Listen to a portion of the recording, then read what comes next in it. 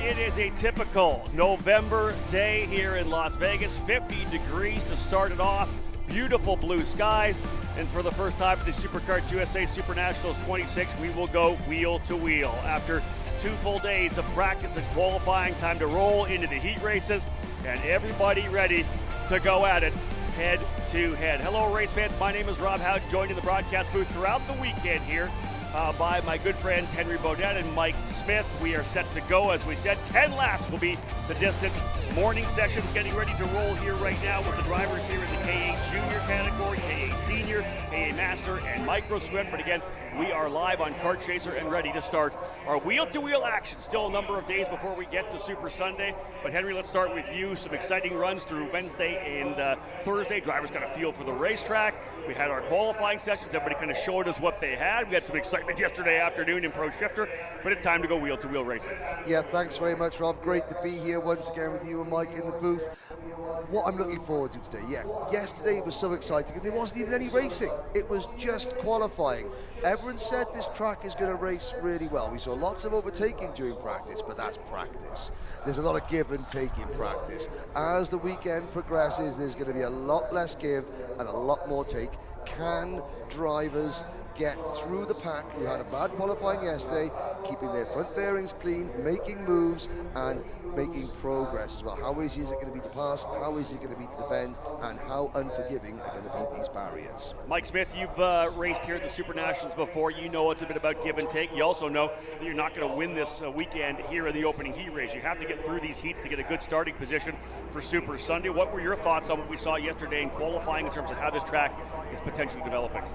Well, I mean, the entire time through Wednesday, you're trying to learn and try to get faster and fine-tune, and then you really get the chance to show what you have Thursday with qualifying. And what was interesting about qualifying is almost every class had a curveball thrown at it. There's some kind of scenario where maybe you were in traffic or you were able to get the lap you wanted. We had the wind that was part of the conversation. Very calm today, so we shouldn't be having that issue, and hopefully for the rest of the week. Yeah, knock on wood. But the entire thing about trying to get your stuff ready to go, it's done now. You have your pace. Now it's fine-tuned. If anything, it's about making sure the driver's comfortable, because now you got to go make moves offline. We've been working online the entire time. Now it's about getting on the dirty stuff and trying to make it stick. Yeah, I think that's what Henry brought up a little bit there, although we did have some wheel-to-wheel, side-by-side action during the heat races, even in qualifying as well, as drivers were trying to dive bomb moves to make sure they got with the person that they wanted to draft with. Really, it was more done with some caution as opposed to in anger. You know, nowadays, in these races we're going to go into now, people are going to get aggressive. It's going to be overtaking maneuvers. So, again, we'll see. That will, I think, be the biggest thing, Henry, that we're going to see through this first round of heat races. How well will this track actually race? Yeah, because we saw a few incidents yesterday where drivers sort of cut across to the drivers, and you know, there's nowhere to go. The barriers are very, very close, and we saw a few incidents. Now, that was just in practice, but now, in racing, do drivers want to risk it all? They've got how many heats? They've got 3-4 heats over the course of the next 2 days before we get the Super Sunday. And of course, not every driver in every class, the first class up, KA 100 Junior being a case in point, not everyone's going to make the final. Yeah. There are going to be drivers that are already thinking, got to avoid last chance queue, got to avoid that, so I've got to make moves and be aggressive, and then something happens and they're over aggressive, they put themselves in a deeper hole, and then things get even more intense. And that's when we throw out the term patience, right? Because you could have 2 fantastic races in your top 5, you got a couple good heats, and in the third heat race you get a little overzealous and you find yourself with a DNF. You're way down the order, Mike, and I know you've had success at this event before. I was able to potentially stay out of trouble through my heat races as well last year. That's key, man. You got to stay out of trouble. Yeah, and I've talked to several different drivers this morning. They were all different levels. Some people had a tough qualifying, or even further back, tough final practice, which put them in the wrong group. So it starts back then, and we'll talk about it all week, a body of work. And at the scenario you have where you're in the back, the patience, you can't be too patient. You have to make sure you're making inroads. If you get done with your heat and you are starting 20th and you came back 15th, you didn't get enough done. You got to do more. Flip side, different storylines. If you're in the front, be patient, make sure you stay in the front, and so you have the least amount of quote points by the end of the weekend. So controlled aggression, and you like that? I love that. Controlled aggression.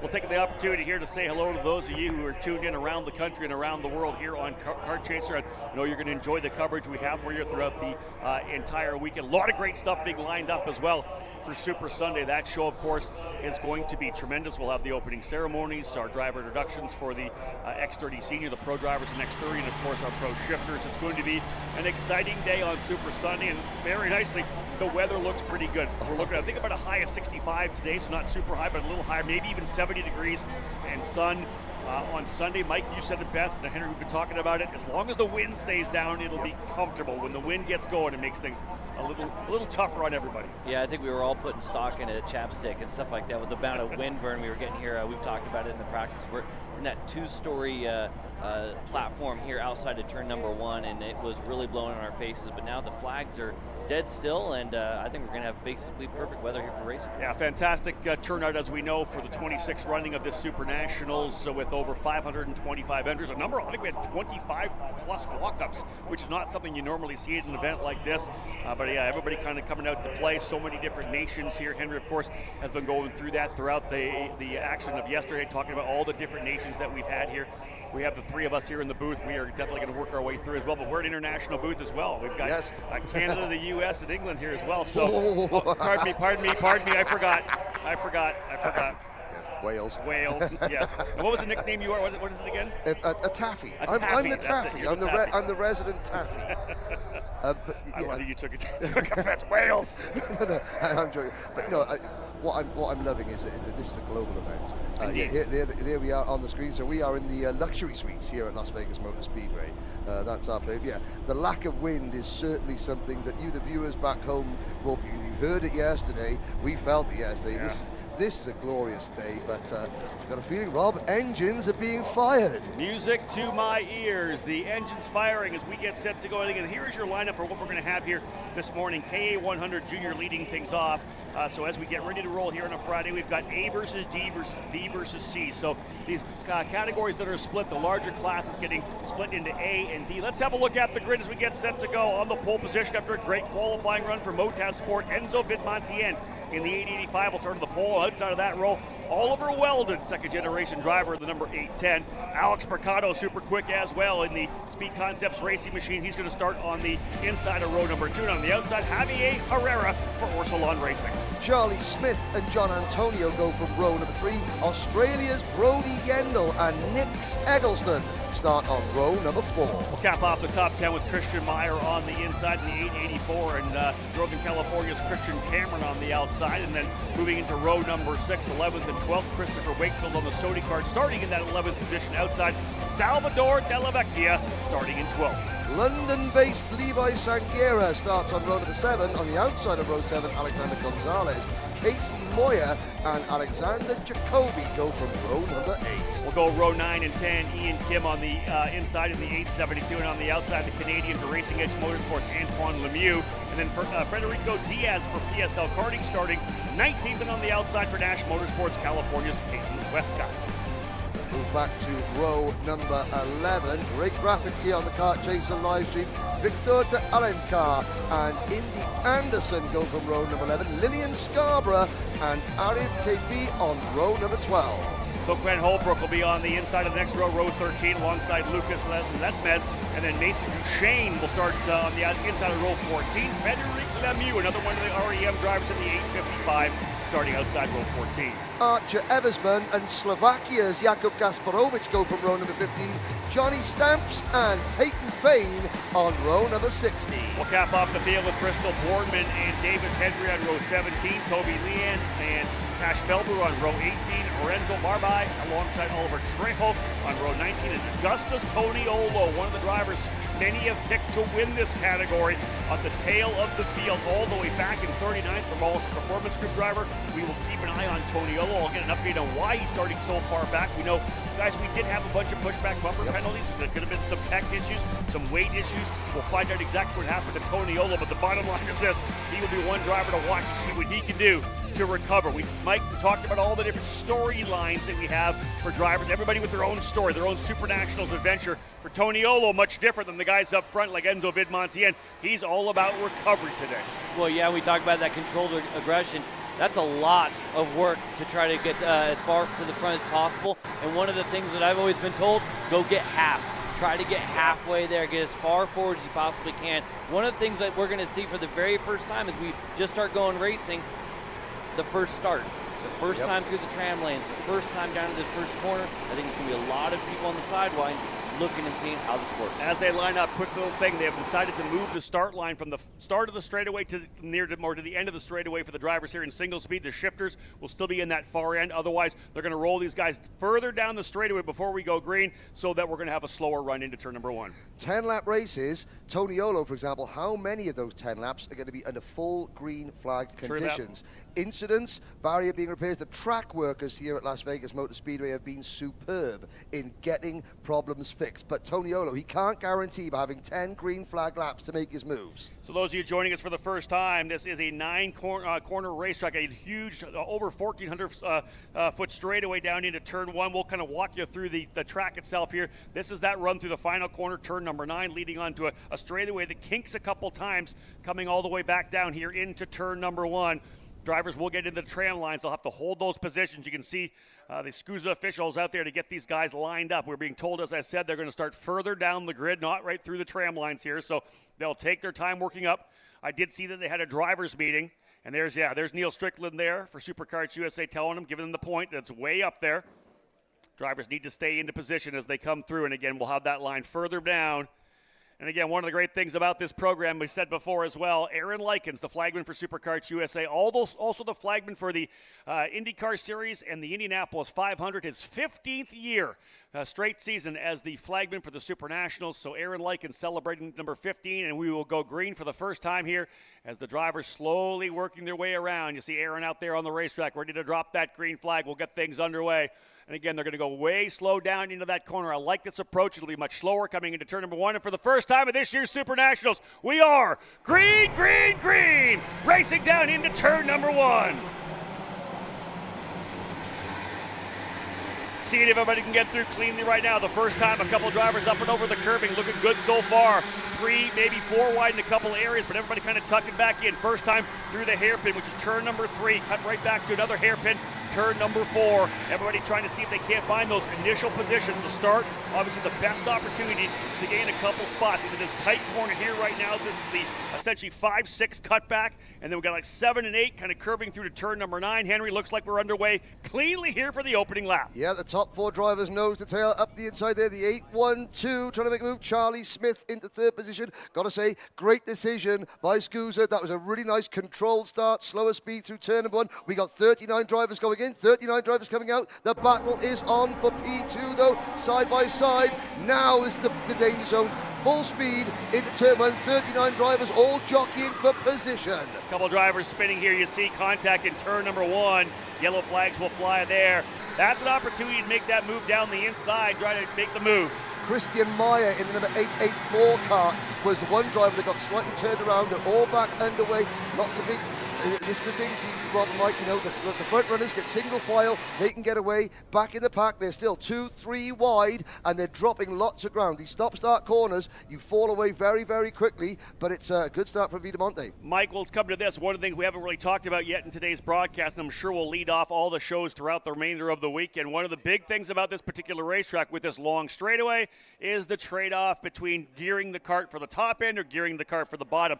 The way it's lined up right now, most drivers trying to gear for that top end, but when you're doing that, the cart just does not come off the corner well. We're seeing this, it's very slow through these tighter sections, the 1, 2, 3, 4, the 5, 6. Yeah, exactly that. And then when you have a scenario where you end up side by side, we saw it in the opening lap there, side by side through the chicane, the very, very tight 5, 6. They bring the RPM so far down, you just lug. If you have an issue, you get sideways and spin, it's coming out of the bottom. You might have only lost 1 from the contact, but you lose so many more by not being able to get back up to speed. You really have to conserve momentum here. So indeed, up front right now, Enzo Vidmontien pulling a bit of an advantage here, able to get away on that Motaz Sport Kart Republic. So a great start to the weekend for Enzo Vidmontien. Charlie Smith up into the second spot. It is Javier Herrera now running in third. Brody Yendel, the Australian, in fourth. And Nick Eggleston, who's had a great season here in 2023, running now P5. Move to the bottom of the racetrack. Book it to the inside. That is Yendel to the inside of Herrera. Yeah, the Rollison Performance Group driver. He's made several impressive moves so far. Eggleston's now going to try and follow him through up into turn number 3. And the Ruthless Karting driver seems to have got that one done, passing the Oralson Sport driver. So Herrera dropping back a couple of positions. Oliver Weldon in the number 810 car, a bit tentative at the start. He's fallen back to 7th or 8th position, but Vidmontien is moving away. And I'm not sure if we had all 39 drivers at the start there, Rob. We did not have Antonio Toniolo. So I'm not sure what happened there. We're going to have to go on that story to figure out what happened to Toniolo, Augustus Toniolo rather. A no start here, so I don't know what happened to him. That'll be something we'll have to dig into throughout the day. Yendel again, Mike, making a great move up to, again, this Australian driver doesn't know the other drivers in his class. He's an outlier. They don't know how aggressive he is. They don't know if he'll work with you, whether they can trust him, and he's taking full advantage of the fact that he is a wild card. When he's got plenty of pace, he's gone purple the last couple of laps. So Yendel right now, the one on the move, not just in making the move, but having speed to do it. And you think about him coming over from Australia. We've normally had a lot of Australians coming over to be part of the SuperNationals. Great to have them here with us. He's running with Rollison Performance Group, who does bring a lot of international drivers in. You think of Brody Yendel, everything he's done back in Australia, but now here he's working with Orion Norman, getting a chance to work with Ben Cooper, some of the guys that work at Rollison Performance Group who have raced this event before, have won this event before, both Norberg and Cooper, of course, victors here in X30 senior competition. This is the battle we have right now. Big move to the inside, and Herrera able to get by Vidmontien. Look at this four-driver battle. Mike, you brought this up yesterday. As soon as the racing was going to start, because you lose so much, it's going to bring everybody back into the fight. I was actually, just before that move happened, I was going to be curious, can these top 4 drivers pull away? Is that going to be the name of the game? It's only a 10-lap heat race. We just crossed halfway. No, they want to go race. That's exactly it. Past the halfway point, a couple of drivers having an incident here on the racetrack. It's Charlie Smith. He's the driver actually in the fight. I think I might have said Herrera, but it's actually Charlie Smith putting the pressure on now. Yendel runs in third. Nick Eggleston has got himself up into the fight here. That was Alexander Gonzalez we saw, the driver running in 10th spot. So you see this lead group, 4 drivers in the lead pack. Then the next one with Oliver Weldon, Alex Mercado, as they have been able to close up to Herrera. But again, up front, so we did see an issue there. Did you get a number I on think that? it was the number 886. Oh, from third to first, Brody Yendel sends it in deep into turn number 1. Learns a valuable lesson, though. Sometimes you go fast in, you slow out, and you can get the move done, you can get repassed on the outside of the corner. Great view of the slipstream effect, and it was Indy Anderson in the 886 cart that came brief, but just look at that. You know, battling the lead, we've now had a group of 4, we've now got a lead group of 8. Again, our first opportunity to see wheel-to-wheel racing. We're learning, like everybody else is right now, what we're going to see and how this track will race. It reminds me a little bit of Newcastle Motorsports Park. We start battling back and forth too much, you kind of bring everybody back into the fight, and Mike, going into those, you know, the hairpins 3 and 4, while you're setting up wide to come through, if somebody comes in the inside, you're very likely going to lose more than one spot. We're seeing a lot of guys fill the lane down the inside. Exactly that, and more moves right here. Charlie Smith's already tried it once. He's going to go from third to second. That's going to be Vidmontien who's getting past. Remember, Vidmontien, pole sitter, led the opening couple of laps, fended off the first attack from Charlie Smith, but now it's really getting hot and heavy behind him in third. Look who the guy on the move is right now. Oliver Weldon. Contact coming down here to turn number 1. The 822 and the 835 involved in that. 3 carts going away. The 877 is another one. So that is Federico Diaz, I think Arriv KB, and the 887. Victor Allen car as well. Nah. Yeah. Again, they get away. Have they got pushback bumpers? I mean, we will have action replays as the day progresses. The kart chaser crew here are all over the action, but as we get into the closing stages, now the top 3 break away again, but they're side by side. This is going to bring the 4th place round. This is going to bring Oliver Weldon back into play. There he is on that Lando Norris kart, but Smith, Vidmontien and Yendel, the key players here at the moment. I guarantee a lot of interested spectators on this particular race here. How is this going to work? Do we need to work together a little more? These drivers have been racing really hard, and they're bringing more drivers back into the fight. Had they been maybe more patient through the first 6-7 laps, not diced it, they may have been able to pull away. Back now, it's Vidmontien again into the lead in the Kart Republic. They'll see the white flag this next time by. 8 down, They'll go 9 laps in. Little defensive run to the bottom there. Vidmontien wants the spot. There's a driver spinning. Around goes, I believe, a couple. Weldon being one of them. Yep. Weldon goes around. Was that Nick Eggleston as well? I don't know. We'll see as they come back. No, he's not. It's actually going to be, trying to figure out who's all following back. Maybe John Antonino might have been around there as well, but those drivers able to continue. So up front, last lap. Here they come down into turn number 1. Enzo Vidmontien, the leader. Started on the pole, led early, but got passed by a couple of drivers. Charlie Smith right there in the Nash Motorsports EOS. Right with them as well, Brody Yendel in the Cosmic for RPG. A 3-driver fight further back. Yendel to the inside, aggressive move up onto the curb. He'll go to second. So Yendel wants to get that extra spot. He's going to go to work now. We'll see as they come through the final couple of corners. That's the 5-6 combo. The sweeping 7-8 back over to turn number 9. We're going to put our first heat race in the books here. This is Group A versus Group D. Big move down the bottom for Yendel. A little bit of contact way to the outside. Here comes the drag race to the line. Who's it going to be with final corner passing? Enzo Vidmontien with the win. The benefactor there, Alex Mercado. Mercado holding on to second. He makes the move to the inside. Charlie Smith in third. And Brody Yendel had a look for the lead down into turn number 9. It does not pay off. He ends up dropping back to the 4th spot. Gonzalez 5th. Nick Eggleston 6th. John Antonino 7th.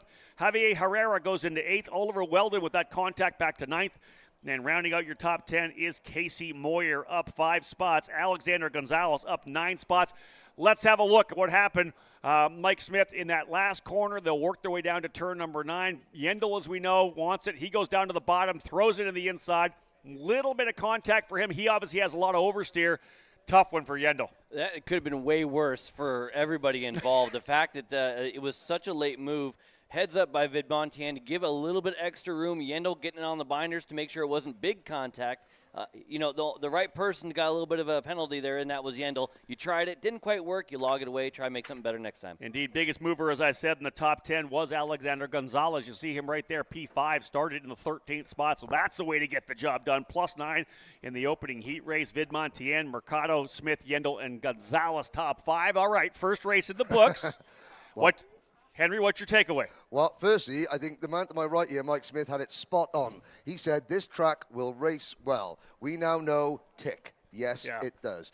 A lot of respect between the drivers. Drivers realizing that you can't win it today, but you can really dampen your chances. We're looking through the results there. A lot of overtaking. So there are a few, concerns. Will it be processional? Will there be overtaking? Yes, there will. The slipstream effect on that straight is fantastic. The drivers know, look, if you want to get away and win, you cannot battle for the lead in the first couple of laps, or else everybody else will come into play. But look at that. 38 drivers started, 37 drivers finished. That's a good sign. That's a tick for the circuit, a tick for the racing, and a tick for the drivers. Yeah, and we'll see what we can do to find out what's up with Augustus Toniolo, who indeed did not start that, did not take a green. We have the rest of the field here. You wonder whether or not Toniolo was potentially in the wrong group if he wasn't out there. We'll figure out what happened with Toniolo at this point here. But indeed, the lineup for today, as I said in the morning sessions here, we're opening the opening round of heat races. This is the Group B versus Group C setting to go here in KA 100 Junior. We'll follow up with the KA 100 Senior class, 2 heat races there, single races for KA 100 Master and Micro Swift, and then one more run through the rotation, 2 rounds of heats for all the drivers today. Tomorrow, Situation Saturday, the final round of heats, LCQs, and of course, Super Sunday to wrap up the weekend. Mike, your takeaway from that first race? Well, actually, we were talking about respect and things like that just now. I think one of the things could be like the very first time you got there, Rob, you mentioned it. We saw people going offline, but maybe they weren't passing in anger, right? During the practice days, they were kind of taking it easy, being safe. Now they're trying to get things done. I think we're going to see things ramp up as we go. Yes, it was the first heat race. You haven't done it yet. Well, now you go into the second heat race. Well, it's like, I already passed there once. I know how to do it, and I know how to change it. So the experience, I think, will amplify aggression a little bit. Now they're going to know how to defend a little bit better. The experience that you gain in the racecraft is going to just amplify everything, and I think you're going to see a little bit more elbows up. We saw it in the switchbacks, 4 and 5 there before the 3 and 4 before the chicane. You can kind of get in there. Yendel giving I'm in there, pop. It's day one, it's race one, and it's already started. One thing I was considering talking about here was Yendel's move there. He started further back. He ends up going up to second. He goes for P1. Would he have been more wise maybe just sit there to grab the second place position? He lost a couple of spots. He had made a really good advancement, but that was our first opportunity to potentially see a last corner pass. How's that going to play out over the next 3 days? Right, and the drawback that we actually saw earlier, where it was very, very close, where you can come off, you make the move, and then have to kind of correct away from the wall. If you don't get the drive off that corner, you can be sitting duck. You know you're already kind of going to be under fire for turn one. You could almost be under fire midway through the straightaway. Well, who were the two most aggressive drivers in that race? It was Brody Yendel and Charlie Smith. They finished third and fourth rather. Who was the cooler, calmer head? Enzo Vidmontier. Every time somebody made a move on him, yeah, he stood his ground. He wasn't weaving and defending. He allowed people to make the move, and then he got them on the exit of the corner. So there's that real sort of that balance, aggression and sort of conservation. You know, like you said, patience and the urge to go, go, go. On that event, it was a case of, I think, patience won out. Yeah, I agree with you on that. Little drivers meaning to get things underway. I did just get an update. Augustus Toniolo electing to focus only on X30 Junior here this weekend, so he's withdrawn from the KA 100 Junior category, so no issues at all with him. Is that for the David Cole font of all knowledge? Yeah. I actually got a little feedback from team owner Mike Rawlson on that. Gave me the update there. So again, we'll see Toniolo then in X30 Junior this afternoon. Again, good opportunity here. I would not be surprised to see this drivers meeting happen at the start of every race here for at least the first half. I think so. Give the guys an update. This is how we're going to start the race again. This is going to be the warm-up lap. This is going to be where we're going to start. Get everybody on the same page before they hit the track. I imagine that's exactly what it is. It's the start, right? If it was using the tram lines, normally it would be pretty straightforward. A lot of these drivers already haven't done that in many different series. But the fact that the tram lines are irrelevant, essentially, the way they're doing it right now. They're going so far down in a turn, almost into that bend before turn number one. But the start was very, very clean with that the entry speed. I was happy with that, indeed, to pull it down to where they were here, allowed guys to roll in here. We wouldn't want them coming in here full speed on colder tires, so I think that was a great call for SKUSA officials to slow things down coming into one. Yeah, we saw a little bit of contact here, but really there's a lot of room on the outside of this racetrack. There's a lot of room down here in turn one. It does, of course, funnel down into turn number two, but everybody playing nice in the opening round of heats. Again, that was the KA 100 Junior Group A versus Group D. This is B versus C, getting set to roll. And once they get on the track and they fire up the lineup graphic, we will go through that for you.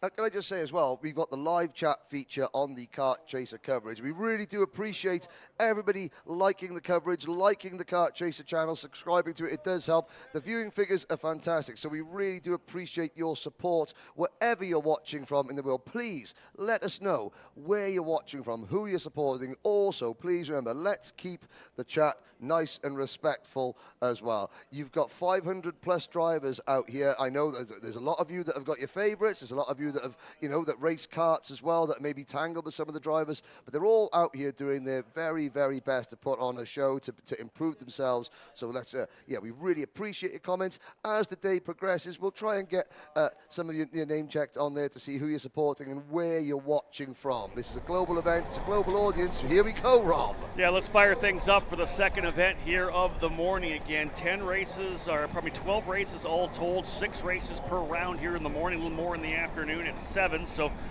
we'll get these guys rolling. And here is your starting grid for KA 100 Junior B versus C. Isaac Malkit on the pole position right now for Zanello Racing. He'll start on the inside in the 879, and it'll be Diego Ardiles for Rawlson Performance Group on the outside in the 897. Row number 2, a driver we've seen work his way to the front throughout the 2023 season, Speed Concepts Racing. Turner Brown starting in the 3rd spot alongside Sebastian Garzon for Orsalon Racing. Carlton's driver, Keegan Kaminski, a favourite with some of the people online yesterday, started in the inside of row number 3 alongside Mason Walters, who was a real surprise in qualifying, coming from one of the lower groups to put it onto row number 3. Diego Guillo and Nash Motorsports' Stephen Miller round out your top 4 rows. We'll go to row 5 and 6, starting on the inside 9th, Shea Aldrich for RPM starting in that 9th spot, and Chase Pisacki on the outside in the 852. Row number 6 will have RPG drivers occupying this row. Jackson Wolney on the inside starting 11th, Walter Jenkins the 4th on the outside starting 12th. Asa Dramliev on the Techno Kart and Ty Fisher start on row number 7. Patricio Gonzalez and Beckett Friesen on row 8. Moving to row number 9, starting in the 17th spot, Pro Tour winner Truly Adams on the American-made factory kart starting there. On the outside, the Canadian Nathan Dupuis. In the Speed Concepts Racing entry. Capping off your top 20, Jackson Gibson, winner last year in micro. He's running KA100 Junior this year. The ruthless karting driver starting in 19th alongside Jack Bowdish in the GFC. On row number 11, we have the number 811 kart of Chase Gassioli and then Alexander Vonchev with Xander Malatesta and Remy Andriatos on row 12. Moving back to Landon Skinner, starting on the inside of row number 13, the outside, Arnaud Sabarin for RPG. Dean Peterson in the Nash Motorsports number 841 is going to start on the inside of row 14, and Jose Martinez for Orsolon Racing on the outside. Canada's Jensen Burnett and Juan Jose Paramo on row 15, Jaden Johnson and Jason Safronis on row 16. Rawlson Performance Group will have their driver Cameron Hill starting on the inside of row 17th, Max Weiland on the outside for the Magic Kart USA crew, Mayor Deanarine for Racing Edge Motorsports, the Canadian starting on the inside of row number 18, and on the outside, Kaylee Countryman on the comp kart. Gavin Wardle and Matias Gonzalez share row 19 with Roman Felder and Diego Mendez Torres rounding out your top 40 starters. Big field, 40 drivers here. We'll see as they work their way around the track to get things underway. Once again, 10 laps, the duration of the heat races here today. And we saw a good one to get things underway, and I'm sure the drivers here in the afternoon sessions have arrived, and they're starting to get hungry to get onto the racetrack. And I know that when I raced last year, Mike, I was fired up to get ready to go. I wanted to get that heat race action, right? You're ready, you want to get going at it.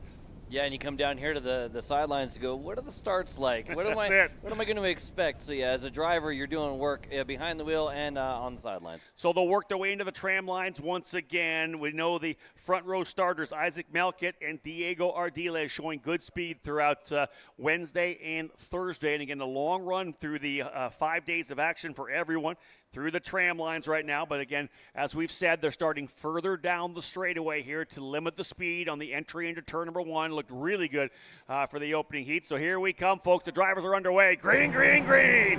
Flag flying, and we're diving down the bottom. Big run down the bottom for everybody. One driver almost sideways trying to hold on. One goes around. One of the Nash drivers around. That's Stephen Miller.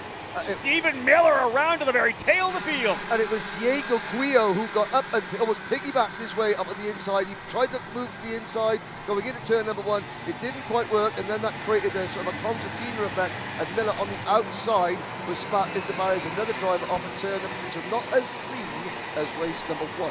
Yeah, indeed, and it's going to be an aggressive run for the remainder of this race for Stephen Miller, a driver that many have expected to be the outright favorite for the race win here in KA100 Junior. He has been so good throughout the season, multiple national wins on the year for Stephen Miller, now with running with Nash Motorsports. We are now underway. Malkett will take the early lead, I believe, as they'll work their way down now into turn number 1 again. We'll stack them and repack them.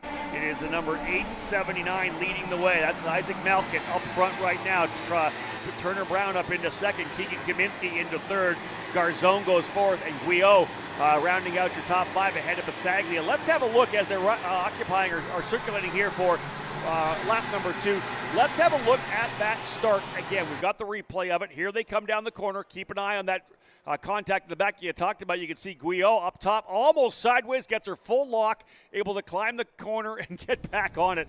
Wow, Mike, that was tough. Guillot, that's about as lucky as you're going to get. He ended up, it was on the brakes and sideways, trying to get slowed down, and then ended up climbing it with that tire being cocked right, and then it just got straight again perfectly to actually make it through the corner. And listen, with the gear you have to run here right now for the straightaway, the fact that he didn't really lug down, he was very lucky to be able to get out and hold on to a top 5 position. Yeah, Miller on the outside was just a passenger, the innocent victim. Mason Walters in the number 823 kart has dropped back quite considerably as well. I think he was sort of involved in that and had to get slowed down. We'll try and pick up to see where that Nash Motorsport kart of Stephen Miller is. Yellow flags waving at turn number 1, however, just outside the shot there. But Rob, I'll tell you this, I was watching Miller come through. He got a ton of spots. He was all the way down, I think, at probably 40th. up to 25th. So I'm going to say at least between 10 and 15 spots, because I think he was last leaving the scene here in turn number 1. So about 15 guys on the opening circuit. What you can do is you get down to these hairpins where everybody starts bottlenecking, especially when you've already had the speed and whatnot. You can go, all right, I got this, guys. And you can roll around the outside, snag about 5 at a time. And everybody else is a little tentative on the opening lap as well, right, Mike? So, again, good start here, but a 2-driver breakaway in Isaac Malkit and Turner Brown. Another 2 drivers locked up behind them as Garzone and Kaminsky run in 3rd and 4th, 5th, 6th, and 7th, then lined up as Basaglia able to get by Guillo. Shea Aldrich in there as well. Diego Ardilu started on the front row all the way back to 8th. Not the start that he was looking for here in heat race number 1. Yeah, Ardilu, he's going to have to hit the reset button and try to go forward from here. But this will be our first opportunity to see if there's patience and you can actually pull away. And flip side, if a group of 2 can try to catch the leaders. Because we didn't see that in heat race number 1. They were going by each other inside of the hairpins. It brought everybody back into the fight. Right now, Malkit and Brown are kind of pulling away. Let's see if Brown's the driver who has that patience. Will he stay and try to pull away? You got to think, Mike, you're going to end the straightaway there. The draft is going to give you such a push coming down into the corner. Right now, they're doing a great job, although a big move right now here for Guillo as he's been able to get another spot. Yeah, the 868 Kart, that Speed Concepts racing car of Turner Brown, working with Isaac Malkut. Little Sizzle is his nickname as they come through turns number 3 and 4. Now the chasing group, Garzon and Kaminsky in 3rd and 4th. They're trying to do the similar thing. They're trying to work together to avoid dropping back too much there. They've got their own private battle going on, but I think we've got our first pit interview. We've got a team of pit crews down in the pit lane. Yeah, Emery Light, a guy standing by with the driver who's going to feature today for sure, Frankie Mossman.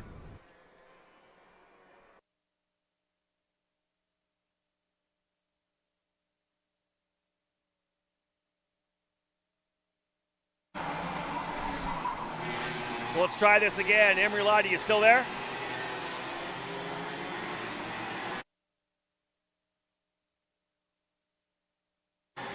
Getting things. We're gonna get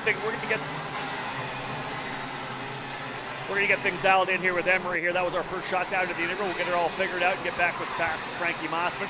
Midway through this race here right now, 5 down, working lap number 6. Malkit and Brown, as we know, trying to see if they can't pull away. It was just about a second, 1.1 second last time by Henry. It's the first time we've seen someone actually be patient. Turner Brown playing the wingman perfectly here right now. Yeah, Kaminsky and Garzon haven't given up there. Garzon went purple on the last lap. That means he's at the fastest lap of the race so far. That has now gone away a little bit further back in the field as we watch him coming into turn number 1. So, Turner Brown hasn't even made a half a move. They pulled out maybe a 20 kart length gap over Kaminsky and Garzon. Guillo running in 5th. Then it's Buscaglia and Aldrich, Ardiles, Gonzalez, and Walter Jenkins, the 4th in your top 10. Now, further back there, Walney, Fisher, Friesen, Nathan Dupuy in 14th, and Chase Gassio Lee in the top 15. Look who just got to the top 20. Stephen Miller on a charge. So again, proving that you can be aggressive. So he's got the right level of aggression. The red mist has come down, but not by too much. He can't, because you don't know if he sustained any damage or had a fairing. But he's also got it. He's got to limit it, right? You got to limit the damage. He went to the very tail. He's going to try to fight his way back forward, but you can't make that secondary mistake. Do the best you can. There's going to be guys up front, potentially with pushback bumpers. Make sure you're not one of those guys, and then try to work your way forward, because other guys are going to have issues. Guys could have DNFs.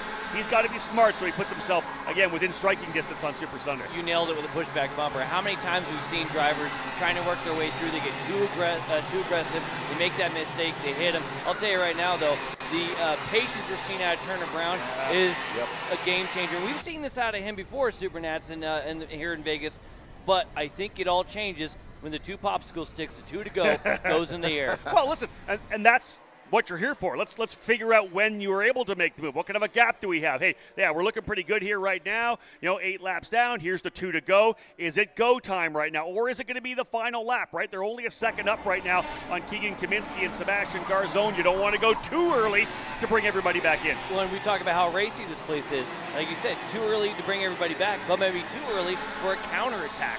You want to keep it. You want to hold on to it. And with the finish line being as close to the final corner as it is, you make the move there. We saw Vid Montien able to hold on to it even after that move. Well, and the big thing is coming into turn number 9, we're going to see more and more of this as drivers sample what it's like to potentially trying to make an overtake. It's such a wide run coming into turn number 9, that final corner. If you cover off the bottom, you're setting yourself up pretty easily for an over-under. So we're going to see a lot of things happen today. Yeah, usually you don't want to wait till the last lap. Turner Brown has decided to do that, but because there's so many options here, or you try to go too defensive, it might open it back up. And one last thing, second is not a bad finish here right now either, right? That's the other key. Let's work their way down. It'll be Malkit covering off the bottom. Do we get an over-under? Not quite, as he's able to hold the apex of the corner, but what's going to happen with Kaminsky and Garzon? Malkit parked it on the apex at turn number 1. Turner Brown, he waited 9 laps at one corner, and look at that, one move, one defensive move, and second and the third and fourth have closed right in. Garzon making the move on Kaminsky. They're coming through turn number 4. We got a 4-kart battle for the lead, half a lap to go, but that move from Garzon's cost them ground. Turner Brown's going to get 1, possibly 2 more opportunities, Rob. Here's the over-under, not quite, almost tried to go to the outside, couldn't get it done. So there you go, a couple of good looks at what we may see for race wins here this weekend. Malkit able to cover off both the inside of turn 1 and the inside of turn number 9. He takes the race win, 0.2 of a second at the line. And for Turner Brown, we talked about his patience throughout the entire race. What I thought was even more impressive for him was the fact he took 2 shots at it and didn't roll the dice. We did have a driver get off into the barrier coming out here, the 819, having some trouble. It looks like he probably got caught up a little bit on the strap inside those Tech Pros. Who was it? Poor Landon Skinner. I think that was, he was in about 15th, 16th position. And again, one mistake, Mike, one mistake, one corner. He could see the checkered flag, runs a little bit wide, gets into the barriers and loses 20-25 positions. He hasn't crossed the line yet, but Landon Skinner, Karting giveth, Karting taketh away. Sebastian Garzon right there as well. Wasn't quite enough for him at the very end, but Isaac Malkit with the win. Turner Brown in second. Garzon and Kaminsky third and fourth. Chase Passaglia rounding out the top 5. Diego Guillo in 6th, Diego Ardiles in 7th, Walter Jenkins up 4, Jackson Wolney up 2, and Patricio Gonzalez up 5. A number of drivers making a handful of spots, and that's exactly what you want to do every race.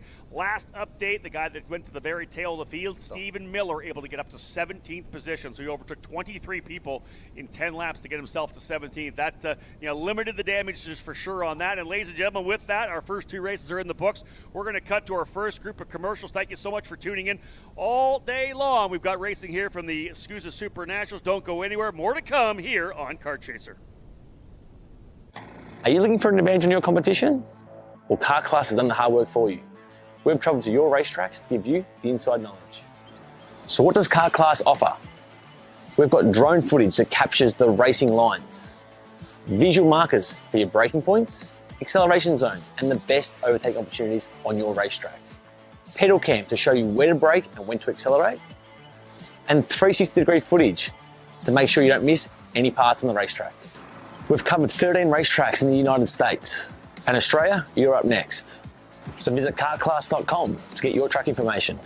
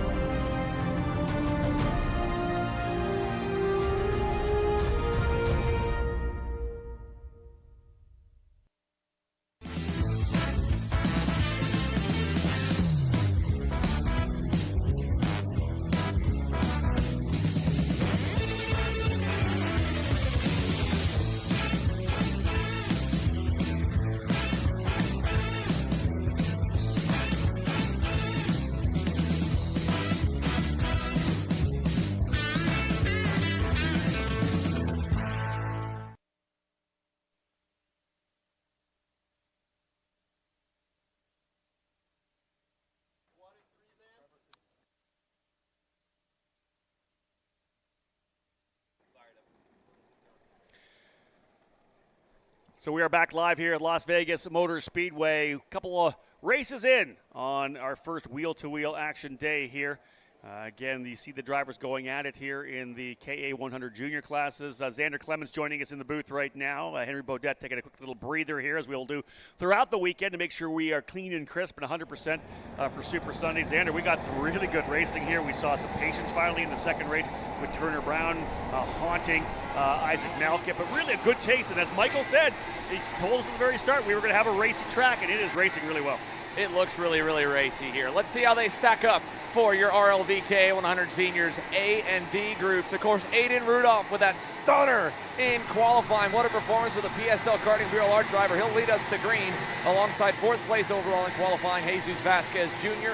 Row 2 will have Harley Keeble in the Sodi Racing USA machine alongside rookie standout here in the senior classes, Ernesto Rivera. Let's have a look at row number 3, Dalton Haynes, looking very good here as well. That 911, he'll start alongside Paulie Massimino in the Brandon Jarczyk Crack Racing machine. Mick Gabriel, the AEM karting number 981, starting on the inside of row 4. That's position 7. Outside, Kane Martin starting 8th for Nash Motorsports. Rounding off the top 10, it's Dono, the RPG Cosmic and SKUSA Winter Series race winner in Pro X30. Donovan Bonilla to the inside, and the BJR MBR LN kart of Frankie Mossman, who is always so fast on these street circuits, in 10th. Row number 6 will have Connor Ferris on the Team Ferris Racing BJR MDR entry on the inside, and Chase Hand, the lone wolf on the black and white GFC colors in the single-speed senior classes, rolls off P12. Outside the front dozen, Zach Meyer for RPG starting in the 13th spot. Alexander Kardashian on the outside, the 935. Row 8 has James Overbeck on the inside, another one of the BGR MDR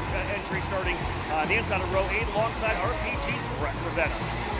Finishing off your top 20 as they begin to form up will be John Burke on the inside and Dustin Salamaria on the Karting Collective Sodi on the outside, and the end of the top 20, Ivana Richards, the young rookie from Mexico, to the inside, and Matej Konik on the Croc Promotion machine rolls off P20. Here comes through the rest of your starting lineup if you want to figure out where your favorite driver is. And speaking of drivers to watch, how about that guy in the bottom right corner, the Comp Kart Factory entry of Oliver Hodgson in a crashing qualifying, rolls off P40 here for the opening heat race on the day. A few other notables as you look further back: Aiden Levy from the Pro Tour Championship on row 15, and Nick Terlecki, TJ Coy, and also some big names that'll be looking to go forward for rows 21 and 22. Here we are coming into the tram lines. RLV K100 Senior Aiden Rudolph in the red and white on the inside, Jesus Vasquez Jr. in the blue and chrome Nash Motorsports machine on the outside. To the lines, to the flagman, Aaron Likens has us underway for KA Seniors A&D as they head to turn number 1. We'll let them work their way down from the outside. Not quite enough. Is he able to hold it? He does not. Big move from the outside for Vasquez. Can't quite get it to stick. Had to get some wheel on it. That's allowed Rudolph to take the early lead. Ernesto Rivera up there as well, but a little root down into turn number 3. Rivera puts the bumper to Aiden. Rudolph moves him wide, and it means Rivera back to the lead. Rather, Rivera back into third. Vasquez in the lead. Rudolph trying to hold on right now to keep that momentum up, Mike. That's one of the things we talked about. When you get hit like that, you lose momentum. You really got to go on the defensive. And big trouble. The 952, 959, and 944, 3 drivers. All it's Coy, and again, this happened towards the back, and another driver into the barriers. It is hot and heavy here. That's Haynes. Haynes having the issue. Dalton Haynes around early after starting up in the front of the field. One of your major contenders is out already here in turn number 9 as Jesus Vasquez Jr. is trying to get away. Down at turn 1, they're side by side. Look at Harley Keeble trying to rip the outside like a dirt track. He'll pick up one spot out of it over Rivera. Here comes Paulie Massimino to the inside for 4th. Mike, one of the really good things we're seeing is some of the raceability of the opening couple of corners. If you can run that outside and hold enough, you can have the advantageous inside line to turn number 2. Keeble was able to take a spot away from Rivera using that strategy. Yeah, and actually, I think we're looking at Rivera on track right now, trying to hold back the rest of these guys, making moves and dices, and then actually a little defensive on the exit. He doesn't open the door right back up and to get under attack, as that's Keeble, I believe, on the inside, making another move, final corner. Nice move by Harley Keeble. He'll take over second, and it's a big lead already at the end of laps 2 and 3 for Jesus Vasquez Jr. Keeble and Rudolph still have a little gap to this group here with the likes of Rivera, Massimino, Frankie Mossman, as there is problems for one. That is Geronimo Gomez-Aza going into the wall, coming out of turn number 9. But a big pack at the back half of the top 10 and a bit of a breakaway up front, but we know this 1,400-foot front straightaway, Rob, it is so hard to get away. Yeah, one of the drivers I'm watching coming up as well is Oliver Hodge. Remember, starting at the tail of the field, he's taking his time. We saw Stephen Miller go to the tail of the field, but he was able to storm back forward on the opening lap and get 15 karts. Not so much for Oliver Hodge, and he's up to 35th right now. So yeah, he got 7 or 8 spots, but he's maybe taking a little more time here now. But back to your point on the fact that the straightaways not letting guys get away, the draft going to play a role for sure here, Xander. We saw that happen in that junior race with Turner Brown locked onto the rear bumper of Isaac Malkett. We'll see whether or not this next group of drivers led by Keeble are able to reel in Jesus Vasquez Jr. At least up front in the upper half of the top 10, they've sorted themselves. Hand versus Gabriel versus Kardashian is on screen right now as he takes over the spot. Kardashian trying to throw a bit of an elbow towards Mick Gabriel into the corner. I think was able to fend him off just barely, and now Connor Ferris is going to take advantage. He'll go to the inside.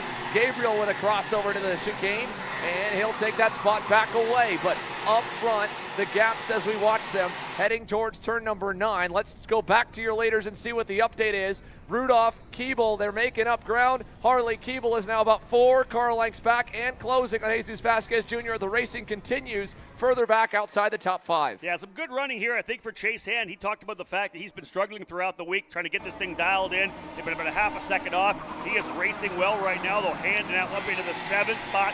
Got some open track, able to get by the 935. Actually, he's got Kardashian coming with him, but now Chase Hand putting the target in the back of Frankie Mossman to see if he can't work his way up into the top 6. But here's your front 3. Harley Keeble and the Sony Racing USA machine, Mike, is starting to close. Yeah, I've been watching Keeble too, and you can actually see how much he's able to close from turn into the apex. They got that Sony cart really hooked up on the entry. A lot of drivers kind of float that cart going in, and his looks like it's pretty hung on rails. Oliver Hodge now up into the 32nd spot, Xander. Yeah, and I was going to say, to add on to Keeble looking good, the fastest on the racetrack last time was Paulie Massimino. That group of 3 behind where you saw Frankie Mossman get around Ernesto Rivera are even quicker than the leaders, as here comes Keeble. New leader, Harley Keeble to the inside down the front straightaway, and the Sony Racing USA machine takes us over to turn 3, Rob. Indeed, Keeble just methodically worked his way forward, able to reel him in. We talked about the draft. Here comes Vasquez back down to the bottom of the track. Do we see another over-under? Oh, some great racecraft from these drivers here. Look at this, over-under, back over to the 5-6 combination right now. Mike Smith, this is what I think we were hoping to see. Drivers giving each other room, not much contact, but really going at each other on the switchbacks. This is the exact opposite of the patience, right? This is the exact opposite. These guys, like, I want to lead. No, I want to lead. And that's what you see in senior. I want to be the one to set the tone. We saw Vasquez out there. He was able to hold on to it for a few laps, but once Keeble got there, game on. We got about 8 drivers in the game. Paulie Massimino's just wringing his hands like, all right, boys, you guys keep fighting. I'm coming, and Mossman's coming with him. Rivera's coming, Chase Hand. Look at this lead group we have now. 6 drivers trying to work their way back forward, and Rivera at the tail end of it. Vasquez Jr. Lost the spot, but he is back there once again. Look to the move to the inside. There it is. Rudolph book, and he goes to the inside. And what did I say? If you lose it coming through there, Mike, you're going to lose more than one spot. Well, and this is the spot where you don't want to be side by side. We've seen a lot of drivers try to carry that move from the switchback into the chicane. You go side by side in the chicane, and the driver out front, gone. And that's what's happening right now. Look at Vasquez already on a single move, 3 to 4 kart lengths. Now, can he hold on to it here as the laps start to wind down? Let's take a look at them as they come across the line. What's your update here with Keeble going backwards? Here's Massimino looking for second. Paulie is moving through this field on that BJR MDL machine. Out of turn number 1, they've already still reeled Vasquez into 2 car lengths away, but we're already towards the latter half of this race. We've got 2.5 laps to go. It's felt like go time since the drop of the green, but it is really going to turn up now here, Mike. Watch Massimino again. Oh no, Mossman is out. Frankie Mossman up and over the side pod of Aiden Rudolph coming out of that turn 4 hairpin. Wow, big shake up there. Mossman, who was so strong, went to the top 5. He goes around, Mike. Well, I was just going to say, Massimino's doing the same thing I saw at a Keeble, where he's able to roll into the corner. You can really see it down in turn number 1. We might actually see him be able to sneak to the inside this time by. Both Paulie Massimino and Jesus Vasquez Jr. taking looks over their shoulder down the straightaway. They know they got a big gap, and Paulie Massimino takes over the lead down at turn 1 with 2 to go. And that was pure draft, wasn't it? That was all draft and using the toe all the way down. And he's able to hold the spot to the inside as well. I wondered if we'd see an over-under there for Vasquez, but not able to pull the trigger, and a little covered out the inside for Massimino. Does he have the speed to pull away? I don't know whether we're going to see that at all throughout the weekend on this racetrack. The draft down the straightaway brings everybody back into the fight. They'll see the white flag this next time by. Mike, just one lap to go. We'll see what Vasquez has. This is one of his first times where he hasn't been able to just attack right back. Now he's going to do a little bit of homework behind somebody else for the first time. Even if he can't get the job done, he's going to learn a lot more about what they need to do. Alexander Kardashian putting on a show right now. He just made another move. He got by Keeble. So Kardashian now up into fourth. He's got a good hot rod there. Here we come down the straightaway final circuit. White flag has flown down to the inside, all the way around the outside, coming into turn number 1, Mike. Let's go. I love that stuff. How about it, Vasquez? Come on. Look at this battle back for third. Keeble trying to get back on Kardashian, who's made up a lot of spots. Keeble will get that away. Vasquez way low. Watch the over-under. Paulie's almost there. Not enough. Had to back out of it as Vasquez covered off the inside. Here comes Rivera while they're side by side behind him. It's going to be 3 drivers going at it in this final corner. Jesus Vasquez Jr., the rookie, down to the inside. Massimino behind. Big wide sweep for Rivera. Can he over-under them all? Here he comes. Ernesto Rivera, side by side, across the line. No, Vasquez Jr. is going to hold on. I'm loving getting a chance to see what we could have on the final lap on Super Sunday. That's what we're getting here right now. Before we do the update here and give you the rundown, let's have a look at that pass in turn number 1. You had to be thinking, Massimino's like, what is going on? He literally just drove around the outside of me, the Nash Motorsports car, with lots of balance on the outside. Mike, what do you see there? Good brakes, too. Man, that was awesome. We talk about Davide Foray telling us how much the left foot was important at the end of the straightaway. That right there, king of the brakes right there is Vasquez. So there it is, your unofficial results. Group A versus Group D, and KA 100 senior Jesus Vasquez with the win. The victory by just 92 thousandths of a second. Rivera tried to do the over-under, couldn't quite get it done. Paulie Massimino, though, flexing his muscles, P3. Alexander Kardashian, one of the surprises. Very impressive for him. Harley Keeble, who led for a time, back to 5th. Chase Hand, Donovan Bonilla, Connor Ferris, Mick Gabriel, and Dustin Salaveria rounding out your top 10. Xander, welcome to the broadcast. Pretty fun. Oh, man, what a good view of that. And I wanted to say one other thing here as we get set to go back through the down the rest of the order is talking with Dalton Haynes at the end of the day on Thursday. He said, you know what is so wild about this racetrack? Yes, we're not laying down a lot of rubber, but the line is so clean for the normal racing line from qualifying and practice and so dirty and dusty offline that if you're going to pass someone, you actually want to brake at the same time or a little bit earlier while you're on the inside because you're going to skate and have so much less grip and get alongside. And that's what happened there. Massimino was sideways, losing traction. He couldn't go deeper. He was going to wipe out if he went any deeper to hold the spot on the inside, and that's what's made that outside lane be a little bit okay because, of course, Vasquez is on the cleaned-off line there. So does that clean off as racing continues? I would think so as we get more side-by-side action, but for these guys in this first round of heat races in the morning, it is so dirty on the inside as well as the outside offline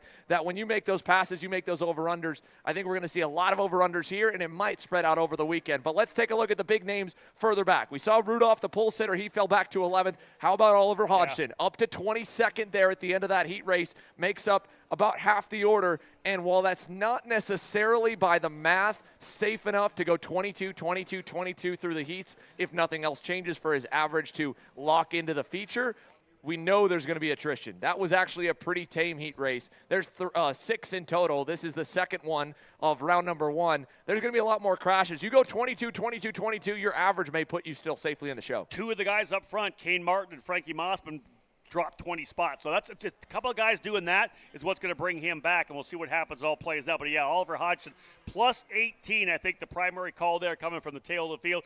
Another drivers meeting for KA 100 Senior. We're lining things up for the next group. It'll be B versus C as we're working our way through the opening round of heat races at this year's SKUSA Super Nationals. Of course, myself, Rob Howden, Xander Clements, and Mike Smith in the booth right now. I'm going to step out for a second. We'll bring Henry Beaudet back in. We're going to swap back and forth, all to make sure we're good to go come Super Sunday. Enjoy the racing, folks. Still, Xander, this has been great so far. Mike, exactly what we would have expected, maybe hoped for in terms of racecraft. Yeah, such a good point, right, Mike? I mean, you got to drive the track Tuesday, obviously. We've gotten to have a few adjustments to it over the course of the weekend.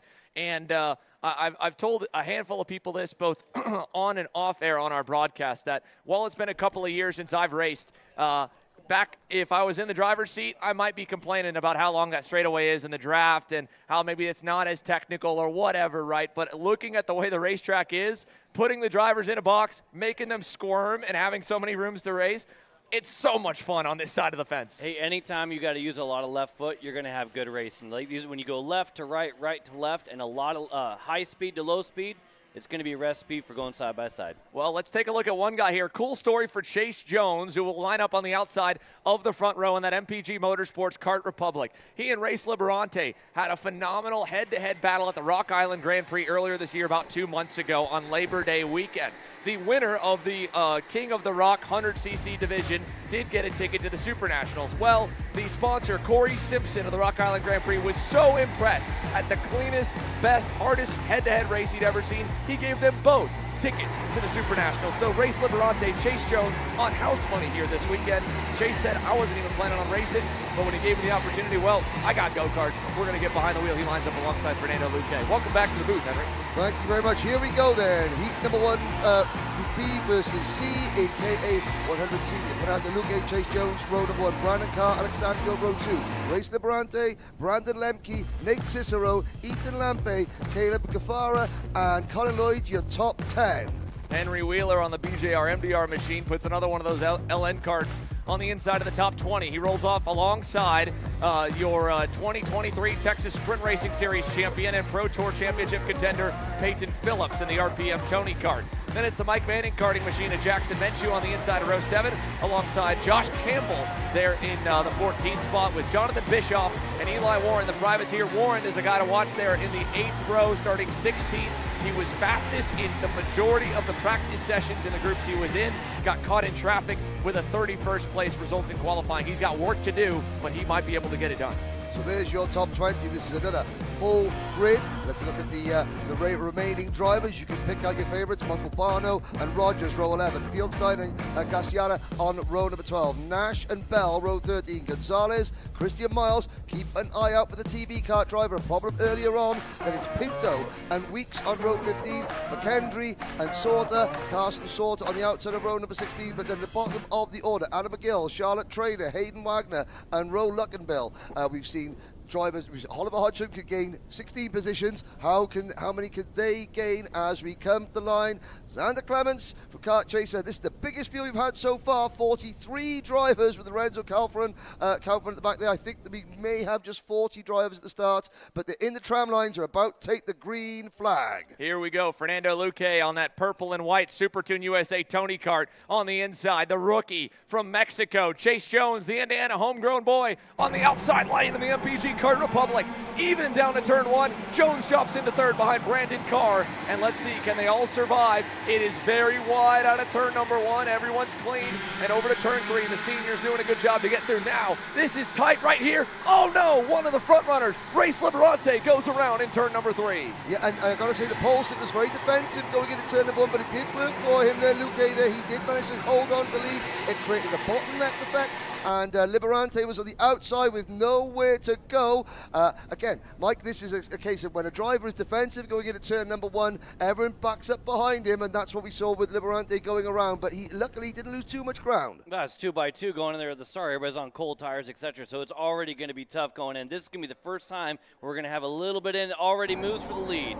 Here comes Brandon Carr down the inside, looking, got it. Brandon Carr to the lead, Jones to second. How about Brandon Lemke on that Millwright Racing Franklin Motorsports Tony kart? He gets up to third, Henry. Yeah, Brandon Carr, the Englishman there, making a move early on. He's been saying all week, hasn't he, that he's fast in both classes he's running. He's running X30 and this class, that he's fast without the aid of a slipstream. He wants to try and break away. He doesn't want to get involved in a bottleneck situation in a huge pack of karts where he can't utilize the pace that he knows he has in that number 975 machine as we come into turn number 9 at the end of lap number 2, Mike. We saw how aggressive they were in the first set of seniors. Now will we see patience out of Chase? Look over the shoulder. He's just pushing. No move yet. We could see patience from Chase. Well, again, that's what's so exciting about the K100 senior class, of course, Mike. In Pro X30 here, as Luke Hay throws a diver on Brandon Lemke, you've got a lot more kids like Fernando Luque, a lot of senior rookies, a lot of hungry 15-year-olds that want to attack, that want to go to the lead. You don't have as many veterans like Chase Jones and Race Liberante as you do in, let's say, the pro categories. That might be a little more strategic. You've got young bucks trying to make a name for themselves, and that's what we've got right now in this third place on backpack. And when they entered down in turn number 1, Chase was just to the outside corner of Luque, and he was able to get the run coming off and give the shove. That's when you want to hit him, on the exit. That's how you work together and push. Chase Jones continuing to push with the Englishman Brandon Carr. Another lap in the books here, 3 complete as they cross the line, working lap number 4. The battle is on for third as Lemke leads back over Luque. Luque is going to go again to the inside and continue to let the leaders get away. And there you see it from the veteran Brandon Lemke saying, do you see the guys in front driving away, kid? We're losing ground. You want to race for third, or you want to go for the lead? So here we go as they go over into turn number 5. That's Ethan Lampy on the HRT Drive Development Cosmic under pressure. Alex Stanfield on the GWR Dillard behind him, and they have battled enough for third. The pack has gone all the way back to 12th, Henry. Race Liberante down in 31st position. Now, why you hear people getting irated back home? Why is Luque defending? It's early doors, it's early doors. That tells you there's a move there further down in the pack there that Luque is not as happy and confident with his setup in race trim as he was in qualifying. He's going defensive because he knows maybe I'm losing a tenth or two to the drivers around me. And you can see dropping away there. It's now Jones and Carr. Issues at turn number 1. One driver there running wide, but the number 975, Brandon Carr, chasing Chase Jones. Again, Brandon, he's only a first-year senior driver, but he's got an awful lot of experience, and that experience is telling they're beginning to pull away. But in third place, Brandon Lemke has broken clear from Luque and is giving chase. Will he catch them? We're at half distance now. I think he's got the pace to catch them because Luque is now beginning to be a bit like a cork in a bottle. I'll tell you right now, Chase Jones looks pretty strong. I didn't see where the pass got done because we were looking at that battle behind, but he is out in front of Carr, and now actually has it by a good 3 kart lengths. Looked over the shoulder before turn number 9. It was very cool, calm, and collected. Chase is on a move. Yeah, with that all said here for Chase Jones, one other part of the veterans working together is they know kind of how to play the mind games, right? For Lemke and Luque, when they caught each other, they instantly passed. And so the guy that they did get by, which was each other, didn't know, as Lemke goes to the inside, takes over second, didn't know how much faster or worse it was. Chase Jones was beating away at the rear bumper of Brandon Carr for a lap. When he passed him, Carr didn't go by because he knew that it would be better with Chase Jones as the leader. So you kind of buy yourself some respect of the guy you're about to pass if you can wait a lap, push him around, let him feel that you're there, then go by. And in a heat race where it's an aggregate, you just want decent results, the guy's going to let you go. But if you dive him on the first opportunity, he doesn't know, is he getting by me because we got bottled up, or is he actually faster and I should push him? And you see so many times that people get past, they immediately look over, there's Carr. He's going to take it back from Lemke. Lemke got it done in the infield after turn number 3 on a little switchback, and now Carr's going, hey, let's settle down, let's keep it in the game. And no, Lemke's like, how about I take the lead, sir? And he's going to do it. Lemke is moving forward. After the move from Carr and Chase, Lemke made inroads. Lemke wants to get to the lead. 3 for the lead. That Merlin chassis for Franklin Motorsports, Brandon Lemke. Very, very quick indeed. He was able to close in using the slipstream effect on the front straightaway to close in on Brandon Carr. Now, this is going to be a good sign. Can Lemke close that 5-6 kart length gap in the slipstream effect down the front straightaway on Chase Jones? That MPG Motorsports kart of Chase Jones, the 937, and you can see Lemke close in. That's a 5-6 kart length gap that he closes. Really good slipstream effect. And also, you get the use of the guy in front of you as the carrot under the braking zone. You can always outbrake the guy in front of you because you can gauge off of him. So right now, Cowbird's seat is probably Brandon Lemke. One thing I'm watching on this straightaway, and we'll get another good look, is Chase Jones is so good in the infield here. He might be 1 or 2 teeth higher, but more than anything, unlike the X30 Pro machines that have rev limiters. The K100 class does not. Now, that being said, the power curve does fall on its face at a certain RPM. That's when Chase Jones's motor will stop making power, but it makes maybe 5%. It still gets a little bit, and so when Brandon Lemke gets in the toe and that motor keeps on revving higher and higher and higher, the second half of this straightaway, watch this gap evaporate. It was 4 car lengths. It's going to come down to 2 before they even hit the brakes. Oh, but here comes Carr. Oh, man. Going for 2. Lemke's going to get it. Yeah, 2 for 1, almost on a special offer there. But Chase Jones, his car is definitely in. There goes Brandon Carr to the inside. They're getting their elbows out early here at the SuperNationals. Jones back to the inside. Jones's car is much stronger coming out of the corners. Lemke's got the straight line speed, and suddenly we don't have a group of 3. We've got Lampe, Luque, Cicero, Phillips, and Gafara all joining the party. They're going to get the white flag this time around, Xander. And Carr threw a big diver there on Lemke in turn 9. Chase Jones with a gift and a half here as he was able to work his way through the pack. White flag in the air. The gap is over 1 second for Chase Jones. If he can survive this straightaway, he should be good to the finish, because these two are not happy with each other. Brandon Carr and Brandon Lemke are throwing hands, and this is going to get wild on this final lap. I hope they don't throw the race away, but it is getting more and more aggressive, and you can see the frustration under the helmets of both of them with the body language. Out of turn 4, crossover from Lemke. He's there. Carr has to give way into 5. Lampe in 4th, Luque 5th, Phillips 6th, Cicero 7th, Gafara, Stanfield, and Oliver Calvo rounding out your top 10. But Chase Jones, well, he's not going to get a race win. Gift wrapped to him as here comes Carr again. Oh, Carr up to the inside, slight wheel-to-wheel contact there. But as they come to the line, Chase Jones takes the win in Group B versus C. And look at that pack of cards. So there you go, guys. Brandon Carr, aggressive, got to be aggressive. The problem that they have now, though, so Lemke and Carr, they're going to be up and around each other for the next 3 days.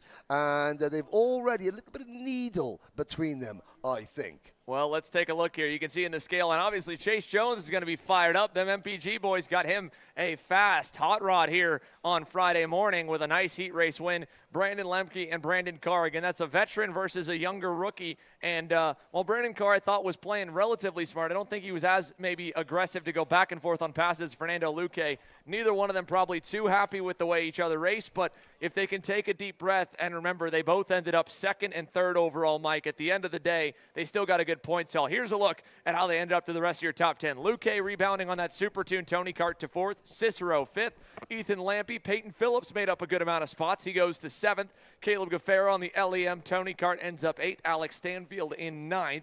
And Oliver Calvo rounds off the top 10. A few more movers further back there. Of course, Christian Miles got up into the 15th spot, so he was able to roll forward. Unfortunately, it doesn't look like the same luck was for Aiden Levy there, as Finnegan Bailiff and others round off the top 20. Blake Nash made up a handful. The big movers further back. Liberante, he rebounded to 25th. That's not enough to be above the cut line for the LCQ, but he will have a top 10 starting spot in the other 2 heats. That'll help him. Well, mid-race, Liberante dropped to 31st position, so he struggled to get back in there, which tells me that the car may not have been quite, there may have been a little bit of damage that he sustained. He wasn't able to gain too much ground. He was up a little bit, but not too much. Now, we've got 2 races to go in this first round of heats for this first group of classes. The next 2 races up will be KA100 Master and then Micro Swift, but then straight away we're into the second round of heats before we have the lunch break, and then we'll see a whole different bunch of classes there. What it tells me, though, is that you can't be too aggressive. I think Brandon Carr, though, from the UK, was so aggressive in the UK racing, and he's got to learn a little bit. I think that was a little bit over-aggressive there. Chase Jones, they won't make that mistake again, but Chase Jones's kart, that was set up. That was a rocket ship coming out of the corners. I think Lemke had the higher speed, the lower gearing, so he was fast down the straight. Jones was the quickest out of the corners, but we're going to welcome the voice of the SuperNationals back in, Rob Howden. 2 races to go. Yeah, we'll go ahead and let Rob step on into the booth here and continue to roll on through. KA100 Senior wrapped up. Again, K100 Master, the class that both of you fellas, Mike and Rob, have raced over the last handful of seasons. So looking as we get the grid set to go for this division, obviously the drivers meeting underway. The grid will pull up for us shortly, but having seen the session so far this week, who sticks out to you? Rob, you first. In the Masters category here, I think, Ben Cooper has been strong. We all knew he would be good coming in here, a former X30 Senior, a race winner. Kip Foster, of course, very good. But for me, Laurent Tumardin putting down the speed he did in qualifying. We know he's won a lot of big races nationally, right? And I think he obviously wants this one in a big way. I just think we're going to be in the middle of a really good fight, Mike.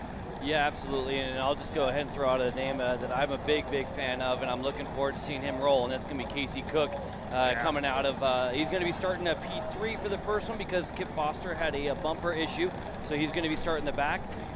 Foster will be back up there, but my guy Casey Cook, I'm looking forward to seeing if he can stay up front. Masters drivers getting set to go, but let's go down to pit lane right now and get an interview with one of the drivers in the middle of that fight right there, Brandon Lemke.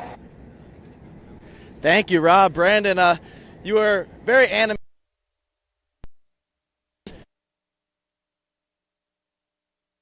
in the world, and then I'm having to try to teach them how to fucking race. Sorry, excuse my language. So, I don't know, I get frustrated because we're driving in 5 kart lengths back going into turn 1, and it's the first heat. We have 3 more days left. I mean, there's just no point of it, and then we're trying to run each other into the barriers. I mean, you talk about bringing the respect back into karting, and this is exactly what kills it. I mean, we're racing go-karts. There's bigger things going on. This is Vegas, whatever. I'm not trying to wreck stuff for a low-budget team. We don't have the most amount of money. I want to race. I don't want to be put in the barriers. It's ridiculous. Well, thank you, Brendan. No problem. Thank you. Able to get into the very end of that one there, and indeed that was kind of right at, I think, at the end of the range of the camera there. But listen, that's straight up there from Brandon Lemke right now. Not really super pleased with what we got shaken down in terms of the racing on track. And again, we do apologize about that, folks. We'll continue to dial that stuff in here in the morning. But nonetheless, for your K100 Masterclass presented by Inter MS. Again, we talked Ben Cooper, Laurent Tumardin throwing down, Casey Cook looking really good on the RPM, Tony Kart, and Matthew Waters makes up the other half of row number 2, Rob. And now we'll go to row number 3 with the multi-time race winner around the world, actually, Renato Jader David for Rosalon Racing, starting 5th alongside Franco Crivelli and the Inter MS crew. Jesse Gwynn on the GFC will start on the inside of row number 7. On the outside, Bobby Kelly for Mike Manning Karting. We'll continue to let the K100 Masters get set to roll. Let's go down to pit lane for one more bit here. We heard a little bit from Brandon Lemke with what we could. Let's see if Emery Lida can get us the other half of the story with Brandon Carr. Yeah, Brandon, I mean, tough race there with you and Lemke and really the field in general. I mean, what were your thoughts on the scuffle over the course of the last few laps of the race? Yeah, we weren't just quite quick enough at the start. Jones got past, and I just had to sit there and see if we got a little bit better towards the end. Brandon passed, and I worked with him to get back to the front, and then the 2 laps came out, and it's Vegas. Just a little bit of trouble there. We'll keep dialing things in on the range we have for our pit lane interviews. So getting things rolling right now here with the drivers again in the KA100 Master category. Rolling down, we'll see Laurent Tumardin set up to bring them down here. Again, the drivers here in these single speed category starting further down, not in the tram lines. That's where we'll line things up for the pro shifter drivers, the master shifters. The others, though, are going to go a little further down. It's worked very well so far for some clean starts into turn number 1.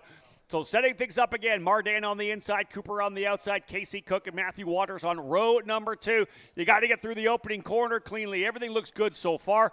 Again, the flag in the hands of our starter, Aaron Likens. For the first time here this weekend, KA100 Masters is green, and we'll race them down into turn number 1. Mardin, twitchy all the way down to the bottom. Casey Cook trying to get out of the corner cleanly as well.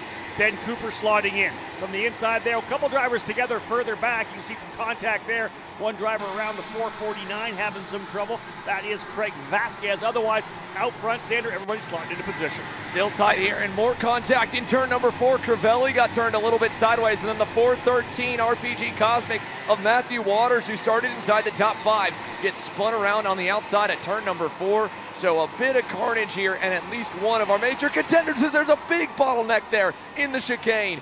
One of, I believe, the Carapalatis is involved, and a handful of others. HRT's Gary Hall, rookie here at the SuperNats, having his first run, not what he wanted, starting in the middle of the pack. Hey, listen, Mike, you and I have been in the middle of these heat races ourselves, and a lot of times the Masters get a little too overzealous or just make a little bit of mistakes. I was able to dodge a couple myself last year. That's the kind of thing you don't need to do, especially in the Masters category. Give each other a little bit extra room, and then go to work and get forward on speed. A little further back, I'm watching 3-4 wide coming out of turn number 2.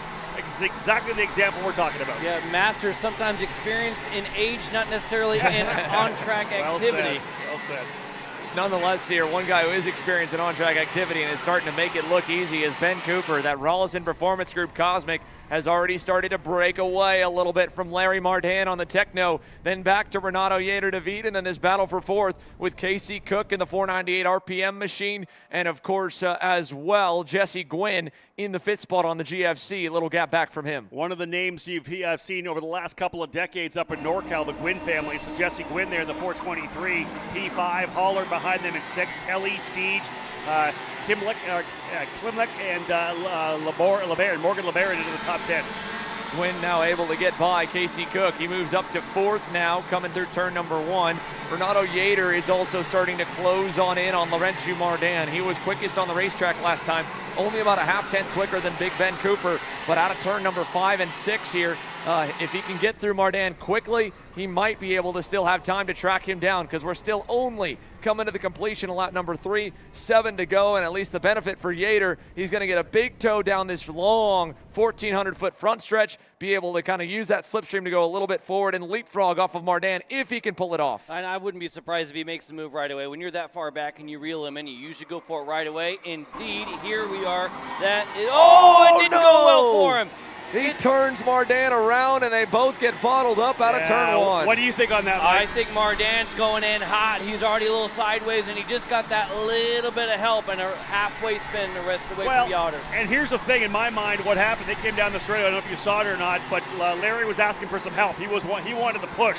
He didn't want to get past. He wanted the push coming down into the end of the straightaway and did not want to give that up. They were both kind of on the edge, and it almost was like he kind of had the thing rotating and released that brake a bit and kind of shot forward, and that's where the contact ensued, and that did not have to happen. Those guys were second and third. You've got to sometimes you have to think about the results that you need to get to Super Sunday, not what you're trying to do on the racetrack in that one specific race. Yeah, David, you could look behind you and see you've got everyone cleared. So if you're going to make the move, make it move like easy peasy. And as soon as Laurentiu was going to go deeper, I'd have been like, forget it. You're going to fight that hard right now? Yeah. Cool.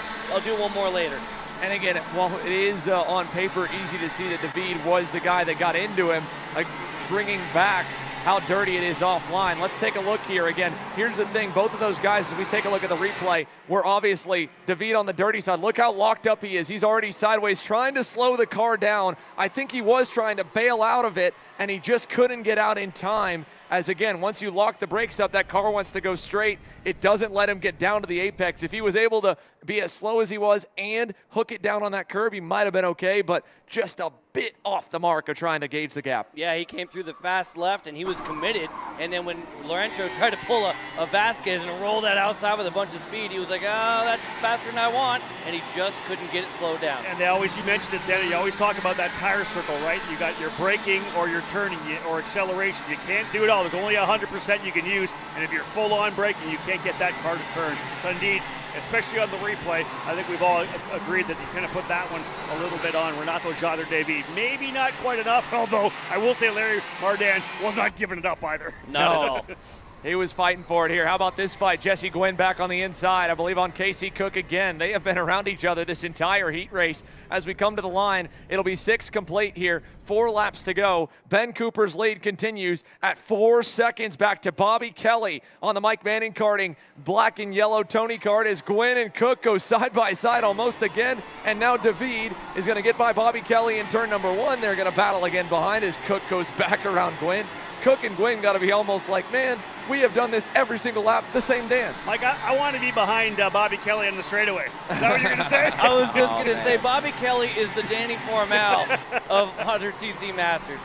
Man, I'd be right down in there, nice and low. You don't even need to duck. I can't duck, let alone need to duck. I can't bend over like Bobby that. Kelly rolling. You watch him go through the corner, and he is making that chassis do what he wants with that big upper torso up in the air. He's maybe not so good in the straight bits with the wind, but that kart works. And look at that hand right down there. He's got his bow body right in there. Got the hand on the bottom part of the wheel. We are past the halfway point, 7 down, 3 to go. Working lap number 8 right now. He is right there with Renato Ht, Bobby Kelly putting the pressure on. Casey Cook battling it out as well with Dennis Haller. That's the fight now. You can see back there. In fact, it's bringing a couple more guys in the fight as well. Jesse Gwynn and Mardan trying to can't get back to where he needs to be.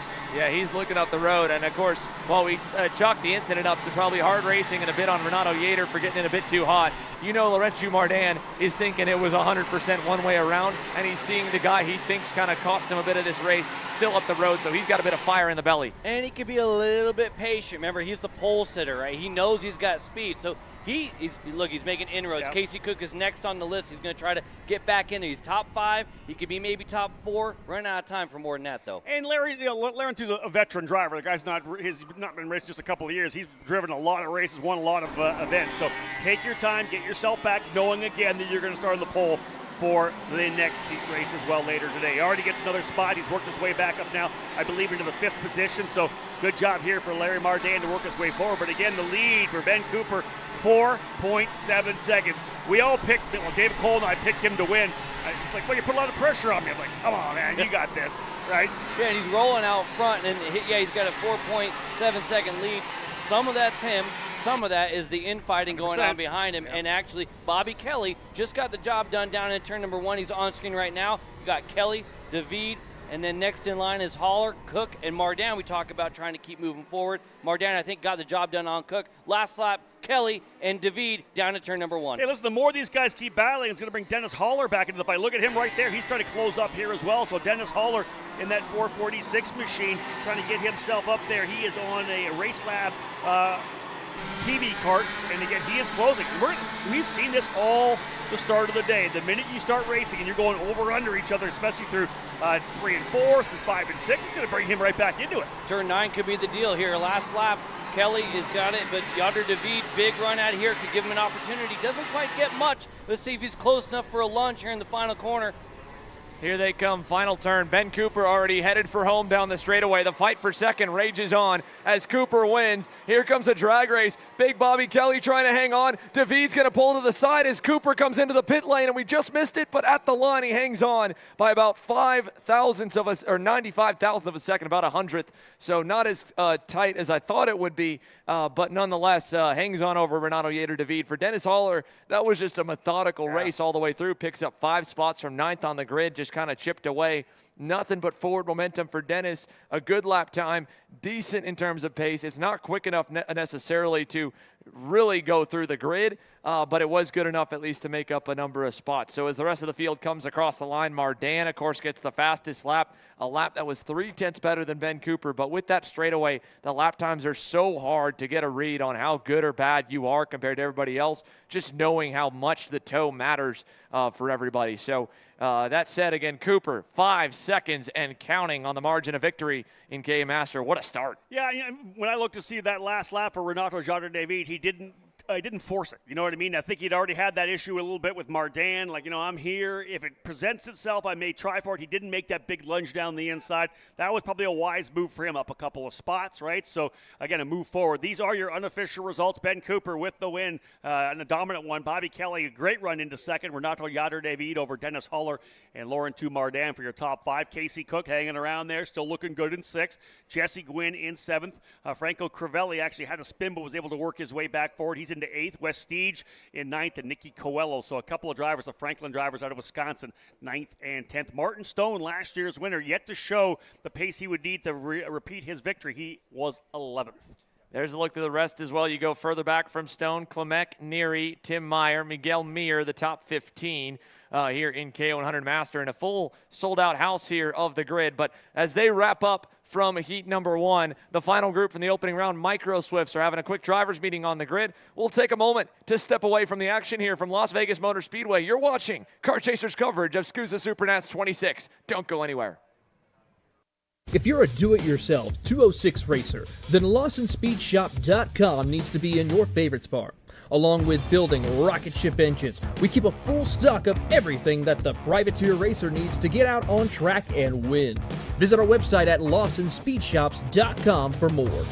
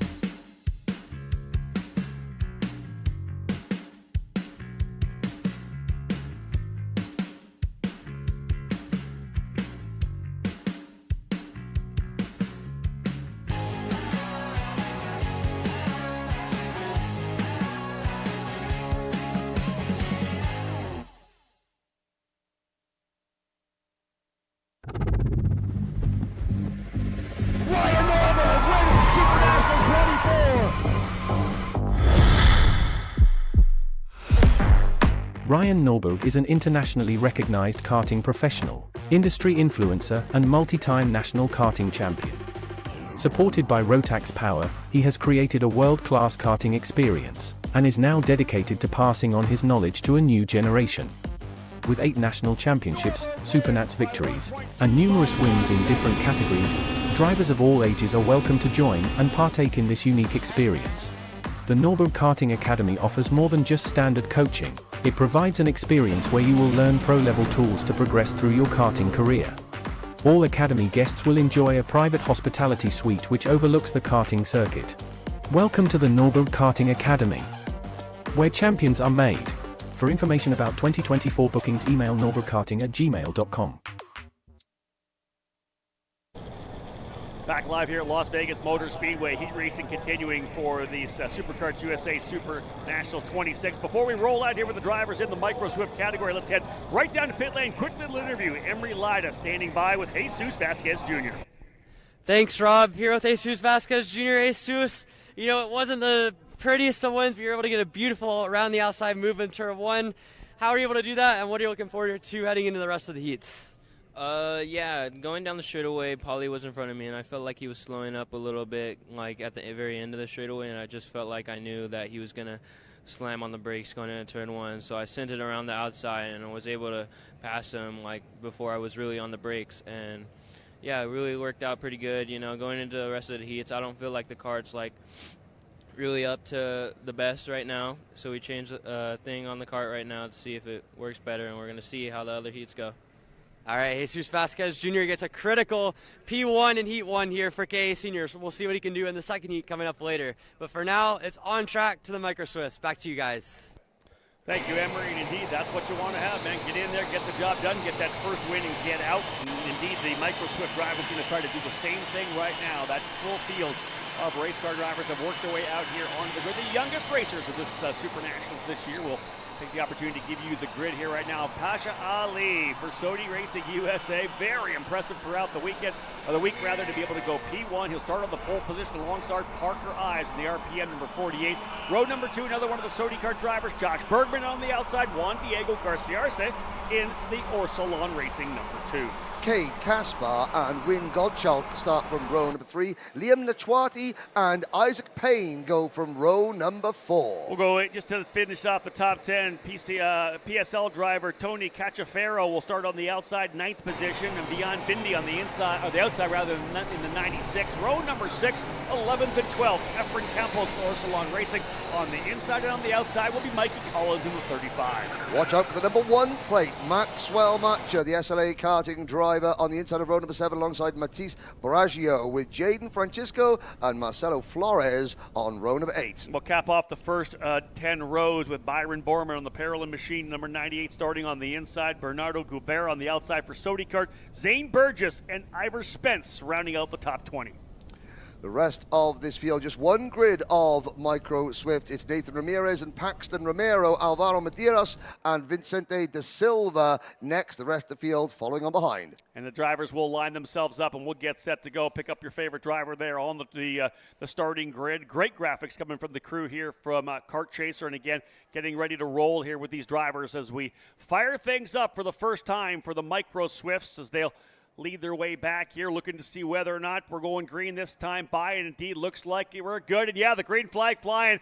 First time coming down into turn number 1. They're getting the single file up front pretty early. Good job for the drivers to give each other room. Everybody in the back kind of slotting up a little, but a couple of drivers trying to dive down the bottom, so a little bit of contact further back. Everybody trying to take full advantage of the opening lap and how slow the entry is later further back. And that's one of the things, Mike, as a driver, you know that as you're coming in, the leader's always coming in with a lot more speed. The accordion effect brings things back. When you're in the back, you kind of place yourself knowing how slow the guys are going to be around you. Yeah, and I remember when I was doing the start at the Rio a few years back, I was on the brakes so early because I was so worried about having the bumper go in, right? So I'm on the brakes early. I'm getting shoved going in. I'm just trying to make sure I don't run into everybody. That accordion could set you up with a penalty right when the thing starts. Exactly that. Underway, though, we've got one of our SOTY Kart drivers up front, so indeed we are rolling here. Josh Bergman leads the way. Pasha Ali slotting in, so SOTY Kart 1-2 early as they'll run their way down now into turn number 1. Big run around the outside. To the inside goes Parker Ives.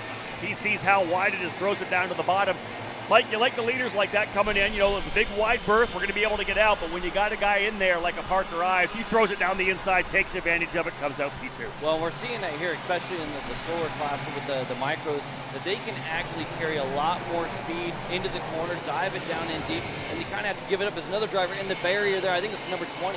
Yep, the number 20 has gone by. That's Cade Caspar, who started up near the sharp end of the grid, inside the top 10. And the number 20 car, he gets going again, looks like it got a little bit of damage. The great thing is that these carts are much smaller, so you can get them 4 wide. We've already seen 4 or 5 wide. There's somebody running wide there that looked like the number 12 cart of Marcelo Flores. And I also noticed Alfie Davidson, one of the British drivers here. He was getting caught up on the first corner, just up on the curbs. He has dropped down towards the back, but they're side by side coming into turn 1. And we've got a potential move for 3rd place. The number 42 cart hangs on. Pasha Ali, our pole sitter, moving backwards a little bit, but he's not out of this one yet because the slipstream effect, Rob, is going to be absolutely huge in these Micro Swift cars. Yeah, we're real early right now for sure. You see Isaac Payne up in there as well. Drivers out front trying to see if they can't pull away a little bit. We saw it a bit as well early in a couple of the cats. The juniors kind of settling in, but the Micros have done a good job to gap themselves out front. We don't see any real aggressive racing. And whether or not these front 2 drivers, you see a couple of pairings leading things off here. Will they work together and just try to pull away?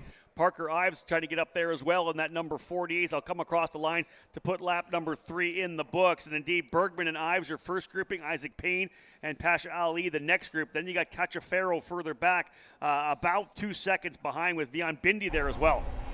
Move for the lead right there. That's Ives, got the toe down the straightaway. New leader, Parker Ives, got it done at the earlier part for second. Nice and patient, got back up there to first. First opportunity, down the inside, turn number 1, new leader. Now Parker Ives has got the position. Now can he hold on to it? That's the key. And can they battle without bringing the 3rd and 4th place carts, Ives and Payne, into the mix there? The number 48 cart there, that's Ives into P1. Now Ali into 3rd position, I think that is, as they come down towards. Watch these 2 bumps. Oh, they leap over those curbs. I hope these young drivers haven't got any fillings that are rattling loose. They better not have fillings yet. They shouldn't be eating that much candy at this point. It's right after Halloween now. That's true. That's true. They're going to go to the dentist in December to see how bad that damage was. Again, Parker Ives, we've seen him very strong. He's already got a national championship this year under the belt and comes in here in the RPM machine leading the way here now. Indeed, I think more importantly now, watching that next group with Isaac Payne and Pasha Ali. Can they work together to close up? We haven't seen really anything crazy from Josh Bergman. He's not throwing anything at him here right now, but they're trying to go back and forth as Parker Ives is your leader. I've got to say, I was expecting number 1 plate cart, Maxwell Matcha, to be marching up the order yet. Can't see him in the top 10 yet. We've got Diego Garcia in 10th position. Looking back there, Lucas Tarango, I think, has had to retire from the race. The number 67 car, Connor Lipka, is right back there at the pack as well. Matcha up into P12, the number 1 plate Kart. He's the field is a little bit more spread out than I would have thought, especially with this long 1,400-foot front straightaway where the slipstream effect is key. Now, to your point, I think what I'm seeing is maybe a little bit of a bigger differences in the gear game in this particular class. That could be a couple different things. The way that chassis is handling, the way the kids are driving it. You know, you're trying to get the feedback out of a little 7 to 9-year-old, I believe it is, That's right? it, right? Hey, how do we get this thing as good as possible? The tuners are doing everything they can with the data. They're trying to watch things, but you're going to have sometimes use a little bit more gear to maybe put a Band-Aid on something. I was just going to say, that's a great point, Mike, and you can reiterate on that. You give maybe some of the younger kids that are struggling a bit, throw another tooth on, right? Maybe a little bit better through the short stuff. They're going to sacrifice on the big stuff, but it's going to keep them in position to the tighter parts of the racetrack. Tuners and everybody are looking for a net gain. You know, what's yes, I'm going to give it up on the straight, but if I only give it up in the one spot and I gain everywhere else, that's going to be better. Exactly that. We are now at the halfway point here, actually past that, 6 laps down. Isaac Payne just went purple last time by. That's from P3. That's that chase group as they are coming up here back on the number 3 of Bergman, because a little bit of a gap right now for Parker Ives. That's the biggest gap we've seen. He's actually pulling away right now. There's no Band-Aids on that ride. No. Right? Parker doesn't need it. They got things rolling on that car. As you say, national champion, able to make things happen before. And Ives is pulling away in this particular class. The other drivers are going to start looking to make some changes because Ives right now is the strongest. Maxwell Macha up a couple more spots. The last time Henry checked in, he was in 12th. He's now up into the 9th position now, about a second behind Win Gottschalk. Last time by, he was quicker by a couple of tenths of a second. Could be too little too late for Maxwell Macha, but with all the racing that we see here, all it takes is a couple of guys to go side by side through the hairpins and the switchbacks, and we're going to see more guys coming into the fight. There's Maxwell Macha there. Great pickup for the Kart Chaser crew, that number 1, the National Pro Tour champion for SuperKarts USA. Macha on that Sodi kart, looking to see if he can cap off the season with a race win here at the SuperNats. We got a battle over the lead up front here right now. They're going back and forth. Pasha Ali just went purple. They're going to see the 2 to go sign this time by, but man, we got a good battle here for second, Mike. Yeah, that's a good one. That was the number 3 there. As Bergen, you said earlier there, Henry, it wasn't a lot going on at first. Well, now it's starting to come in right when it means something. And look at this, 3 wide coming out of turn number 3 into the second switchback chicane at 5 and 6. The leader has broken clear. Parker Ives up the road now by a good 20 kart lengths over that bump, and look at that. That's just a 1 3 wide moment. You slow your momentum down, and as we move into the second half of this race now, I think we move on to lap number 8 out of 10. There's the what was it called, the 2 popsicle sticks, or that's the cross flags, the popsicle sticks saying 2 to go. Ives has got one hand on the top step of the rostrum, this one at least. Who is going to be second, third, and fourth? Did you see that around the outside? They went the outside, pushed all the way past. That's why I was wondering if we were going to see that. If you get enough of a run and you got some help, you can actually push past the long way around on these straightaways. 2 Sodi kart drivers, Ali and Bergman, going at it here with Isaac Payne. Payne in the number 77, running in that second spot. Because we talked about the fact that Parker Ives already pulling away and will continue to do so as they fight as they are here on the racetrack right now. Ives, Payne, Ali, Bergman, Nachawadi a little further back. Maxwell Macha really laying some lap times down now, closed up and got by Tony Cacciaferro. So Macha now up into the 8th spot, and last time by was 3/10 quicker than Gottschalk, and is right with him as well. So Maxwell Macha is moving his way forward. Did not qualify particularly well, but the Pro Tour champion could still be in it when we get to Super Sunday if he throws. Oh, we got contact coming down here, almost there. That is Bergman in the number 3. Lost it coming through, looped it around, and he is going to lose probably 5, maybe 6 spots. So Mike, did you see that coming through? Let's see if we can pick out if we got the replay on that or not.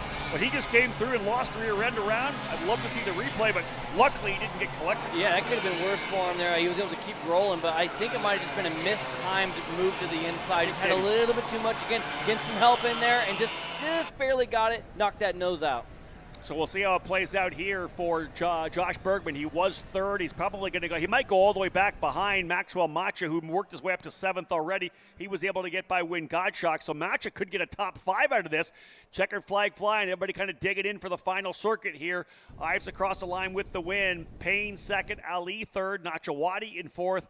Ian Bindi ends up in 5th. Macha up into the 6th spot. So +7 for the Pro Tour champion. I'd say that's a pretty solid way to start the day. Well, you were talking about trying to make inroads there, and he was able to do it. Maybe to your point, Henry, slower than we thought we would see it happen, but it still happened, still made forward progress, and that's something you got to do every time. And Bergman, that minor mistake there, Henry, drops him down to P9. Yeah, P9, and it was, yeah. So outside the top 9 there, Efrain Campos rounding out the top 10, then Juan Diego Garciarte, then Ivor Spence from New Zealand coming home in 12th position, Mikey Collins, Matisse Barragio in the number 47 car, Matisse from France, and then it's Byron Bourneman rounding out your top 15, Goubert, Stoffel, Ramirez, Lawrence Perriman in 19th, and Cameron Johnson rounding out the top 20 with Grayson Walcott. Great race from Grayson Walcott, right from the back of the grid. He gained about 15 places up to 21st. Yeah, that's a solid run in the opening heat race here. So, folks, with that win for Parker Ives, we have capped off our first run through the rotation. The opening heat races are done for the drivers here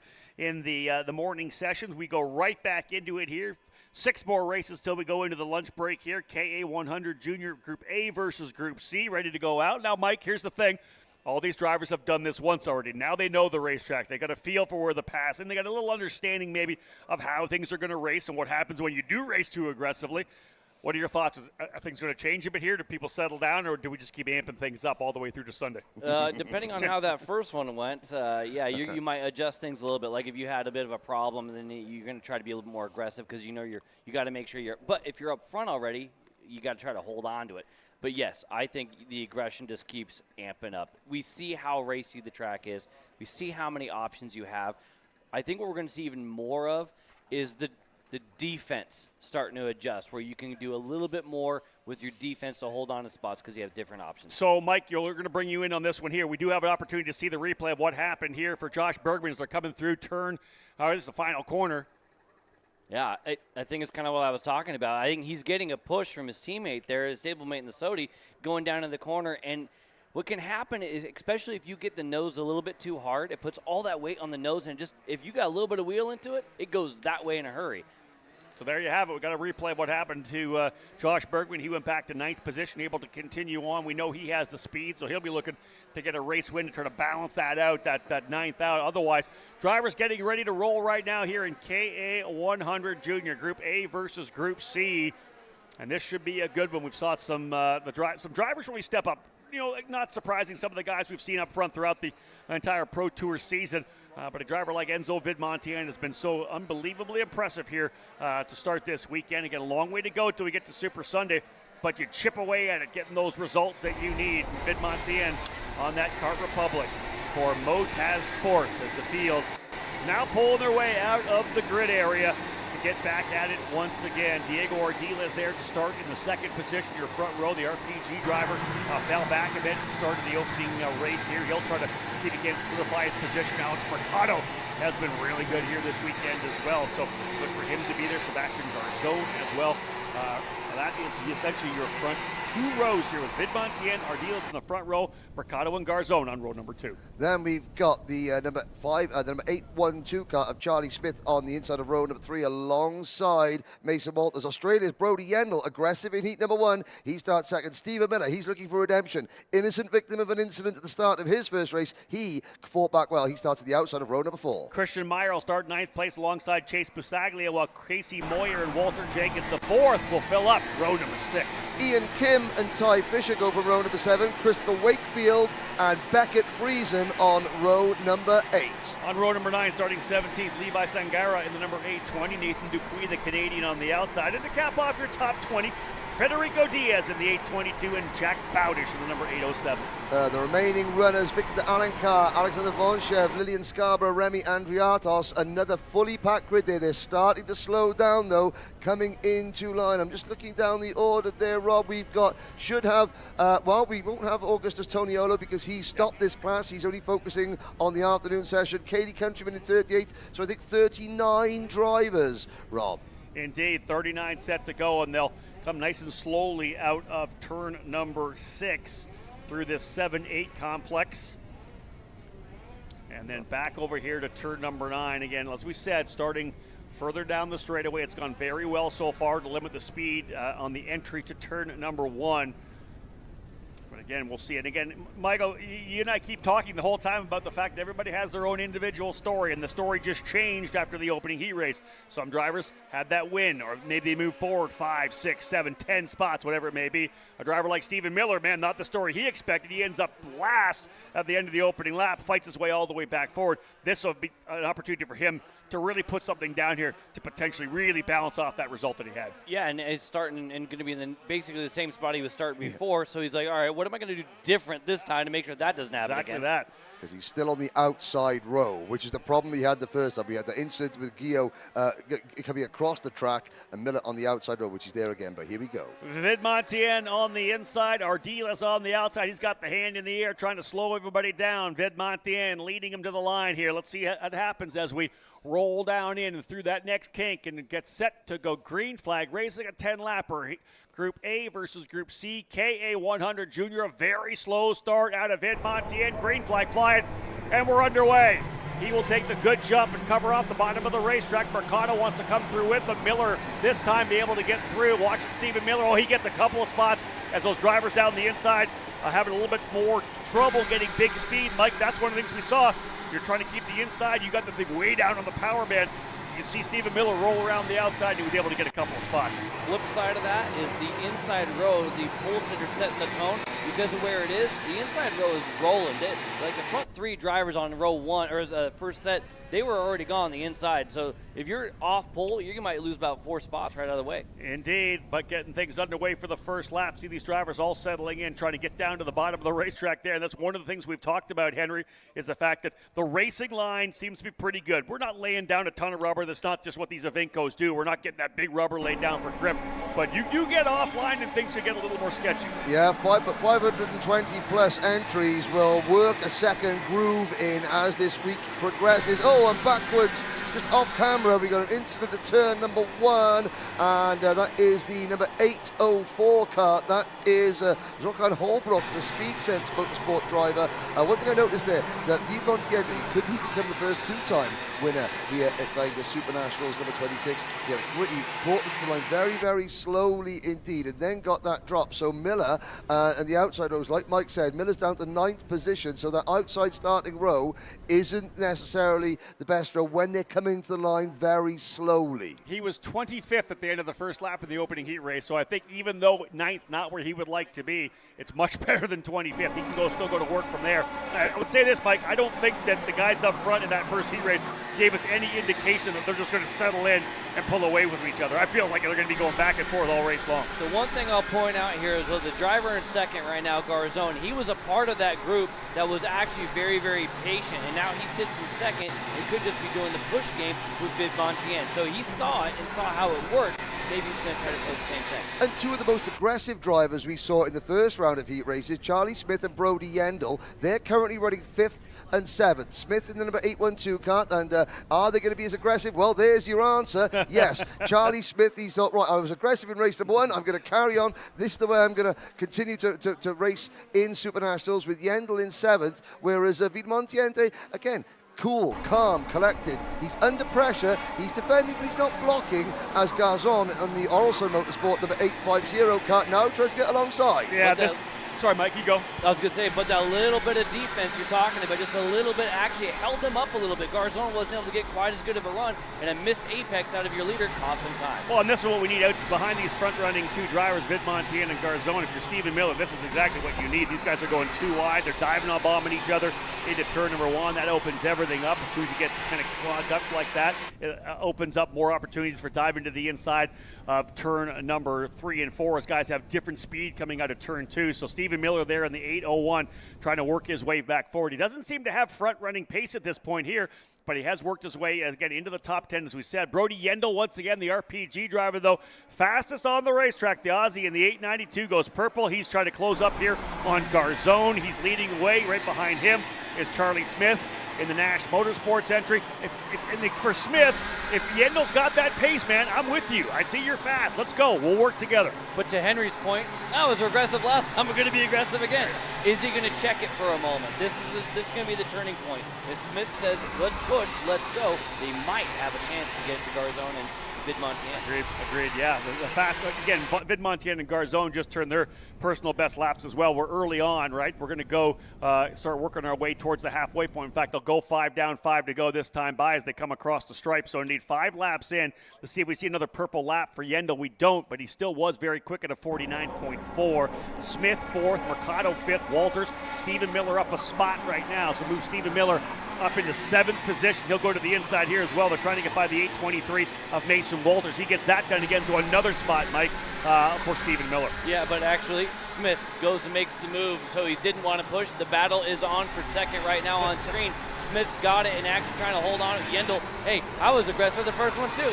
Two most aggressive, Henry, you mentioned it. They're doing it again. Contact. And a spin there. I say Mercado also getting involved, but that's a little bit further back there. 2 karts trying to make it to the apex at the same time. That did not work. We'll see if we can get a number check on them, or we'll look back at that in the next moment or so. But for me, Vidmontiente's being very, very smart. He backed them up a little bit, and then they all started fighting behind him, and now he's cruised away. He said, like, right, let them all fight, and now I'm going to just cruise away again. He's still got Garzon to deal with, but he did have 5 karts behind him. Now he's only got Garzon to deal with. Mercado, Walters, Miller into 7th place, Diaz, Meyer, and Busaglia. Then Lillian Scarborough has dropped back. I think Lillian Scarborough, and the problem there, that is that's 2 teammates here, the 889 and the 887. The 887 is Mercado, and the 889 is Nathan Dupuis. So Speed Contest Racing, not one the highlight reel for that team. No, not at all. That did not want to see that happen. They climbed on top of each other. One driver getting a little too deep in the corner, side by side. It was hard contact up and over top.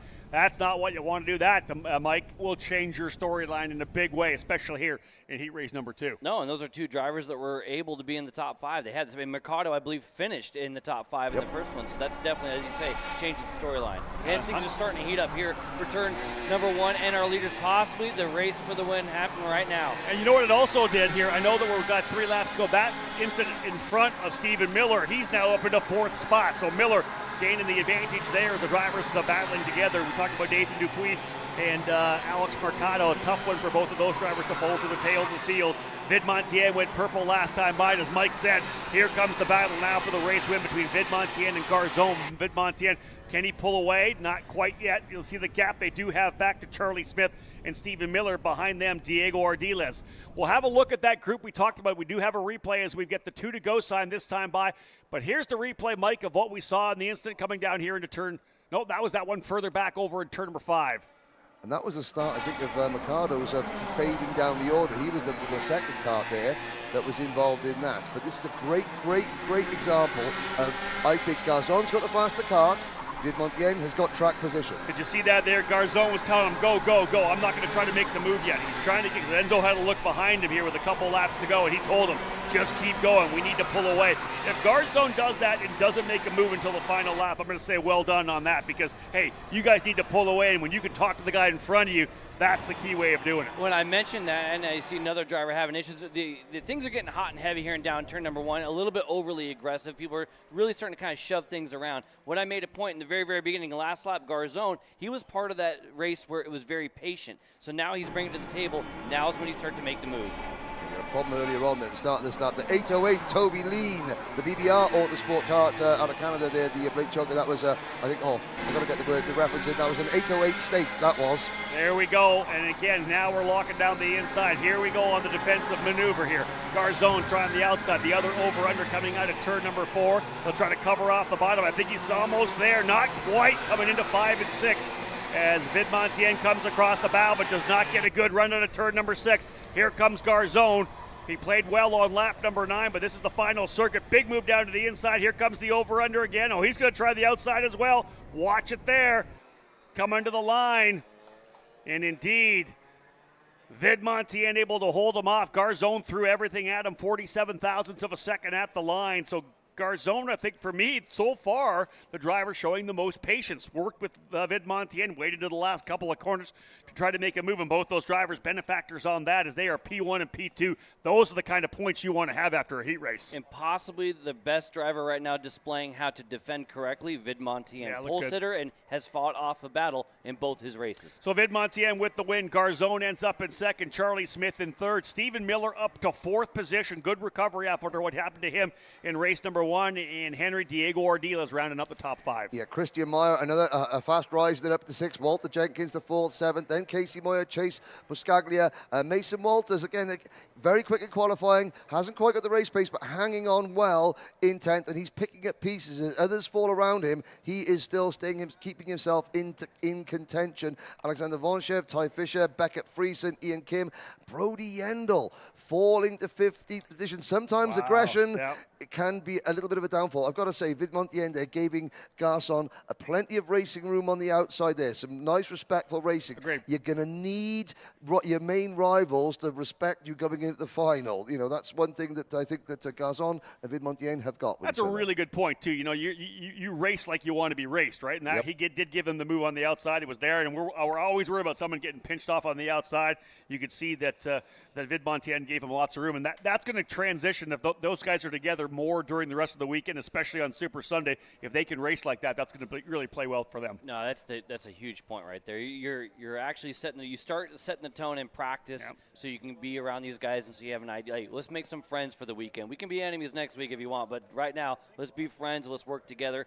And you remember these moves. You remember these things. So when the finals come on Sunday, you go, I remember Heat 1, bro. I don't think so. Payback. And very quickly saw there at the very bottom of the ticker, 38th place, Alex Mercado, after running up at the front. Nathan Dupuis, his teammate, was also in the top 15. He was 33rd. Here's the grid. Working our way through again these heat races. Let's have a look as our Group B versus Group D for KA 100 Junior ready to roll. Isaac Malkett for Zanella starting on the inside. Pole position once again. Oliver Weldon, who factored up there in the opening heat race. He'll start on the outside of the front row. Turner Brown for Speed Concepts Racing alongside Orsalon Racing's Javier Herrera on row number 2. Keegan Kaminsky and John Antonio on row number 3. Diego Guillo, who we saw having issues at the first corner of his first heat. He's on the inside again of row number 4. On the outside of him, Nix Eggleston.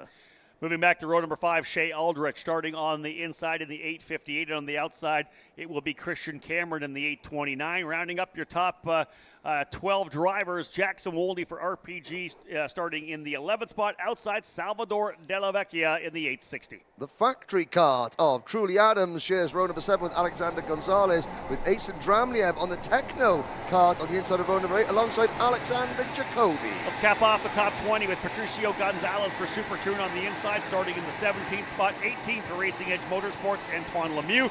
And then again, Jackson Gibson, who won last year in the Micro Swift category, jumping to KA 100 Junior this year. The Ruthless Karting driver starting 19th alongside Peyton Westcott in the Nash Motorsports 898.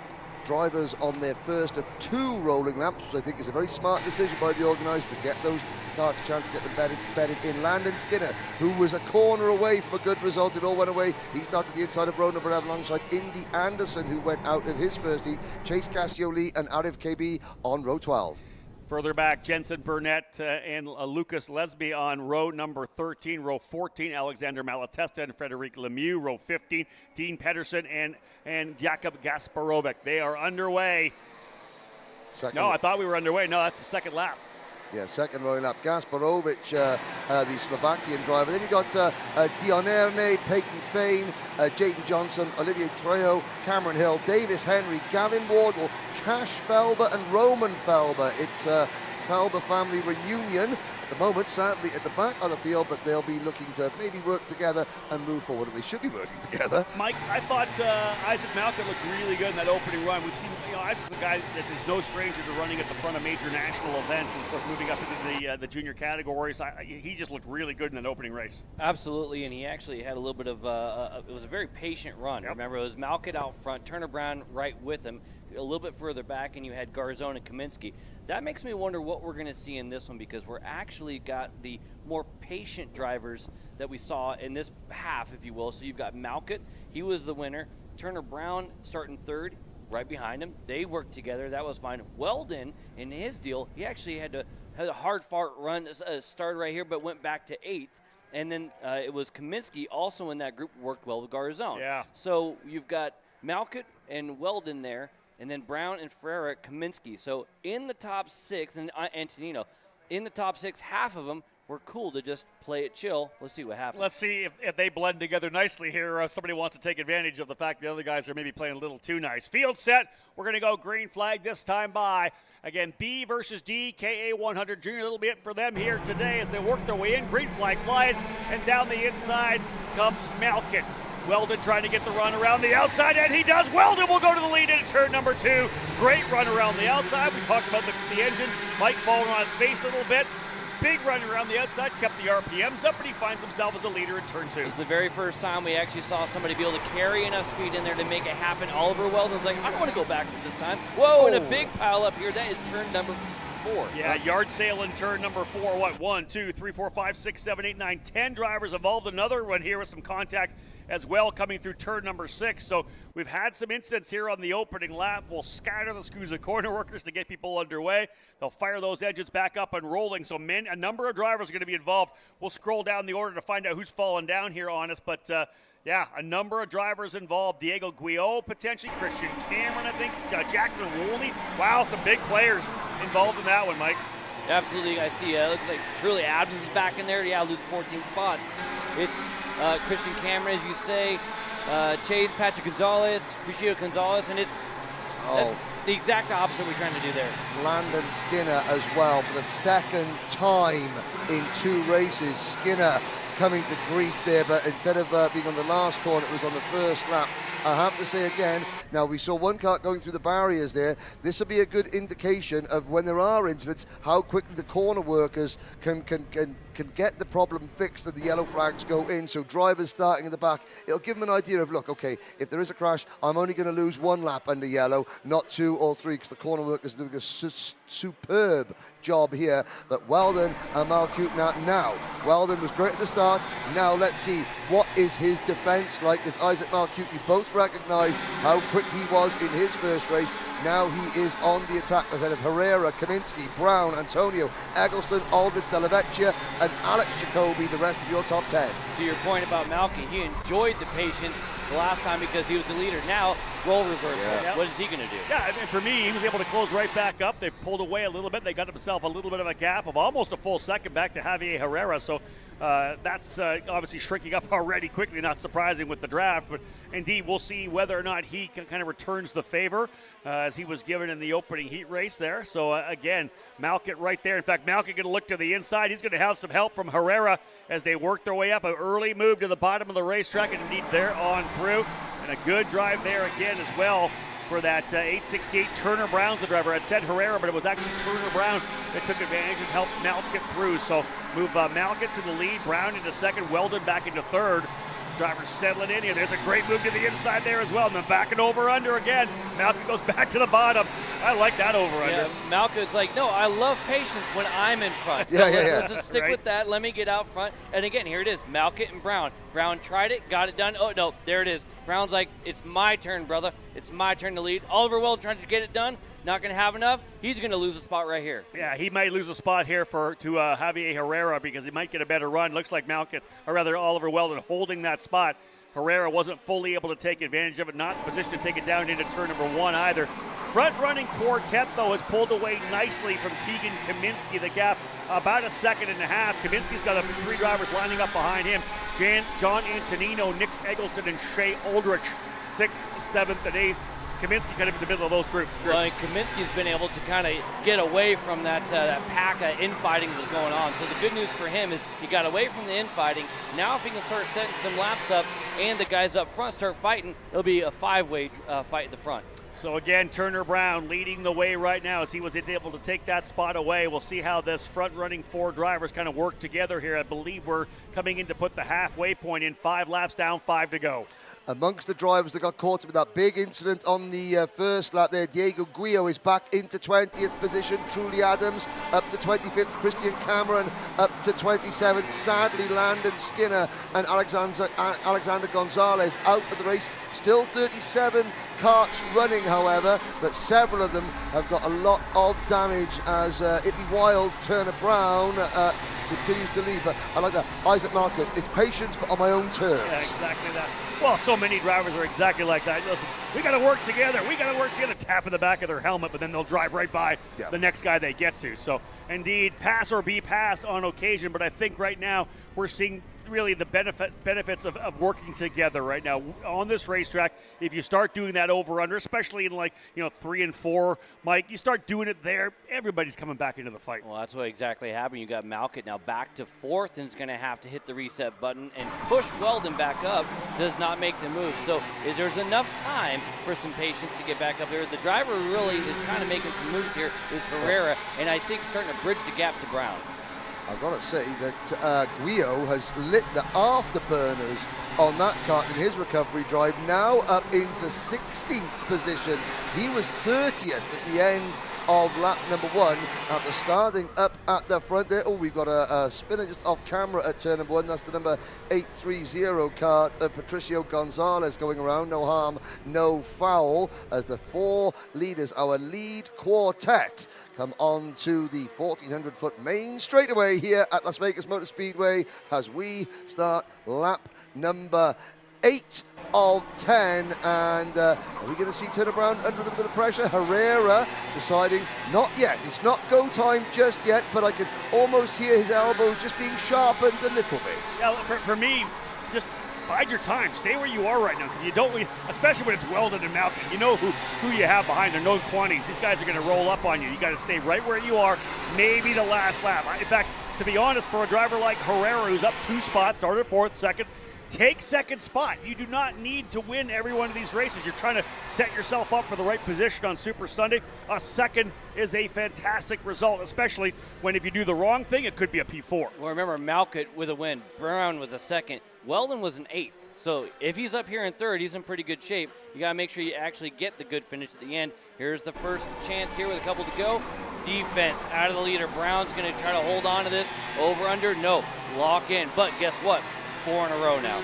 Yeah, here we go. They're lining them back up again. They'll see the white flag this next time by, so this thing's about to get interesting as they come through these opening couple of corners to 2 hairpins of 3 and 4. A little short shoot into the switchback of 5 and 6. You can see Herrera. There is the first move there.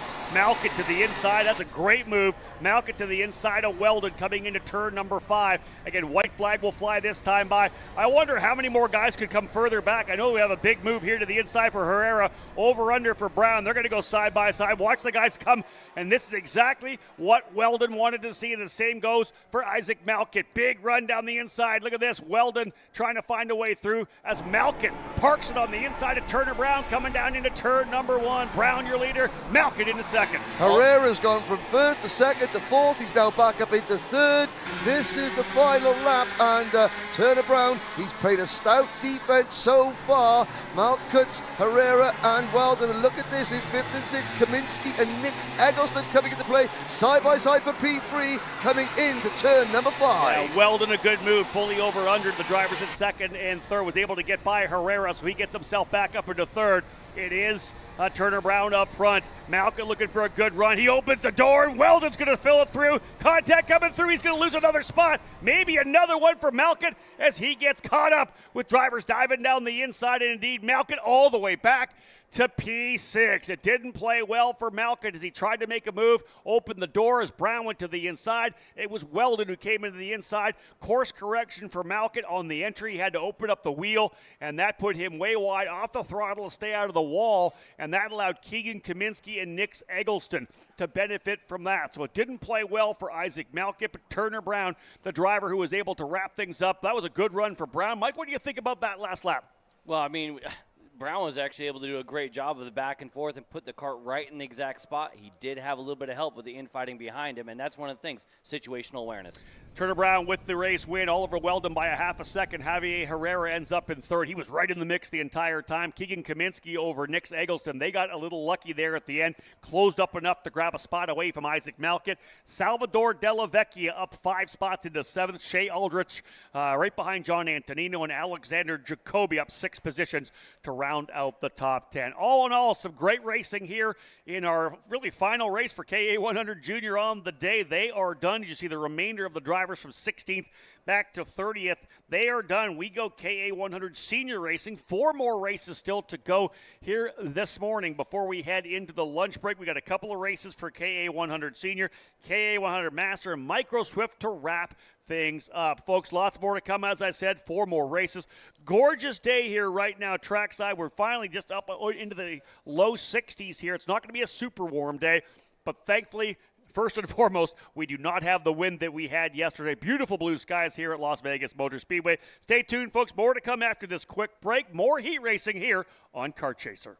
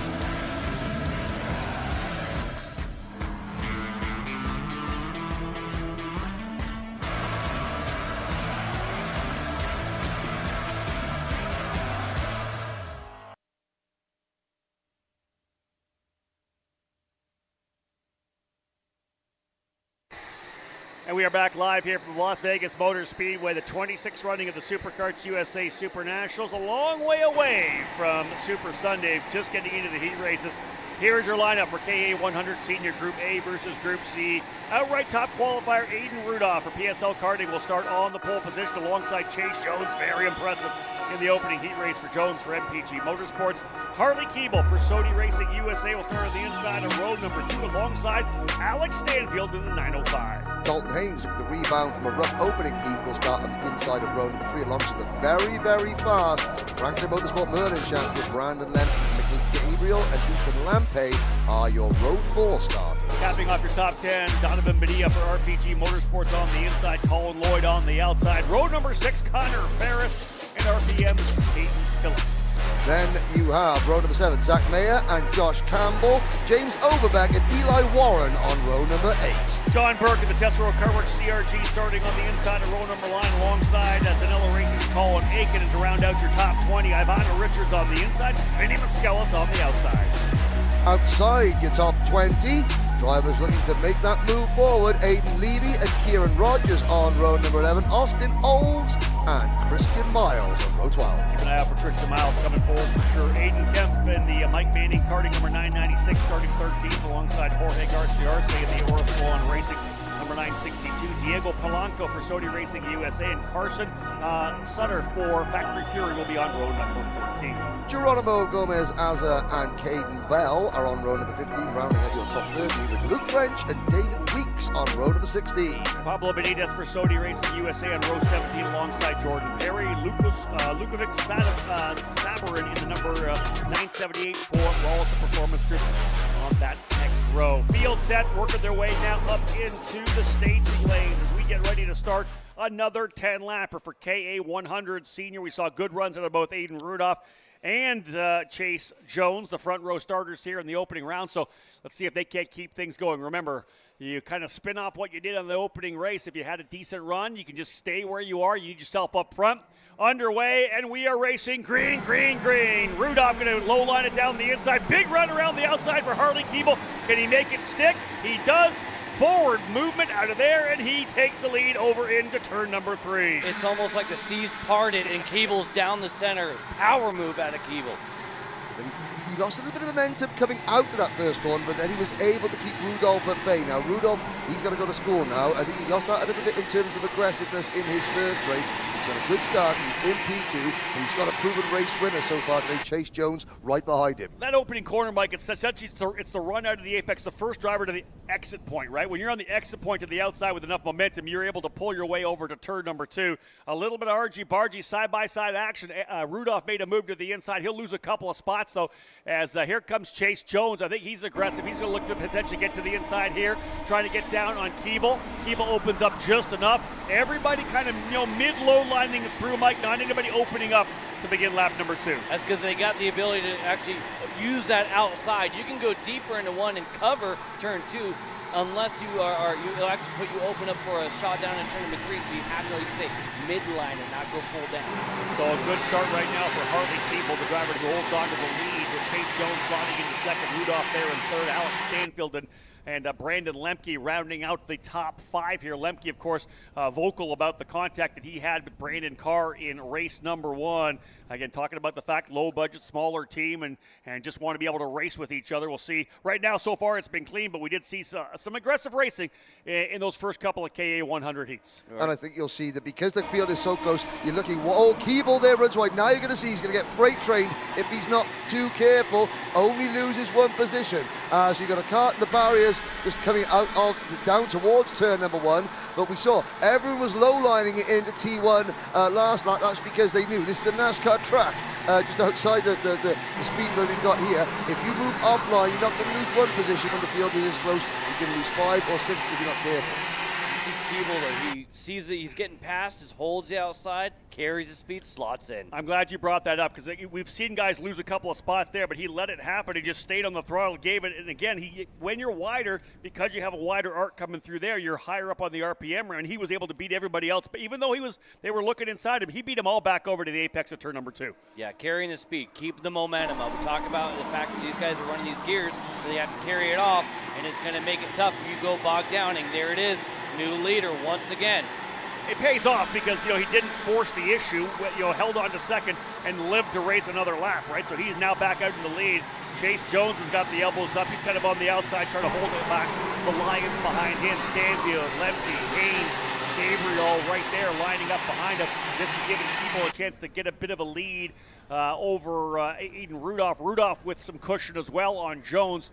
I think we've seen this. It's not going to be enough. As there's a move to the inside. Haynes, he's going to be lucky not to get tagged here. He's trying to get back at it. Haynes threw it down the bottom, Mike. Just too much. Got the car to rotate, and bam, he was done. When you go that far in and you're on the brakes and then you hit something, all the weight's off the rear end. You have no chances if it's off the nose. Yeah, so that was a tough one there for Dalton Haynes. Was 6th in the order. He will fall back quite a bit there as that thing went around on him. Keeble, Rudolph, Jones, Lemke. Bonilla was the benefactor there as he ends up moving up into the 5th spot. Donovan Bonilla started 9th, up 5 spots already early on, just 4 laps in, and Donovan Bonilla, the RPG driver, getting some really crucial spots here early on. Now, what that spin for Dalton Haynes did, it broke apart what was a lead train of about 60 karts. And there's the move. Rudolph, I was going to say, is he going to get crossed over? Yes, he is. I have to say, whether it's the driver or the kart or the setup or both, then Rudolph has really improved himself from one heat to the other. He's got that aggressiveness. We got another 4-kart train for the lead, with Rudolph now dropping to the back of that lead group. And look at that into 3rd position at Stanfield, keeping himself in contention, just watching the dice fall around him. That's the second time that Aiden did that. The driver in the wall outside too, but it's the second time that Aiden tried that move. Stuck on the outside, looks over his shoulder and goes, gosh, dang it, they're coming. Here they go. Yeah, he made the move on the inside, not able to carry enough momentum. And again, that's the one thing. in your mind, when you're thinking about the attack, that's a passing opportunity. But remember, that's also the very start of the longest straightaway we've ever had at the SuperNationals, right? So the earlier you're on the throttle coming through turn number 9, the faster you're going to be.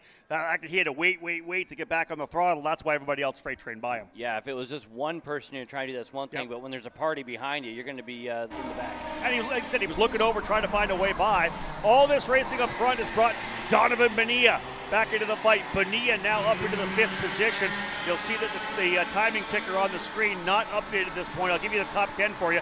Keeble, Jones, Lemke, Rudolph, and Bonilla last time by. Ethan Lampe into 6th. Colin Lloyd into 7th. John Burke up 9 spots into 8th. Connor Ferris in 9th. And Alex Stanfield is in the middle of the battle. From what we've seen here, he's down to 10th. A close moment just now for Chase Jones. The timing was different between the way Keeble was going into the corner, the way he wanted. Here comes Lemke to the inside. Lemke to P2. He wants to get up there. Remember, he was close before with all that argy-bargy. Now he wants a shot at the win. Very clean pass to the inside for Brandon Lemke on the Franklin Merlin. They're able to get through there. We know we got a bunch of people from Merlin Nation. A lot of racers from Wisconsin here this weekend.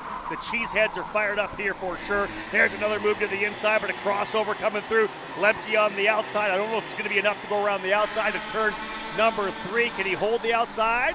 Lemke's a KG veteran, not quite able to get the job done, but he'll have the inside and hold that spot. Look at Donovan Bonilla up into P4. Bonilla gets another spot. Chase Jones had eyes in the back of his head right there. They were 3 wide for a moment. If he had gone for the apex, he was going around. Yeah. You could not fit a fingernail between Keeble and Jones coming out of turn number 2. Now, we know from race number 1 that Jones's car was geared for really good corner exit speed. Lemke had higher top end speed, and Keeble, they're having to defend. Oh, Keeble squeezing Lemke. That's close. 3 wide into turn number 1, and round the outside goes the number 937 of Chase Jones. What a brave move. They need to watch out for Colin Lloyd here as well. He went purple last time by. Lloyd just went to the 5th. But what action we had coming up the straightaway. 3 wide. Keeble was in the middle. Jones on the inside. Lemke on the outside.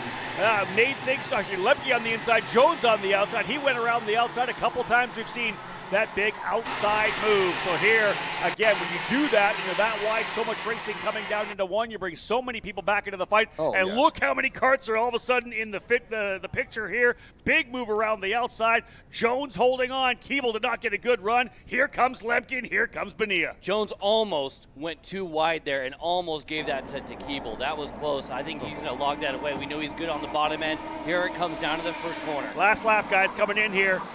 Jones checks it up coming through. Again, he's going to hope for a little bit of help from behind for some drivers kind of going inside, outside. Is he able to come away with it? But indeed, Jones has got a 2 or 3 kart length lead right now over Harley Keeble, as he's going to watch out for Donovan Bonilla. He has been a star here in this race. So we're down to 4 now. There were 12. There's now a gap between 4th and 5th position. Look at that bright yellow green TV cart at the back of this lead group. So can Chase Jones hold him off? He's only got to get out of this corner. Keeble looks to the inside. Keeble does get there and just eases Jones wide. This is going to give Bonilla a chance for the run to the line. Yeah, a little bit of contact there mid-corner. Keeble threw it down the bottom and got into the side of Chase Jones. Contact there. Jones, I don't know if he had to get out of it or not, but he did lose a lot of exit pace. He fell all the way back to 4th at the line. Harley Keeble gets the race win by a 1/10 of a second. Donovan Bonilla started 9th, ends up in 2nd. He takes advantage of the chaos that happened and the contact that happened at the apex of turn number 2. Colin Lloyd, I told you to watch out for him as well. He went a purple lap on lap 7. Expertly worked his way in. Both he and Bonilla +7 on the race. Jones, though, back to 4th after leading that final lap. You almost wonder whether or not he should have covered the bottom of the race coming into that corner. Yeah, he had just got done almost getting past the previous lap, and so, yeah, he brought it in by a couple of kart lengths, but the door was still wide open for a very good passing zone. He kind of just gave it away. Yeah, Brandon Lemke ends up P5, as we'll see the results come up here momentarily. Keeble, though, made the move to the inside. Now, I was kind of surprised he didn't cover over a little bit more coming into the position. All right, so let's have a look at what we just saw. Mike, we're going to give you a chance to look at this. You are our driver analyst. We saw the move to the inside. We're going to get a replay on this right now as they come through turn number 8. You'll watch him coming to the inside, and here it is. Yeah, he curves in there, but he's not even on the apex. Like Keeble, and I talked about how good his kart was going to the apex, but Chase already saw that. Like, it wasn't like it was a surprise. He should have gotten tighter. I'm wondering there, did Chase Jones get coming over that bump under braking? Did the back end of the kart step out a little bit that put Chase offline? He was already so far outside on the racetrack coming. I'm surprised he wouldn't have low-lined it in a little bit more and kind of stack things up, especially knowing the other guys he had behind there were going to try to make a move on Keeble. He elected for the early turn in defense, and that's almost always going to burn you if the guys are already able to get in there, and this time it did. So again, here's your top 10. We saw it right there. Harley Keeble with the win. Donovan Benet ends up in second. Colin Lloyd third. Chase Jones in fourth. Brandon Lemke ends up in the fifth spot. Eden Rudolph in sixth. John Burke up 10 spots. Started 17th. Burke in the CRG up into the 7th spot. Ethan Lampy 8th. Peyton Phillips and Alex Stanfield round out the top 10. You're scrolling down there, Mike. Oh, Nicholas Terlecki up 28 spots. Christian Miles up 10. Wow, huge run for Terlecki there. Very impressive. And Christian Miles, before that, going into the penultimate lap, Miles was in the lead group. Now, Terlecki and Hodgson were the two drivers in this class that came together in qualifying, so they're both starting. We saw Hodgson come up to, I think, 22nd, so Terlecki is thinking, well, anything you can do, I can do better. 3 more races to cap off the morning action here on our Kart Chaser coverage from the SuperKarts USA SuperNationals. Rob Howden here alongside Henry Baudette and Mike Smith. And we'll have Xander Clements joining us here in the broadcast booth from time to time. We've got David Land, Emery Lida, and Alexander Searle serving as our pit reporters here this weekend. 3 more races still to come. KA100 Senior on the grid, Group B versus Group C. And then we'll cap it all off with the second heat races for KA100 Master and Micro Swift. And there's a picture of an unhappy. So that's 2 races in this class now for Dalton Haynes. 2 issues. Yeah, it was a tough one for him for sure. He's not out of the contention by any stretch of the imagination, but he has put himself in a bit of a ditch. And in the same corner, I think, both times. I think that final corner is almost going to get named here pretty quick. Well, I'll tell you this. You said he's not in trouble. He's headed for the LCQ. There's no doubt about it. In a field this size with a couple of tough finishes, of course, you're probably going to be in the LCQ trying to work your way in that way as well. So, indeed, that's one thing we got to finish it all, wrap it all up. But the one cool thing that's going to happen in the LCQs as well, remember, 6 drivers transferring in. The next 4, 7 to 10, are going to have the roll-off. We actually have a roll-off. We'll be doing this. We have it all up here in the tower, in the VIP tower. Essentially, one of those 4 drivers is going to roll to get a chance to run on Super Sunday, which I think is awesome. We'll be covering that, of course, on Kart Chaser. We'll talk more about it throughout the day tomorrow, maybe a little bit more today. But all in all, there's going to be some drivers that didn't get in but had the luck of Las Vegas here for you. Only in Vegas. I absolutely love that concept. It wouldn't work at any other event in the world. Here, it's perfect. Drivers ready to roll here for the second group in KA 100 Senior again. This one here, Group B versus Group D. So the second fastest qualifier will start on the pole position. Those drivers getting ready to fire things up right now. We'll have a look as we reset live timing here momentarily for you to get things underway. Yes, indeed. So getting an update here right now, guys, that we've got a little bit of issues here with timing and scoring, so we're going to hold on with that for a second. So drivers getting set to roll out. So again, one of the things we always talk about the fact when you bring an event like this out to a temporary circuit, right? There's always going to be little things that happen throughout. We're not at a purpose-built racetrack. Everything temporary, everything's set up here. Even though it's the 26th time SuperKarts USA has done this, there's always going to be little things that happen throughout the day. We bob and weave with those. Drivers working their way out onto the racetrack right now, getting things ready to go. Starting on the front row, Fernando Luque in the number 960. Again, second fastest qualifier on the pole for this one. Jesus Vasquez Jr., very impressive in qualifying in the opening race as well. He'll start at the outside of the front row. Brandon Kart and Nestor Rivera, 2 great young drivers on row number 2. Race the Morante looking for a bit of redemption, and Paulie Massimo on row number 3 with Nate Cicero and Kane Martin on row number 4. Caleb Gaffera has shown good speed there, running for Leading Edge Motorsports. Gaffera, the number 914, starting 9th alongside fast Frankie Mossman. He'll have to rebound after the issue he had, that DNF in race number 1. Henry Wheeler alongside Chase Hand on row number 6. Jackson Menchu and the very fast Alexander Kardashian on row number 7. Jonathan Bischoff and Tyler McIntyre on row number 8. Row 9 and 10 to cap off the top 20. Oliver Calvo on the inside, starting 17th alongside Brett Gravetta. And we'll have Finnegan Bela for TKG in the 19th position. Dustin Saliveri on the outside of row number 10. Other drivers to look out for. Matej Konik from Slovakia in kart number 933 starts 22nd, but you've got to go a lot further back. You've got to scroll down a lot more to see the one driver that we're all looking at, number 965, Oliver Hodgson, starting P40 on what could be a 43 kart. We may have lost 1 or 2, but 40th position. Oh, what does the Intimidator think about that? Well, he's looking down on all of us at the moment, and he's going to have to get a bit of his Dale Earnhardt in him, you know, to sort of intimidate his way up through the order. And what did we say? Plus 18 the last race, I believe. Yep, 40th up 18. to 22nd. So, again, he's going to be looking forward. He didn't attack and get forward as quicker as I thought he would have. He kind of bided his time coming through. Maybe a little more aggressive. I think in his mindset, hey, man, I got to get top 15 here. That's what I would expect out of Oliver Hodgson. But, again, knowing the chaos that we had coming into turn number 1, he may have backed out, maybe just wasn't in the place to capitalize early. And of course, what we know, he finished 22nd on the road with pushback penalty in front of him.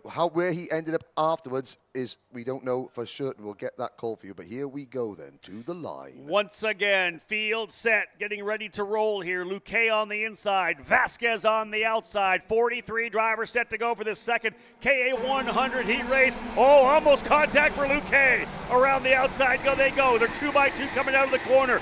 Side by side, deeper in the field, looking clean so far. We'll try to pick up a number here for Hudson to see when he gets on the opening lap. This first lap, aggressive coming out of the opening couple of corners. I was watching Hodgson. Hodgson was tiptoeing round that first corner. He may have gained 1 or 2 positions, but he was being very, very careful not to get too close. He knows he's got a fast kart. He wants the field to spread out a little bit so that he can pick people off one at a time. Luque goes quickly to the lead. Brandon Carr was aggressive off the start as well. Vasquez, I believe, going back into the 3rd spot, and we'll watch them work their way through the opening lap here right now. One driver spinning right in the middle of the entry to turn number 9. Looks like I believe the 986 going around. Seamus McKendry, the driver around coming into turn number 9. But as they roll their way through and get things underway, Hodgson digging hard to work his way forward.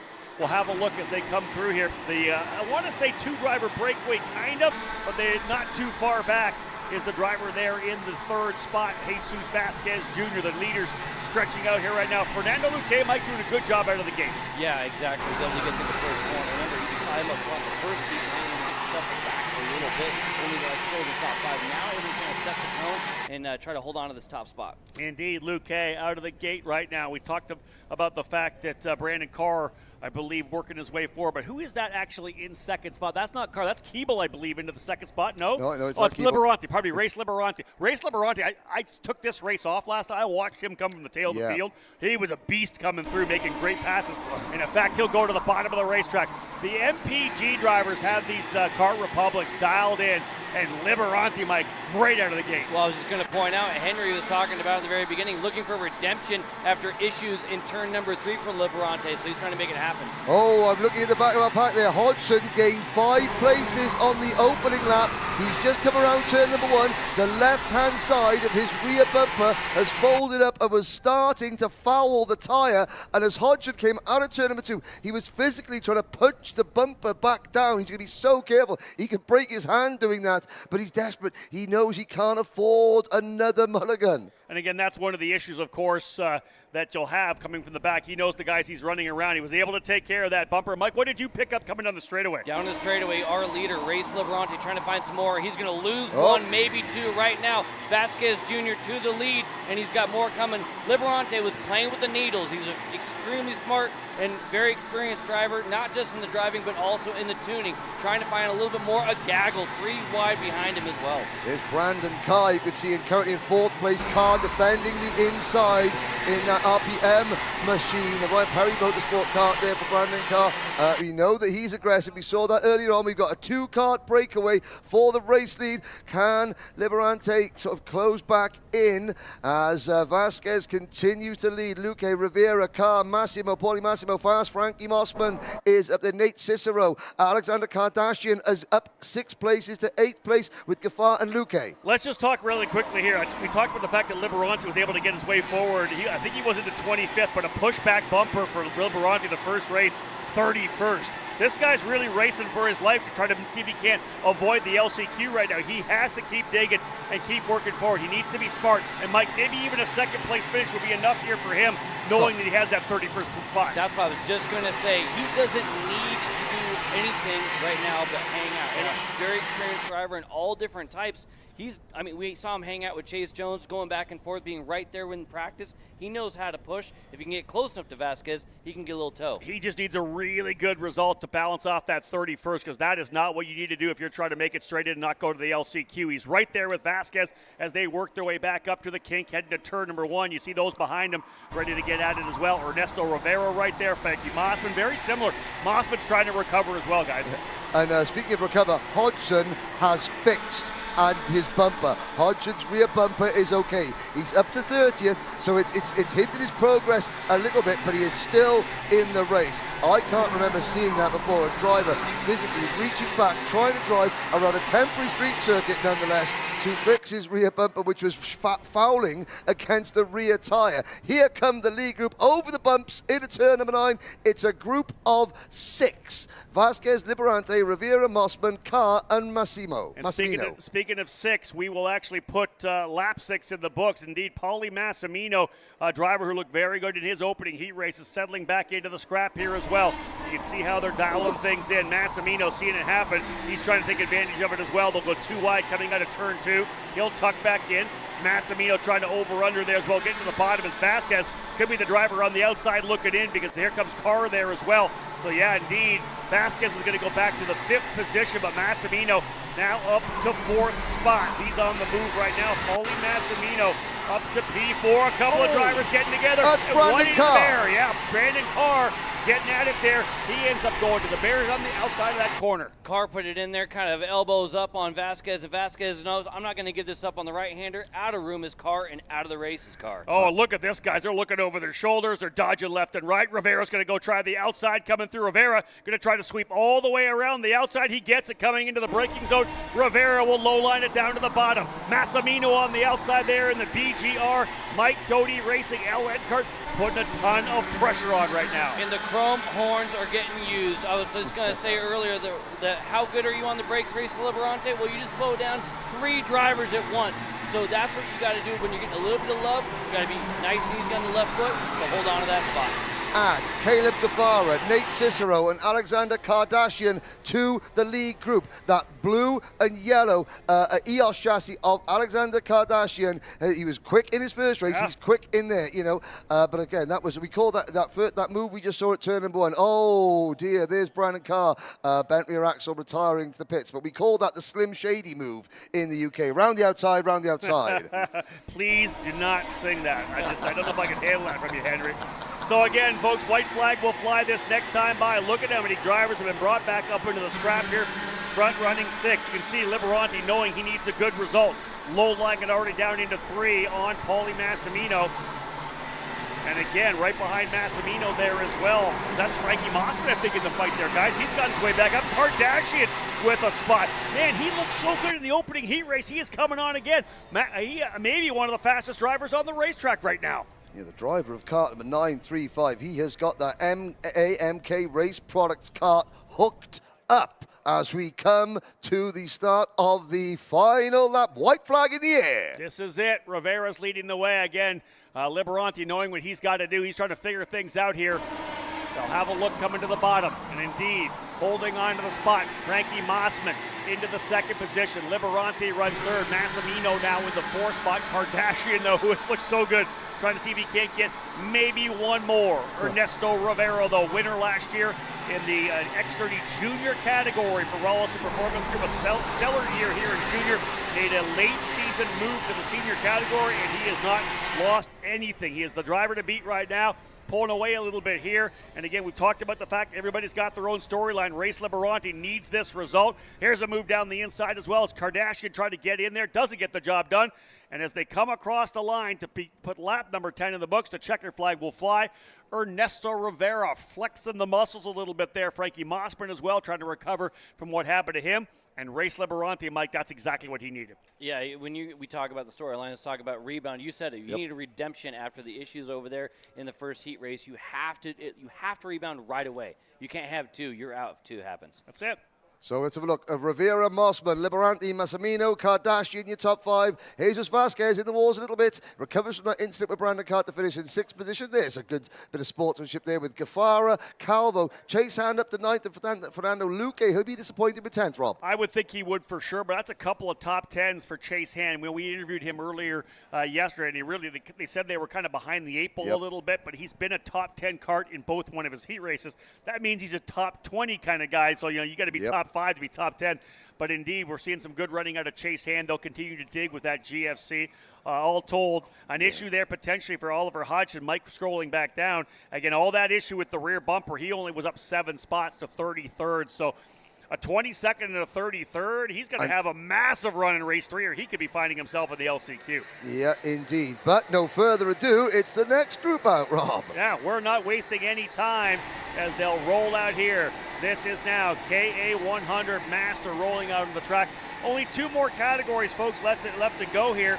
When we get back, we'll be going, just so you know, we'll be taking our lunch break. And on the broadcast here, we're going to come back at around maybe 2 o'clock, 2:10 local time, as we have our heat races in the afternoon. The drivers, of course, on track at 1 o'clock for warm-up, but we'll start our broadcast and get things rolling at around 2 o'clock, 2:10 to get things fired up for the afternoon sessions, which will, of course, include Mini Swift, X30 Junior, Master, X30 Senior, the Pro X30 category, and, of course, Pro Shifter as well. Now, for those of the international audience, local time is 3 hours behind Eastern Standard Time USA, 8 hours behind Great Britain. Here is your starting lineup. It's Laurentio Mardan and Ben Cooper on row number 1. Cooper, a runaway winner in race number 1. Kip Foster and Casey Cook on row number 2. Yeah, we'll see the Australian Matthew Waters for RPG starting in the 5th spot alongside Renato Jadre-David, who was quick in the opening race. Franco Crivelli for Inter-MS starting in 7th. Jesse Gwynn for GFC on the outside of row 4.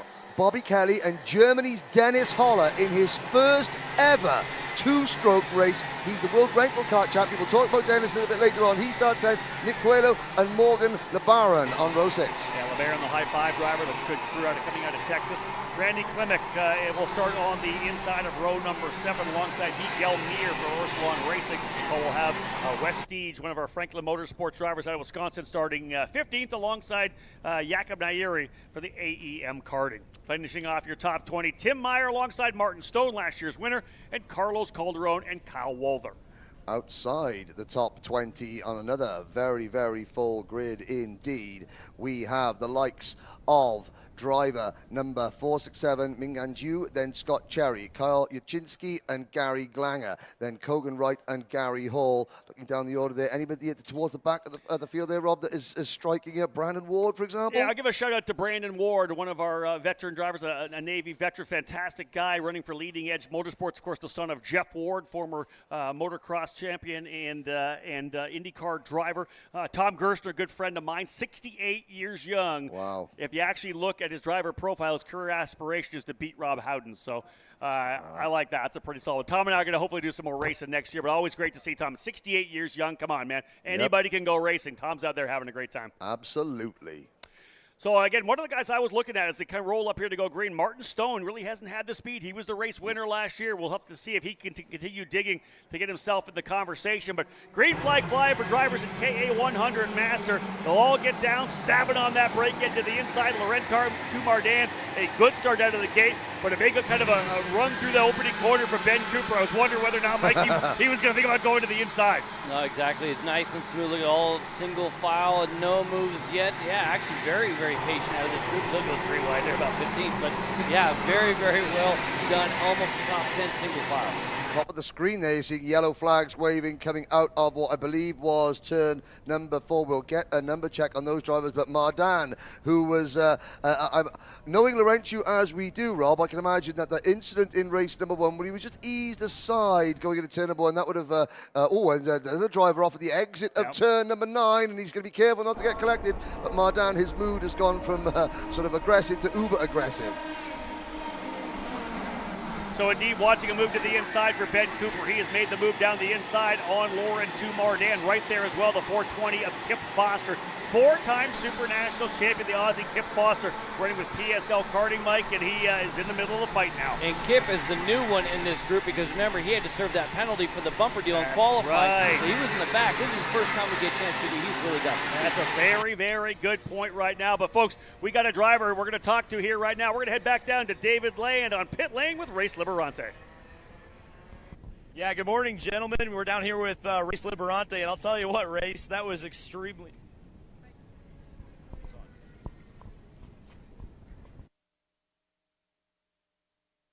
We'll continue to work on that to get an opportunity to chat with Race Liberante down there. We'll go to work on that. There was a driver, as we said, off the racetrack on the outside. It might have been Nick DeGraff, potentially, or who was that? Did we figure out who it was off the racetrack over there, guys? I'll do a number check you now. Have a check. We'll have a look. It was actually John Stanescu, I believe. Dennis Holler also in problems as well. The German driver, again, his very first two-stroke race in a real race kart. Look at these all, Henry. Randy Russell having trouble. He goes down 15. Gary Klanger down 19. Dennis Holler down 34. So a number of drivers having issues, Mike, on the opening lap. Yeah, and actually in that final corner, the barriers still hung out a little bit. They were trying to wait for the field to get through, and Casey Cook about hit those things, and he's going to have another pair of shorts after that one. Yep, he's just the pit to change his undies, I think. But you know, there is one of the Oralson drivers, and speaking about Dennis Holler, you know, TB Kart, they run a rental kart program worldwide. And you get a chance to win your race here. So this is Dennis's prize drive. He only ever races rental karts. He's come here, and he was top 10 in his first season. Incredibly impressive for the German driver, but he's now learning that two-stroke real race karts, when they bite hard. They do. Top 10 last time by. Ben Cooper as the leader. Larry Mardan in the second spot. Foster third, Walters fifth, Casey Cook sixth, Renato Jader David in seventh, Nicky Coelho eighth, Crivelli eighth spot was Coelho seventh. Bobby Kelly, who started that first race in ninth spot, we'll see if he's able to kind of dial things up. You can see that more driver issues. Needs to move. Another driver's gone off the racetrack right there, and a barrier right in the middle of the track. Hopefully, of course, the flag flying to alert the drivers coming through the corner. The other driver to cap off the top 10 was Jesse Quinn. But a lot of action here. The couple of drivers have had trouble coming out of turn number 9. Nonetheless, the lead goes to Ben Cooper. In fact, 0.6 of a second. Cooper trying to make it look easy again, pulling away a bit here. Mardan, though, falling into second. And as you said, a good opportunity for us to see Kip Foster got the pace right now to run top 5. Yeah, it's his first chance to really measure himself, right? That's the other thing, too, is that he was doing nothing but work, trying to work his way through the field. Now he can actually go, how close am I? Because you can see Ben Cooper, he can see Mardan, he can see how much he needs to fix and where.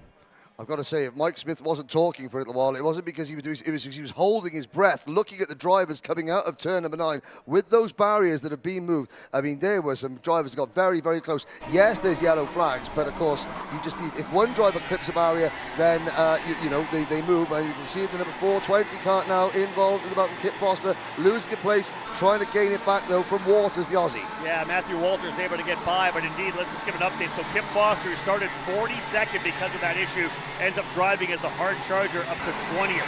So a really solid recovery for Kip Foster. Again, like we've seen for a couple of drivers here now, just trying to put in a strong top 5 result to be able to balance off. But hey, listen, a 20 and a couple of top 5s, good opportunity to potentially start top 10, and knowing the way things happen, he could still be in the fight for a podium finish.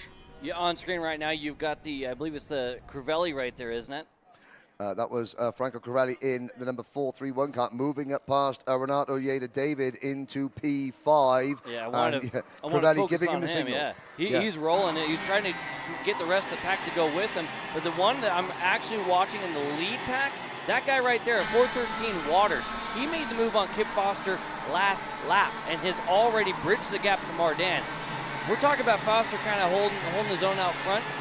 That is the next most impressive run right now at speed, and that is Waters. Well, I'll tell you this right now. So, again, the Aussie coming over to run his first ever SuperNationals. He went purple last time by. Again, I had a chance to run for Allison Performance Group. And, of course, Ben Cooper was my coach last year. He wasn't actually racing, but he was coaching all the Masters drivers last year. The way he dissects data when you sit in there and you go over everything. I have no doubt in my mind, Waters getting a little bit of help from that, because Ben Cooper, imagine being able to put yourself and overlay your data with what the leader is doing right now, right? That's one of the advantages of being at RPG. And being able to use it. Yeah. And being able to use it. Like, I'm watching his hands on the exit of the corner, and it was very, very tidy. So tidy, in fact, he was able to get that run, and now is in P2. RPG 1-2 here. It is Cooper and Waters. Yeah, indeed. Pretty good run here for Laurent Mardan, still holding on to third. It's not like he's out of the woods at all. That's one thing, though, Mike. If you think about that, when you're out here and you've watched a guy like Ben Cooper win 2 races in a row, your mind's like, we got to keep working. So, the RPG guys are going to be able to make minor little changes, the field changes. For a guy like Mardan, he's like, I'm missing outright speed. What am I going to do, right? It's not the fact that he's on his way to win his second race. It's how he's won the races. And I think you'll see Mardan doing a sensible thing here. He's not trying to repass Waters. He's trying to sit back, because they and all the rest of this KA 100 Masters fields are thinking that, okay, what are we going to do? How are we going to beat Ben Cooper? White flag will fly this next time by, so hold on to the things here. We'll see what happens at the very end, because there's a possibility that Mardan could throw something at him later on, although, as Mike said, Waters very impressive right now as he's pulling away, giving himself a little bit of breathing room. Look at a cart and a half coming out there. Really good momentum coming out of 6. Well, I was talking about his hands out of turn number 9. Maybe we get a chance to look at it right here, and you could just see the way the cart comes off the corner as the driver into the barriers here outside of turn number 1, the 405. We'll come back to that, but that'll be Randy Russell again. Yeah, tough one for 405, Randy Russell, but out here it is.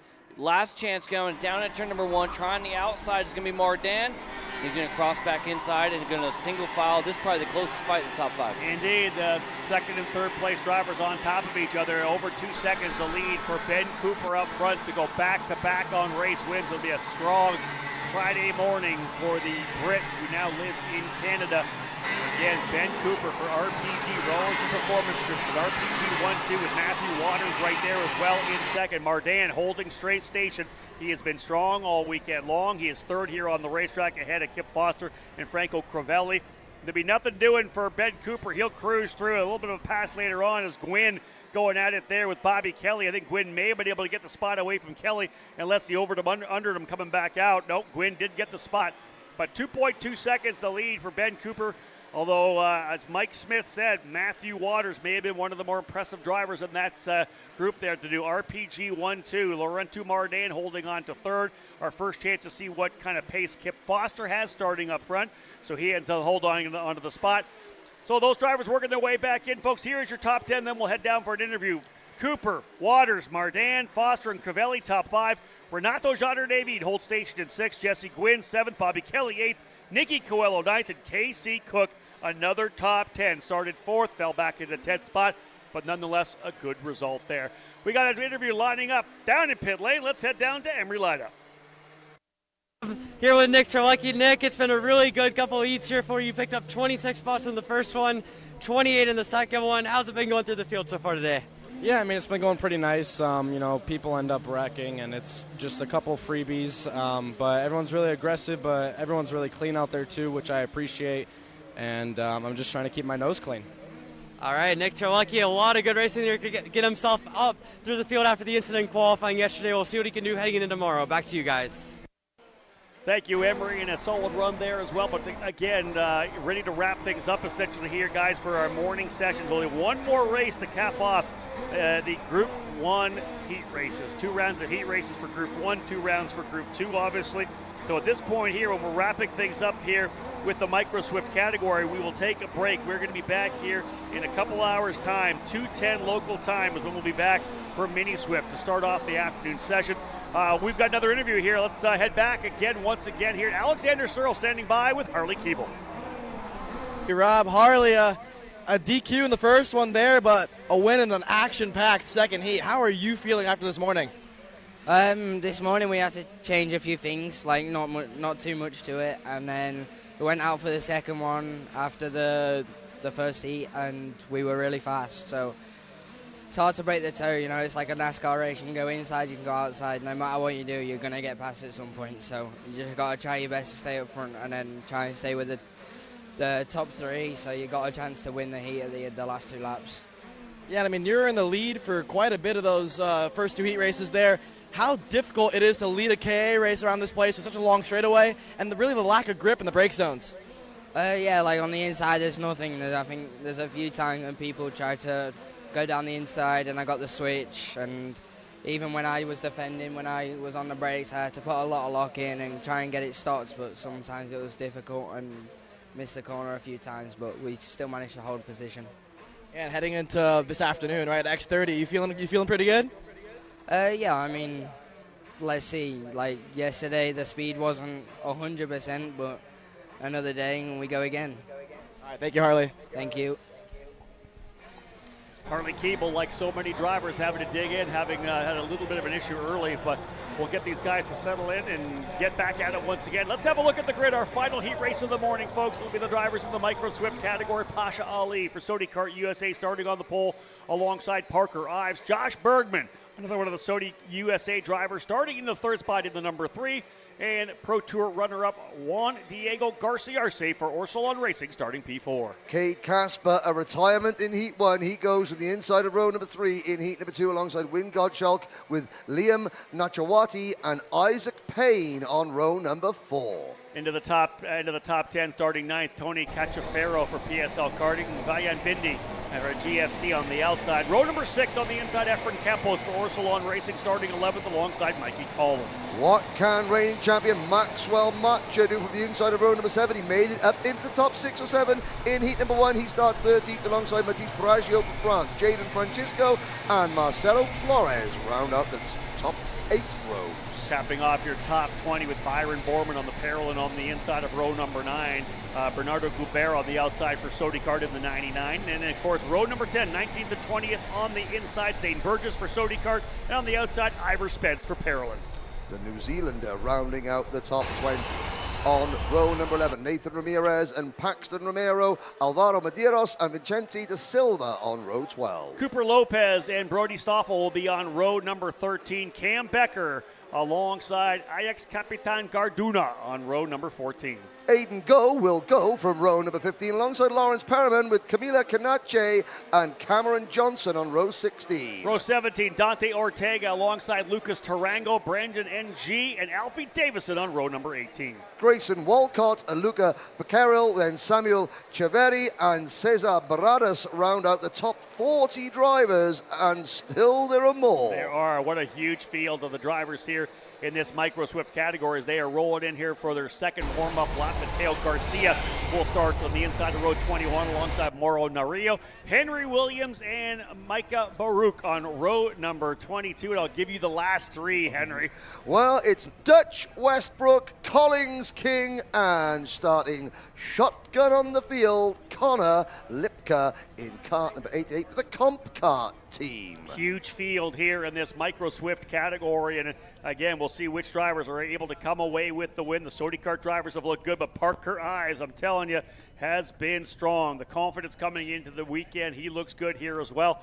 This will wrap up the day for the rest of these drivers, and everybody in the morning sessions will cap things off here right now. Again, they'll be back again tomorrow for the third heat race, and of course, last chance qualifiers tomorrow morning for KA100 Junior and KA100 Senior. We'll have the roll-off for the drivers who are 7th through 10th to see if they get to run on Super Sunday. But the drivers here, of course, in the micro category, just the one group, they'll all get their way into Super Sunday, and they are going to be slow coming up. You can see Parker Ives asking the guys behind him to lay off a little bit. And again, Pasha Ali, the driver who will lead him to the line, looking to go green, as we'll have a 10-lapper to cap off the morning action here on Kart Chaser coming up to the flag. Time to get things underway. Are we ready? Indeed we are. Green, green, green, racing. Down into turn number 1. Ali, the inside line, getting a really good jump. But Parker Ives did a good job coming across the bow. He slots into second position. Thinking about the lead coming out. 2 or 3 drivers potentially making some contact coming out of the corner. Otherwise, clean and green through 3 and 4. Yeah, Cam Becker and Bernardo Guba were 2 of the drivers that got there. But Mike, that was a great camera shot there from the first one to show how difficult it is for the outside drivers to to get that run into turn number 1. Exactly that, but on the flip side, also a lot of room on the outside. So just in case the worst happens, there's a lot of places for you to go to try to negotiate your way back in. Indeed, that's a good part of turn number 1. We've slowed them down with a later start line, and then, of course, all that room on the outside of the corners. They funnel back over to turn number 2. Things underway, though. Opening lap going in the books this time by, and you can see that familiar livery of the Sodi Kart driver up front, Pasha Ali, but here comes Parker Ives, thinking about a move around the outside. Can he get it done coming through the kink into turn number 1? Ives on the outside, the Sodi Kart's on the inside. It's not going to happen. In fact, Bergman's going to go to the inside. Even an over-under on Ives may not quite be enough. Sodi Kart goes 1-2. 3 wide, almost coming out of turn 2. Now this is where the Sodi Kart mechanics that will be trying to communicate with the drivers will be saying, no, work together, push, work together, slipstream with one another. They'll be asking Josh Bergman to get the nose cone, front fairing of his kart onto the rear bumper of his teammate to push them away. But again, there's that pesky number 48 of Mr. Ives there, looking up the inside, jumping over the bump, coming into turn number 9, and the 2 Sodi karts have been split. Indeed, Mike. Well, and Ives, the first time by there, you tried to go around the outside with no help, and it just stalled out. You have a bit of a run, the run's there, but then it stalls out trying to go there. He ended up losing out because of the teammates linked up. Not this time. Now, into 4th position, sorry Rob, into 4th position. Look out for the driver in 4th. He's got the Fusion Motorsports graphics kit. That is Tony Cacciafiero. He's the only driver here representing the country of Andorra, that tiny little municipality between France and Spain. And there's very few drivers in Andorra. He is the leading one of them. And indeed, watching these guys work their way through early on, everybody kind of settling in. We saw the fact that we had the 2 Sodi Karts, the drivers working together up front with Parker Ives, has been able to leverage that and get himself back to where he needs to be. Ives goes back to P1. In fact, a little bit of a breathing room between he and Ali and Bergman. Cacciafiero, as we said, watching guys making moves. One of the drivers we talked quite a bit about in the opening heat race was Maxwell Macha, the Pro Tour champion, the SuperKarts USA Pro Tour title winner this year. He's qualified outside the top 10, but worked his way up, I want to say 5th or something like that in the opening round. He's already got himself up a couple of spots, 6 spots up, started 13th. He's into 7th already, and 7th to the point where he's kind of closing up. He's right now on the rear bumper as well of Isaac Payne, so there's an opportunity for him to get more spots. When it took him a lot longer to get up this far last time, almost at the very end of the race where he got a bit of a gift to kind of go from 8th up into that top 5. Now he's there on his own rights, and he's quick. Agreed, yeah. And look, again, for him, the guys up front, the Ives, Bergman, Ali, Cacciafiero, they're up there. They're going to be up there all the heat races. There's a lot of passing every one of these races here for Maxwell Macha. So eventually, that's going to be interesting. He's going to find himself in that lead group for the main, and none of those guys will have raced with him yet, and he won't have raced with any of them. That's going to be a little bit of, I think, of one of the things we'll talk about come Super Sunday, because I got to believe that he's going to be starting somewhere probably in the top 3 or 4 rows. And this is the first real chance we see what pace Macha has got, because if you recall, back in heat number 1 earlier on, there was a big 4-kart breakaway almost right from the start. Now, until Macha, he made ground, but then there was no way he was ever going to catch the leaders. This race here, we're at half distance now. There's a much bigger group of drivers up there. There's 4, 5, 6, there's 7 of them in the lead pack. Macha is in there. In 7th, Kay Kaspar, who retired from the earlier race. He is there in 8th. With Efrian Campos, Zane Burgess, and then Win Gottschalk just outside the top 10 in P11. Liam Nachawati was the fastest driver on lap number 4, 53.2, but Macha was quicker than both Ives and Bergman up front, so that's key to know that the pace is there. He's going to try to get himself to the tail of that group, and if they do any racing up front, you can see here come that front 7 down the straightaway. You go from 7th back to 8th. It's a 1.5 seconds, so a top 7 breakaway, if you will. There is a gap a little bit here between them, but here comes Maxwell Macha. He's going to make a move to the inside. How about 7th to 5th? In turn number 1, Maxwell Macha to the top 5. That's how you get it done right there, isn't it? Proving why he's got the number 1 plate on that kart, Maxwell Macha. One of the drivers, or the group I'm really keeping an eye on, is still our leaders. One of the things that just happened is the Sodi Kart teammates of Bergman and Ali linked up down the straightaway, and they hit Ives with a ton of speed, and his head snapped back. It was such a hard hit. And they come back through, and Ives still has it, but now look at Ives again. We were talking about Chase Jones earlier, really good in the infield. That is the Ives machine right now. You think? He is pulling out a lead. The Sodis link up, they get back to him, and then pulls out the lead once again. It's an accordion. Where do you want to go with that gear? Are you thinking gear on that deal? Yeah. Or handling efficiency. Yeah. Very much so. They're closed right back up, coming back into turn number 1 again. They're right on top. You can see that there as Josh Bergman right there, but then coming out of that corner, he gives himself a little bit of breathing room. I'm more interested to see what happens with Macha now, as he has gone to the lead of that group. If these drivers continue to fight here, because we're looking at like 4 laps to go, they'll see 3 to go when they come back around to the line. Macha then leads that next group. He's up to P5, and that's a big one for Macha. +8 on this one. He's like I said, got an opportunity to potentially start in the front 2, 3, 4 rows. If he has another really good one, top 3 rows, he'll be in the fight from the very get-go. Keep an eye on Nachawati right now. He's gotten to the back of these Sodis right here, and the Sodis haven't been able to make anything happen. I just can't say Sodis because the 2 of them, Bergman and Ali, but Nachawati's now there. Will he have an opportunity? You can see Sodis pulling away a little bit. They've got the straight line speed. They got the end of the straightaway speed. They're going to have to make something happen here. Around the outside, Are they going to have a shot at it? Ives going to hold on side by side with the teammates, too. Yep, out the outside there, number 3, Bergman, Josh Bergman. They're trying to make it for the inside. I think I've got to say he's got to thank his teammate Pasha Ali there for just giving him enough racing room, as you could see Nachawati in the number 80 Kart there in 4th position. Match has got a little bit of work to do. That great move that we saw for him from 7th to 5th, it did cost him exit speed coming out of the corner, and it's meant that he's got a still 10, 12 kart lengths to make up on the top 4. We're coming to the closing stages though, Rob, and you just know that the leaders are going to start defending, and when they start defending, they slow each other down. Macha's not out of this one yet. Yeah, Macha's just waiting for these guys to fight. Like, come on, guys, let's get at it here. Let's get at it. Let's get at it. You don't want to finish 4th. Get in there, Liam. Liam Nachawati, P4. Here we go. We're going to go side by side again. Bergman's going to try there on the outside. Big wide berth, not quite enough.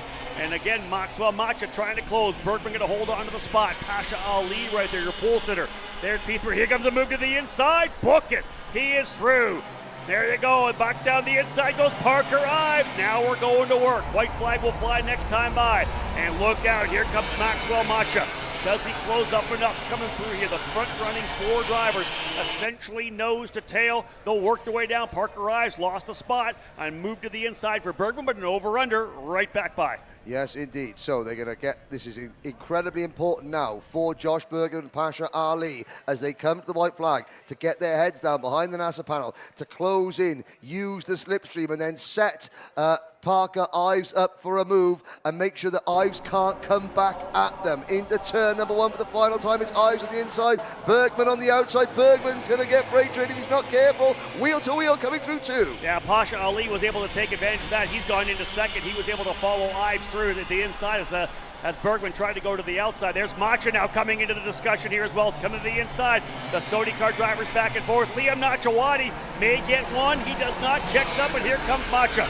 Again, driver spinning up here in turn number 1, but it's the final circuit for the 2nd heat race for the drivers here in the Micro Swift category. Parker Ives is going to walk away with this one as the fight is happening behind him. Here goes Macha, going to throw it down the bottom. He's going to get at least one. Open over the curb. Does he get one? He does. Macha's going to get up to, I believe, the 3rd spot. Parker Ives, though, leaves all the crazy stuff behind him. Ives wins by 0.6 of a second. Josh Bergman coming home in 2nd. Maxwell Macha in 3rd. Isaac Payne 4th. Pasha Ali, who was 2nd for a time, ends up going down to 5th. That last lap was some excitement. Yeah, Macha getting P3 there. We'll run to the results. You may have a look at that last corner afterwards so Mike Smith can analyse it, but it's after it's Ives, Bergman, Macha, Payne, Ali, your top 5. Nachawati, Cachapiero from Andorra, then Burgess, Campos, Davison, Bindi, and Medeiros. Let's go back to Alfie Davison, plus 26. Yep. What a great run for Alfie Davison. Up 26 spots, 36. Great job for him for sure. Micah Baruch as well, up 21 positions. A number of drivers making big moves forward. Congratulations to them. There's the remainder of the unofficial results of the 44 drivers we have in the category here. So indeed, the drivers in Micro Swift putting on a show. Mike, what do you think about this battle up front? We got a couple of Sodi karts are fine. Parker Ives kind of there by himself. It looked very good. Maxwell Macha has arrived on the scene. He may not have qualified well, but he has already shown us over 2 heat races that we're going to be talking about him all weekend. Well, and he's doing the work to make sure that he's getting the least amount of points possible. Again, the way it works, you get points by golf. From 0 if you win, and you get to 2. Like, you want the least amount so you can start up front on Sunday. Matcha is doing the work to start up front on Sunday. One thing that I did see, and I think the Sodi tuners and coaches are going to go back and talk about, the Sodi guys, the two kids, Ollie and Bergman, are linked up. Bergman's pushing, I believe, at the time, and he's pushing. They've got a shot at it, and then he peels off his teammate and goes with Ives and takes him. It's like, do we want to maybe link up earlier and try to get all the way through? Maybe a little bit of conversation going to go on with those kids. And that's coaching. We're talking about the micro swim. Yeah, exactly. Right? 7 to 9 years of age, and every time you do something wrong, it's not a mistake. It's a coaching opportunity, right? It's a moment where you can sit down and teach one of these drivers what they can get done. Let's say this, folks, that wraps things up. We are here at Las Vegas Motor Speedway for the 26th running of the SuperKarts USA SuperNationals, and we rolled in today. It was race day. We were finally able to go wheel to wheel. We put a bunch of heats races in, 12 in total in for you here. The first 2 heat races for the KA categories, junior, senior, and master, and of course micro wrapping things up as well. We are now back. We're on our lunch break for a bit here, but we will be back on Kart Chaser here at 2:10 this afternoon local time, 2:10 Pacific time. We'll roll into the heat races for the drivers in the afternoon sessions. Mini Swift, X30 Junior, Master Shifter, Pro X30, and of course Pro Shifter as well. Those drivers will be on the racetrack at 1 o'clock. If you want to watch live timing, they will be on track for their morning warm-up. And we have 2 runs through the rotation, heat race number 1 and 2 for all those drivers in the afternoon session, including the pro drivers. Let's wrap things up with my boys here in the booth. Again, Rob Howden here alongside Henry Beaudet and Mike Smith. Henry, your thoughts on the morning? Well, we're going to see a lot of street racing here in Las Vegas over the next couple of weekends, both here and downtown. And I think that you're not going to get any better street racing in Vegas than what we've seen this morning. It'll only get better as the weekend progresses. You know, what a morning. You know, really, really strong racing. Track's good. Drivers aggressive, controlled. Incidents, yes, but not as many as you may have thought for the track layout. So they've been very controlled, showing why they are the very best at what they do. Mike, one of the questions we had coming in was, will this track be raceable? We've seen, I think, passes in probably every corner on the track so far. Yeah, almost every single one, and even on the straight bits, right? Yeah. When it comes to racing, I think we've got a great track, and you've got so many different options. One of the things I'm going to be keeping an eye on is the advantage potentially that the double duty drivers have. The few drivers and juniors and seniors, and granted a lot of them are up at the same spot, but they're able to take some of that information into those early races that maybe a single class driver, if you decide not to run the KA Junior perhaps, and you focus on one, you don't have that craft thing to go into it.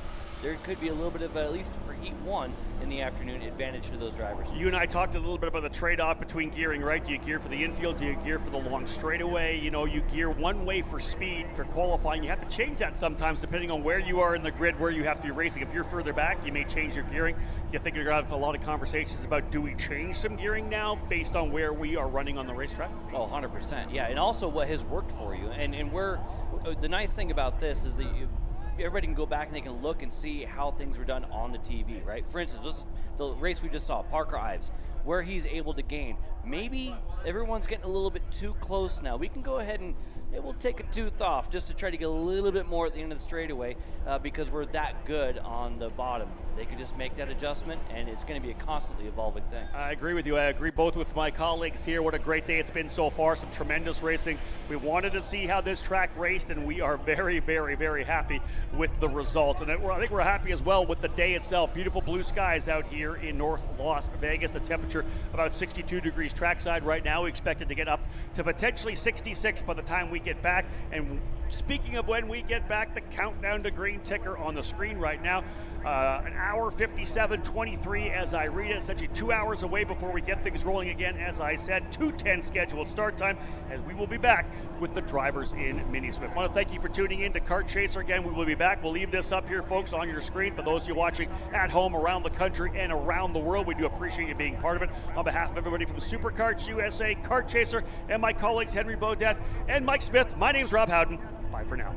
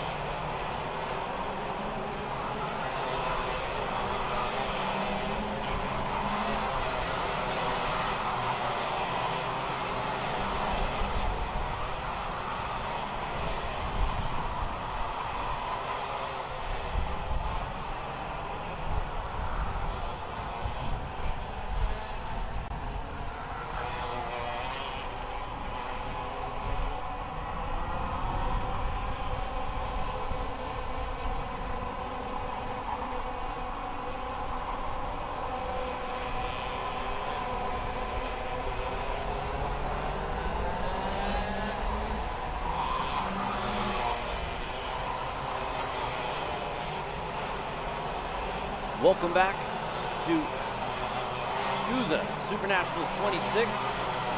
Still have the warm-ups going on for afternoon sessions. Right now it is X30 Pro finishing things up. So while that's going on, we have the Pro Shifters grading up for their warm-up session. And we've got David Land down there who's going to do a little bit of a grid walk for us. David? Hey, what's up, guys? I've never done a grid walk before, so this is a first time for me. So let's just walk here. Davide Fore gave us a great interview yesterday. Let's see if we can grab him before he gets in the cart. Davide, we're live here on Kart Chaser. You're about to go out for Group 2. What are your feelings right now? I'm okay. Now I'm quiet. Now I'm quiet.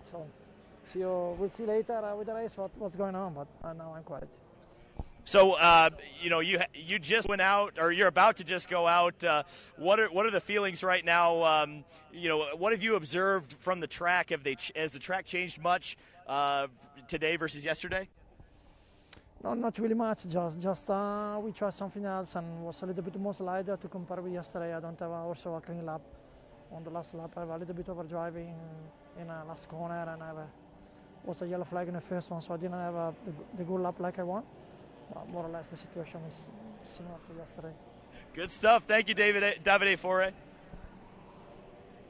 Okay, let's keep walking here. We're going to try to find someone without a helmet on because I suspect that I kind of was screwing that up. So we're going to let the guys in the booth kind of direct me here because, believe it or not, I'm a little bit of a novice when it comes to some of the European karters and whatnot. Q1. So we're looking for... We would be looking for folks who are coming. We're going to walk down the grid. So I guess I'll fill a little bit of time since I'm walking. Las Vegas Motor Speedway. This is the first time I've been here, and I got to take a shot at Henry because he keeps describing it as a NASCAR track. But the first IndyCar race, or the first race here, was an IndyCar race, actually Indy Racing League race, won by Richie Hearn in the Food for Less car for. Della Penna Racing. So let's just grab Nathan Gilbert here. We're live on the grid walk. How are you doing? Good. All right, so tell us about your weekend because we haven't spoken to you yet. It's not going so well, so we try to do better all the heat and to progress on the race and make the final. Well, I think everybody's looking to make the final. Where are you kind of lacking, do you think? I think it's a long straight. So I think my braking is not on point. And maybe the last corner, the braking is pretty hard, is pretty bumpy. So it's hard to go aggressive on the brake. Yeah, it seems like this track is a very interesting compromise for you shifter guys because, at least from what I understand, it's mostly first gear corners and then you're flat out for the rest of the lap. I mean, how different is that from most of the tracks that you're used to running? Yeah, the first gear is pretty hard to manage because it's very short. So we try a different gear on the practice. Good stuff. Thanks for talking to us. It's always hard for these guys to do it live, so I definitely really appreciate it when they jump on with us. Let's grab Ivana Richards here. Well, she's got a helmet on. Let's see if we can find... Uh-oh, we got some pointing going on. Let's go over to you. I'm sorry, you don't have a name on your suit, so just tell me your name and what's up. Seth Huntley. This is my first SuperNats, and I'm just here having fun. It's my SuperNats too, and I'm having fun as well. All right, so tell us about your weekend up until this point. We're pretty close. I think the kart's working pretty good. I think my driving's almost there, and just working. Oh, we're going. We're going to get run over here. Let's get out of the way. Wrong way. All right. Oh, that's exciting. We almost had our first cameraman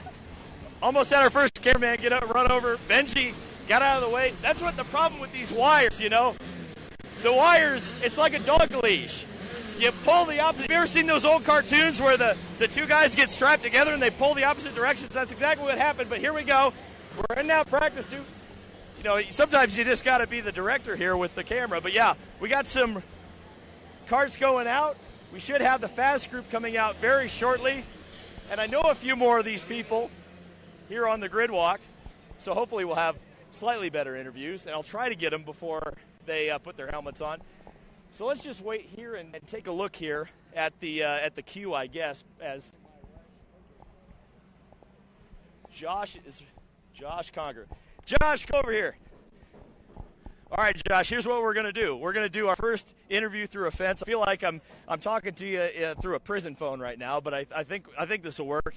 Tell me about your weekend, because we haven't spoken yet.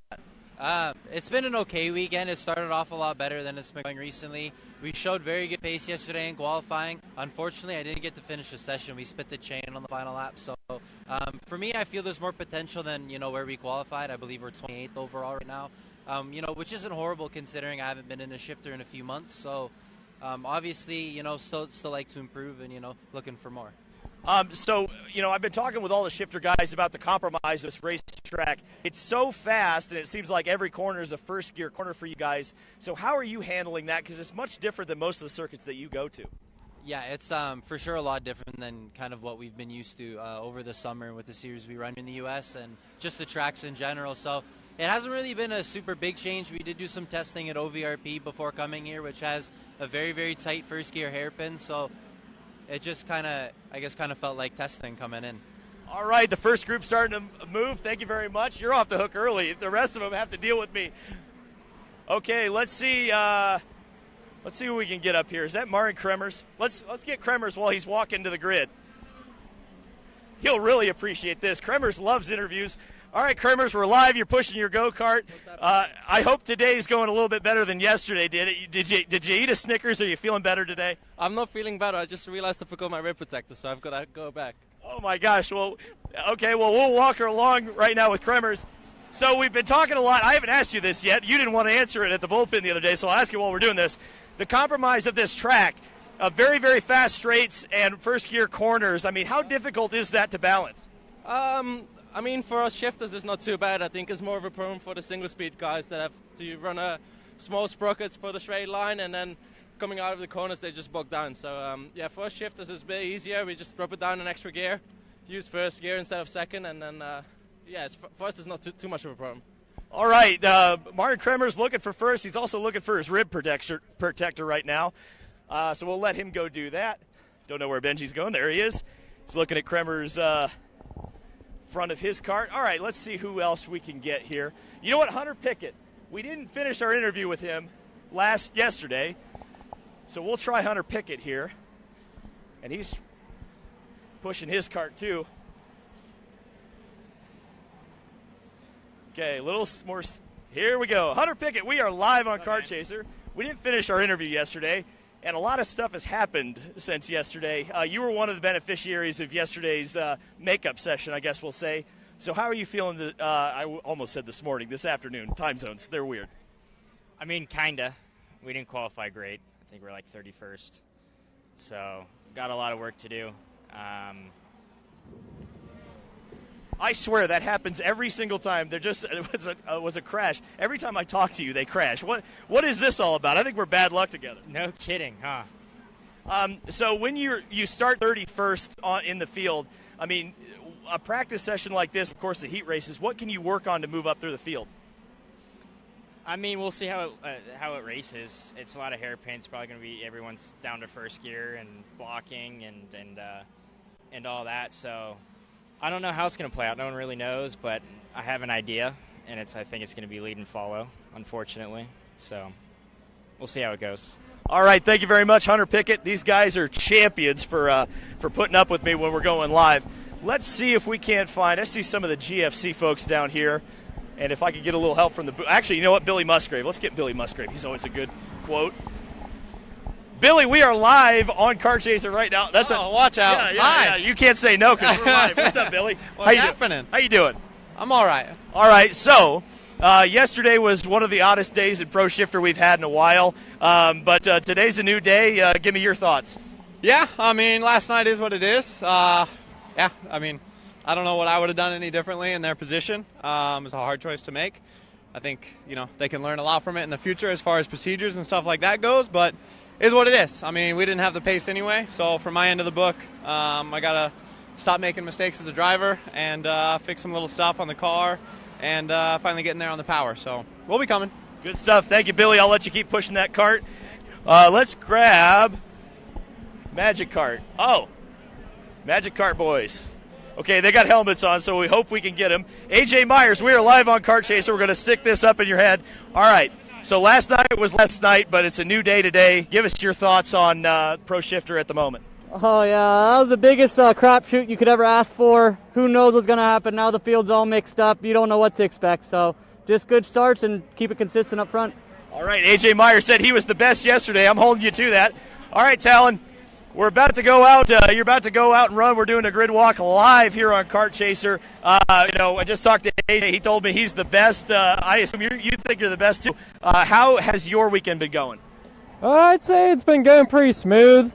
The qualifying was a little bit weird yesterday, but whatever happens, happens. I was in 7th overall before it all went down, but now I'm 15th. I can't really complain compared to last year where I had a broken frame, So, yeah, I'm pretty stoked. I'm probably going to be starting in the 4th row for the heat races, so I can get the whole shot from there.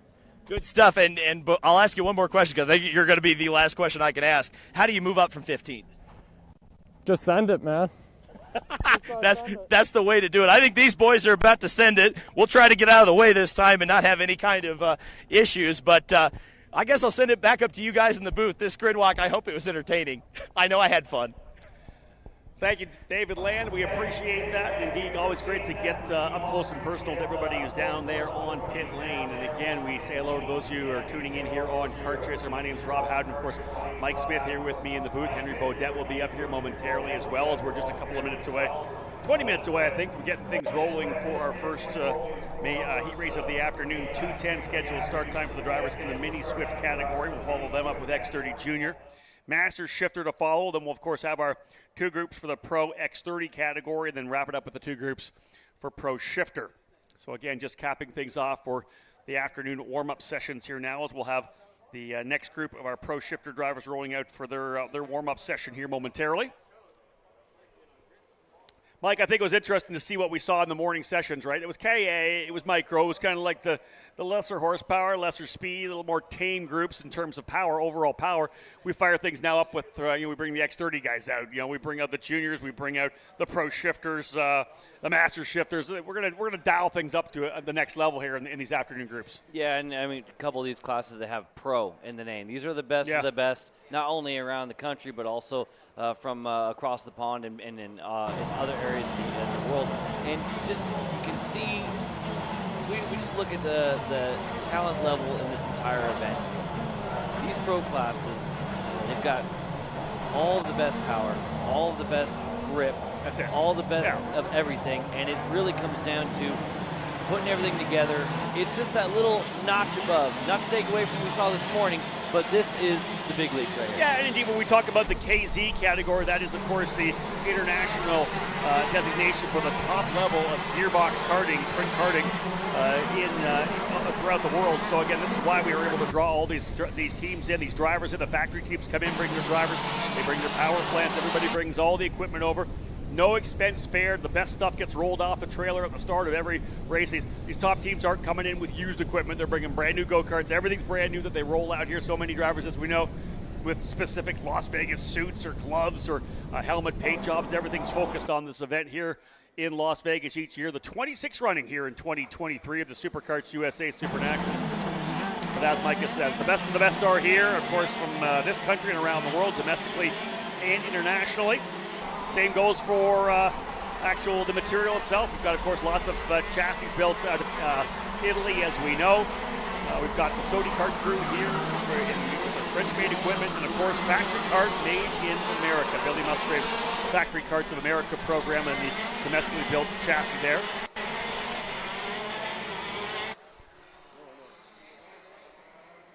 Came back a little bit early. I know that those of you may have tuned in with us before. We had said we were going to be coming back at 10 after 2, but just the way things kind of shook down here with the track walk and getting it thrown back up here to the booth. We've all had a chance to have our lunch and get ourselves set back up once again. So here we are to do it all over again. Drivers here in the quick group of Pro Shifter on track for their morning warm-up session.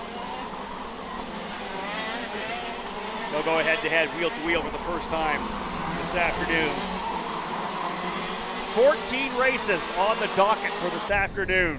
Seven different races each group. Only single races for the Mini, X30 Junior and Master Shifter, but of course 2 groups, A, B, C, D, flight format. for both Pro X30 and Pro Shifter.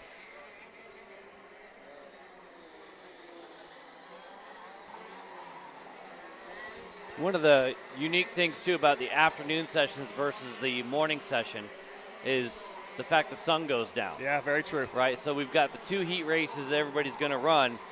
The warm-up that we're doing right now, I mean, a lot of times we call morning warm-up. Well, this is afternoon. This is their warm-up. And this is going to help them for the first heat that they do. But the second heat's going to look a little bit different. That's it. That's going down right about where sunset is. And we're kind of at the high point. We said we started the broadcast earlier today, looking around 65, 66 is the high. That's where we are right now. Virtually, I don't say virtually no wind, but hardly any wind at all, which is tremendous. We've battled the wind throughout the first 2 days of the event here. Wednesday and Thursday, wind right in our faces. You heard it through the microphones here in our open-air studio. But 65 degrees, blue sky, a little bit of cloud cover now. Just a gorgeous day. Track's the best it's been, of course, all weekend long.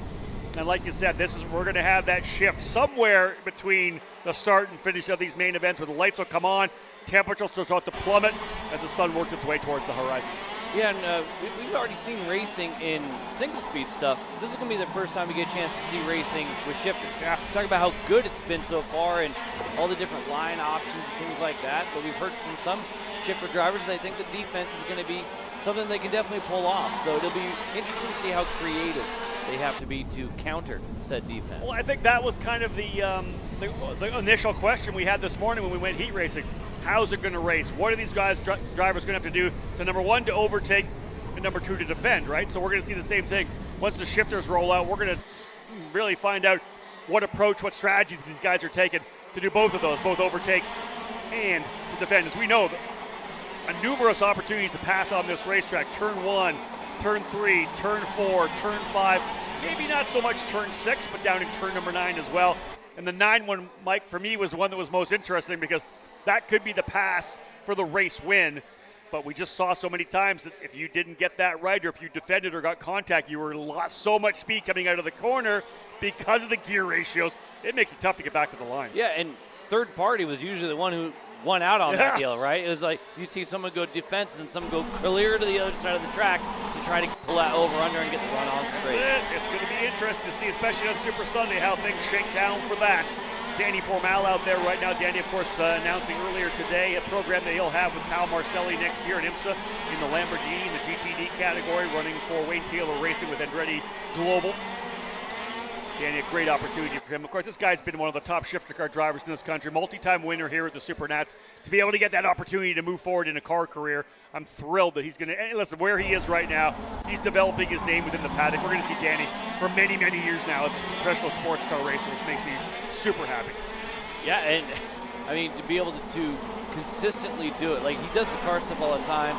Also, he's worked with RPG and building that shifter program with that whole deal, and just one of the absolute best talents, and to also seem to make it happen in the car thing. It's great to see that ladder work. Indeed. Martin Kremer's on top right now. Kajak runs in second, Formal third, Basili in the fourth spot, James Golding, the Australian supercar driver, in fifth spot, Nuet in sixth, Friedrich in seventh, Pickett eighth, Nimkevich in ninth, and Vajano rounding out the top 10. Looking further down the order, where's your Polson right now in terms of pace? We don't see him anywhere within the top 20 right now. That is Jacob Gulick. There he is there, 21st. Actually, I think they've got it set up as a race right now, potentially. Let's have a look at the time. You can load this thing back up. Let me grab my phone. We're calling off the timing there, and based on the thing, it looks more like that may be a race setup. We'll get this thing dialed in for you.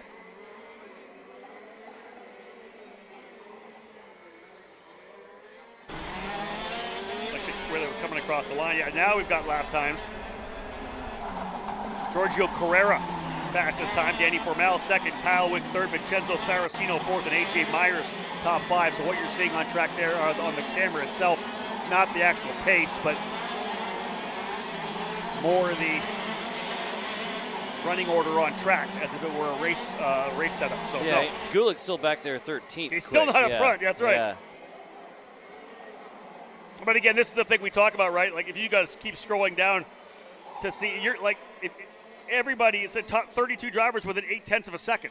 Like that's what we're talking about. It's so close in this category.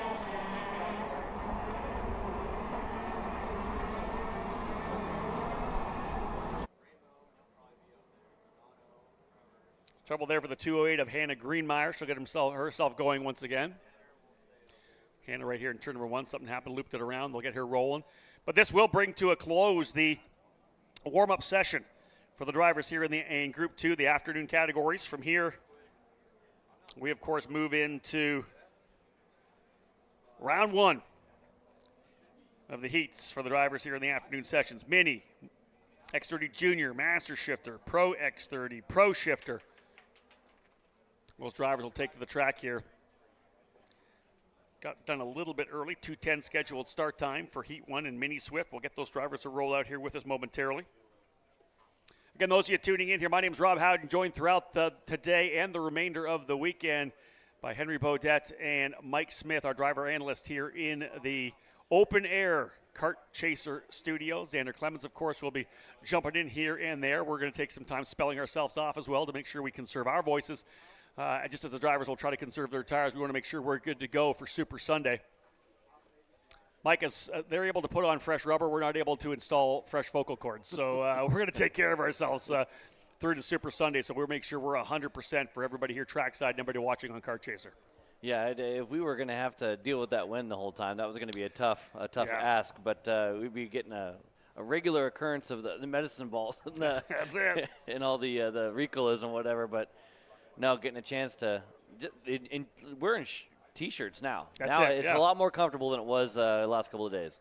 Yeah, indeed. We layered up for the last couple of days because that wind was pretty brisk. The temperatures as well were pretty aggressive. But otherwise, we are dialing things in to get wheel to wheel for the first time. The drivers in the Mini Swift category firing things up.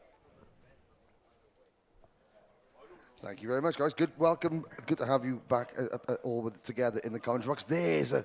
Now, what a time to jump in. That kart there. Now, when you see those colors and you see the black and the gold, and the DAP livery, and then the Senna logo, it just brings you many, many, many memories. That's Noah Baglin. That is a special kart design, race suit, crash helmet, race boots just for this event. Why would a young driver from the UK model himself on Ayrton Senna? The answer?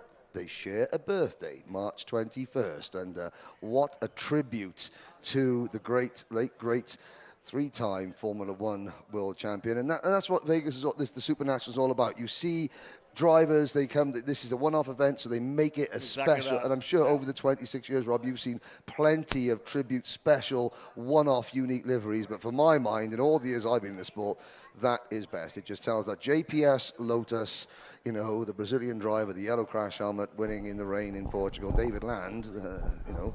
Hey, Noah, can we talk to you real quick about your... Mustache is going to speak to him, I think. Yeah, Noah, we wanted to talk to you about your Ayrton Senna livery and helmet. It's really cool, and everybody's so excited to see it. What was the idea behind this? I have the same birthday as Ed Senna, and it's just inspiring me. And it's such an old thing, and we have the modern helmet, and yeah, it looks really good. So we want to drive it for this one race in Vegas because we had a custom livery in Italy when we won the Italian Champs, and I think this is for the Vegas one. So it looks really cool, and I'm ready to drive it. I'll tell you, Noah, we all love it in Kart Chaser and in the booth, and it looks like you've generated quite a crowd with this car, so it's really cool. Thanks for talking to us, and back up to you guys in the booth. Impromptu drivers meeting there. All the guys all coming around to hang out with Noah there on pit lane for sure. And I have to say that as well, Noah has had a message just wishing from a certain Rubens Barrichello to say a great livery, and I hope he does well. So, amazing. Yes, it shows the drivers and I mean, all the parents thinking, counting their pennies, thinking, "Oh my goodness, you know." But hey, you know, this is a family. This world we live in, you know, it's a big family. You know, from the very top to the very bottom, and all around. You know, the eyes of the world are upon Las Vegas this weekend as well as next weekend. Drivers getting set to go. Again, we said the opening heat race for these drivers in this Mini Swift category. From there, we'll roll in the drivers of X30 Junior onto the grid area. So again, closing up on the time to get things underway, about 5 minutes away from the start of our drivers here in the Mini Swift class. As we start things off, saying hello to those of you watching on Kart Chaser around the country and around the world. Let's go around the horn with the guys here. Let's start with you, Mike. Let's again reiterate what we saw earlier today. Again, our first opportunity to see what wheel-to-wheel racing was going to be like. Yeah, and we're going to start things off with another single-speed deal. This is the the minis that are going to go first, the faster of the two cadet classes, and we're going to see more of the same of again, that Vinco blue tire, the harder tire, and these kids trying to figure out how to make these wide arcs work. After that, though, we start going into the 125s, both in the IME ones, the X30 Pros, and also the shifters, and the difference between the morning classes and the evening classes, at least on the pro side, the juniors and then the seniors, they've got a rev limiter at the end. So there's already all these little differences between each class. It really is an interesting split between the whole group. Yeah, and Henry, what do you think about what we saw this morning? We saw a lot of very, very good racing. We saw a lot of respectful racing. We saw a lot of overtaking, which, I defer to Mike. Mike, you said from the word go that this is going to race really well, and you were right. There's another of the Las Vegas tribute. I think that's Luke Tahl, the Dutch driver from Rotterdam. Apparently his mum won 44 cents in the casino last night, which I saw, yeah. Get out. You're done. You've made your money. There you go. Don't give it back. Yeah. But no, what we saw was the drivers really stepped up, I think. You did see drivers coming from the back to the front. Mm-hmm. You saw other drivers getting in difficult. So you can gain 25, 30 places in a race and not get a drop-down penalty without lots of accidents. So if the kart is good, if your mindset is good, you can find places to pass and pass often. That's kind of what I took away from that. We watched a lot of overtakes in probably 4 or 5 different parts of the racetrack. I think we saw some tempered aggression, but what I would expect from a SuperNationals, right? It's their first opportunity to come into heat races. Everybody got their qualifying done, so they've got their expectations and maybe their goals of what they want to do. Mike mentioned that things could be different tomorrow because your mindset changes for heat race number 3, right? If you had a rough day on today, you may be the guy on the attack in 3. If you had a couple of good races, you may step back a little bit. So that's what I took away from the first race, simply was the fact that we got to kind of see some of the drivers show their aggression here and there. Well, you even saw the ramp up from 1 to 2. Yeah. Right? Yep. Like drivers that had a rough first heat, like, well, I got to make it happen now. And some of them, they really do. Like, if you're in one of those groups that are split, then you have to try to stay out of that, LCQ later. So, yeah, if you have a rough one, it's time to go yesterday. That's exactly that. Here's the drivers' meetings that we saw before every race earlier today as well, getting a chance for the race directors and race control to talk to these young drivers. Talk them through one thing again. So if you're just tuning in right now because maybe your son or daughter or favorite driver are racing in the afternoon, you didn't tune with us in the morning, we have changed the start line for the drivers in the single speed category. So that will be, of course, the X30 Juniors, the Pro X30s, and, of course, these drivers here in Mini Swift. We've pulled that from where it was down on the exit of turn number 9, well further down, almost to the very end of the straightaway. The idea, of course, to limit the speed on the way into turn number 1. And I'm going to say, for the most part, that, in addition to the often discussed pushback bumper, it has always done a great job. Both those things have done a good job. We've had really clean starts for the most part. Yeah, and that's a tribute. It's a tribute to the organisers. But it's also a tribute to the drivers. Agreed. Yeah. The drivers know what's at stake. Now, of course, you said this is day 1. As the heats progress, at the heat 1, generally a lot of give and take. Heat 2, slightly more take, a little bit less give. Heat 3, no one wants to give and everyone wants to take. And that's just to get into the base. I want to jump on what you just said there. That's one of the things I've said this very, very often. Any organization can lay whatever rule down they want. They can say they have different ways of what we're going to do, pushback bumpers. We wouldn't need pushback bumpers if the drivers didn't drive the way they do. It all comes down to the driver behind the wheel. Let's be real. You can lay as many rules out as you want, but the driver behind the wheel, they're the ones that are storming into the corners. Before pushback bumpers, they're the ones who used to drive over top of everybody. So, indeed, the driver's still in control of their machinery. And the drivers we'll see right now in control of theirs to start our first heat race for the drivers in Mini Swift. Troy Ferguson and Royce Vagel on the front row. Bennick lockout of the front row here in the Mini Swift category. Row number 2 on the inside, the 139, Max Christia. And on the outside, Tristan Tristan for Rawlson Performance Group in the 140. Travis Petit and Ashton Woon go from row number 3. Dion Shi, Australian-born, now based in the USA. He shares row 4 with Alessandro Truscio. Back to row 5 and 6, McLaren Carroll, the CRG on the inside, starting 9th. Michael McGoy, last year's winner for RPM on the outside in the 161. Row number 6, the Canadian Rocco Simoni for Motas Sport, starting on the inside in the 109. And Marco Savin on the outside for Brandon HRC Track Racing and Mike Doty Racing. On row number 7, Cameron Marsha for the RPM team and Matthew Cagle, while Santiago Diaz de la Vega and Enya Pizzuto on row number 8. Go back to row 9 with Luke Tao on the outside, or inside rather, for Sony Kart, outside Noah Baglin.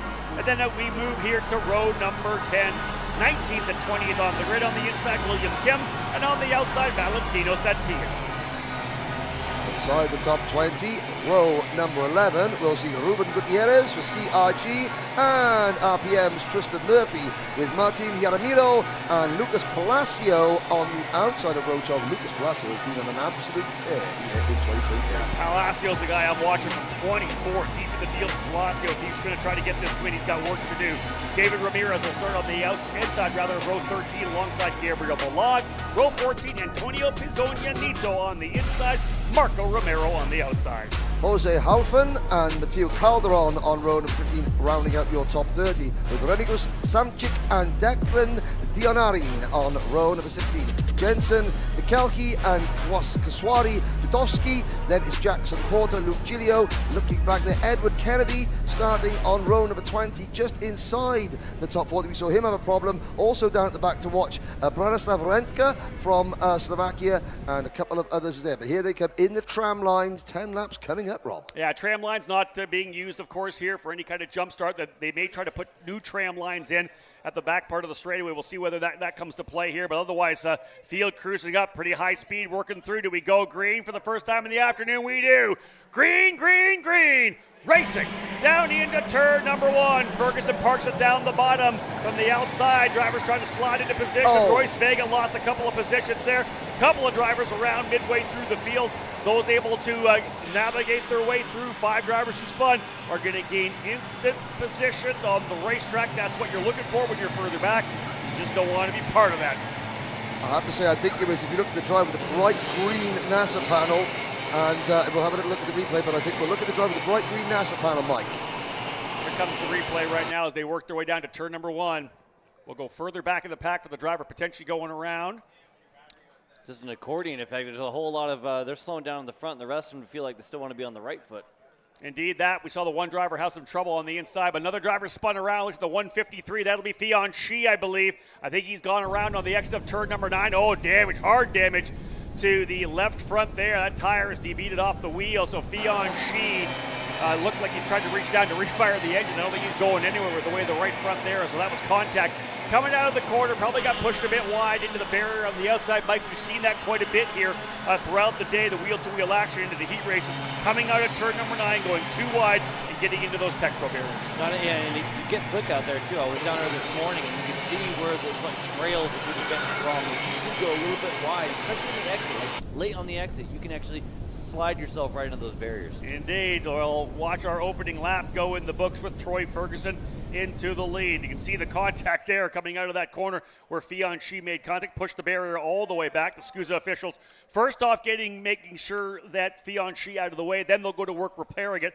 Ferguson leads, Christia in second. Royce Vega didn't get the best start, but is slotted now into the third spot. Travis Pettit now up into fourth. Crissan goes into the 5th position. Truchot 6th. McGoy, Carroll, Cagle, and Samet now your top 10.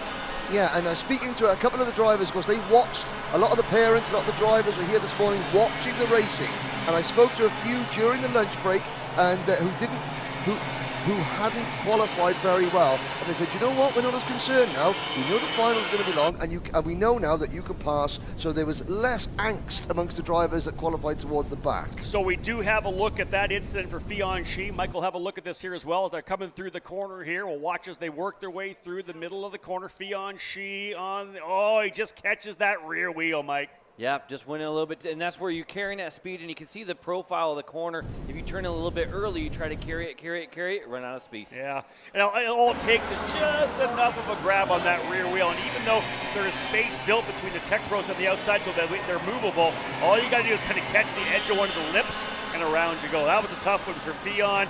Car immediately went around, and he did that the right front bit, and that's what pulled the tire off the front of the rim. So tough there for Fion Shi, who had started up there inside, I believe, the top 10. Ferguson still leading, although Royce Vega just went purple last time by. That has put him on the rear bumper of Max Christia. So again, your lead group battling away. Here comes Royce Vega. Does he make a move to the inside? He'll go to the bottom of the racetrack. Book it. He's through, and Mike with some pretty good speed coming through the corner as well. Absolutely, and actually very, very patient was Christia. Let that go. All right, cool. Slot in. Seeing that there's a Benek out front. Now we have Benek again. Let's see if they can link up, and will we see teammates work together or an immediate fight? How about an immediate fight? Here we go. Lead change, and here comes Christia along with him. Question?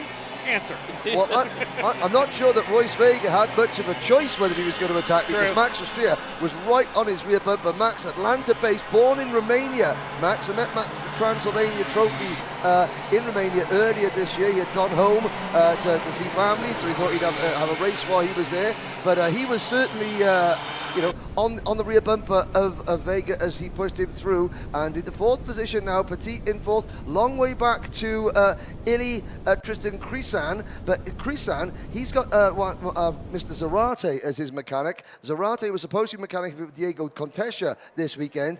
Contesha was a scratch, so they went, okay, Zarate, you mechanic Ili Tristan, and he said, never met him before, don't really speak the same language, but they speak the same go-karting language because he's up into fifth place.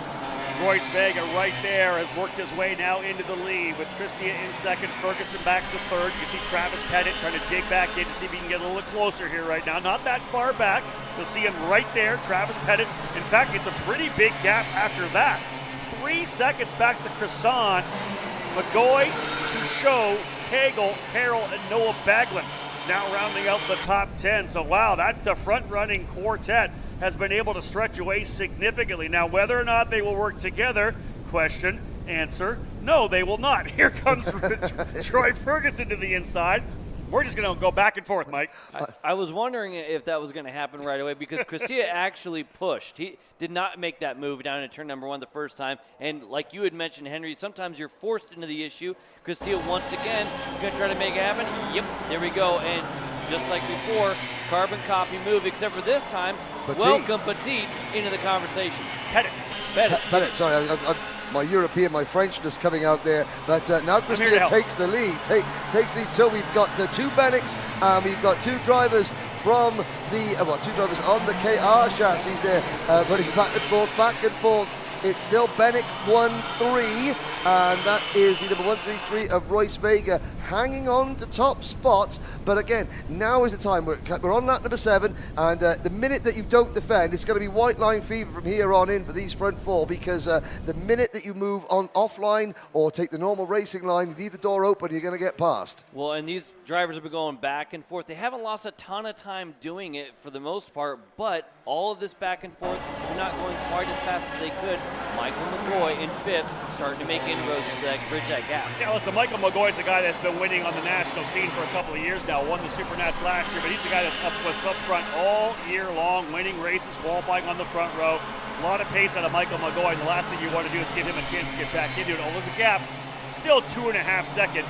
We're working lap number 8, so they really have to go at it, hammer and tong here the next couple of laps to get him back in. Really a 4-driver fight to see how it all shakes out right now. Well, and now you've got Benek, and KR, and there's a little bit of a split. So if they play a little bit more nice, then it might only stay a 4-person fight at the front.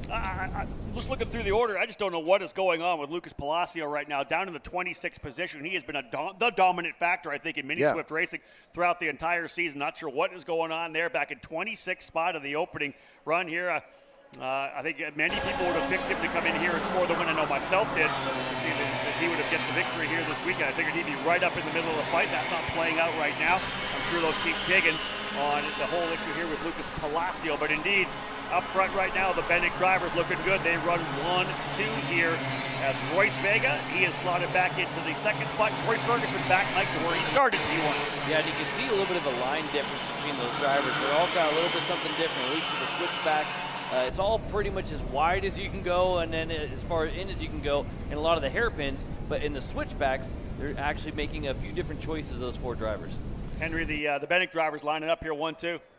Yeah, they're lining up at the moment, but there's the white flag, 1 to go. Let's look at the gap. There are the 2 KR karts, different teams, the Trinity Karting Group for Pettit, and for It's Motar's sport behind the Cristia entry, but again, no action going into turn number 1. And there is Royce Vega now in second place, pushing Troy Ferguson. Now Ferguson defends. What could the two drivers in third and fourth do? Can they get the undercut as they run very wide, the two Bennecks? Look at this.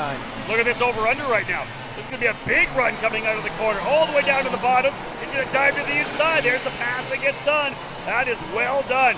And another pass coming because it was a shallow entry to turn number 6. Out front right now. Is that Vega or Ferguson up front? I think it's Ferguson. I think Ferguson managed to hang on. Yep, It's number 1. Yeah, it's 1-4-3 Ferguson. It looks like he's done enough. He indeed does. We'll see what happens at the line for third and fourth because Cristia ends up getting in second. Pettit, Vega just sneaking in there to get back by Pettit. So those the drivers up front kept going back and forth, and indeed Troy Ferguson with the win. Trouble for one of the drivers, Michelke in the 156 backwards on the racetrack here for Super Tune. We'll see where he ended up in the order, but nonetheless, here are the unofficial results for the opening heat of the Mini Swift category. Troy Ferguson winning by 0.4 of a second, with Max Cristia making the move on the final lap there in turn number 5, getting by Royce Vega, who holds on to third after Travis Pettit almost pulled it off. Alessandro Truchot end up in 5th position, Michael McGoy in 6th. McLaren Carroll, Noah Baglin, Matthew Cagle, and Marco Samet rounding out the top 10. Carroll with the fastest lap of the race. Then it was Ili Crisan in 11th, followed by Marco Romero, Ashton Woon, Luke Tal, and Cameron Marsh. So the Netherlands represented there in the top 15.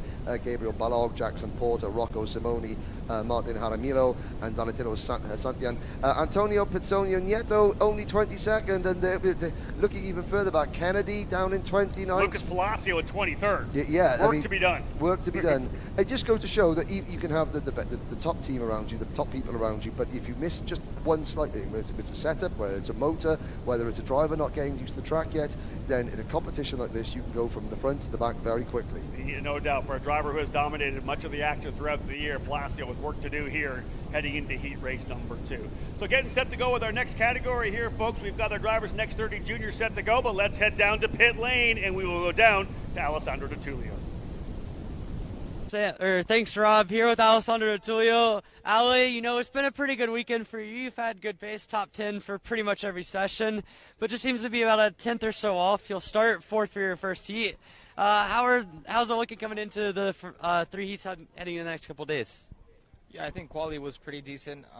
We nailed almost everything on the setup, and it was just very close from pole all the way to the back. But yeah, this morning the pace seemed really good, and I was on my own, so no draft. So yeah, I'm excited for the 2 heats today.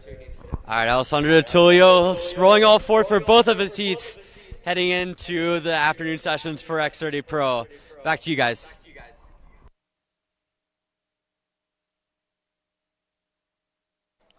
Back at it once again, and there is Aaron Likens, your flagman, celebrating his 15th year as the flagman for SuperKarts USA, also the flagman for the IndyCar Series and the Indianapolis 500. So, there's a look at. All right, we're actually going to send to a commercial right now. Real quick, we have a bit of time here right now, so stay where you are, folks. Work to being done on the racetrack right now, so stay tuned, folks. We'll be back. More coming, as I said. X30 Junior next up, live here on Kart Chaser.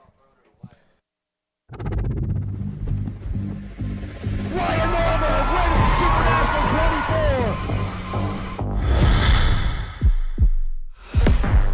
24. Ryan Norberg is an internationally recognized karting professional, industry influencer, and multi-time national karting champion. Supported by Rotax Power, he has created a world-class karting experience, and is now dedicated to passing on his knowledge to a new generation. With 8 national championships, SuperNats victories, and numerous wins in different categories, drivers of all ages are welcome to join and partake in this unique experience. The Norberg Karting Academy offers more than just standard coaching. It provides an experience where you will learn pro-level tools to progress through your karting career. All Academy guests will enjoy a private hospitality suite which overlooks the karting circuit. Welcome to the Norberg Karting Academy, where champions are made. For information about 2024 bookings, email norbergkarting@gmail.com.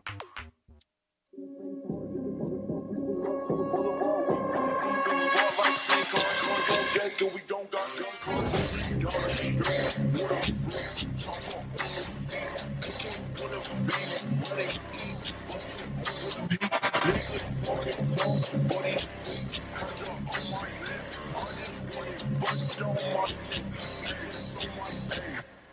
If you're a do-it-yourself 206 racer, then LawsonSpeedShop.com needs to... Back at it once again here live at Las Vegas Motor Speedway, the 26th running of the SuperKarts USA SuperNationals, kind of the halfway point of the week. Wednesday, all-day practice. Thursday, practice and qualifying. Today, the opening 2 rounds of the heat races. Tomorrow, situation Saturday. That's where everything changes. Everybody comes in with that different situation. Coming in for the 3rd heat race, and of course, LCQ. Super Sunday, all about the main events. Drivers in X30 Junior getting ready to roll out, brought to you by Speed Lab Racing Engines. Here is your grid. Alex Mercado will start on the pole position in the 787. The Speed Concepts Racing driver on the inside. Charlie Smith from Nash Motorsports on the outside. Row number 2, Stephen Miller for Nash starting in the 3rd spot. On the outside for the Rawlson Performance Group, Diego Ardiles. Dutchman Sasha van Bosch and Australia's Brody Yendel go from row number 3. Enzo Vidmontien and Turner Brown on row number 4. Yeah, we got ourselves a stack field here right now. Let's go to the tail of the top 10. Augustus Toniolo focusing only on X30 Junior, withdrew from the KA 100 Junior category. The RPG driver starting in the 9th spot alongside Archer Eversman from Forward Direction Motorsports. Row 6, Amador Martinez from Rawlson Performance Group. And on the outside, the Arizona driver, Nix Eggleston for Ruthless Karting. Another one of the Rawlson Army, Jackson Walney on row number 7 alongside Truly Adams, Sarah Bradley and Diego Guillo on row number 8. Go to row number 9, Alexander Gonzalez, another driver from Nash Motorsports. Alexander Jacoby on the outside in the 7-11. Capping off the top 20, Christian Cameron on the inside, the 719, the NorCal driver. Starting on the inside, on the outside, Peyton Westcott from Nash Motorsports. There's your top 20. Outside the top 20, starting on row number 11, Antoine Lemieux from Canada and Pierce Wade, Giovanni Santora and Jensen Burnett go from row number 12. Row 13, Ty Fisher on the inside, Alexander Vanchev on the outside for Zanella Motorsports. Then we'll have on row 14, Gavin Witt on the inside, on the Bennick outside, Filippo Benito for Speed Concepts Racing. Levi Sanquera and Alan Bonilla on row number 15, Sebastian Rist and Gian Matteo Russo from Panama on row number 16. Going further back, 33rd and 34th on the grid, Frederic Lemieux for Racing Edge Motorsports inside, Alexander Chartier on the outside. Row 18, Mateus Ramalho and Sidney Castles. Inside of row number 19, Arif KB, and then Chase Gassio Lee, with the top 40 being rounded out by Grayson Thorpe Double and Gavin Wardle. There is your top 40 drivers in the category here for X30 Junior. And again, the opening heat race, just a single group of drivers here for X30 Junior. Everybody will make it through to the main event, no LCQs. LCQs belonging to KA 100 Junior, KA 100 Senior, X30 Senior, and Pro Shifter. Those situation Saturday afternoon, LCQs to make the pro main, man.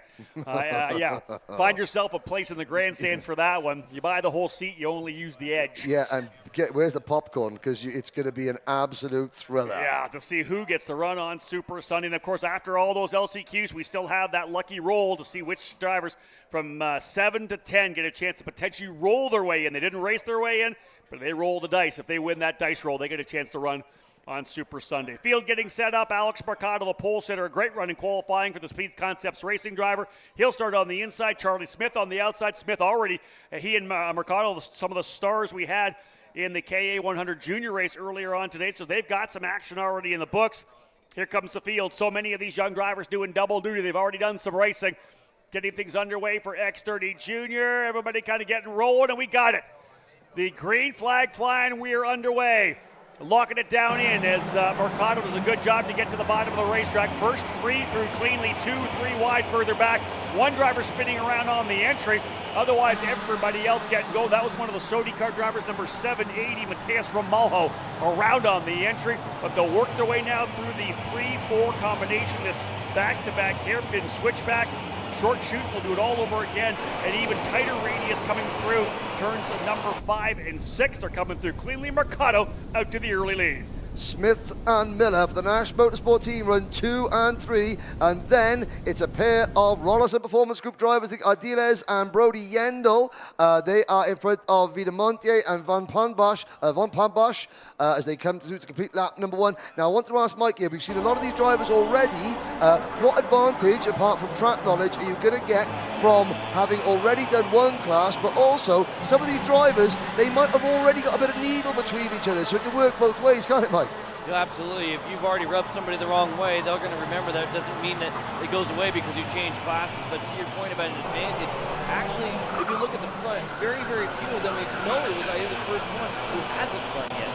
So most of them have already got it. They're all pretty much the same. But the little hat tip that you have when you've done it before is you've at least tried that move. And just like that, you can go out on the inside and know what's going to happen. And there is the move for P2 behind Mercado, who again had an up and down morning, and then it's Rollison Performance Group in P2, Nash Motorsports P3, Rollison Performance Group P4. Are we going to have a Rollison 2, 3? Yes, we are. Ardiles and Yendel now. Oh, and there's the Yendel getting squeezed a little bit wide, and almost a little bit of argy-bargy coming out of turn number 2, and that looks like Speed Concept Racing's Turner Brown making his move as well up into P4. So Speed Concepts Racing, Rollison Performance Group, Nash Motorsport, all well represented. In fact, those 3 teams annexing the top 7 places. Vidamonte there on the Motorsport Kart Republic chassis is next with Van Pambosch and Adams, Truly Adams for the factory karting team, rounding out your top 10.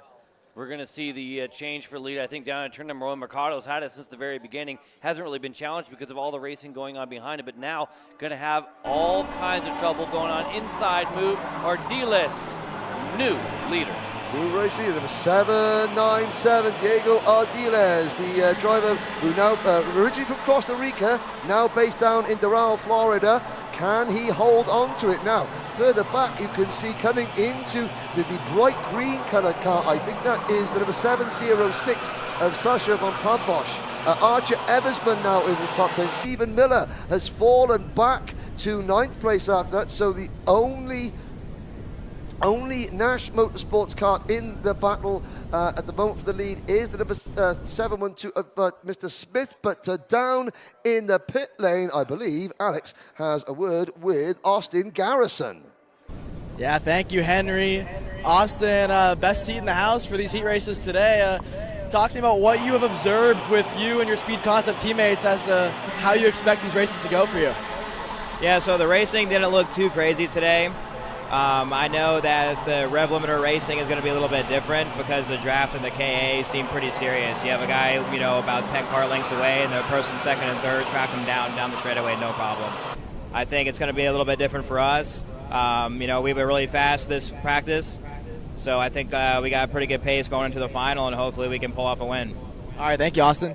Thank you. Half distance now, and once again, Mr. Kart Chaser himself, Xander Clemens, joined us back in the commentary booth. Xander, we're looking at, if this is a side of things coming Junior X30, this is going to be a great, great class.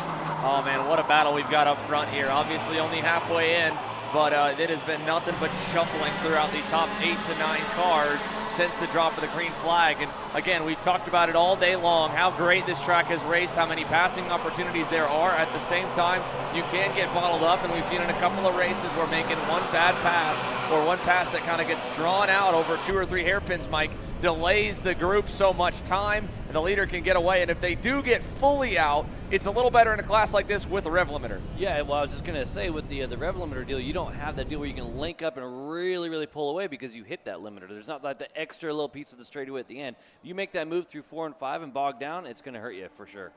As they head down into turn number 1, here's a look at your top 2.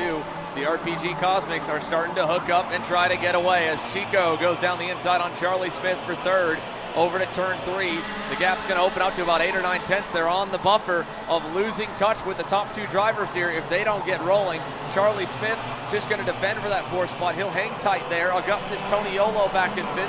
Enzo Vidmontien, who had a fantastic start to his day in 100cc action, back in that 6th spot. They have pulled back away a little bit from 7th and 8th for now, but Rollison Performance Group, which has been hands down the team that's had their target on their back in the last 2 years in X30 competition. This year it feels like even more so with the stacked junior contingent they have out front. Diego Ardiles, Brody Yendel continuing to work together. The gap at the line did come down to 6 tenths, so Turner Brown is closing in on the leaders here as they go side by side for 4th. That's Toniolo and Vidmontien getting through on Charlie Smith to turn 3. Henry. Fastest man on the circuit, Australia's Brody Yendel, 47.155. Directly in front of us, there's a spin for Gavin Witt, who goes around, and unfortunately Gavin Witt there losing a lot of ground. We've still got nearly everybody who started this race running.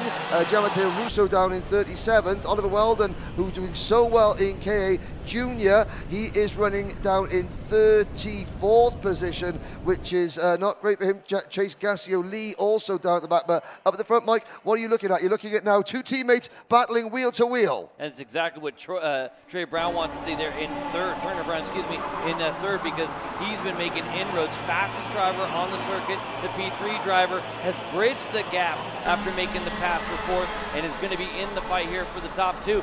Right on the back bumper there of Yendel, who's going to try to stay with them. Oh, actually, Yendel's already made his move. I believe that is actually Ardiles there in second. Yeah, Ardiles got in really light into turn number 3. I don't know if he felt like he had dirt on the tires from getting past on the outside or inside down the front straightaway, but he backed it off, kind of hurt Brown a little bit. But speaking of the RPG dominance, Turner Brown has started to make some serious waves in the second half of 2023. Came alive at the SKUSA Pro Tour finale in Newcastle. Got himself a major win as the fall season went on. He's right there in third as we head down to turn 1. Final lap underway. Down to the inside goes Brody Yendel. Following him down is Ardiles. Turner Brown with a big wide arc. He'll have a run over to turn number 3 and a crossover, but he's not close enough to make a diver. The overlap was too much almost there, so he couldn't just cut underneath. He had to be patient. Didn't quite be able to use it. Now it's going to come down to the chicane and turn number 9. He's side by side for second here as they go over to turn 5.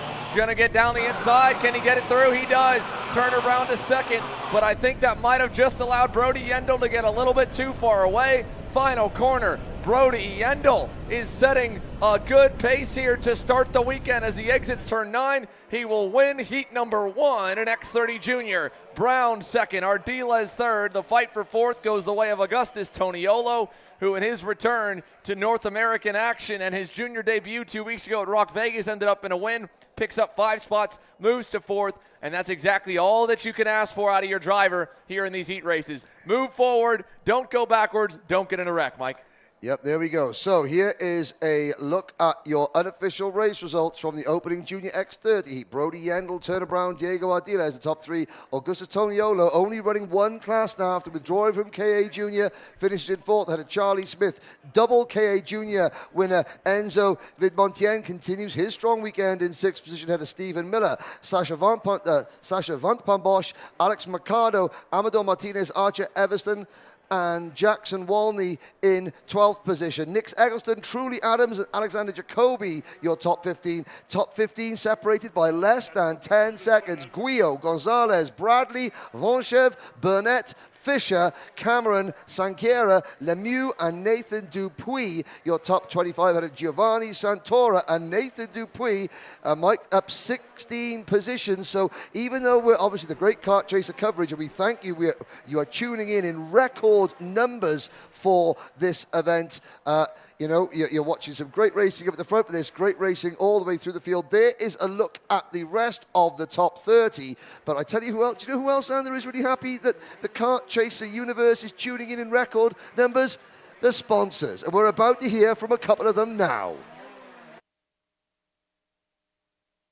If you're a do-it-yourself 206 racer, then LawsonSpeedShop.com needs to be in your favorite spot. Along with building rocket ship engines, we keep a full stock of everything that the privateer racer needs to get out on track and win. Visit our website at LawsonSpeedShops.com for more.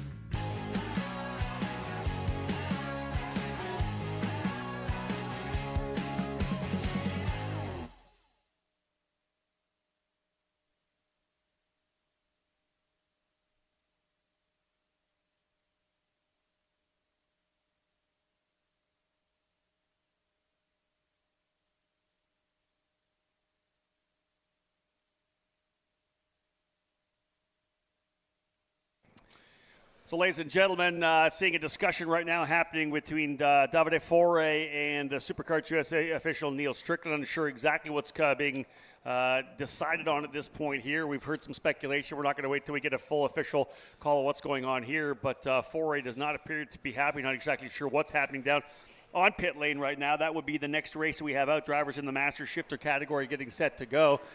They're all surrounded around the front of the grid right now, the drivers themselves, but we are having some level of discussion here with Foray, who's walking away. He doesn't have the helmet on as of yet, not in his head. I'm not sure what's going on here with Foray here at this point. We're going to try to see if we can't get more of an update from SuperKart USA officials to see what is going on here with Davide Foray.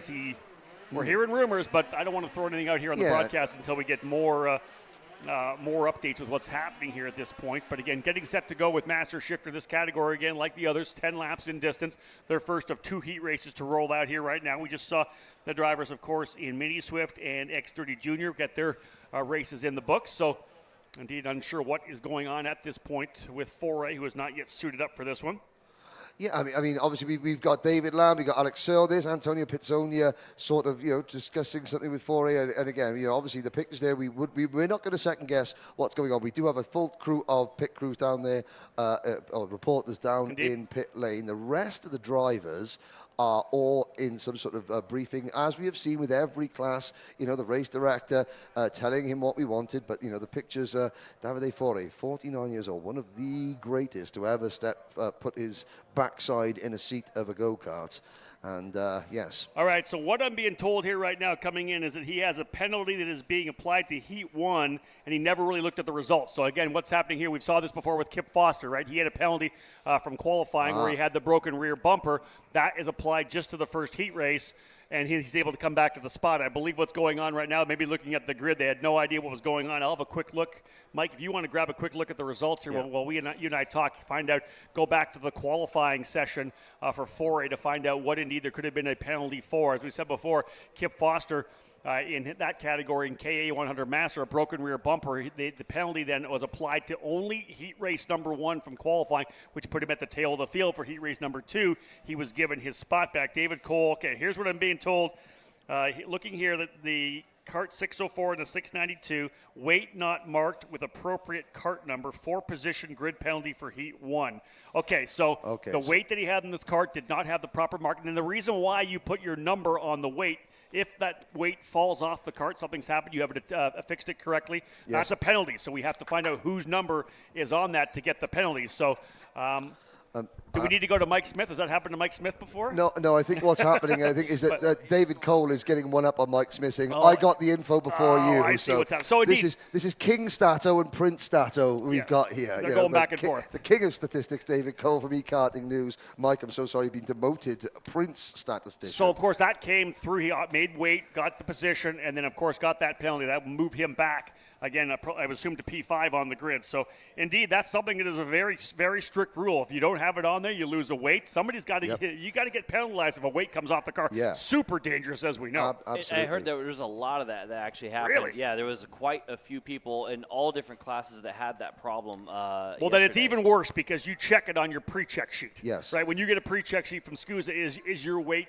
properly painted, and does it have your kart number on it? If somebody then checked it, then it's listen. I think a lot of it was painted, and it's double. All that part's good, but then they have the wrong number on there. Like I've heard people like, well, we had it from this last race. Yeah, so you can't do that because then you're really setting somebody else up. If it falls off, somebody else gets a penalty.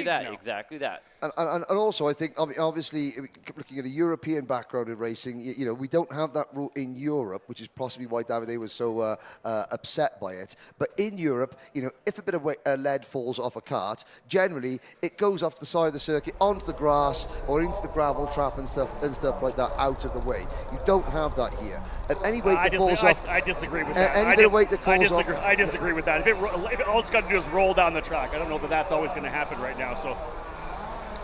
But okay, so okay, but that's fine. Even so, when you've got lead on the circuit, it's a dangerous thing. Okay, getting set to go with our Master Shifter, guys. We do have an integral coming too. But again, listen, I understand the reasoning. It's not Davide Foray's fault. No. That's his mechanic's fault. We know that. If you're a mechanic, that's one of the things. You can't just check stuff off on the pre-tech form. Drivers getting set to fire things up. Before we do that, when they come onto the racetrack, let's head down to pit lane very quickly as Alexander Searle standing by with Giorgio Carrera. Giorgio, a bit of a smile on your face, a pretty good turnaround from Rock the Rio, right? Besides qualifying, I mean, how are you feeling heading into the heat races today? Yeah, I mean, yesterday qualifying was a bit of a disaster. I mean, but anyway, 11th overall is not too bad, and today I showed that we can be fast. So yeah, let's see today. I just want to thank the team, the whole team for the work, Inter MS, and also the guys from KR that are here. And yeah, let's push. All right, thank you, Giorgio. Good luck. Thank you. Indeed, engines fired on pit lane. Thank you to Alexander there to have a quick chat there with Giorgio Carrera, who has shown good speed. Really good weekend so far for the Inter MS crew. Here is the grid, though, as they get set to go. Starting on the pole position is Jordan Musser, inheriting that pole position right now after 4A getting moved down as you said to P5. So Jordan Musser starting on the pole alongside Robert Budashow. Row number 2 will be Vincent Cassard for Ron White Racing, and on the outside will be Scott Prusty. The new row number 3 is Davide Fore and Skitchy Barnes, Antonio Pizzonia Jr., ex-Formula 1 driver, and Jonathan Vitolo, the son of ex-IndyCar driver Dennis. He shares row number 4. An issue in qualifying dropped Brian Keck down. He was in the second group, underweight going into the second group. He is fast. Keep an eye out for the number 681 of the GFC. Keck going to start on the inside of row number 5, 9th position. Alongside him, Joe Rook, who's had good speed as well. Victor Jimenez from RPG will be starting in the 13th spot. Alongside him, the Worm, Larry Pegram for TKG. Antoine Iligo and John Crow on row number 7, AJ Nude and Michael Ghosh on row number 8. Joe Rook, we saw his family coming into the hotel last night. They said, make sure you give Joe a good mention. Consider it done. So there you go as well. Rusty Lingo on the Croc starting back in the 17th position alongside Derek Wang, a driver we've seen win here before in X30 Master competition. No X30 Master this year. Instead of going to KA, he elected to move to Master Shifter. Multi-time, you guys, you know him very well in the Rotax world. Captain America. And I've got to say, his Derek's mechanic loves shifters. Not. Stepping over the keel. Derek Wangan starting on the outside of row number 9. Capping off your top 10. Pro Tour champion, the factory truck driver, Luis Quinones, starting in the 19th spot alongside the winner from the championship the year before, Robert Fige. Row number 11, we've got Ken Schilling and Marcy Cloder, then Patrick O'Neill and Luis Gauthier. John Baldazari, the GFC, starting at the tail of the field. I believe he's got the Track Magic colors on the cart here this weekend. Leo Kirstjens starting on the outside of that row, and 27th and 28th on the grid. You've got David Jones on the inside and Don McGregor on the outside. In the newly liveried Leading Edge Motorsport number 677 is Daniel Paris. He leads off row number 15 alongside Magic Kart's Frank Runco with Jeff Mills and Brian Chatfield, 31st and 32nd. Going back to row 17 on the outside for Catalyst Driver Development, Nigel Cochran, and on the outside, Justin Kelly from Maranello, a former Pro Tour winner in this category, Justin Kelly. Next row, row 18, Armando Watson and Sam Beswick. Former professional soccer player Ruben Milan starts at the inside of row number 19 alongside Cameron Castles, and Justin Kelly's better half, Tiffany Kelly, she starts on the inside of row 20 alongside Randy Nelson. There's the first 20 rows for you right there. I don't know if we have, is there more than that on 20? Are we going to keep going? I can't remember if we had more than 40 drivers all total. We know it's a stacked class. No, yeah, we got more drivers coming behind them. Brad Donoff, Daryl Tunnell, William Lynn, David Delatorre, other drivers at the tail of the field. Our first Formula One style standing start. This time we're using the start line coming out of turn number 9. They're going to have a long run grabbing gears down into turn number 1. Field looks like it's almost set here for Master Shifter, the first of 2 heat races. 40-something strong in this Master Shifter category. Great to see it. Field is set. The call from the back. We are going to the lights. Musser on the inside. Border Show on the outside. Green, green, green. And they'll rocket the way off the line. Huge start from the inside for Cassard as well. He's going to try to force the issue down the bottom of the racetrack. They'll work 2-3 wide down into turn number 1. Border Show with the whole shot. Robert Budisho on the Magic Kart, able to get the lead. One driver around right in the middle of the racetrack. Everybody getting themselves through, but we are now underway. Budisho with the lead. Musser goes into second. Chris Soliotis was slow away off the start, and one of the leading edge drivers, that's Daniel Paris, the San Salvador-based driver, also slow away. But my word, those standing starts are going to be something else. Over the 4 wheels off the ground, Mike Smith there, going through to turn number 9. I just saw that it was a very weird hop coming off there. He wasn't level. It was actually a little bit offset, like he was slightly turned at the time. That's going to be something to keep an eye on as you try to go to that braking zone. And we haven't seen anybody passing yet, aggressively passing in that corner. We're going to see that a little bit later. Musser still looking good. A little bit different approach to the corner, and he and Budisho. Musser thinking about the inside of turn number 3. Checks back in. Budisho. Again, a great story, guys, for this particular weekend. Robert, as a driver, has been doing shifter kart racing for the last number of years. They ran their company, Checkered Motorsports, so running, of course, here their program now alongside A.J. Myers, the Magic Kart USA program. His brother, Andrew Budisho, another fantastic shifter kart driver as well. Watching the way they're approaching this, and this is, again, Robert's first time running in the Masters shifter class, making the move to Masters. Mike, a little different approach, as he said. Scott Barnes into the barriers, one of the drivers. We expect to be top 5 trouble for Barnes. Barnes was actually hung up on the curb there at first, so I look at Ht trying to get back down to the right gear to get going again. Going back to Budisho, and actually he's taking a different angle on that bump. He's like crossing over and turning across it and trying to jump straighter. So indeed, the driver has moved up. Here's the guy we expected to be there, Brian Keck, looking very impressive at the GFC. He knows he had the speed. Underweight in the session before qualifying, and then got into it with one of the drivers trying to get through. He a little impatient. I talked to him last night. He knows he made a mistake.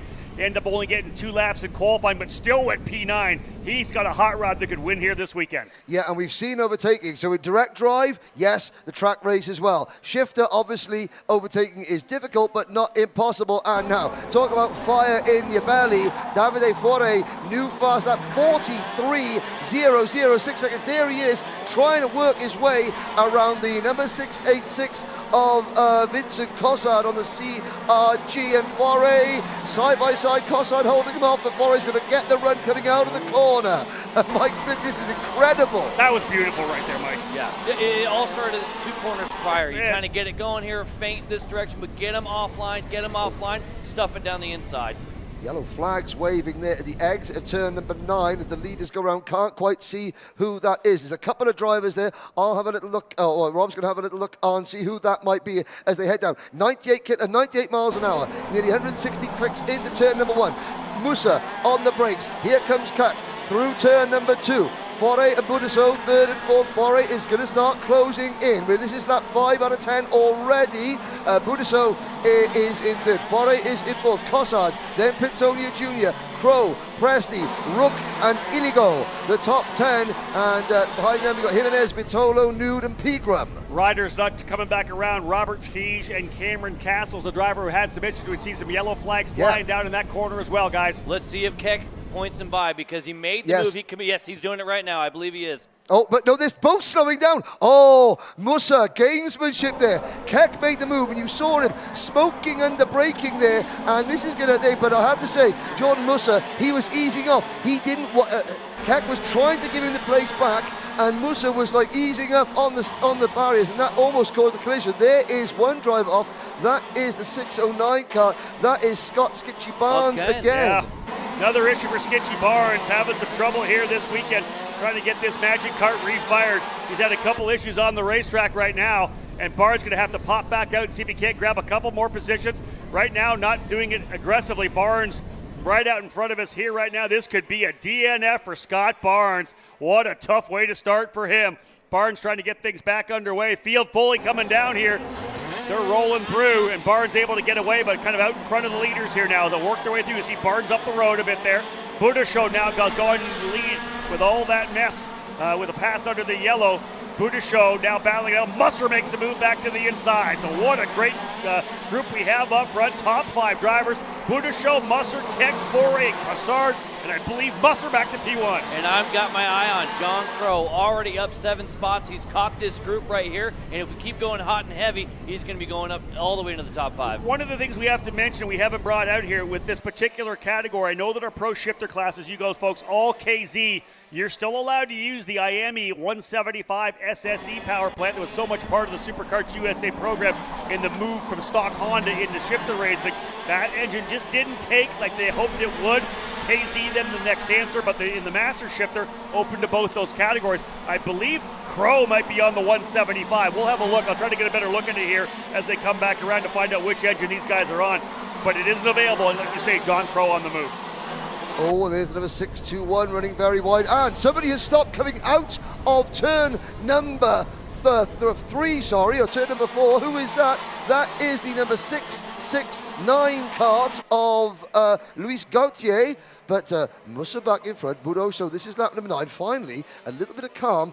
Keck, Foray, Kossa, Pisonia Jr., Crow, Presti, Rook, and Iligo, the top 10. Somebody else in the barriers. And okay, so we're seeing a lot more incidents now in the shifter classes than we saw in the direct drive categories, you know. But the top 5 still nose tail, Foray in 4th. Yellow flags waving again. That's one of the Maranellos that's buried it over there. Not quite sure who it is. We'll have a look to see as they fall back down the order which driver. One of the Maranellos has buried it coming out of turn number 4 in that short shoot over to turn number 5. Likely just touching the side of the barrier, maybe skirting it just a little bit too close. Better to leave yourself a bit of room. I think that's, is that the white flag flying right now? And yes, I it think is. Scroll back up. Oh, okay, we see it up. You're down so far down. I was wondering how many laps we had left, but you're down there where the guys are laps down. So indeed, final lap on the racetrack for Jordan Musser. He's going to roll through. We'll come back to you at the end, Henry, to tell us who was involved in that incident. I think it was Tiffany Kelly. Might have been Tiffany Kelly. I know one of the Maranellos. But here is the final lap right now. Kelly's still off the track. You see where that cart buried it into the corner there. Musser trying to hold off a charging Robert Budashow. Who's going to take it here right now? They'll work their way through the final corner. Who covers it off the bottom? Musser does. He'll go to the bottom of the racetrack. Budashow had a good run coming out of the corner. But first blood in Master Shifter belongs to Jordan Musser. The PSL Karting Burrell Art driver will take the race win. They got the white twice. It looks like they got the white twice. Oh, again? Well, it might have been because the lapper was in front of them. I don't know. I mean, I saw the white flag twice. Yeah, this is effectively lap 11. However, if the drivers haven't received the checker flag, they will continue racing. Yellow flags waving. There's lots of incidents around the circuit. But you got to explain. We race to the checkered flag right now. Regardless of what lap it is, you race to the checkered flag. We expected that was lap number 10. Not quite sure why we didn't go checker at that point. But again, here they come in. I think that's why Musser figured it was for sure. He goes down the inside. Budashow trying to get a pull. We're finally getting the checkered flag. This time we do. So an extra lap laid down by the drivers here in Master Shifter. Not sure why, but to your point, you go to the checker. As a driver, you're not looking at a micron of how many laps there are. You go to that checkered flag every time. Race all the way to the end. I think, as we look at the result, I'll tell you what, we'll read the results through. Musa, we'll Budashow. We'll analyse this one in about the... Because it's going to be Musa, Budashow, Foray, Keck, then Kossard, the top 5, Antonio Pizzonia Jr., John Crow, Scott Presti, Joe Rook, and Victor Jimenez, your top 10. Crow up 7 spots from 14th into 7th. Big one for Johnny Crow. He has had great success with the SuperNats over the years, a veteran driver on that American-made factory car. Musser, though, very crucial win for him. Davide Foray able to get back into 3rd. We got ourselves, I think, a good look at who the big dogs are just coming out of the gate right now, those guys up front. Here is 16th on back. Justin Kelly able to get there to 19th. We talked about him. Patrick O'Neill, top driver over many of the years. And initially, I think it was Tiffany Kelly who was the driver involved coming out of turn number 4. So in the end, not exactly sure what happened, but again, we've seen this before, right? You race to the checker. Even though you got 2 whites, if you get 1 white and get another one, you got to keep going. Yeah, we used to tell the arrive and drive guys at Cal Speed, it is it's a favor. It's a courtesy flag. Courtesy flag. We're just trying to help you out. So if you don't see the checkered, you're going to drive until we tell you. That's exactly that.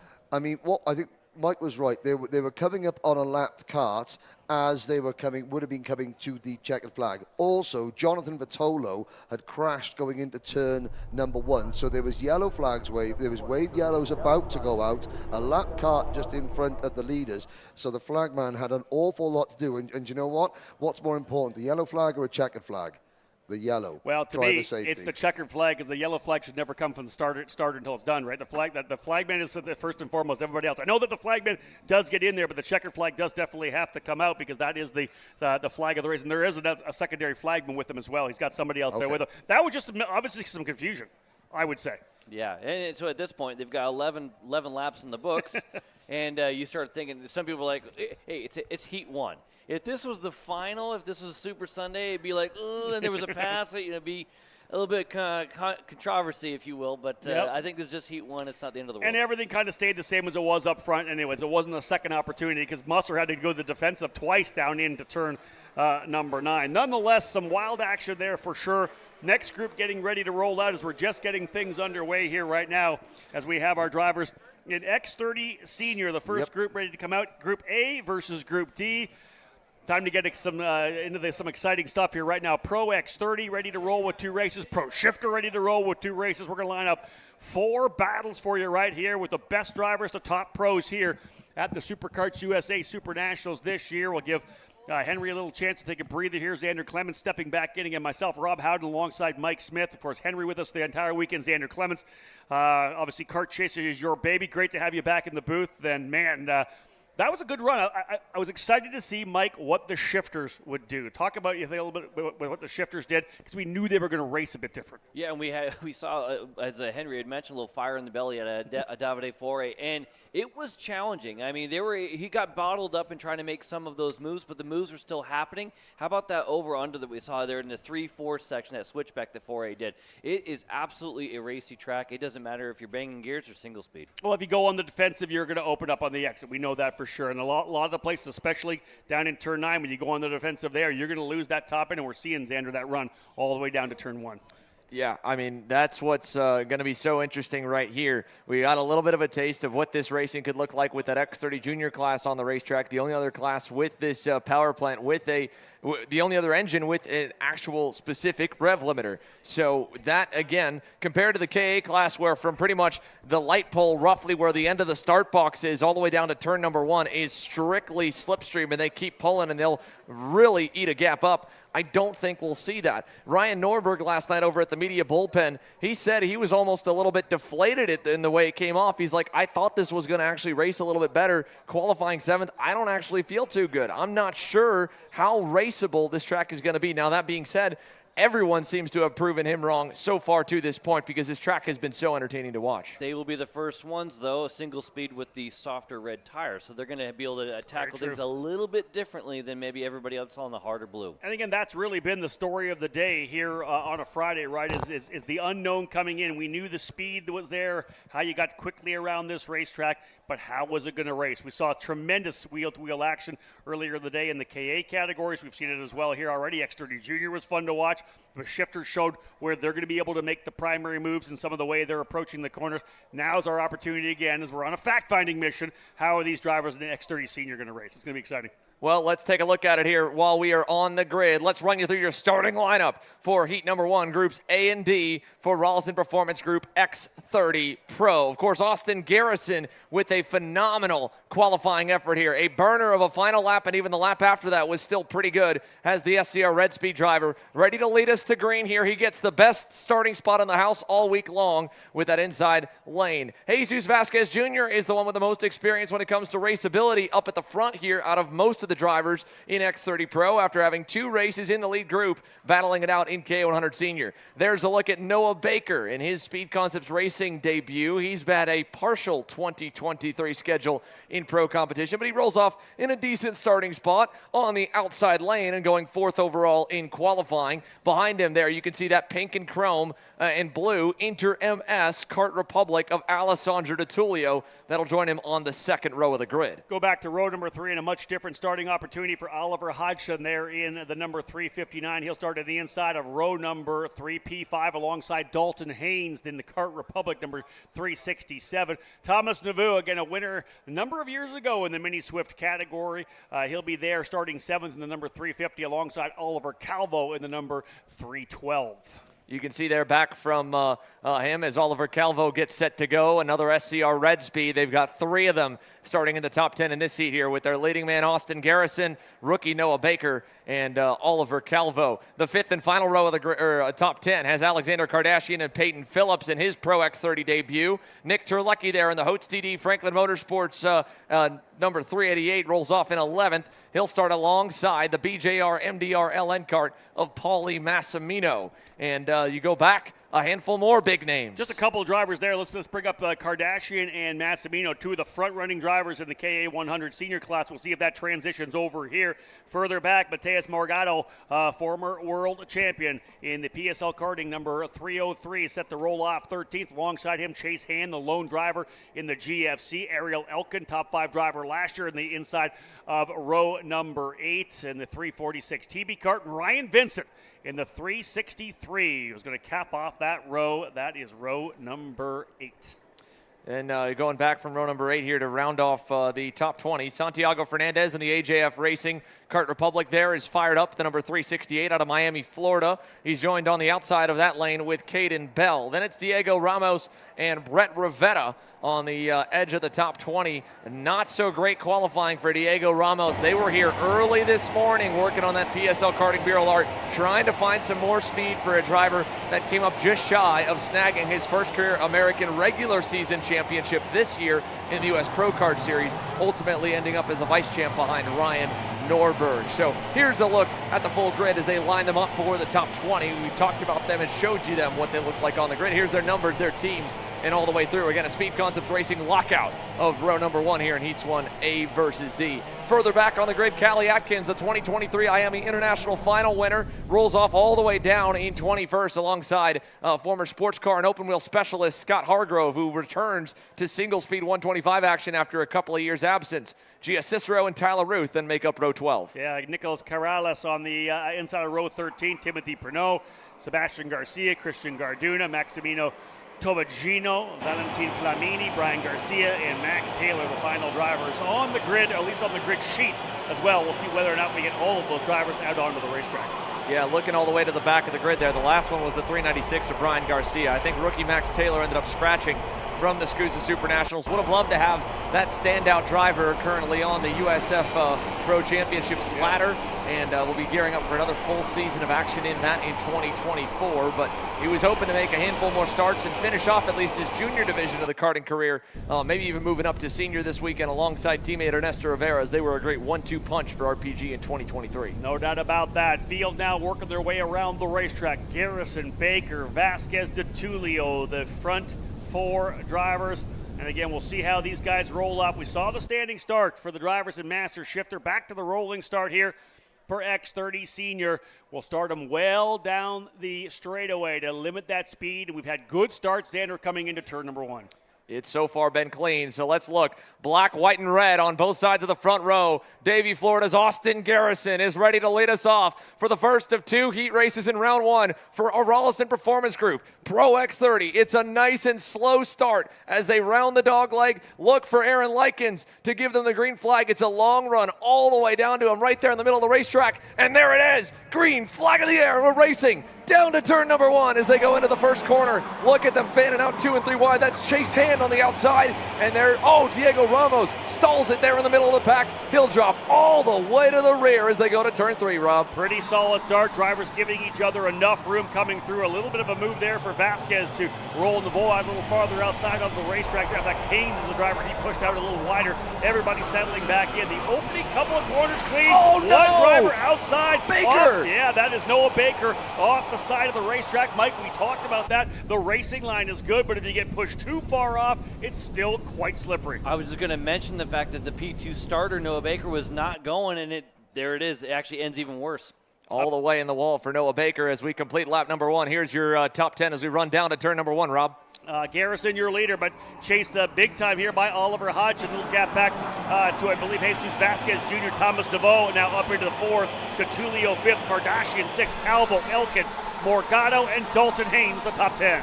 Well, here's two drivers we have seen be victorious in 2023. Oliver Hodgson, the SKUSA Pro Tour winner from Salt Lake City, Utah. Austin Garrison, a SKUSA Winter Series and U.S. Pro Kart Series main event winner.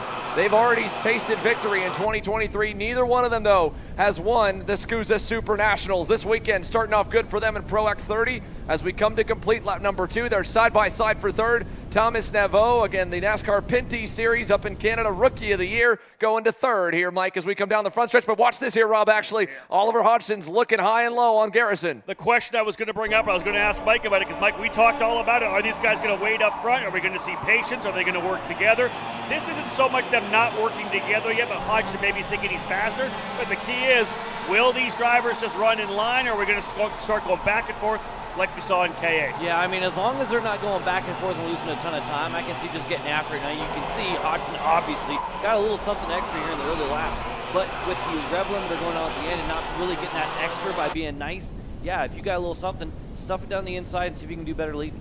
We saw him get right to the bumper of Garrison, outbreak him in turn 1, take over the lead. Oliver Hodgson will lead at the end of lap number 3. 3 down, 7 to go. Where do the lap times stack up? Hodgson at 47.40 with the pass. Quickest is the Israeli driver, Ariel Elkin, all the way down in 7th. He's up 8 spots here from 15th on the grid as we got to move for third. ADT down the inside, for 4th on Jesus Vasquez Jr. Yeah, that was a really nice pass, Mike, able to get it to the inside. You know, they're braking at that point. They got a little bit of lateral movement to the right, but still able to control that. Oh, big move for Elkin to the inside. He is scrapping it out hardcore right now. Elkin going at it here with Oliver Calvo. Continuing to go at it into turn 5. Nice move there. Got the run over under kind of. And Ariel Elkin continues to march forward. That is 9 spots gained now for the Race Lab Karting TV car driver. Fresh off a purple lap, Elkin is the one on the move, getting it done on Calvo. Took longer than he wanted, about 2-3 corners, but obviously got something there just leaving. Actually looks like Calvo maybe messing with his engine, having a little bit of an issue there as he is being pulled away from by Elkin. We'll see if Elkin continues to put fast laps down. This time, purple lap went to Alessandro Di Tullio. I bet he made that move. I'm really impressed with Thomas Naveau. Here's a guy who hasn't done a lot of karting throughout this season. You mentioned focused on the NASCAR Pinty Series program up in Canada, but wow, pick it up right where he's left off. We know what he can get done in a kart here now. P3, really good shot out of the gate for the young Canadian. And if you look back at Thomas Naveau's results, this guy has sometimes been hot and cold on permanent racetracks, but when we come to the streets of Las Vegas, he always is able to turn it up here on the low grip temporary racetracks. He was quicker than both of the leaders last time. Little mistake there as you saw him nick the inside curb in turn 9 across the line. He still did go quicker. Another 10th knocked off the gap. Thomas Naveau continuing to roll as the fastest driver inside the top 5. Alongside rolling with him is fellow Kart Republic of Alessandro Di Tullio. Both of them are going to be right on the pole man. Austin Garrison's bumper here in a lap or 2.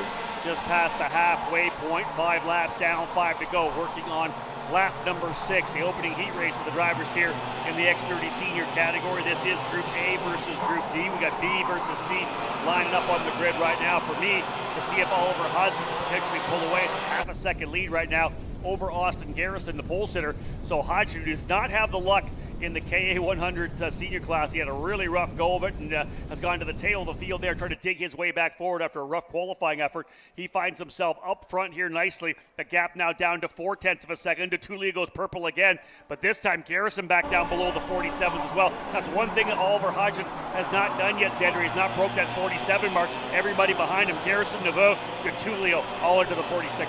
Yeah, you saw Oliver Hodgson shoot out of the gate really good on lap number 1, and then since then has plateaued. Everyone else a slow start, a slow burn, but they're coming on strong here as we come to see 3 laps to go at the line. It's going to be a 4-way dogfight for the lead and the win here, Mike. Where do you want to be from what we've seen so far today? Well, I was just going to say it may not be a 46, but it was a 47.0 and still personal best out of Hodgson. Maybe the pressure's just a tick low. It's going to be all burning here at the end of the straightaway. 4 karts in the game. Here comes Austin Garrison. Big run for the Speed Concepts Racing Red Speed. He's on to the bumper of Oliver Hodgson as we go through the long 1,400-foot front straightaway to the inside. Not that time. Got a little bit close and kind of faded back in the brake zone. Mike, you nailed it. It could be just tire pressure. He went quicker again, but still not down into the 46 as Garrison was 0.3 of a second faster. Big move. Thomas Naveau to the inside. Book it. Side by side. Garrison roughs him up. Di Tullio will take advantage of that. And look at Garrison. He's like, what are you doing? You let him get away. Exactly, and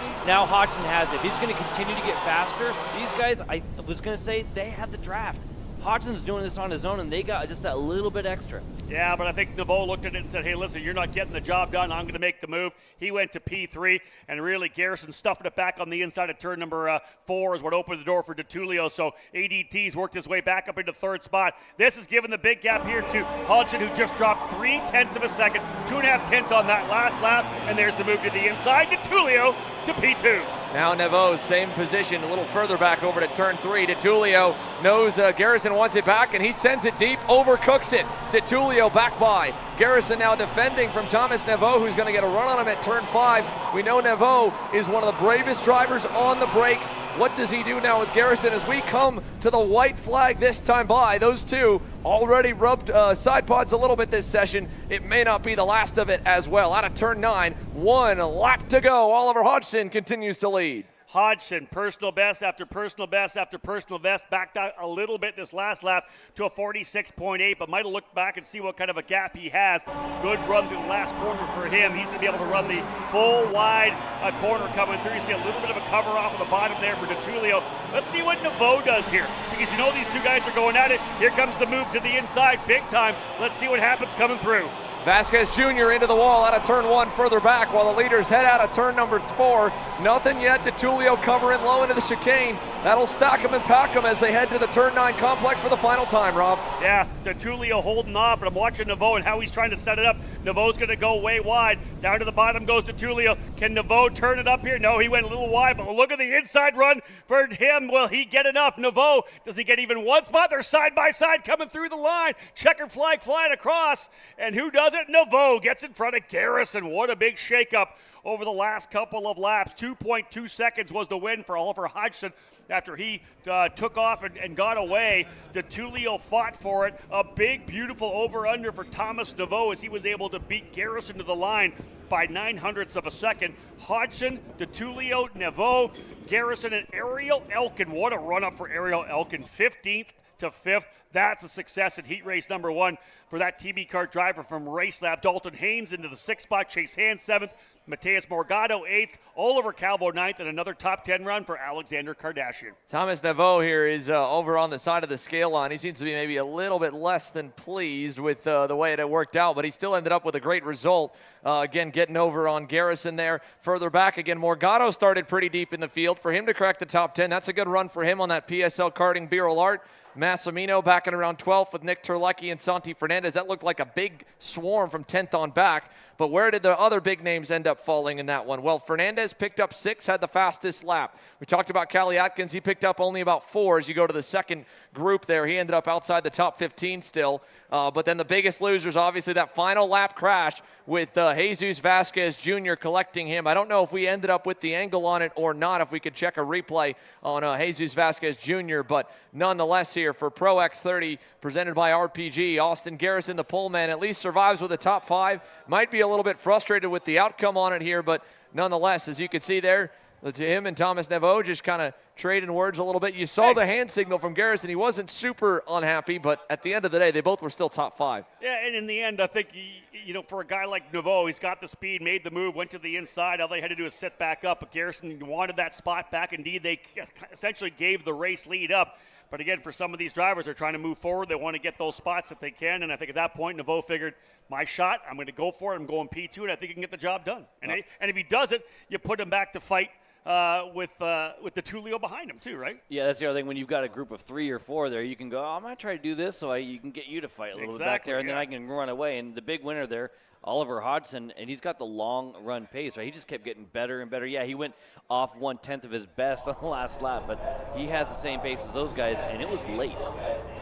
Yeah, well, that's a good sign for him because, again, rocketed out early, middle of the race, didn't seem to have the pace, and in the last few laps turned it up. And for a guy with as much experience as Oliver Hodgson, it may not have always been tire pressure. It may have been him just managing the gap and keeping everyone where he wanted them. He's had a very non-traditional line, especially compared to a lot of the OTK karts. When we look back at qualifying yesterday, he was really backing the corners up and sharpening them to try and get the wheel straight and run off, where a lot more guys are attempting more roll speed, which, again, with how wide the corners are, you'd think the roll speed would be the play. But as we've talked all weekend, the rubber is a slow and very light process of laying down in this modern era with the Avinco tire brand. And so even talking with the shifter guys, they're diamonding in the corner, diving it in, popping first, spinning the wheels over, and then rocketing out. So Hodgson with that non-traditional line, I would think it's probably actually a little bit easier on the tires because he's not loading them through the corner as much as the other guys. I was just thinking about that. You're going to be on the same piece of skins all the way through Saturday, and if he's got that kind of run, maybe looks around and says, oh, you know, I feel comfortable. I'm not having to drive that hard for this pace compared to all the racing the guys behind him are doing. Closing in on the end of our first run through the rotation for heat race number 1 here. Pro X30B versus C setting to roll up. Our Pro Shifter drivers will occupy the grid. There's a shot of the VIP tower here at the SuperKarts USA SuperNationals. Great vantage point, and everybody enjoying the show here today. Hey, is that Rob Logan down there, the superstar himself? Rob Logan here. Good to see Robbie here today. Yeah, it is a one thing you can always count on when we get down to the headline divisions at the end of the day, especially with Pro Shifter and X30 Pro. These grandstands, these suites, they will fill up. Well, hold on one thing. That's Rob Logan there, but there's also the original Rob Logan. That's Alan Rudolph, right? Alan Rudolph was Rob Logan before there was a Rob Logan. Here's the look down on the grid as we get back to the on-track superstars. How about the lineup for the other half of your Pro X30 grid here? Heats 1 for B and C. Ellie Goldstein in the Race Lab Karting TV Kart. Boy, have those guys had a start to the SuperNationals weekend. Not a big contingent, but a fast one. Goldstein will lead off alongside Rawls Performance Group's Ernesto Rivera. And in fact, it's an RPG 2, 3, 4 with Donovan Bonilla and Ryan Norberg on the second row. Caleb Gaffera in the Leading Edge Motorsports entry rolls off on the inside of row 3 alongside the Ryan Perry Motorsport Tony Kart of Brandon Carr. Thomas Grice, one of the elder statesmen in the class on that PSL Karting Beer Art, rolls off on row 4 alongside Jorge Ortiz in the Chad Dawkin Racing Alonso Kart. And rounding the top 10, that BJR MDR entry of Adam Rylance and Fernando Luque. Rob? Just outside the top 10, row 6, Harley Keeble on the Sodi starting in 11th. Hayden Jones on the Cosmic for RPG in 12th spot. Laurent Legault, another one of the RPG drivers. Let's keep an eye on Frankie Mossman. He started a little deeper in the field. Row number 7, P14, but we know Mossman's got the speed to work forward. Another guy looking to move forward who has done that quite a bit in 2023 was Braden Eves in the MPG Motorsports Group. Talked with Chase Jones for a moment earlier this afternoon. I was like, hey, how's Bad Brad doing? He said, well, a lot better today. He qualified pretty bad, blow in the final corner, and still was only 2/10 off of where he needed to be. So he rolls off down on the inside of row number 8. Alongside him will be the Race Lab Karting entry of Josh Feiner. And rounding off your top 20, Christian Miles on his debut with the TB Kart squad. A not so great quality, but a really good run through practice. Another superstar rookie that could be looking to move forward, and it's a rookie row 9 with Cooper O'Clair on the outside, then Austin Lee and Lewis Bird to round off the top 20. And 20 drivers showing here for heat race number 1, B versus C. And the drivers working their way around here. Further back, look at guys like Blake Nash, a little bit deeper in the field. We expect to move up Justin Anaconis as well, deeper in the field. Diego Canteca, scratch at the tail. So those are a couple drivers here outside the top 20. We expect to look to work their way forward. But again, everybody getting themselves back in the fight. The first opportunity for these Pro X30 drivers to go head-to-head, dialing things in to see who will be the ultimate winner come Super Sunday. What a great way to finish off the weekend it will be when we roll into all those main events as we have X30 Senior and Pro Shifter to cap off. This is going to be a great end to the weekend on Super Sunday. Here they come into the staging lanes right now. Again, as I said before, I'll reiterate, the staging lane's not in use in terms of having to stay in the lanes because we are going to push that a lot farther down. Goldstein and Rivera on the front row. A driver, Rivera, who ran junior all year, was really the dominant junior driver in the X30 category throughout the season. He finds himself up here. Potential speed to win a SuperNats. Long way to go, though, from Friday. Still got to get through situation Saturday. And we are green, green, green. Tough start for the drivers on the outside. They're going to go back a bit. Rivera's going to go way around the outside. Trouble there for the 554 of Caleb Gaffera. He gets up in the air a little bit. He'll lose a couple of spots and work his way back. Gaffera, who started the top 10, going deeper into the field. Bit of a collection here of the apex of turn number 1. Feiner involved, but otherwise everybody back at it. We are racing here with a decent little lead. A clean start in the first group, a rough start here in the second group. Thomas Grice got shipped all the way into the corner. It looked like he couldn't even control that thing. He was just a passenger. He was able to hang on, but it burned a lot of the outside group, as we see here down the inside. Laurent Legault going at it with, I believe, Jorge Ortiz. They're side by side further back outside the top 5. But up front, Goldstein with a nice gap to start this session. Grice in second, I believe, if it updates correctly, there on the 319. Then Harley Keeble, Ernesto Rivera, and further back on down. So timing will sort itself out here, but Goldstein, Grice, Keeble, Rivera, Donovan Bonilla, the top 5, and a lot of battling further back. But up front here, Laurent Legault, Jorge Ortiz in the top 10. Ryan Norberg was one of the drivers on the outside that got burned on that start. He's back in the 9th position. Indeed, tough start for a number of these drivers. Everybody else working their way in here, trying to get themselves at least settled in for the first couple of laps. We talk about how the chaos always happens at that opening couple of laps, and you can go to work and figure out who it is indeed you're racing with, maybe what your opportunity would be. Ellie Goldstein on that TB Kart for Race Lab out to the nice little lead, getting things rolling here. And again, Tom Grice again in that 319. Let's see them roll down in here to turn number 1, because this is absolutely amazing. Tom Grice, remember, running X30 Senior. He's your reigning X30 Masters winner from the SuperNationals, Tom Grice. This guy's 30 plus. Now he's just showing off. It is, right? Hey, man, we've got 2 Masters drivers in the front. Oliver Hodgson already set the bar there with the win in heat number 1 for the other group. So now the old guys are taking it to some of the young superstars. So you've got Thomas Grice, a Masters driver there in second. Ernesto Rivera, a 15-year-old superstar from Mexico in third, as the rookie is only in his 3rd senior start, and he's on the bumper of a karting veteran looking for maybe a way by because he looks pretty sporty, although Grice, a great launch out of turn 9. Everyone's still chasing the bright green machine of Ellie Goldstein, though. Yeah, Donovan Bonilla dialing things in to make RPG sit 3 and 4 as Harley Keeble runs in that 5th spot, Ortiz 6th, Norberg 7th, a couple of spots from where he saw it early on. There's the move to the inside there for Rivera coming out of turn number 1, but beautiful over-under there for Grice, able to beat him to the apex of turn number 2. So Grice holding onto the spot. That has brought Donovan Bonilla back in. Harley Keeble there as well. And as I had said, Ortiz 6th, Norberg back up a spot to 7th, Laurent Legault 8th, Fernando Luque in 9th, and Brandon Carr rounding out the top 10. Gaffera, who got roughed up in the opening corner, able to settle himself in to P13. Rivera to the inside, turn 9. He'll get through for 2nd. Bonilla through as well for 3rd. Goldstein's lead now is going to be up and over a 1.5 seconds. It's 1.8 seconds back with 5 laps, or working lap number 5 now. Only 4 complete, and it's a big margin for the TB car driver. He looks incredibly strong early. Jorge Ortiz, though, just as good. He has run back-to-back 46.6s and 46.8s. He is the fastest car on the circuit, and the CDR Kart Republic driver is on the bumper of Grice. Here he goes inside. Top 5 now for Jorge Ortiz. Keep looking down to that fast guy there on lap number 4. Some guy named Ryan Norberg was purple last time by. Good run for Norberg there. He's trying to work his way back forward. Got to keep digging. And again, he talked about the fact that Ortiz got a move done. Norberg just starting to settle in here as well. Ryan Norberg, a former winner here at the SuperNationals. There he is right there in that 302, battling things in as well as he's trying now to push by Thomas Grice, who got up to 2nd but is falling down the order a little bit here as the younger guns will say. The Masters, X30 Masters winner from last year, going back a little bit as the driver's starting to get more on attack mode here. We've got ourselves, of course, into the start of the race here.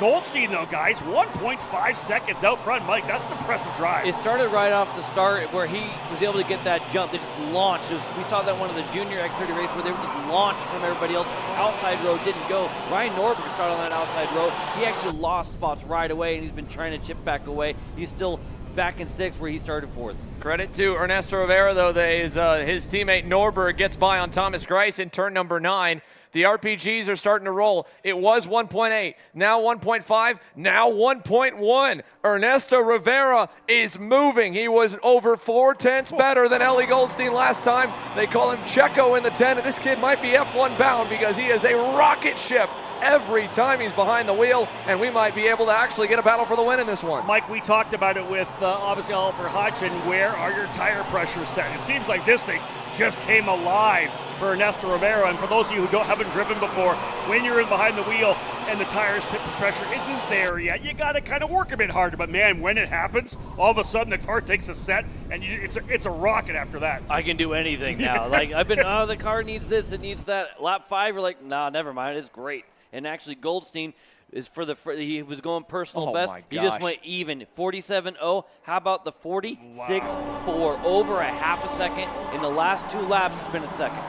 Unreal. Yeah, this is amazing to me. Obviously, we saw Ernesto Rivera late in the year jump up from junior to senior. I think it was at the U.S. Trophy Final that we called, of course, here on Kart Chaser, and he was looking fantastic there. It's just a couple first times in the senior category. You got to get used to it. You haven't driven against any of these guys. You've watched them, right? Maybe they've coached you. Maybe you've seen them from the side of the track. Rivera just kind of rising to the challenge. And is that not what you want to see out of a young driver coming up in junior? You want to see him challenged. He's putting the pressure now. Do we get an over-under right here coming out of the corner? Big run out. In fact, he's thinking about going side by side. And here comes Bonilla from the outside as well. Rivera to the bottom. Bonilla looking to try to stay with him. Not quite enough. And Goldstein locks onto the rear bumper. New leader, Ernesto Rivera. 2 to go here, and he had dirt on the tires. Look at Goldstein all the way on the low side. Donovan Bonilla with an over-under and a 2-for-1 special. And now we're just like that up to 5 cars deep. As Goldstein, a late block there. He chopped the nose off Rivera going into 3, and this is going to stack him. Donovan Bonilla might have just stole one, and it's no different than how he got that SKUSA Winter Series win at Homestead. It was a 10-car pack. Everybody battled, and Bonilla came out of left field and got by, and he's now headed for the white flag. Oh, man, Goldstein sharpened up the elbows there. Had to stop the damage because he was losing a lot there. Bonilla was right there to take advantage of Rivera. Obviously had gone by. White flag flying this time by. Look at this move further back. We're going to go all the way down to the wall. Goldstein is not making any friends out there at all right now as he pitches Ortiz down to the bottom.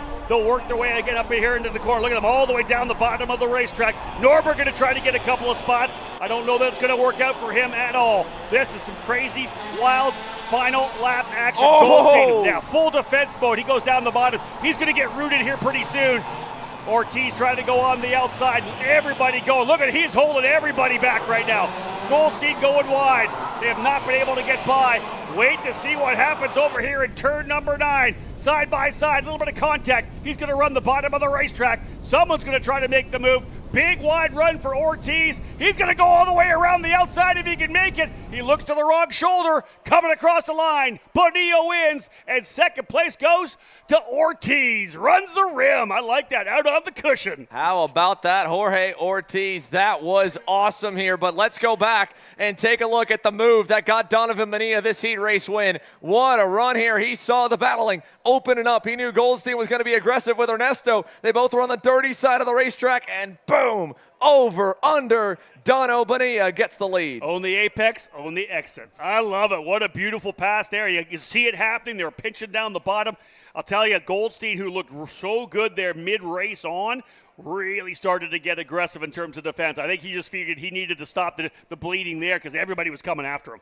Yeah, we said it before, the third person in line, that third-party rule. If you're going to go Dyson one-on-one and you forget that there's more than one in this group, you're going to be a sitting duck every time. Well, Ellie Goldstein was fast in Orlando. We haven't seen him stateside since here, but that was definitely an aggressive run. And again, you got to keep that in mind, Mike, obviously, early in the weekend. This is Heat 1. Granted, you're only going to see half of these guys again in the final, but you will see some of them in your group over and over again. You don't want to start off the weekend with enemies. Here's the interesting. Bonilla with the win, Ortiz second, Goldstein in third. Great run around the outside for Jorge Ortiz, but Harley Keeble, we hardly talked about him. He was just kind of on the outside looking in the entire time. He ends up P4, taking full advantage of that last lap chaos. Ryan Norberg, who started 9th, works his way up to P5. He won't be overly happy, but it's still a P5. Rivera, who led at one point, will not be thrilled being shoveled back to 6th spot. Tom Grice, who was up there to 2nd at a time, ends up to 7th. Hayden Jones in 8th, Laurent Legault 9th, and I talked about Frankie Mosman being a guy to watch. He works his way all the way up into the top 10. That is heat race number 1, B versus C. The Pro X30 drivers putting on a show for us today, no doubt about that. We'll look a little bit further in the order. Blake Nash able to work his way up into 18th. Christian Miles, we talked about, still struggling a little bit in 21st. Braden Eves back in the 24th spot. Again, work to be done for all these drivers if they want to find that little bit more to move them at least away from the danger zone of potentially going to the last chance qualifier. We are done now in the first round of heats with X30 Pro. It's time to move to Pro Shifter. Don't go anywhere, folks. On right after this break, when we get back, we're going to bang some gears with Pro Shifter. Are you looking for an advantage in your competition? Well, Car Class has done the hard work for you. We've traveled to your racetracks to give you the inside knowledge. So what does Car Class offer? We've got drone footage that captures the racing lines, visual markers for your braking points, acceleration zones, and the best overtake opportunities on your racetrack. pedal cam to show you where to brake and when to accelerate, and 360-degree footage to make sure you don't miss any parts on the racetrack. We've covered 13 racetracks in the United States, and Australia, you're up next. So visit kartclass.com to get your track information.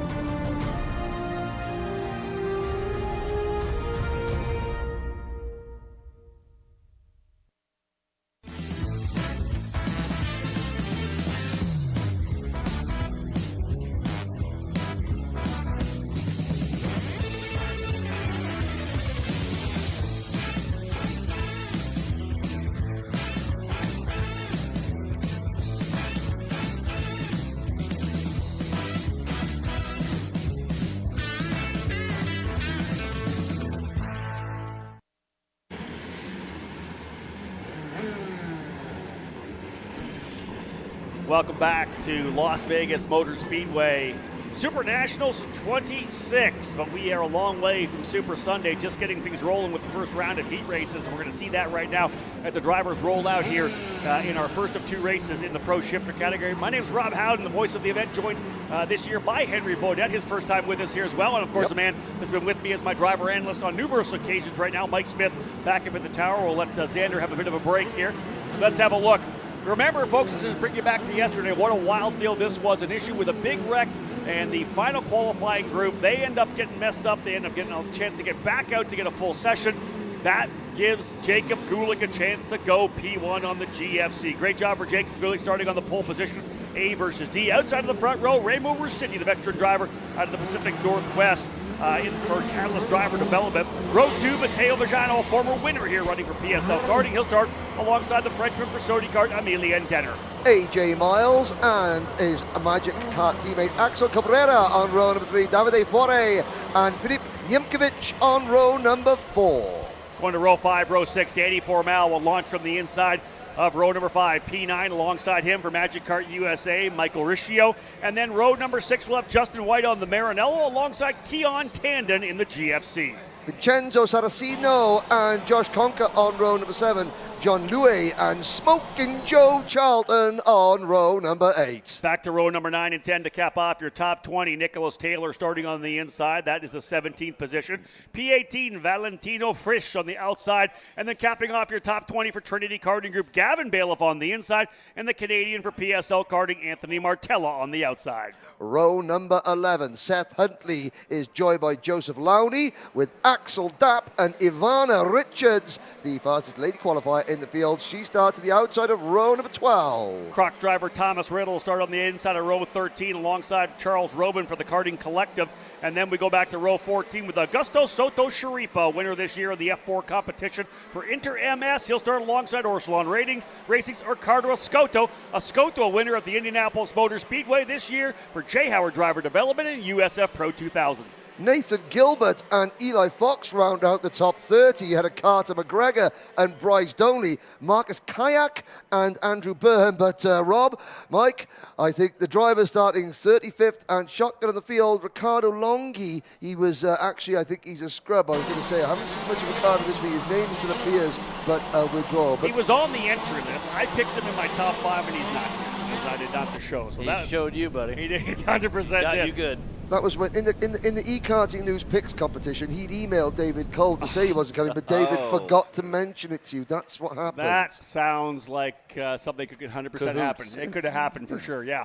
Hey, so the GFC driver peeling off from the left side of the race, rather the right side of the racetrack to the left, and that is Jacob Gulick, who put down a magic lap at the very end of what were 5 exciting laps of qualifying. The rerun for the drivers in the final group of qualifying for Pro Shifter after the big wreck that we had down in the end of the back straightaway. On the outside, Remo Rusitti's looking very good on the ITAL Kart for Catalyst driver development as well. Those 2 drivers set to roll off in the front row. Former winner Matteo Vajano will start from the inside of row number 2 with Emilian Denner there as well. So time to go Formula One style standing start again. We saw it already in the Master Shifter class. Obviously, shifters approach all these racetracks a bit differently. The line to dive to the apex is different. Passing opportunities are different. Everything a bit different. Going to the lights. Who's going to get the whole shot? Green, green, green, and it looks like Remo Rusitti able to jump away from Gulick. Rusitti's going to lead him through the kink down into turn number 1 for the first time, but everybody's going to come to the attack. Big run around the outside for Emilian Denner. He may slot into second or third. They'll work their way through turn number 2. Clean and green so far.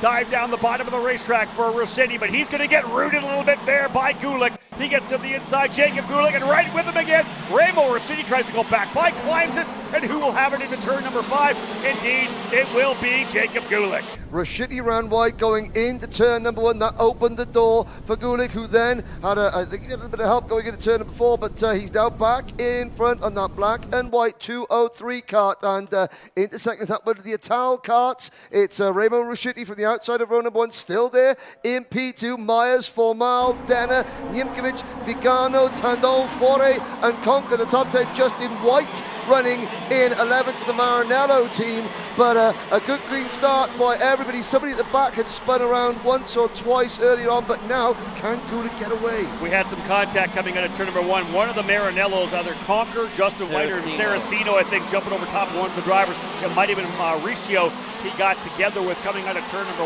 1. Everybody else able to go well around the outside.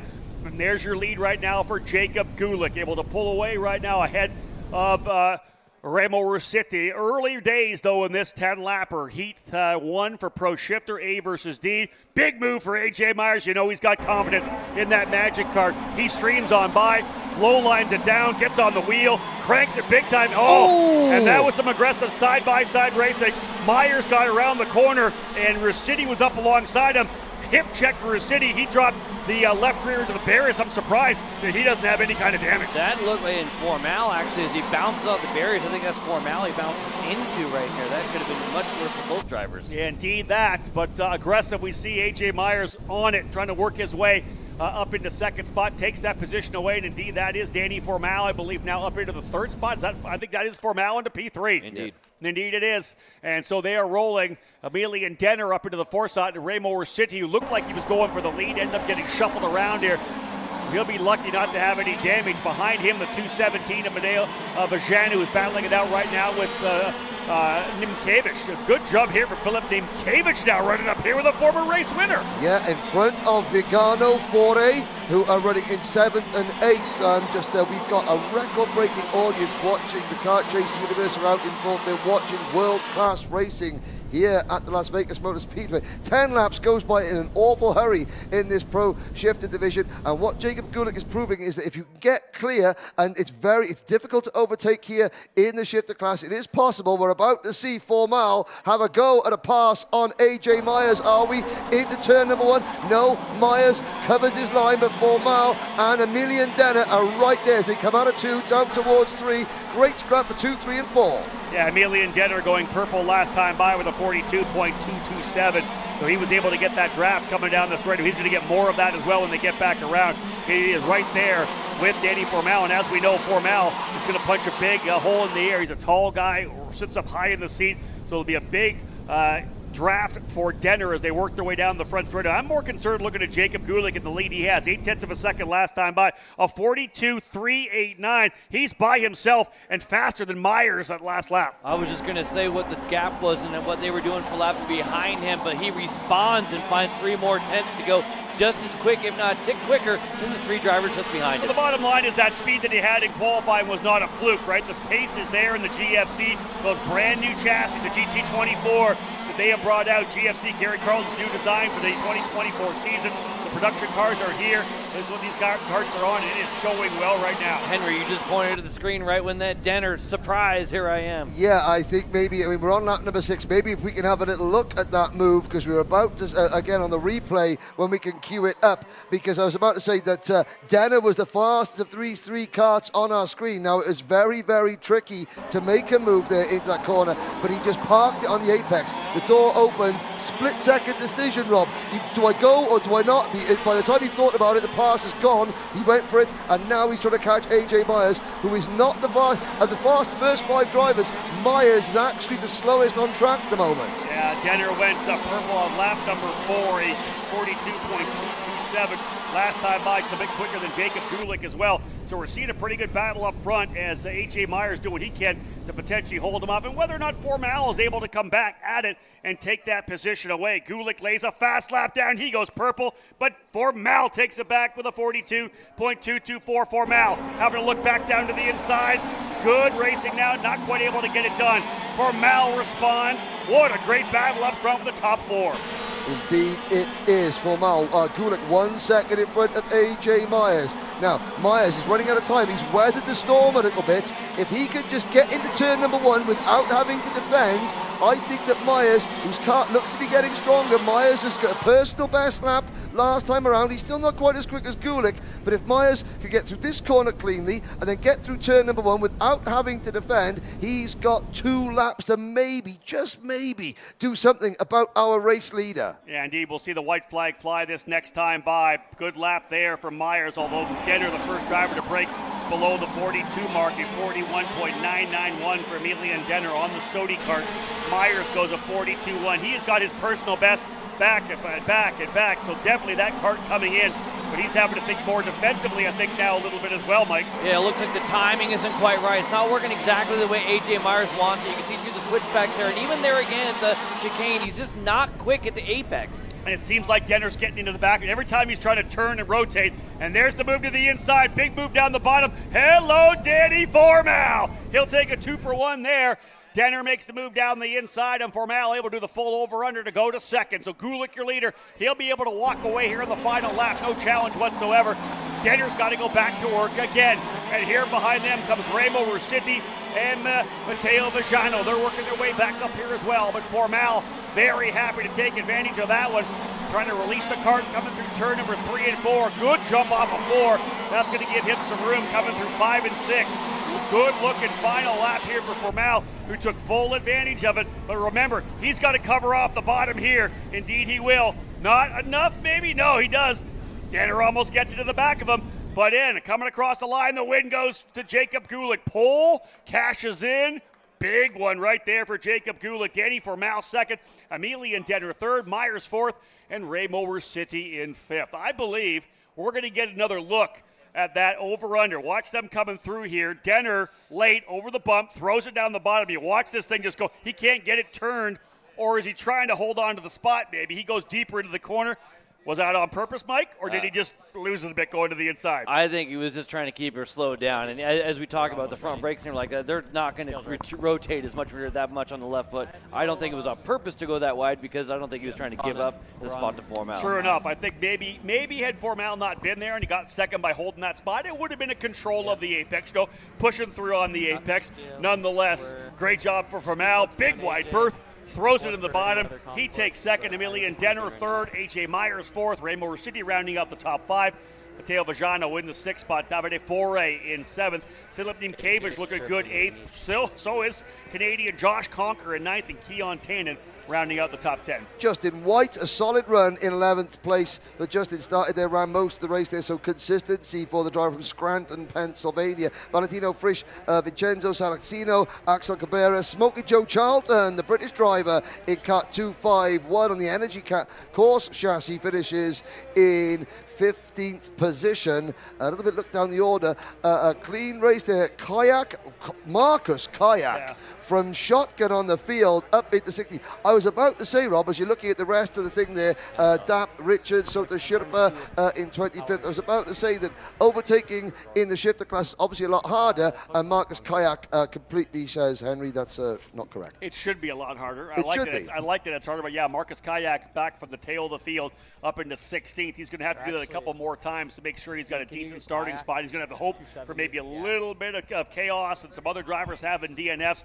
Nonetheless, for Kayak to work his way up on the ITAL card, an impressive drive. And remember, make sure you make the main. This is That's another one of those saying. classes where it's Yeah. LCQ time if you don't get the job done. Exactly that. So there you go, folks. That's A versus D. We will cap off our first round of heats with Pro Shifter B versus C. Those drivers getting ready to roll out here momentarily. And again, that was, for me, I just love to see the different drivers up front that were having that battle. Gulick, number one, delivering, cashing in on the pole position. But, man, to see Formal right in the middle of AJ Myers is in the fight for sure. I love seeing these guys here as well. Denner right in there. Man, there's a lot of hot rods here today. I mean, the next race we're going to see, I think that everyone's going to be, if there's an underdog favorite now after yesterday, you're about to see him in the next race. Not that driver there, although there's a lot of people supporting Kyle Wick, but the driver you can see at the top of your screen there, that bright green TB Kart chassis, Luis Speck, the driver from Frankfurt in Germany, who would take, we all thought yesterday he was going to be our pole sitter, a shock pole sitter.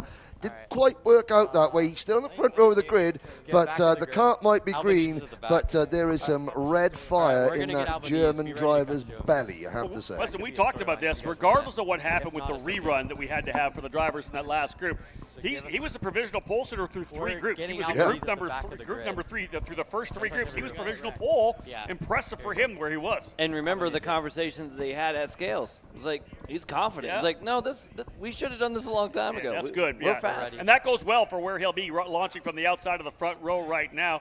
And again, watch the drivers here work their way forward. That's the 248 right there. Off you go. Yeah, Daniele Albanese, the driver that had the biggest crash of all yesterday. That's a great view. He's in the kart. He's okay after that huge accident in qualifying yesterday. Yep, he's starting on the back. But Albanese, the Italian driver, the Inter MS team. Here's your starting lineup. Indeed, the GFC driver Kyle Wick, again, back-to-back poles. They locked out the first and second spots in qualifying, so Kyle Wick will be on the pole for all three of his heat races as well, as will Jacob Gulick. He'll start alongside Luis Speck on the Race Lab TB Kart. Again, the German, as we said, starting on the outside of the front row. Row 2, Marian Krebers, former world champion, looking to notch that SuperNationals win that has so far eluded him. He'll start on the inside of row number 2 alongside Jay Irwin, just turned 15 years of age, the Kiwi for PSL Karting, getting his weekend off to a great start. Romania's Daniel Vasile starts at the inside of row number 3 alongside Argentina's Giorgio Carrara, then Spain's Pedro Hiltbrand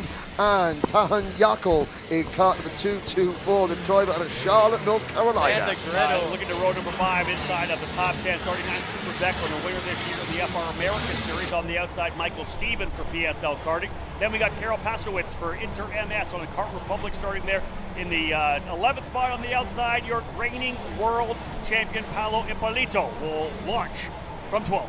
And only in Vegas, behind your reigning world champion, the All-American effort, Billy Musgrave for Factory Karts on the inside of row 7 alongside David Livniski, Anthony Fries and Hunter Pickett, the grandson of Greg Pickett, on the outside of row 8. We'll go for deep in the field. Row number 9, Charlie Stein starting on the inside, David Trefilov on the Maranello on the outside. Row number 10, 19th and 20th, Micah Hendricks on the Croc Promotion on the outside, Samuel Louet for PSL Karting. That's your top 20, and still there are more. Row number 11, Hannah Greenmeyer and Joep Breedveld for the Netherlands. The Joep Stefan Club online will be jumping up and down, or Joeping up and down for Breedveld. Ethan Boer and Massimo Valiente on row number 12. TJ Madonna's going to start on the inside of row 13 alongside Macy Williams. Gabriel Cower on the inside of 14. Mario Gill quite a rough wreck early on, but had great speed. I think Gil will be a driver to watch coming from deeper in the field here. He'll start on the outside of row number 14. Jared Ramnarayan and Federico Payero, Sebastian Kellogg and Riley Pegram on row 16. And then Albanese, Danilo Albanese starting at the back alongside Australian V8 supercar driver James Golding. We've got a Kart stopped on track and just can't get going. Couldn't quite catch the number of that driver, but yeah. James Golding, you know, V8 supercar drivers, Bathurst last month, Vegas this month, and Why not, yeah. right? Right. Two big races, no doubt about it. This is, of course, the granddaddy of them all in terms of North American karting, has been for the last 25 years. This is the 26th running of this event that started, of course, out at Race Kart City / Las Vegas Karting Center / Xplex. It had numerous names over the 10 plus years that it was in operation, but out in Sloan, California, that's where this all got underway back in 1997. It has continued to grow, and over the last, of course, decade or more has been the biggest race of all here in North America. Now, before we get to the start, as you can see, shadows lengthening. The drivers are driving into the sunlight coming down that main straight. That is going to create potentially, only for the next 20-30 minutes until the sun sets further, watch as you come down the main straight. Have they got their tinted visors on, or have they got the clear visors on, but they're driving directly into the sunlight? Look at that. You know, on the cameras, you can see, you can see the shadows behind us. There's the drivers. Visibility a problem, judging inch perfect maneuvers at nearly 100 miles an hour a problem. Oh, I'm quite glad I'm starting up here with you guys. We'll see how it plays out as they work their way out. You can see, yeah, indeed, dark visors on, and everybody will be that same with that, or maybe the iridium, whatever it may be, but you want to do your best to block out that sun that's in your eyes as you work your way down this long 1,400-foot straightaway. And again, a great job for the drivers and the crew at GFC yesterday, putting both those cars, P1 and P2. Luis Speck, the same race lab, and TB Kart having a great week here as well. They've got the talented group of drivers under the tent there. We've been talking a lot about the Race Lab program, Craig Feiner and the whole crew over there, and of course the TB Kart program as well. That is their program here in the North American region. And again, last couple of drivers just coming into the tail of the grid. We'll get things underway as we get ready to roll. Kyle Wick, Luis Speck, that is your front row. Both drivers getting ready to go. One driver having some trouble midfield. I believe there may be one driver who stalled. He's trying to get out of the way. Indeed, he is. Field set, green, and we're underway. And like I said, one driver, trouble further back, but a good launch for Kyle Wick. Will he lead him coming down into one? Trying to get that kart to rotate very nicely through. He's going to get a good jump coming out of the corner, but a big run from the outside from Marian Kremers, I believe, either he or Jay Irwin getting a great run around the outside. Going at it right now. Yeah, that's Kremers going to work in the 201. Marian Kremers rockets off the line. Remember how much he was on the tip last night about I didn't like how this is going to go, and he's like, oh, it worked out, it's okay. And now he's right in the game. It's all done, it's all passed, it's time to go racing. I think it was Riley Pegram who was the driver at the start too, was having problems, so she has got away though at the back of the field. Yeah, there's Jay Irwin, the New Zealander, one of the youngest drivers in the field, the number 262, the number 225 kart rather, running just behind Pedro Hiltbrand. So the red and white army, Ronnie Sala from Biro ART is here, and the red and white army are marching towards the front here in Vegas, and I'd say a good clean start, but again, Kyle Wick, wow. I mean, Gary Carlton's going to be having kittens back in the audience, and this is a great start to the heat races so far for his team. These first couple laps, of course, were really the most anxiety, the most intensity is. Everybody's scrapping so hard for position, trying to see if they can slot themselves into a place, taking advantage of the opportunity to make that big dive bomb move early on, especially when you're on cold tires. You're trying to take advantage of another driver maybe whose kart isn't ideal. We know the karts are going to start coming in lap 4 or lap 5. So indeed, Luis Speck now with Pedro Hiltbrand, a former winner of this event, on his rear bumper as well. Jay Irwin right there. Here comes Hiltbrand to the inside. Book it. He'll make the move. Move Hiltbrand into P3. What Luis Speck has got to do now is that we know he's quick, but he's got to stay aggressive. He's around these superstars.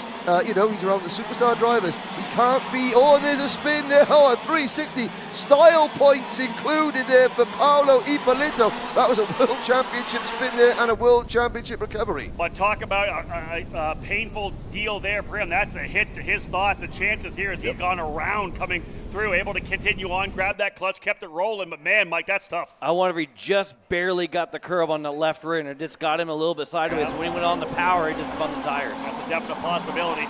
Love to see a replay of that if we had an opportunity somewhere down the line of this race. We're just getting rolling, working lap number 4. And Kyle Wick, as we know, out front there, being chased. There's that gap back to the next group. You can see right there is Hildebrand, Speck, and Irwin. Vasile in there as well. Daniel Vasile, the number 294, in the middle of that fight as well. Carrera not that far back. Stevens, Becklin, Trefilov. That's your remainder of your top 10 right now.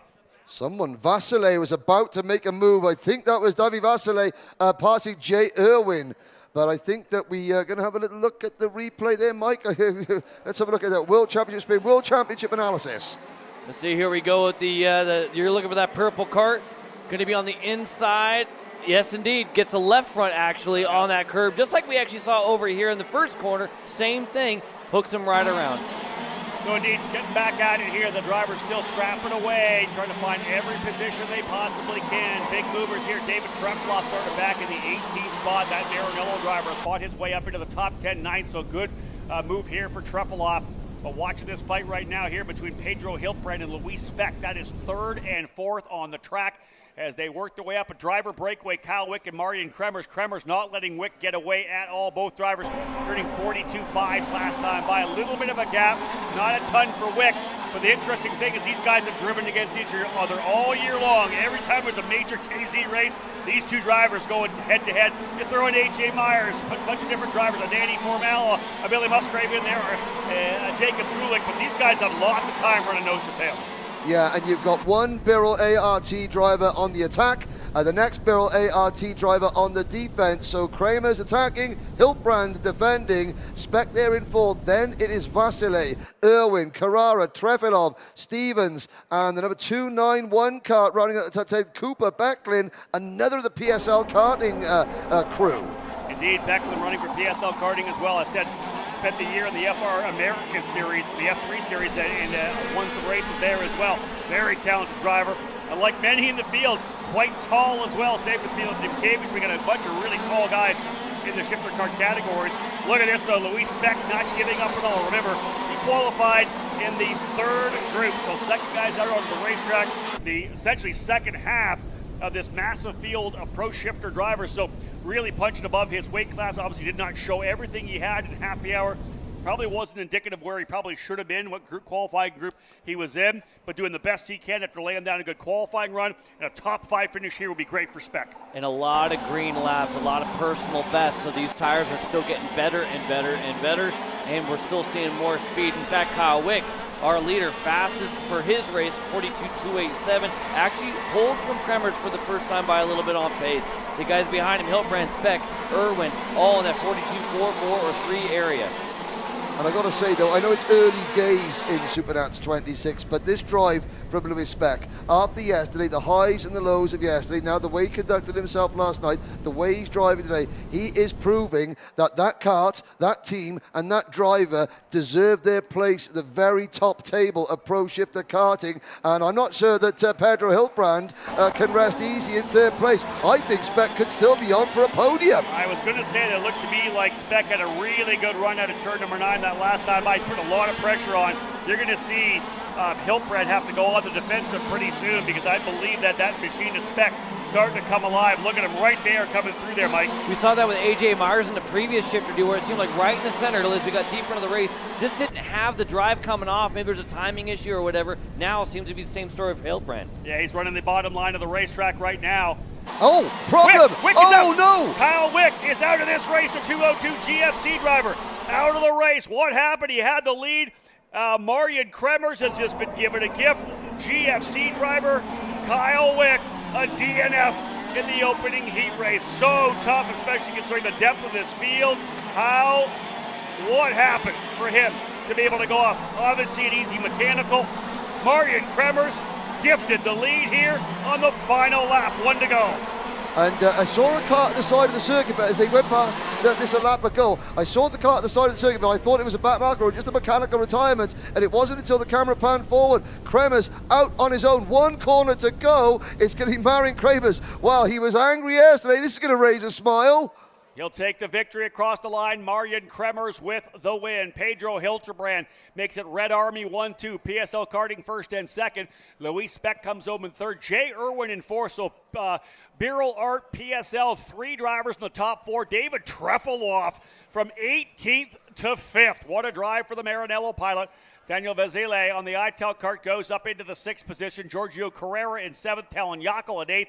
Paulo Ippolito, your reigning world champion, in 9th. And Michael Stevens rounding out your top 10. Drivers making big moves as well. Macy Williams from 35th up into 18th. Great drive for Macy. And James Golding from the very tail of the field, the Australian V8 supercar driver, up 15 spots. He works his way into 19th, top 20 run for James Golding. Some trouble for drivers. Danilo Albanese only able to get 28th, but man, when it looked like we're going to have back-to-back GFC wins, Kyle Wick all by himself, pushing this thing back right now, man, that has got to hurt. And the cart looked straight.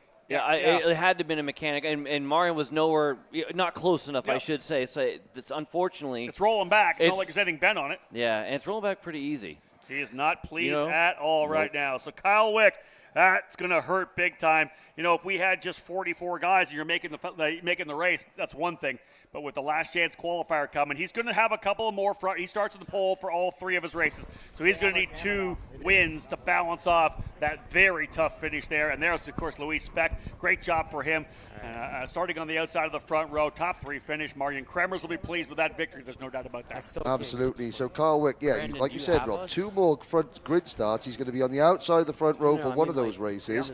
But that's pressure. You know, if he could, if he just did that 1.5 laps extra there and got to the line, he could think, I can't relax, but I've got that one result in the bag. You know, I don't have to be quite as aggressive. Now his defense is going to have to be absolutely stout from here on in. The one nice thing is he does start, up front, so he doesn't have to try to go get it. He just needs to try to hold on to it. That's the one nice thing for him. So, folks, that rounds up our first round of heat races for the drivers here in Group 2, the afternoon sessions. We were going to roll right on in now to our second round of heat races. The sun's still working its way down here right now. So, indeed, they're trying to see if they can't find a replay of Kyle Wick. We'll have a look at that. I'll let you know whether or not we have access to that, because the drivers here in Mini Swift are the drivers getting ready to roll. They are on the grid right now, getting back out. We have 7 more races for you. One run through the rotation. And, of course, those of you joining us here on Kart Chaser, back for Situation Saturday tomorrow. Final round of heat races, and, of course, the last chance qualifiers. 6 positions able to go. Will this guy be in it? We never know. I would doubt it, starting on the front row for both of the heat races. But let's have a look, guys, at what happened to Kyle Wick. I assume we're just going to see the thing fall on his face coming out of the corner. Oh. It's early. Yeah, see him at the end here as he's going to roll through. That was he's first, already right? there. He is. So he's just come to a stop. So somewhere, I'm thinking somewhere coming between 4 and 5, something broke. He drove it through the corner and to the inside, because Kremers was the first driver to come out of the left-hander or right-hander. Remember we were in Vegas, we were here at the Speedway a couple years ago, and there was gear shift levers that were breaking and stuff like that. Weird stuff like where they would be out. I'm thinking in that area, because there's not like high RPMs or like that. Maybe it's a mechanical like That's that. a good possibility, yeah. It certainly, because he went off like early, and there's Billy Musgrave, top 12 finish for Billy there. But I mean, because he pulled in before he got to the apex of the corner, it was almost as though under braking, trying to turn in, going down to the box, something went wrong there. You know, because he had pulled to the side before we even got halfway around the corner. Almost, I wouldn't say that he understeered into the barrier, because I don't think you would make a mistake like that. But it was certainly as he turned right. Anyways, he rolled it all the way back. Yeah, as he was turning in and going down to the box, then something went wrong. I'm leaning toward that because we saw that a couple of times, Mike. And that's a good memory on that. We had guys. You could bet you just break a J-arm or something like that. One of the Heim joints breaks, or whatever it may be. Again, it rolled all the way back. It's not like there was anything wrong with it. And again, it's. I don't know.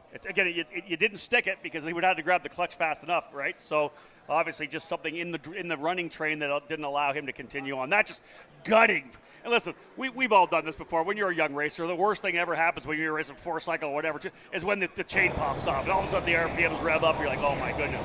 Can you extrapolate that to a SuperNationals when you're leading, right? That's unbelievably bad. But we're going to get right back at it. Drivers in the Mini Swift category, rolling out for an all-Bennick front row. Troy Ferguson and Royce Vega on row number 1. Row 2, Max Christia on the inside in the 139. And the RPG driver, Ine Tristan Cresson on the outside. Travis Pettit and Ashton Woom go from row number 3. Fionn Shi after his incident early on. Hopefully Fionn's okay. Slightly on the inside of row number 4 alongside Alessandro Truscio. Going back to cap off the top 10, McLaren Carroll in the CRG will start on the inside, P9, alongside Michael McGoy, last year's race winner.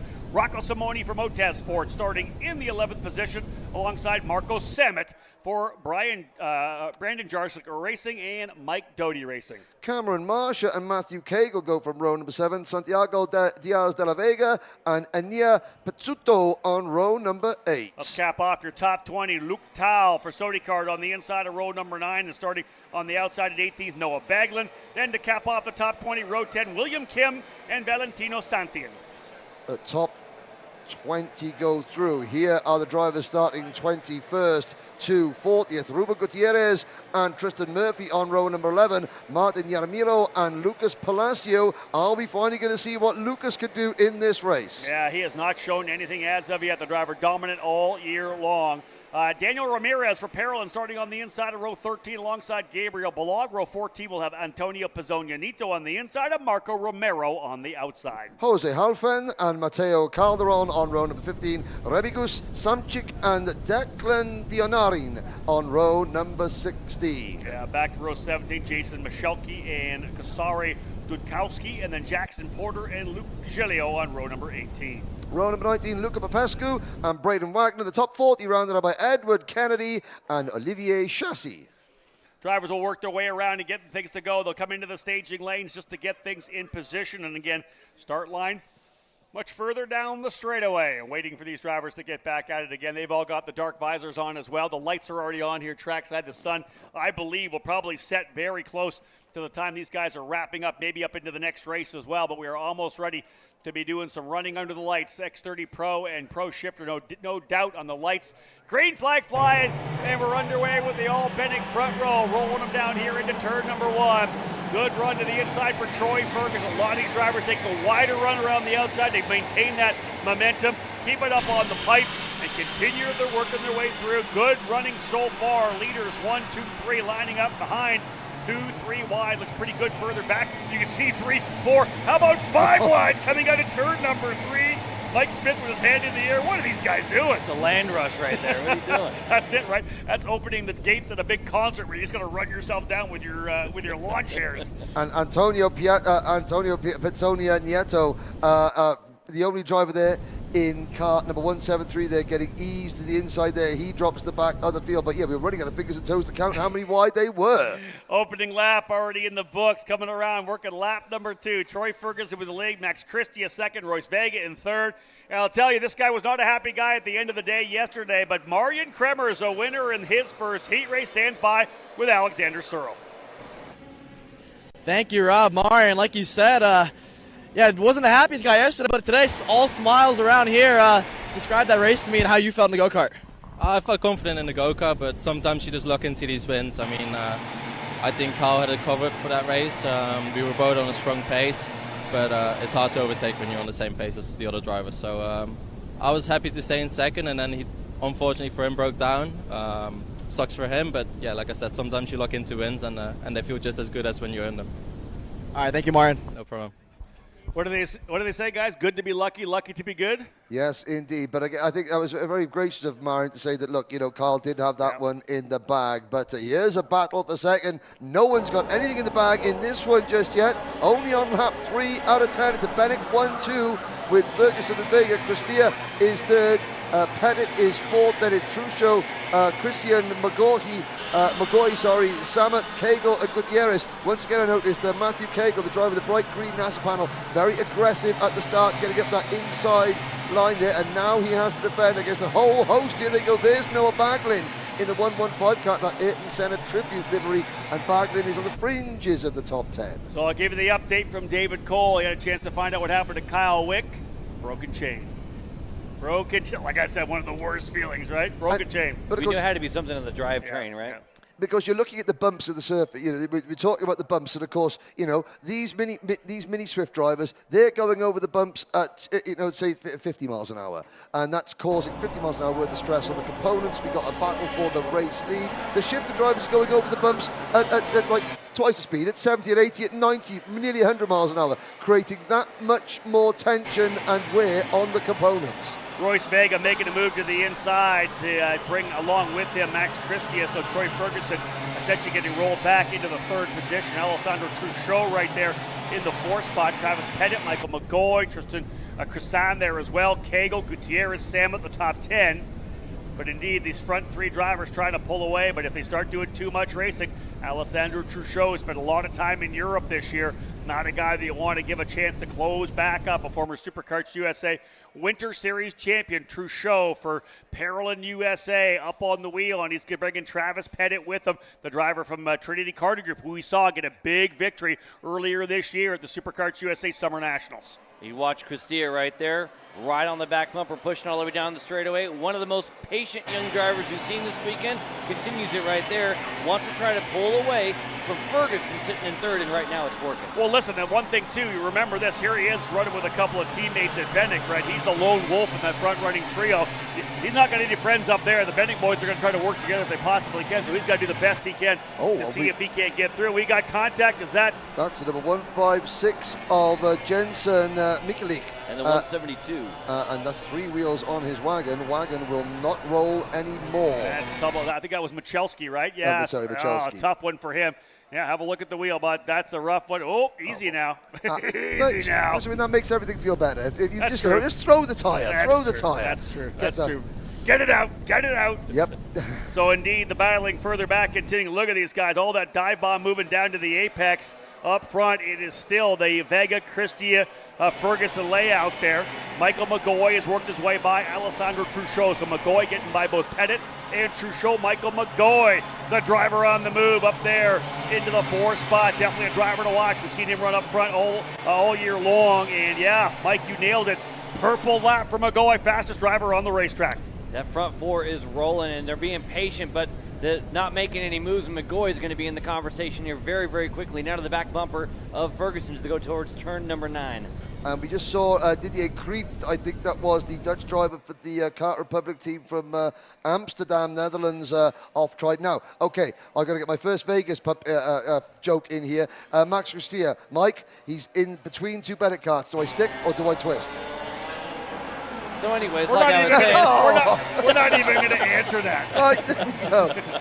Okay, if I'm Christia, do I make the move or do I sit in seconds? Well, if you look behind you right now, you got a little bit of gap, and so you stay patient, I think, because they are going hot and heavy behind him. In fact, McGoy is in that game as well, I believe. Yeah, again, you see what happens here right now. Ferguson's got kind of roughed up a little bit there. McGoy, Truchot, Pettit have all reeled him in, and they have moved him back quite a bit. So it's now a 2-driver breakaway with Royce Vega and Max Christia. And again, one of the drivers we saw go purple, that was Michael McGoy. He's leading the next group now. Front running duo have pulled away. That is Vega and Christia. They're going to put lap number 7 in the books this time by. So 3 laps still remain. They got a nice little advantage of 1.1 second. But the guy leading that next group has got the purple lap. That is Michael McGoy, Travis Pettit right behind him, as well as Alessandro Truchot and Troy Ferguson. They got a 2.5 back to Ely, Tristan Crissan, so they can work together to see if they can't close up on this front-running duo. Christia staying patient, just pushing. Already had a set. This is the second shot at the exact same game. Last time it was Ferguson in the front, Christia second, and now it's going to be Vega, Christia second. Again, 2 good heat races setting up here for Christia in the catbird seat, and look at the gap to third. There may be time on his side. And what did you say a couple of laps ago, Mike, is the fact that he has been one of the drivers to show the most patience. Sitting there with the lead. He's playing the perfect wingman right now. There's a move there for Ferguson to get by his first. I think he was able to get by Travis Pettit there, or maybe Truchot. Indeed, by Truchot. Pettit would be the next guy. But right now, Christia has just shown so much patience. 8 laps down. We'll see the white flag next time by. He's just pushing. Vega up the straightaway. Daytona or Talladega going on right now on the back straightaway, and he is just pushing, and they are leaving the drivers behind him. They did personal best, 52.7s for them, but Michael McGoy on his own, 52.6, a full 10th quicker on his own. Well, listen, I think they'd be able to catch them if Cristia was starting to battle. But he's not. He's being smart. We've seen so many guys battling back and forth, dive bombing, and they brought everybody back into the fight.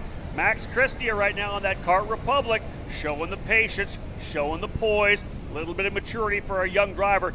This would be a huge weekend for him if he's able to come away with the victory. He's shown all the signs of potentially being able to scrap it out. White flag flying. This is the final lap as they'll work their way down the straightaway. Where does Cristia try it? You know that Vega will run down the inside of the racetrack as they come through. No, big wide berth.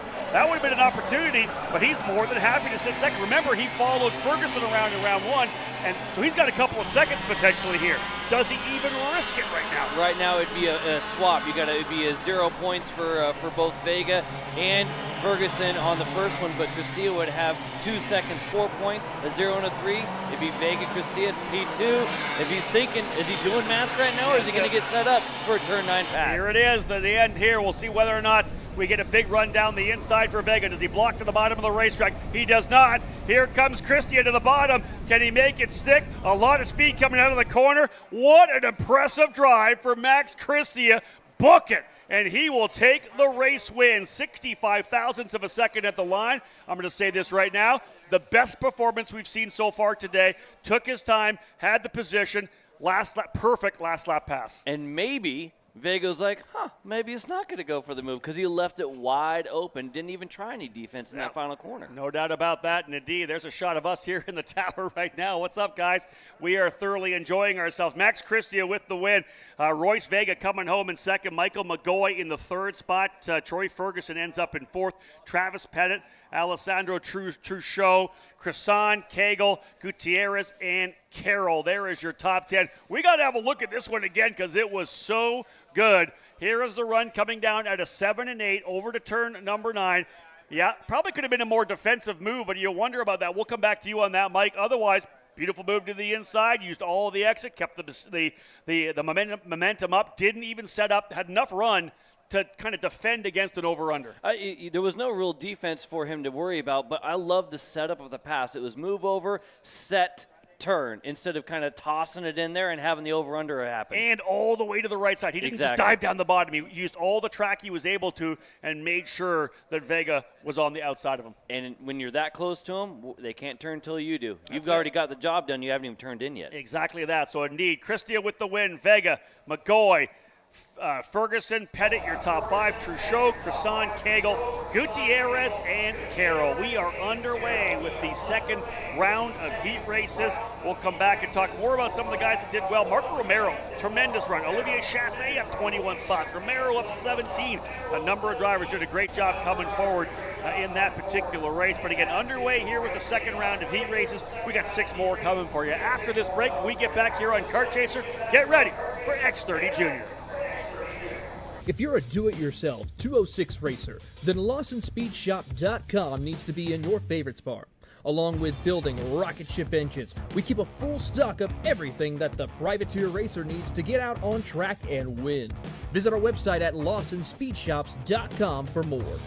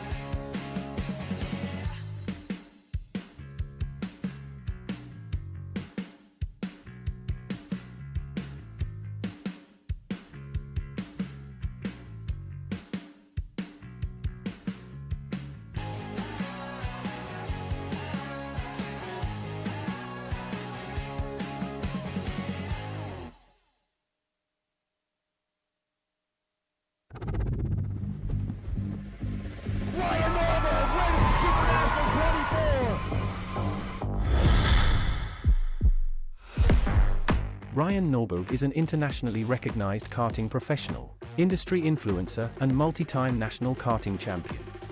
Supported by Rotax Power, he has created a world-class karting experience, and is now dedicated to passing on his knowledge to a new generation. With 8 national championships, SuperNats victories, and numerous wins in different categories, drivers of all ages are welcome to join and partake in this unique experience. The Norberg Karting Academy offers more than just standard coaching. It provides an experience where you will learn pro-level tools to progress through your karting career. All Academy guests will enjoy a private hospitality suite which overlooks the karting circuit. Welcome to the Norberg Karting Academy, where champions are made. For information about 2024 bookings, email norbergkarting@gmail.com. Sun starting to work its way to the horizon here at the Las Vegas Motor Speedway, and we're going to see that temperature start to drop as well. As soon as that sun does head down, it is going to be followed by the mercury in the thermometer for sure. Going to get a lot cooler here. Drivers getting set to go right now in the X30 Junior category. Before we do that, let's head down. We got ourselves a couple interviews lined up here right now. Emery Lida standing by with Danny Formal. Danny, it was a really good heat race for you. You were able to move up from about 8th on the grid to 3rd at the start. I mean, first off, how in the world did you get that good of a start? Well, first of all, I want to thank RPG. The go-kart's been fantastic all weekend. You know, we've been top of the charts quite a bit. Crazy qualifying yesterday. Didn't get a good lap in. Yes, 9th in the start, 3rd by turn 4. The go-kart was really, really good. Gearing is different for everyone, so to follow is quite difficult.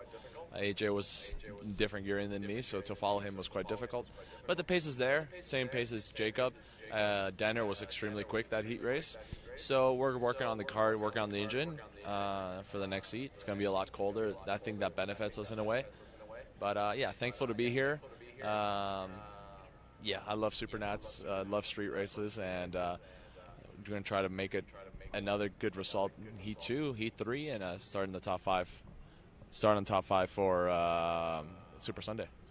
All right, one last quick thing. I mean, you were able to get through the field pretty quickly on the start. Going forward, though, might not get quite as good of a start. So when you look at some of the overtaking opportunities on this track, what have you noticed in terms of passing zones and also kind of how it races? It's difficult. Like I said, everyone's on different gear ratios, so some people are extremely fast on the straight, some people are fast in the infield. Like in the shifter, we're going to first gear mostly every hairpin, so passing is difficult. It's doable, but yeah, hopefully get a good start again. But if it doesn't happen, we'll have to find a way.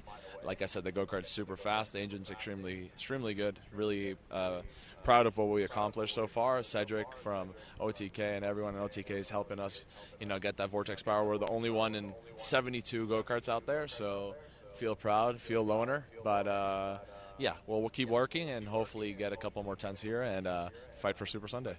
All right, Danny Formal put himself in a really good position here in heat number 1. We'll see what he can do later tonight here in heat number 2 in Pro Shifter. Back to you guys. Well, thanks very much, Emery. And Danny Moore down there.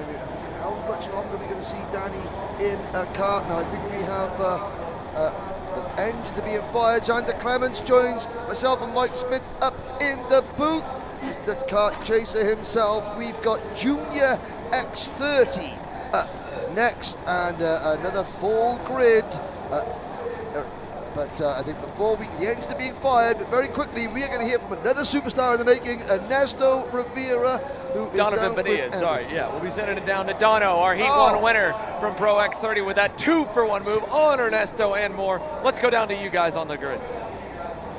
Xander, Donovan, I mean, what a race. You've kind of been a bit of a dark horse this weekend so far, somewhere between 15th and 25th on the charts. But that heat race, you were rapid, culminated with an outstanding move there on the last few laps. Talk me through it. Well, yeah, didn't have great pace the Wednesday, but been working on the car, been working on me, and now we're quite fast. All right, I'm looking forward to the rest of the weekend. What are you expecting into the night here coming into heat number 2? Well, win another heat. Hopefully, we're working on the card a lot and hope to win heat 2. All right, Donovan Bonilla, heat 1. We'll see what he can do in heat 2 here in a little bit. But for now, it's his RVG teammates looking for wins in the X30 Junior category. Back to you guys. Thank you very much, Emery. Apologies to all Ernesto Rivera fans who are waiting there, but I'm sure you loved hearing from Donovan Bonnier anyway. Alex Mercado and Brody Yendel on the front row of the grid for this one. Charlie Smith and Stephen Miller on row number 2. Here we go. On row number 3, Diego Ardiles and Sasha Van Pombosch from the Netherlands. Enzo Vidmontien and Turner Brown on row number 4 with Augustus Toniolo, Archer Eversman, Amador Martinez, Nix Eggleston, Jackson Walney, Truly Adams, row 7. The top 20 rounded out by Sarah Bradley, Oliver Weldon, Diego Guillo, Alexander Gonzalez, Giovanni Santora and Alex Jacobi, while you, the viewers, look through the rest of the starting lineup. Xander Clements, we had an exciting first heat. This is their second heat now. What can we expect to see from these next 10 laps? Well, I think if we learned anything from that first heat race, is that we're going to have a pack probably from start to finish. And with these juniors here, with so many of them knowing that they can get a big run down that front straightaway and that they can send it in so many different corners, I would not be surprised to see this be another very racy heat race. The interesting part here, Mike, of course, when we get to turn number 1 and get into the opening lap that we'll talk about, is that the sun is now fully off the racetrack. It is going to cool down. It is going to lose grip. The engines are going to rip faster, and everything just looks faster. Under the lights, we are set to go for the second round of heat races. Speed Lab Racing Engines X30 Jr., our second group here. On the inside, Alex Mercado. On the outside, Brody Yendel, who had such a great opening heat there in the RPG Cosmic. These two teams have been top of the boards almost every single X30 Junior main event in 2023. Can that continue through another heat race here with the second round of heat races? For Speed Lab Racing Engines, X30 Junior, there's a look at our head flagman. Getting set to go. It's a very slow start all the way down the long straight, and there it is. Green flag of the air. We're underway down to turn 1, and Mercado easily able to get the jump over Yendel. Yendel able to drop down low, and with such a slow start, one of the slowest ones we've seen so far today, everybody survives the opening hairpin, Mike. Going down now through the switchbacks, the 3 and 4 section, and there's an automatic pass. There it is. Yendel wasting no time. We've seen it already. He was aggressive in the morning sessions, aggressive again. He wants to lead. And of course, the great thing about having a slow start is that everyone gets through turn 1 cleanly. The negative thing is what you're seeing here now is that everybody's so much closely bunched together. We were seeing 4 or 5 wide coming out of turn number 4. Now that's great in micro and mini, but this is junior. The karts are just a little bit wider. As they come through to complete lap number 1, Yendel with Mercado shoved right on his tailpipe with Miller, Ardiles, Smith and the rest following close behind into turn number 1, and you see Yendel taking a bit of a defensive line there, Xander. I think he knows. And there's a spinner halfway in the pack there. Oh, that's the 7.66 cut. That's the 4. That's Archer Eversman on the Comp Kart chassis, the forward direction motorsport. But I think Yendel knows he has to defend to try and back the pack up, and then when they're all squabbling amongst themselves, Xander, then he can put the loud pedal down and go. Well, it helped him that Alex Mercado got shuffled back by Stephen Miller. He's now back all the way to the 6th position behind one of the Race Lab karting TVs as Enzo Vidmontien sends it on the inside of Charlie Smith. Trying to go through in a little hip check on the way by. It was a 7.06 of Sasha Van Bosch. And as she moves up into the 5th position, Sasha continuing to go forward. Smith moves a little bit further backwards. Brody Yendel, though, continuing to lead and getting hunted down by the 2022 K100 Junior SuperNats winner and the 2023 K Junior season champion, Stephen Miller, on his new Nash Motorsports EOS Kart colors here, Mike. The city of Amersfoort in the Netherlands are going to be standing and cheering for Sasha Van Pombosch there, who is ahead here. Sasha, he is ahead of Mercado with Smith next. But now the top 5 single file, Mike, who looking at the way the karts are heading in the early stages, are we thinking the drivers are going to be sitting pretty here, or are we going to start seeing aggressive moves early on? It's always been aggressive when it comes to the juniors, and there it is, right there. No waiting for Ardiles. Ardiles already taking a look and going to try to make things happen here down on the inside of Miller, and Vidmontien trying to come through, not quite enough. It's so inviting with how wide these corners are, but we've seen it all the way through this round of heat races here today. The dust offline, especially in that first X30 heat with Ellie Goldstein, crowding the guys down low on the front straightaway. The dust cloud coming off the tires was tremendous as they go through that left-right chicane. We're going to come this time by to put 4 laps completed, 6 to go. Yendel has led them all, but that's not without pressure. And now, moving forward, Augustus Toniolo who picked up a handful of spots in heat number 1, is starting to move, I believe, as well as Diego Ardiles, who is up into second. Ardiles with a big run here on his teammate. Does he work with Yendel as he did in the first heat? Nope. To the inside, looking for it. Still side by side on the dog leg, but he'll get it done in turn number 1. Diego Ardiles, your new leader to turn number 2. Look at Yendel, look like he kind of just breathed the throttle and slot right back in. Okay, fine, you want to take it? Let's see if we can just get rolling. Look, the kart's really starting to work now. More grip trying to come down. You can see the inside tire picking up as they start going into turn number 3. That's something we haven't seen much of apart from going into turn number 1. The drivers getting that inside front wheel is cocked into the air as they turn in. That's a sign that the track is gaining grip. The engines, they love this cool evening air. These X30 motors will be enjoying the ambient temperatures as the leaders come out to complete lap number 5 and start lap number 6. New fastest lap. It be wild. Turner Brown in kart 7, 3, 6, but he's got about 10 kart lengths to make up before he can catch this lead group. And then the question is, will he then have time to make any impression on the leaders? It's still Ardiles, Yendel, Miller, Montien, Van Padbosch, then Brown, Mercado, Smith, Eggleston, and Trudy Adams rounding out your top 10. As they head through the chicane here, Diego Ardiles gets a little bit further away, but again, on this racetrack, coming out by maybe 3 or 4 car lengths out of the last turn, it's no different than NASCAR at Daytona or Talladega. You get almost too far away from the pack, Mike, and they get a bigger run at you by the end of the straightaway. Let's see what Brody Yendel opts to do here in second for the only second lap around. Does he push Ardiles? Vidmontien is on the way, but he's going to stay, I believe, as a good loyal pusher for now. Turn 1, nothing there.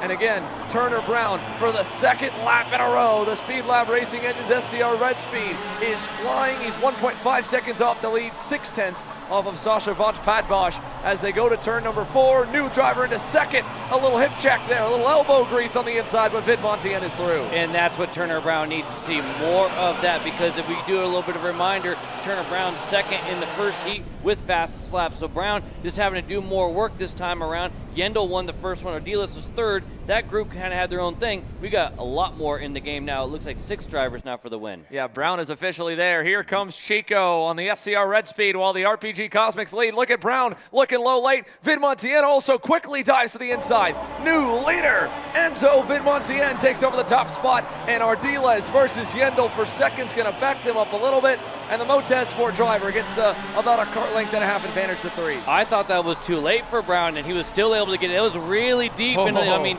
that's dangerous. We've seen it before. Look at that. Yeah, Brown is on the move, you guys. Brown is the one to watch.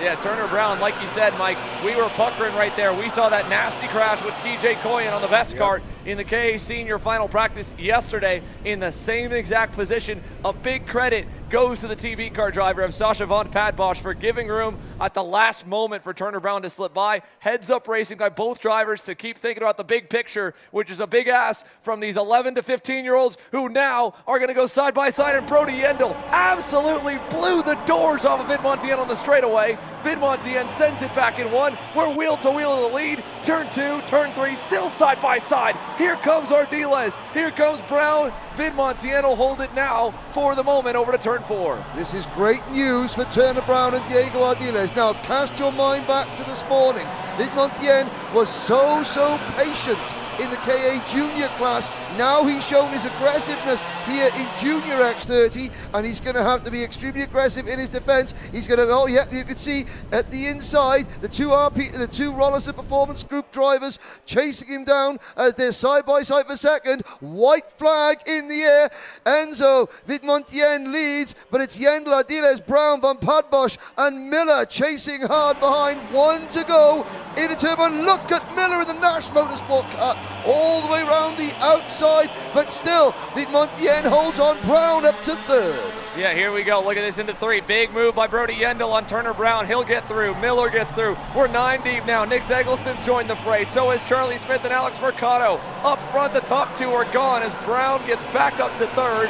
Yendel back to 5th. And now the run to the final turn. How aggressive is Diego Ardiles going to be with Enzo Vidmontien? He's a car length back. He's going to send it down the inside. Over-under move by Vidmontien. We're going to drag race all the way down to the checkered flag. Who gets it at the line? Vidmontien just barely 26 thousandths of a second. Enzo Vidmontian with a crossover move there at the last second. Did you see there was the move from Ardiles, and he gets to the inside, but then immediately Vidmontian kicks back outside to crossover. Brilliantly done. Well, I tell you what, let's have a look at that move again.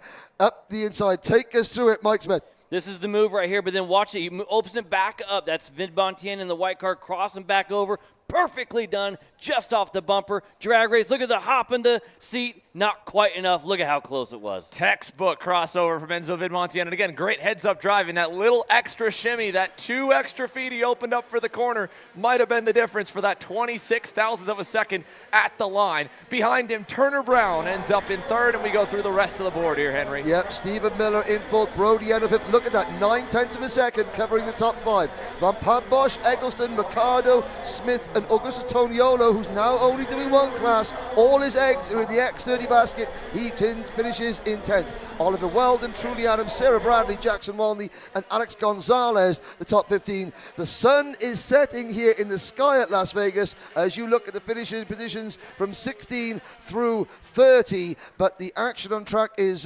really hotting up, because you know what? In Vegas, nighttime is always the right time, and Rob Howden is due to step back into the box here, and we've got the next race up. The next races we have are going to be our Master Shif Ht race. Now, the Heat one in that was a lively affair, to say the least. So I'm quite glad I'm going to step back with this one. I can take a breather. Take a breather, Henry. Get yourself some water. For those of you watching along, the thousands and thousands of you watching from around the world, we have gotten so many awesome messages here, and we'd like to show that later on this weekend. So if you're watching, wherever you're watching from, send us a message or send us a comment of a picture of what your setup looks like for SuperNats 26. Is it here on the fence line, or is it somewhere around? We're on a bar in the country of Jordan. We are watched by IndyCar drivers, IMSA drivers, NASCAR drivers. Everybody's watching one of the best forms of motorsport out there. It's called the Hidden Gem. It's not so hidden this weekend here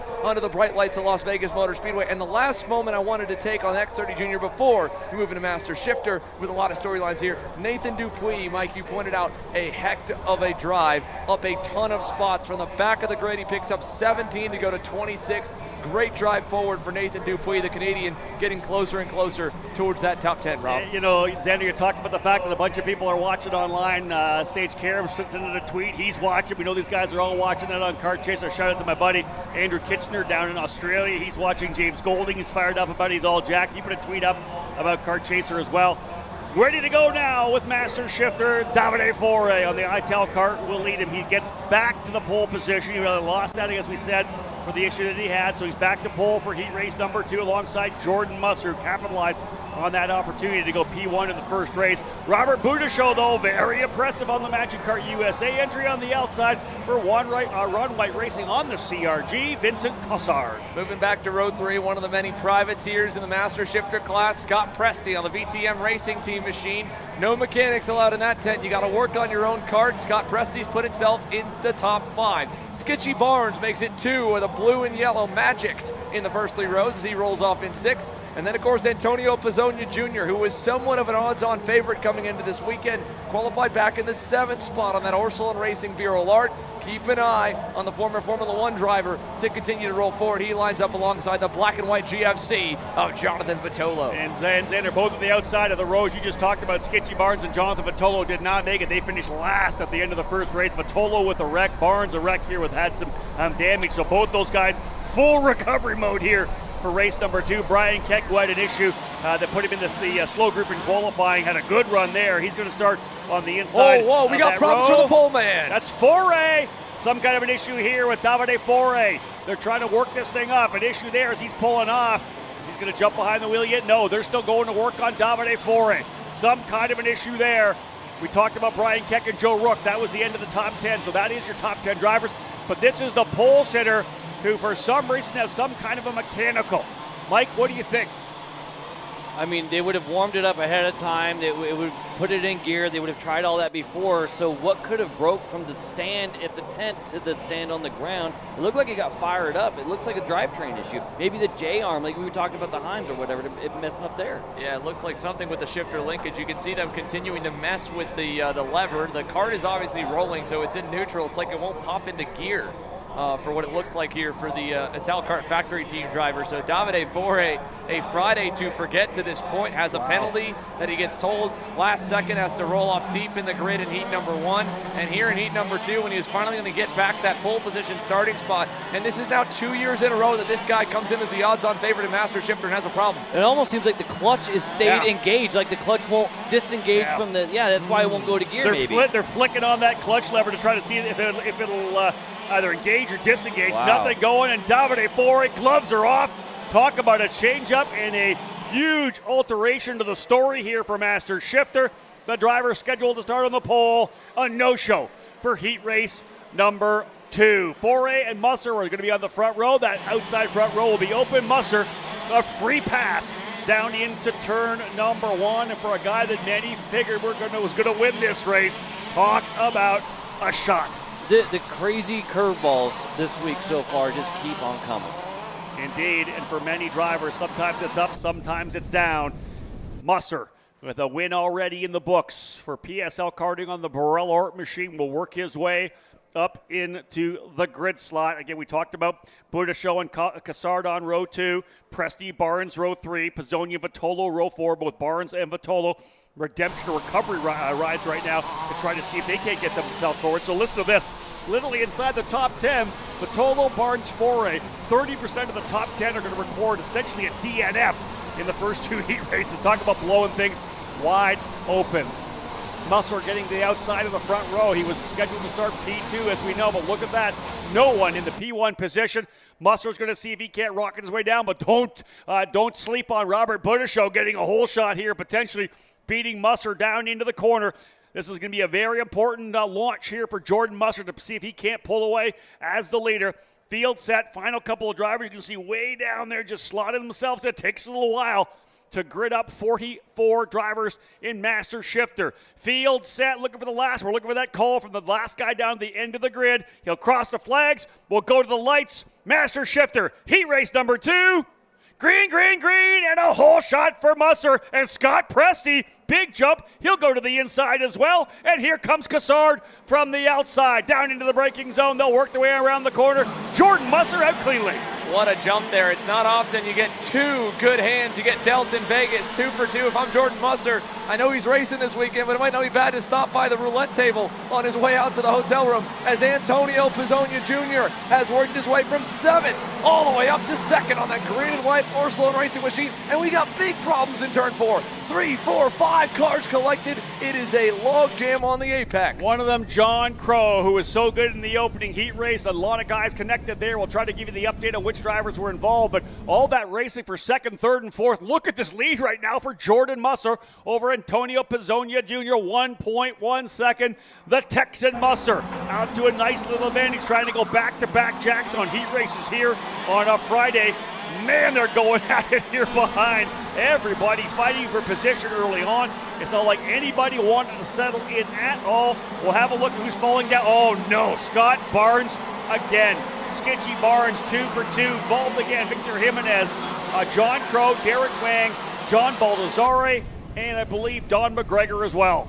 Yeah, so it has been a topsy-turvy night here in Master Shifter as Scott Presti is under heavy fire from the man they call Thor inside the Magic Kart 10. Robbie Boydashow trying to get there, but he's even faded one more spot back. I believe right on his bumper, the bumper of Presti is Brian Keck on the GFC. He's up a good number of spots. Remember, that was the driver, of course, that crashed in qualifying, was in the slow group after coming in underweight, and ended up probably being able to run for the pole. As down to the inside, turn 3. Wow, did Vincent Cassard slam the door shut on Scott Presti. This feels like the last couple of laps of the main event as these guys going at it. Presti looked at the inside of that RS car, trying to get to the bottom on Cassard. Both these drivers have run before in the SuperKarts USA Winter Series. Cassard on the CRG. Here comes Presti again, this time down to the apex. And look at this, up over the curb. Right behind them goes Brian Keck in the 681. So the good fight here, that is third, fourth, and fifth. Musser and Pizzonia well up the road. Yeah, as they go down to turn one, any answer from Cassard? Nothing yet. And again, it's such a bottleneck here. It's a rubber band effect with how often these guys are punching first gear for that long straightaway and the gear ratio they run. It stacks them up, but it also makes some exciting passes just like that. Cassard gets back through, Presti back to fourth, and them going back and forth has brought about 6 more cars onto that train, Mike. Yeah, well, you're not going to see a whole lot of, quote, working together in the shifter ranks, right? It's go, go, go, and if you have the opportunity to take it. Hey, this is essentially a fight for the lead because the 2 guys in front are gone. So this is about as good as it's going to get for this group. Third place might as well be the leader. Yeah. Well, the update, at least up front, is Antonio Pizzonia Jr. is chipping away at Jordan Musser. The last 2 laps, he's knocked a 10th off the margin.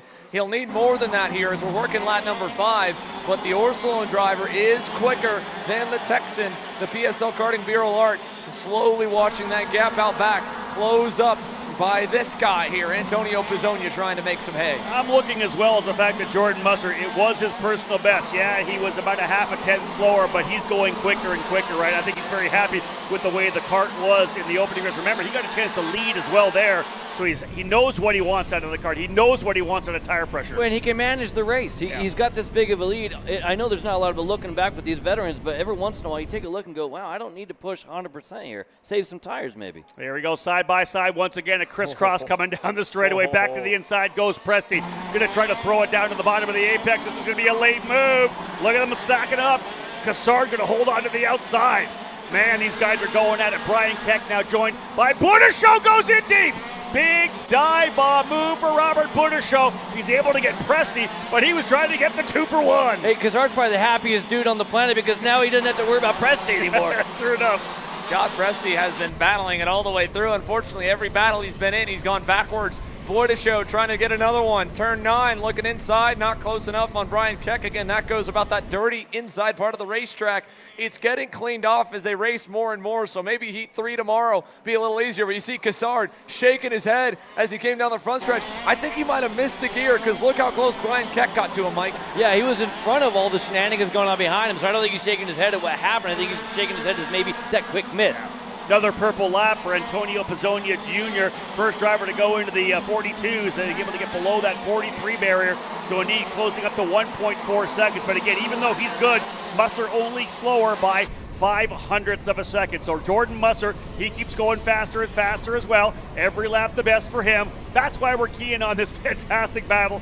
Third, fourth, fifth, sixth, and seventh. Cassard, Keck, Buddishow, Presti, and Vitola, who needs to be in this in a big way. Brian Keck's got a big run here on Cassard, who went to the outside to arc it. Keck looked low, couldn't get it, and then Cassard now covering off the inside. He can hear him right there. He knows he's close.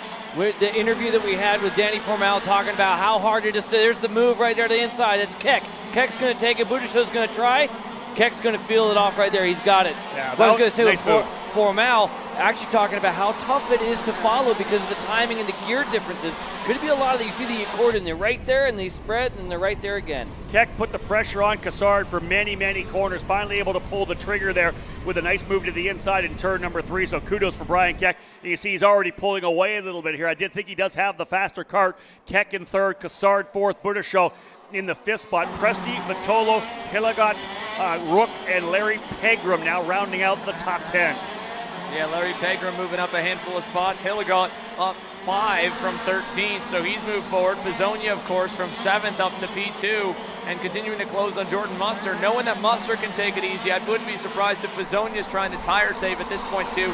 Coming to the white flag this time by, he's not going to eat up a 1.3 second gap on the multi-time SuperNationals winner Jordan Musser at all. Down at turn number 9, here's the look back. 3rd, 4th, 5th have started to spread apart. Boy, the show. Feeling the heat from Presti still, went low. He got away really nicely here, and they finally, after 8 laps of what has felt like a dogfight, have spread apart. Yeah, you just pointed about possibly saving tires for Musser here, though. Half a second difference that one lap. Yeah, why not, right? You think about race number 3 coming tomorrow. Got this big gap, final lap.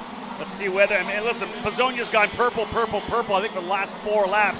A big lead right now for Musser. He's going to try to use up all of that 1.4 seconds. Little cool down lap here, take care of the vehicles in this final circuit. He'll be in good shape. Big wiggle though coming over the bump into turn number 9 for the final time.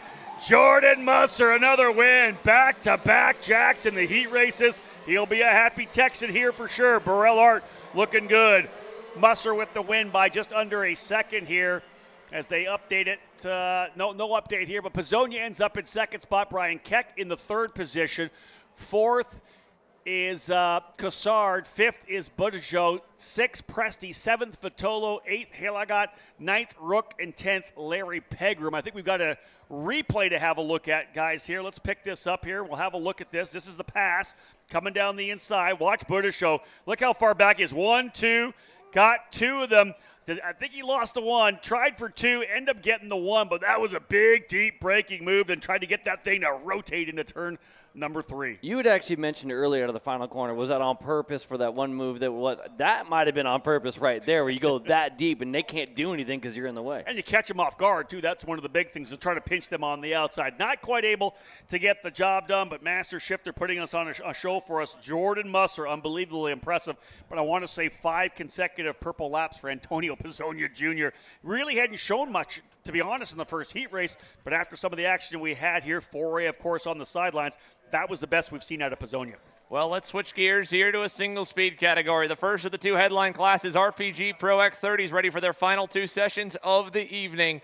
Austin Garrison, top qualifier on Thursday evening here, and this is back in those conditions when he was a rocket ship. Ended up 4th in the opening heat race in a heavy-handed battle with Thomas Neveau, who drove forward. This kid here, Ernesto Rivera, nearly got a win in the other group.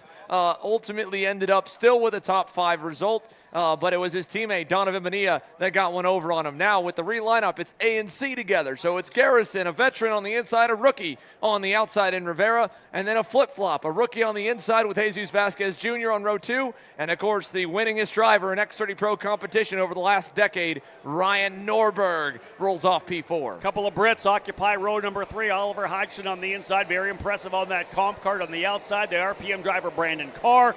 Row number 4, Thomas Neveau, the Canadian for Trinity Karting Group. Whoa, most definitely impressive in that first heat race. Jorge Ortiz on the outside as well. Ortiz was also equally impressive with that around the outside pass and a drive into the top 3 in his opening heat. Alexander Kardashian was kind of neutral in the first heat race, little up, little down. The same for Fernando Luque. Didn't make a lot of noise, but they finished inside the top 10 for both of them. They roll off inside the top 10 in 9th and 10th as well. Row 6 has Nicholas Terlecki on the inside, and a winner just a month ago in the U.S. Pro Kart Series, Hayden Jones, who got up into the top 10 in his first heat. Rolls off 12th, drove it up to 8th or 7th in the first heat race. Let's see if he can do that again or maybe go a little higher here in heat number 2. Row number 7, a couple of guys that expect to be on the podium here this weekend. Mateus Morgado in the PSL Karting Bureau Art Machine, the 303, former world champion, starting on the inside of row 7. On the outside, Frankie Mossman for BJR and MDR. Mossman has always been good here at the SuperNats, but has not had a ton of luck thus far.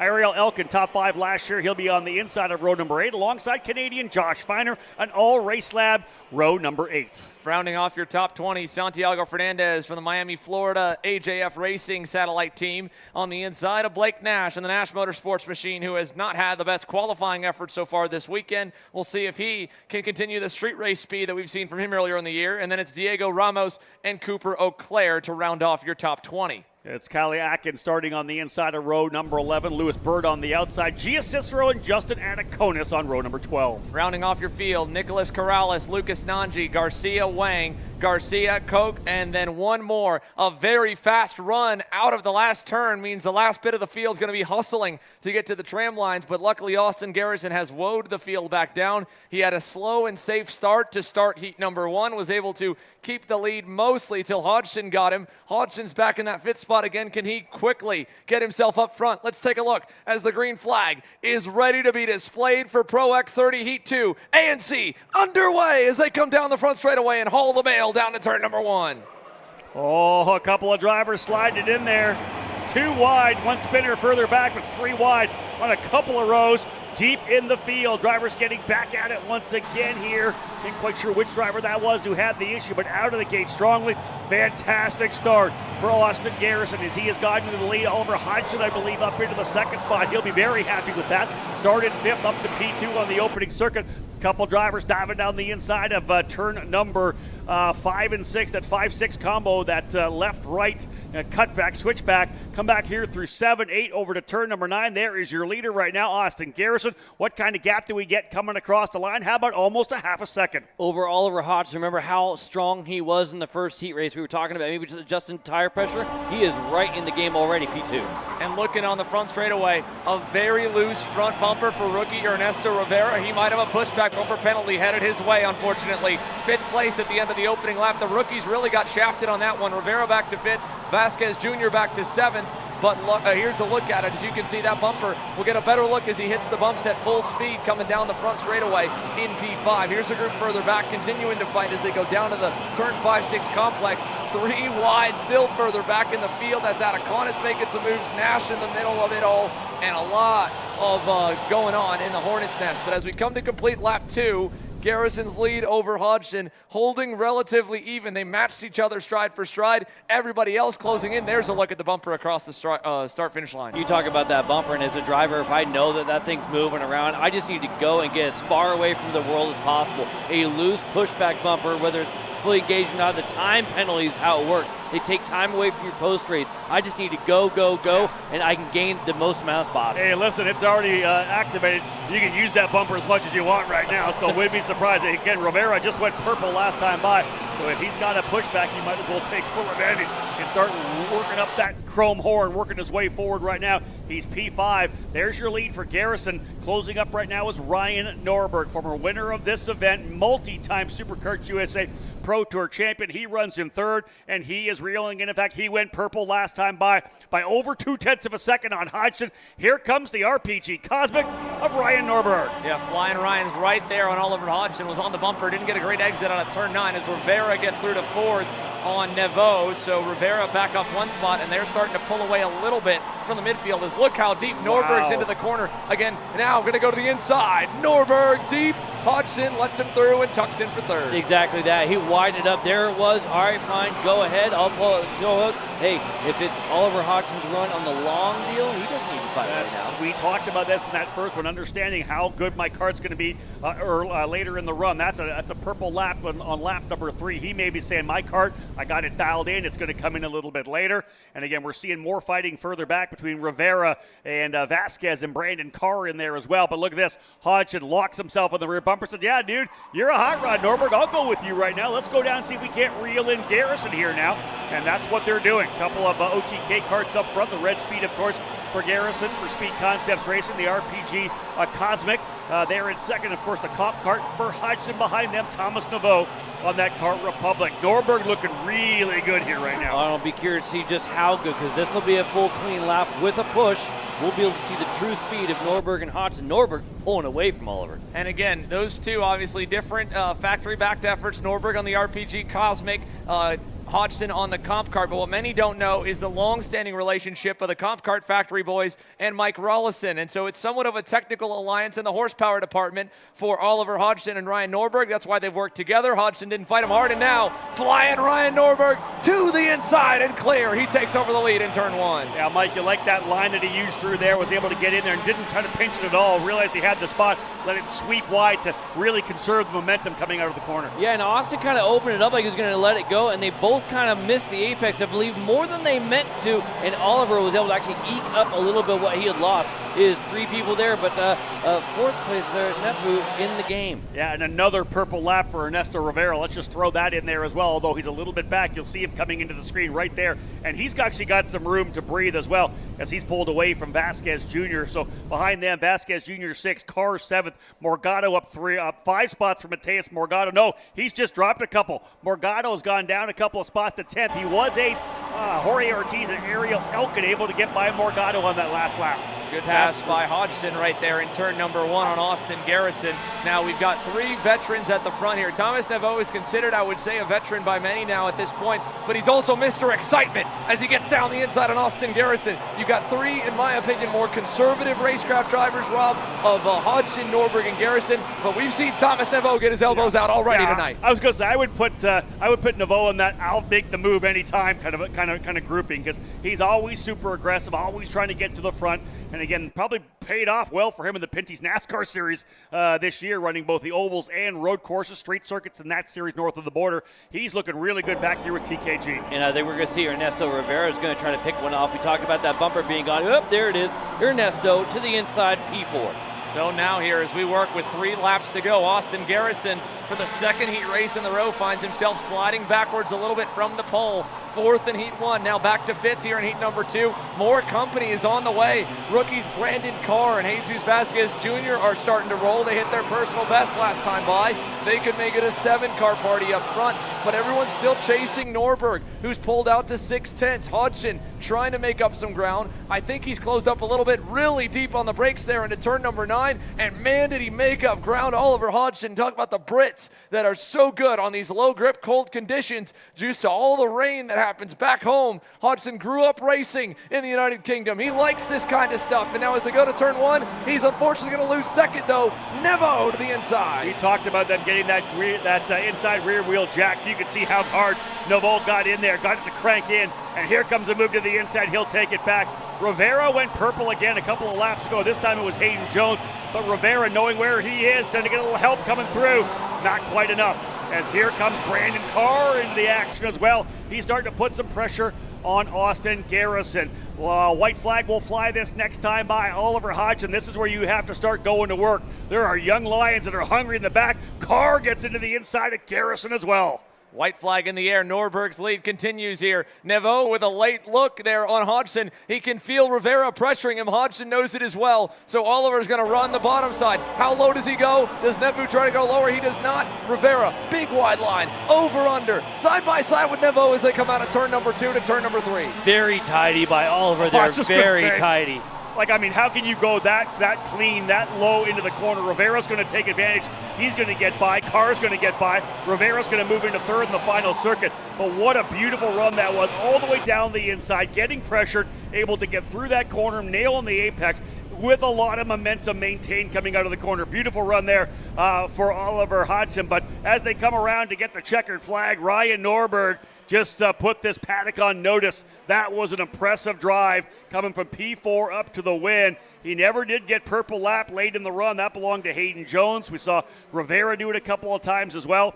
But the margin of victory over 2 seconds as he let the rest of the guys behind them fight it out. Hodgson, Rivera, Nevo, Carr, elbows were up. A little contact between a couple of drivers there. That's Anaconis. He was not happy. He has not had a good week.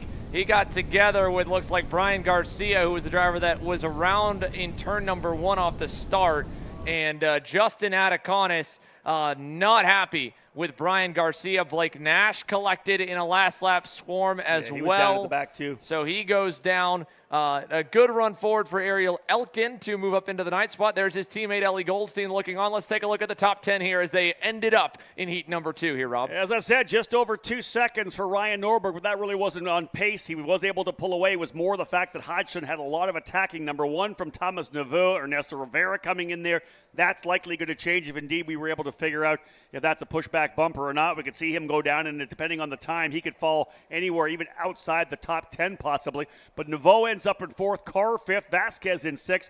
Garrison, who led for a time, man, all the way back to 7th. Still some work to be done on that heat race pace for Garrison. Hayden Jones, fast lap of the race, ends up in 8th over Ariel Elkin and Alexander Kardashian. I want to say Kardashian, 4 straight top 10 finishes in his heat races, both KA and X30. So we're at a really solid day for Alexander Kardashian. Very impressive from Alexander to stay consistent, and again consistent as well for Hayden Jones. It's a pair of 8s for the 323 North Carolina native, coming back from an outside of the top 20 qualifying effort, moving his way forward. All the RPGs moved up in that one. Rivera going forward, Norberg going forward, Jones going forward, and of course Heat 1 winner Donovan Bonilla is going to be coming up next here. But that's how the upper half of the field went. Let's take a look at the bottom half. Ramos picks up a handful of spots from pretty far back. You saw him leading a pack across the line with Cooper O'Clair and company. Fernandez, Cicero, Mossman ends up falling backwards there out of turn number, the end. He ends up 20th here, Rob. Let's take a look to that last lap here as a quick instant replay pulling up on screen. We'll have a look at the incident in question here as the drivers working their way through. Here's the leaders coming in. Here comes the contact. Oh, a little bit of contact there indeed. Yeah, and it looked to me like Garcia, what do you think, coming across the bow a little bit? Kind of just got up onto the left rear of Ataconis and kind of rode him on into the corner and then got both of them. And it happened right about that bump. I mean, I don't know if it was just enough for that front bumper to kind of climb on top. Yeah, because again, that bump is a typical braking marker for these guys, especially at the end of the race when the track gets dirtier from everyone going offline and defending, that they were braking early. And so Ataconis may be getting on the brakes right after the bump, and Garcia going in too hot, off the brakes, over the bump, in the air, and then gets onto the bumper and then rides forward. Any chance, guys, we can see that again, that replay again? We'd love to, if you have that still queued up. Love to have a look at one more time as the engine's firing to get things underway here for Group B versus D. 3 more races left to go on the day. I'd like to get Mike to have one more look at it. We kind of broke it down a little bit there. Whether or not we're able to get a chance to see that, we'll see. Otherwise, we'll jump into the lineup here. Yeah, I think we'll be getting it queued up. Here we go. Here, take a look for us, Mike. So that's, of course, the checkered flag Norberg coming across the line. There's the front group. It'll go back. It'll pan to the further back group, so I'll have to hold for a moment. Here comes one of them. There it is, right there. You can see Ataconis' group off to the left, Mike. He's already on top of him by the time, but it's right after the bump. It could have just been perfect timing in that scenario, but at the end of the day, I think it's one of those where you've got half overlap, you're thinking about it, and then the change happens. You can't back out of it. Starting lineup ready to go. Group B versus Group D. Our last race for Pro X30 brought to you by Rollinson Performance Group. Ellie Goldstein for Race Lab on the TB car. Going to start on the pole position alongside Noah Baker on that Speed Concepts Racing entry. Donovan Bonilla and Alessandro Tuchot will be on row number 2.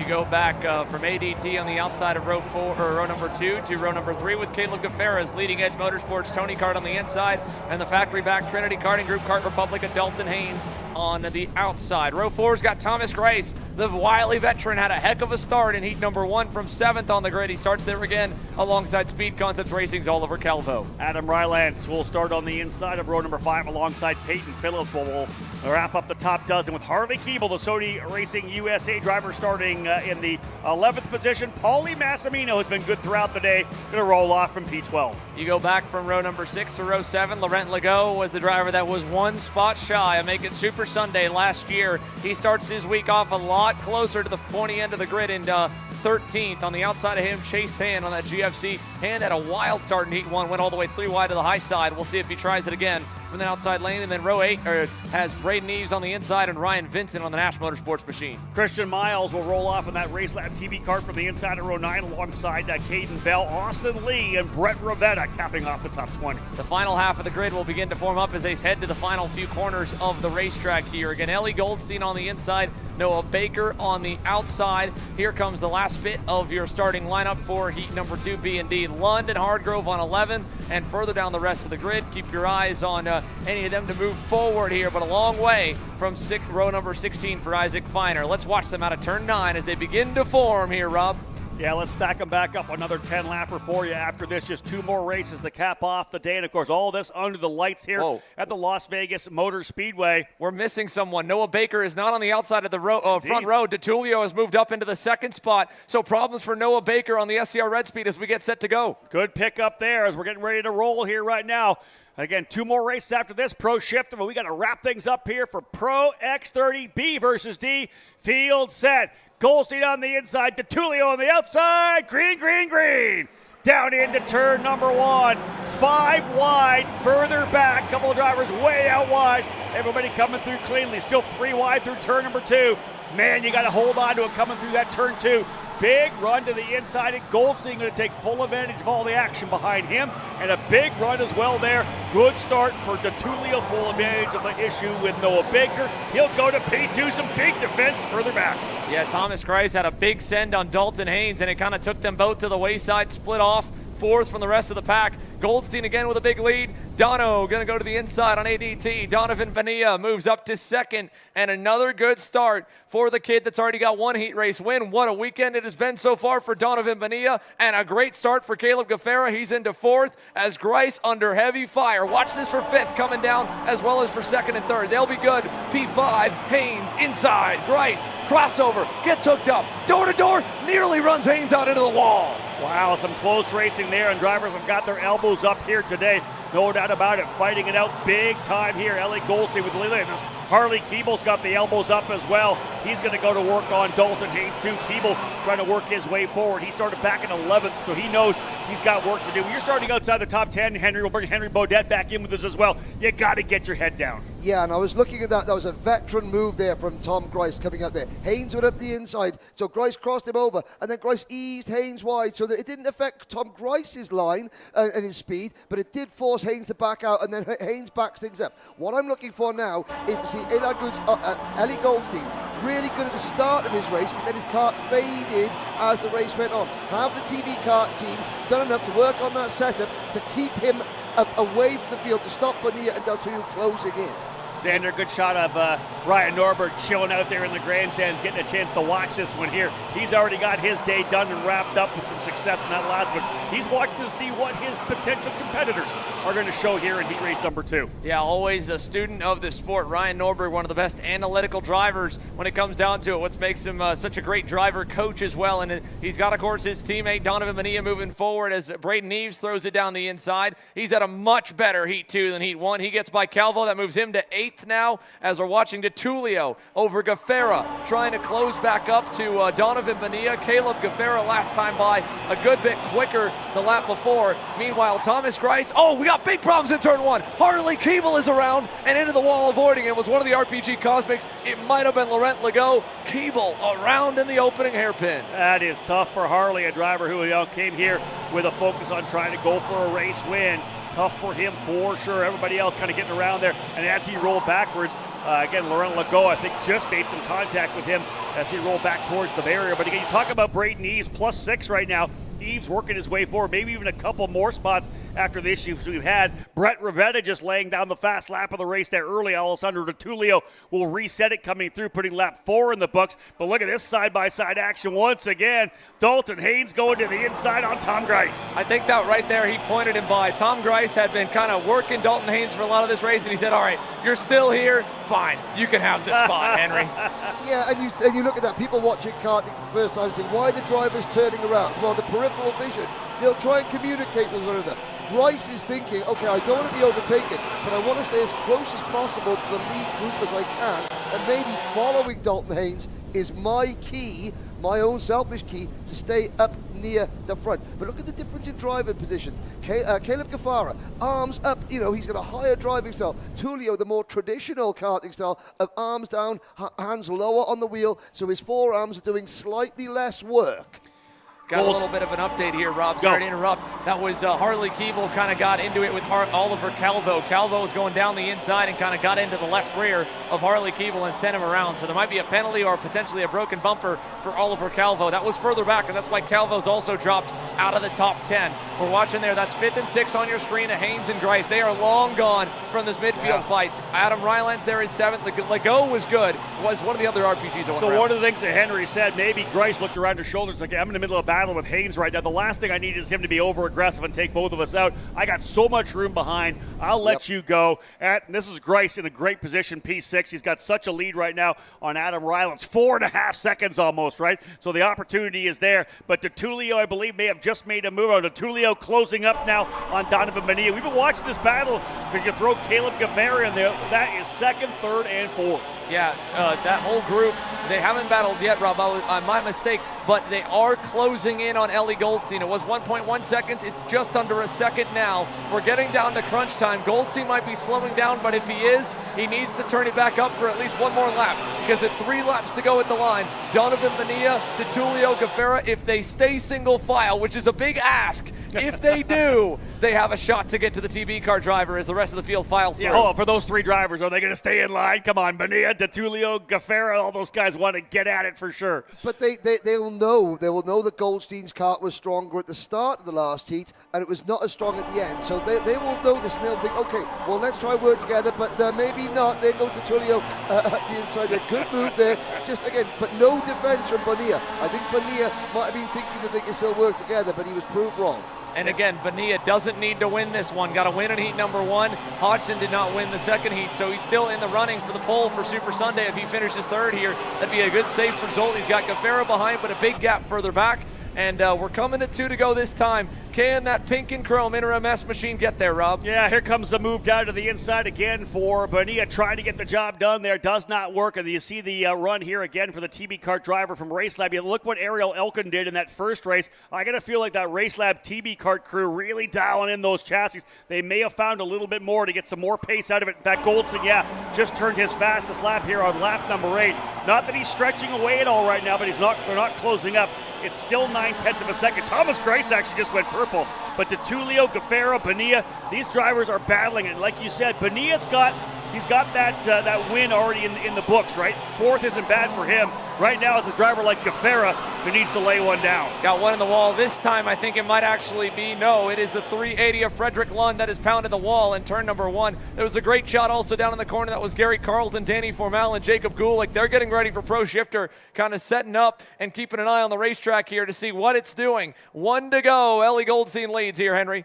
Yeah, I mean, he did have a 1.1 second lead. It's down to 0.6 of a second, but it tells me Ellie's not doing anything different than behind the wheel. The team have gone to work, and they think, well, we don't need to win by a second. All we need to win by is 100th of a second. And the drivers behind those, a bit of a battle there, but they haven't, Ellie Goldstein isn't in the lead of this race because everyone else has been fighting. Although, with a half a lap to go, Goldstein could almost switch a flag, but he's done enough. The team have done enough. Yeah, DeTulio pushing very hard right now. Was quicker by over 0.2 of a second last time by. Gaffera actually turned his best lap. He has a look over his shoulder to see if he's able to potentially make a move here right now. But I'll tell you, everything's clean and green for Ellie Goldstein. Started on the pole, walked away with this one. A solid green to checker run for Goldstein in that TB Kart for Race Lab, and he's happy with that big time.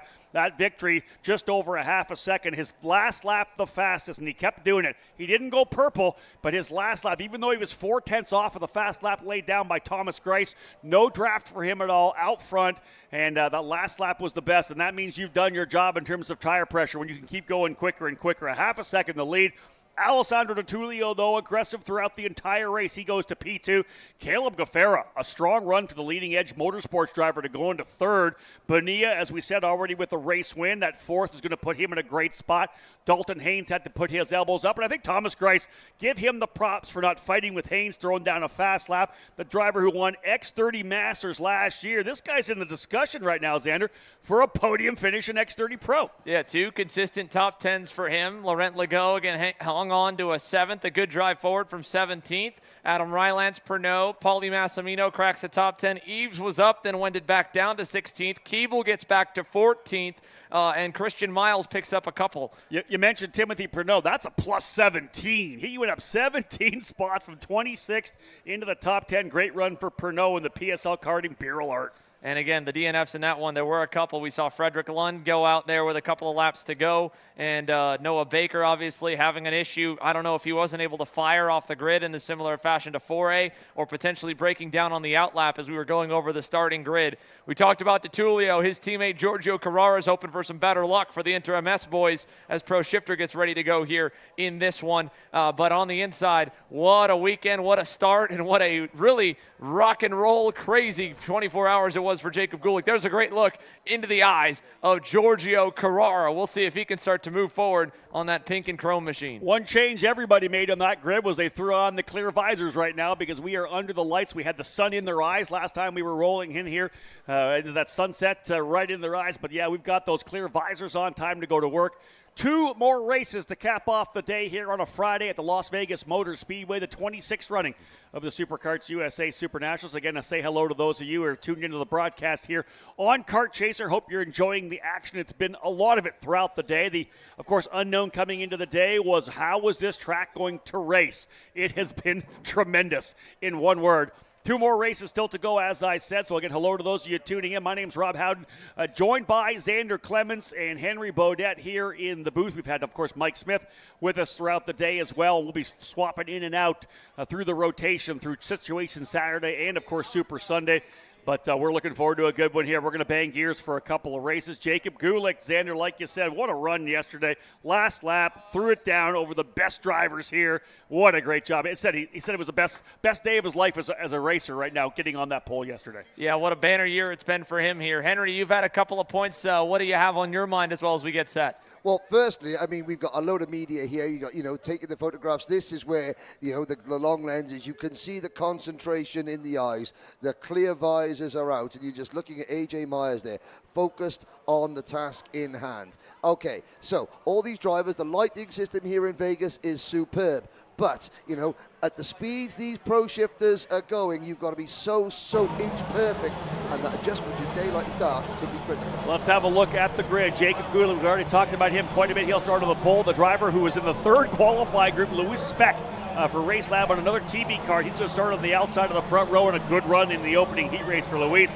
Matteo Vajano, a former winner for PSL Karting, going to start on the inside of row number 2 with the number 217, and on the outside, just 15 years of age, made his debut at 14 last year, the Kiwi Jay Irwin for PSL All-Burrell ART on row number 2. So impressive for Jay Irwin. He hung in the top 10 against some of the best in the world in heat number 1. He'll have to do it again with a stacked row of talent behind him. How about multi-time Pro Shifter USA champion AJ Myers on the Magic Kart, who is still looking for that SuperNats victory, put it on the pole a couple of years ago. Had good luck last year till a heat race wreck took him out. He's so far so good with a good heat 1. He starts alongside Giorgio Carraro, who had that mechanical in the opening. He's looking to make up ground. And Davide Fore on the inside of row 4 alongside Talon Yagel. Davide's got some fire ready to make up for that master shifter issue. 100%. Multi-time SuperNats winner Danny Formal on the RPG Cosmic, the Vortex Power Machine, starting on the inside of row number 5, P9. Outside, Michael Stevens on the PSL Karting Machine.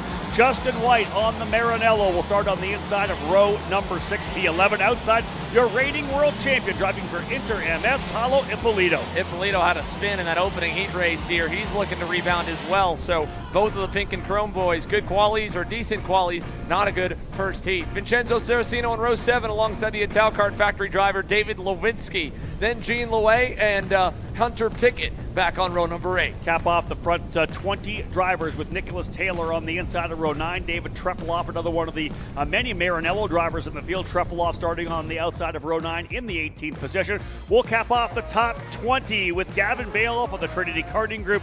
Kart Republic starting 19th, 20th, Samuel Louet for PSL Karting. Moving back to the back half of the grid as the outlap begins to come to a close. Row 11 has Seth Huntley on the Karting Collective, Sodi on the inside, Jeff Redfield on the outside of the PSL Karting Bureau Art. Row 12 is Augusto Soto Sharifa's Inter MS Kart Republic on the inside, and Massimo Valiente, son of team owner Michael Valiente, in the Italkart Italian Motors USA backed factory operation. Sodi Kart driver Axel Dapp will be in 25th, P26 Macy Williams for CB Motorsports. Row number 14, 27th, 28th, the Croc promotion of Thomas Riddle, and that Catalyst Ital Kart for Mario Gill. Can't have much more of a roller coaster week than Mario Gill with a fastest lap in final practice on one of the days, a massive crash before qualifying on the next, and then a poor quali effort overall, but still got back on the horse. 14th row for him to go forward with Nathan Gilbert and Federico Paero, Carter McGregor, Riley Pegra, Marcus Kayak with an issue in qualifying, rolls off in 33rd. James Golding, the V8 Supercar driver on the GFC, in 34th, also with an issue in qualifying. So again, drivers will work their way up into the grid area, getting set to fire up, and who will get the whole shot here? I'll tell you, Jacob Gulick looked really good off the line. We'll see whether or not he and Luis Speck can do the same to hold off all the Lions behind them.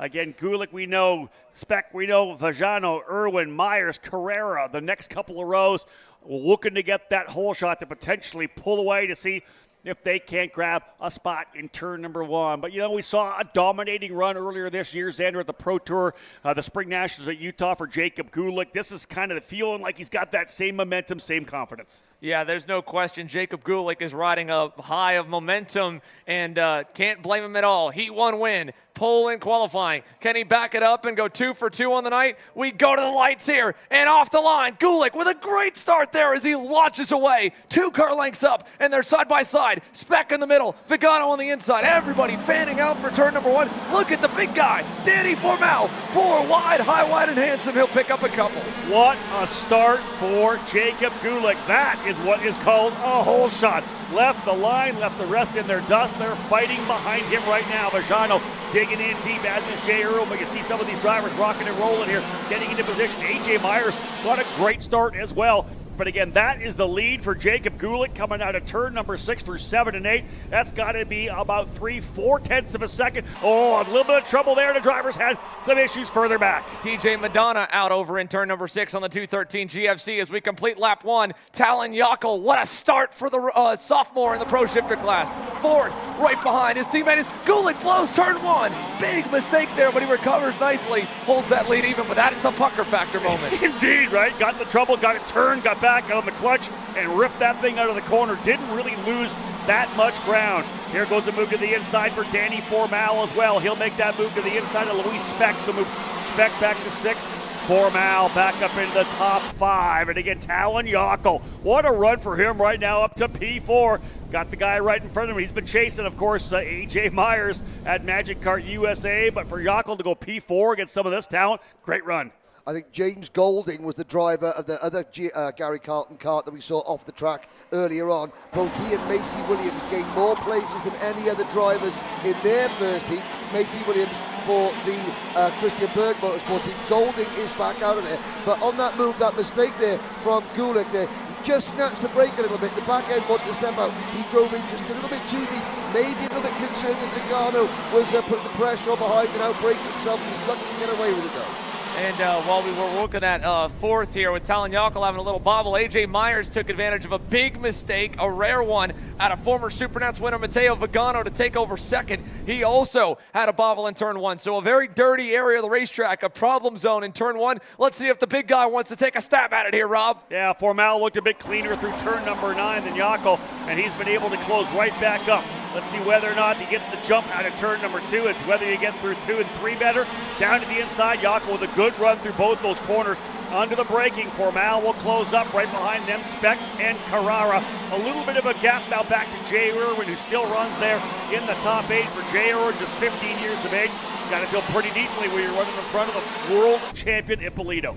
Now, of course, you look at the colour of the barriers. This might seem like a moot point, but it's now fully nighttime. The barriers are black and white going into turn number 1. Each of these drivers will have their own braking point they will have learned over the course of the week so far. Now, under the lights, the difference between the black barriers and the white barriers, just maybe catching out 1 or 2 drivers as they put their braking markers down.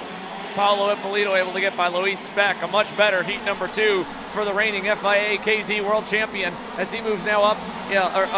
Giorgio Carrara actually getting by Luis Speck. Ippolito's the next one up, but Carrara gets back up to 6, so that's back to neutral for Giorgio. It looked like Formal was really bearing down on Talon Yockel, but Talon has picked the pace back up. He has closed back into Matteo Vigano, who is fading a bit in 3rd as Carrara blocks low from Speck. There's Ippolito right behind there in 8th, then Irwin in 9th, and Davide Fore in 10th. But one thing I want to focus on here is Formal gets another big run as he chokes the motor. If he doesn't go here, the battle is about to commence for the lead, because while they are single file, AJ Myers has been consistently a 10th to 2 tenths better than Jacob Gulick. Yeah, Rob. what a run. We've got an Americans running 1-2 right now in Gulick and Myers, and indeed he's closing up within 4 tenths of a second, so we will key a bit on that. You can see up the road, AJ Myers on that Magic Kart digging in to get himself back closer to the lead. Vigano there now getting chased by Yockel and Formal as they're all digging in here. We're past the halfway point, 5 laps down and 5 to go. And last time by lap number 5, Formal was the man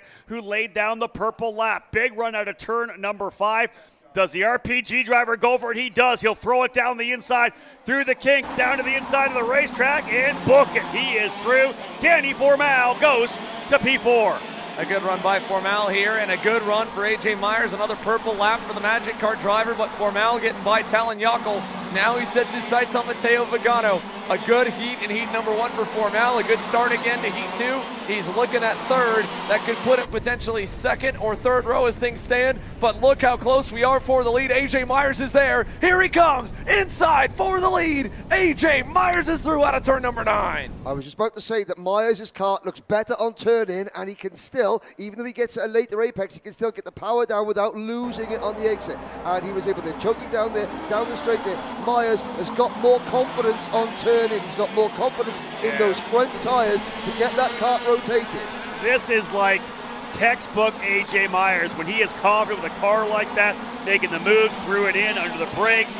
Just a nice little calm reach down on the box, choke it down a little bit, take care of that power plant, richen it up a bit. He is looking really good. Myers fired up to try to get this heat race victory. And I know it's just a heat race. I know it's just Friday. But anytime you can get a run like that, you get the job done. You want that momentum moving forward. And Xander, look at the rest of the field. The guys, Kremers, spinner in the back. down there watching. I think that might be Irwin. It is, yes. That's Jay Irwin has spun it, and that cart is stuck in gear. That cart is stuck in gear on the inside at turn number 9. The rear bumper, as someone's hit it from behind, yeah, look at and the has bumper. hooked that rear bumper up onto the wheel, which has locked the rear bumper under exit. So obviously somebody tried the undercut on Irwin coming out of that final corner, just misjudged it, pushed the bumper onto the tire, game over. That's a shame for Jay Irwin, who was running so good there. He's falling down the order now. He'll have to try it again tomorrow on Situation Saturday. Again, final laps coming. White flag will fly this time by. We got a number of drivers throwing haymakers at each other. Look at Gulick coming back at it. Jacob Gulick not quite done yet. He's working over on A.J. Myers. Myers will cover off the bottom. Gulick, I'm surprised, didn't do a big over-under run there and tried to follow him through on the bottom, and that just did not work at all, Xander. That gave Myers a chance to get out cleanly. Yeah, he's learning right now from one of the best. And again, he's beaten him before, but he's trying to do it again. As they go to turn number 3, you can see Vigano has parked the bus on the inside. Talk about choking the motor. How about choking the whole pack up? As they have stacked up about 6 deep there. But as we come to the final turn, here comes Myers. Here comes that battle for third. A.J. Myers headed for home as Vigano trying to hang on over Formel. Big run for them. Myers will collect the heat race victory over Jacob Gulick. And at the line, Formel, not enough. A late run, but Vigano will hold on for third here across the line, Rob. Ends up being 7/100ths of a second for Mal, trying the over-under on Vigano, not quite able to make it work. A.J. Myers, though, the man of the hour there, very strong, chasing down Gulick, making a beautiful move in turn number 9, then essentially pulling away. Again, textbook A.J. Myers looked very good there in the Magic Cart. Jacob Gulick ends up in second, Vigano in third, Formal and Jaco rounding out the top 5. Let's have a look at the replay of the pass for the win. We saw how good this was. Look at him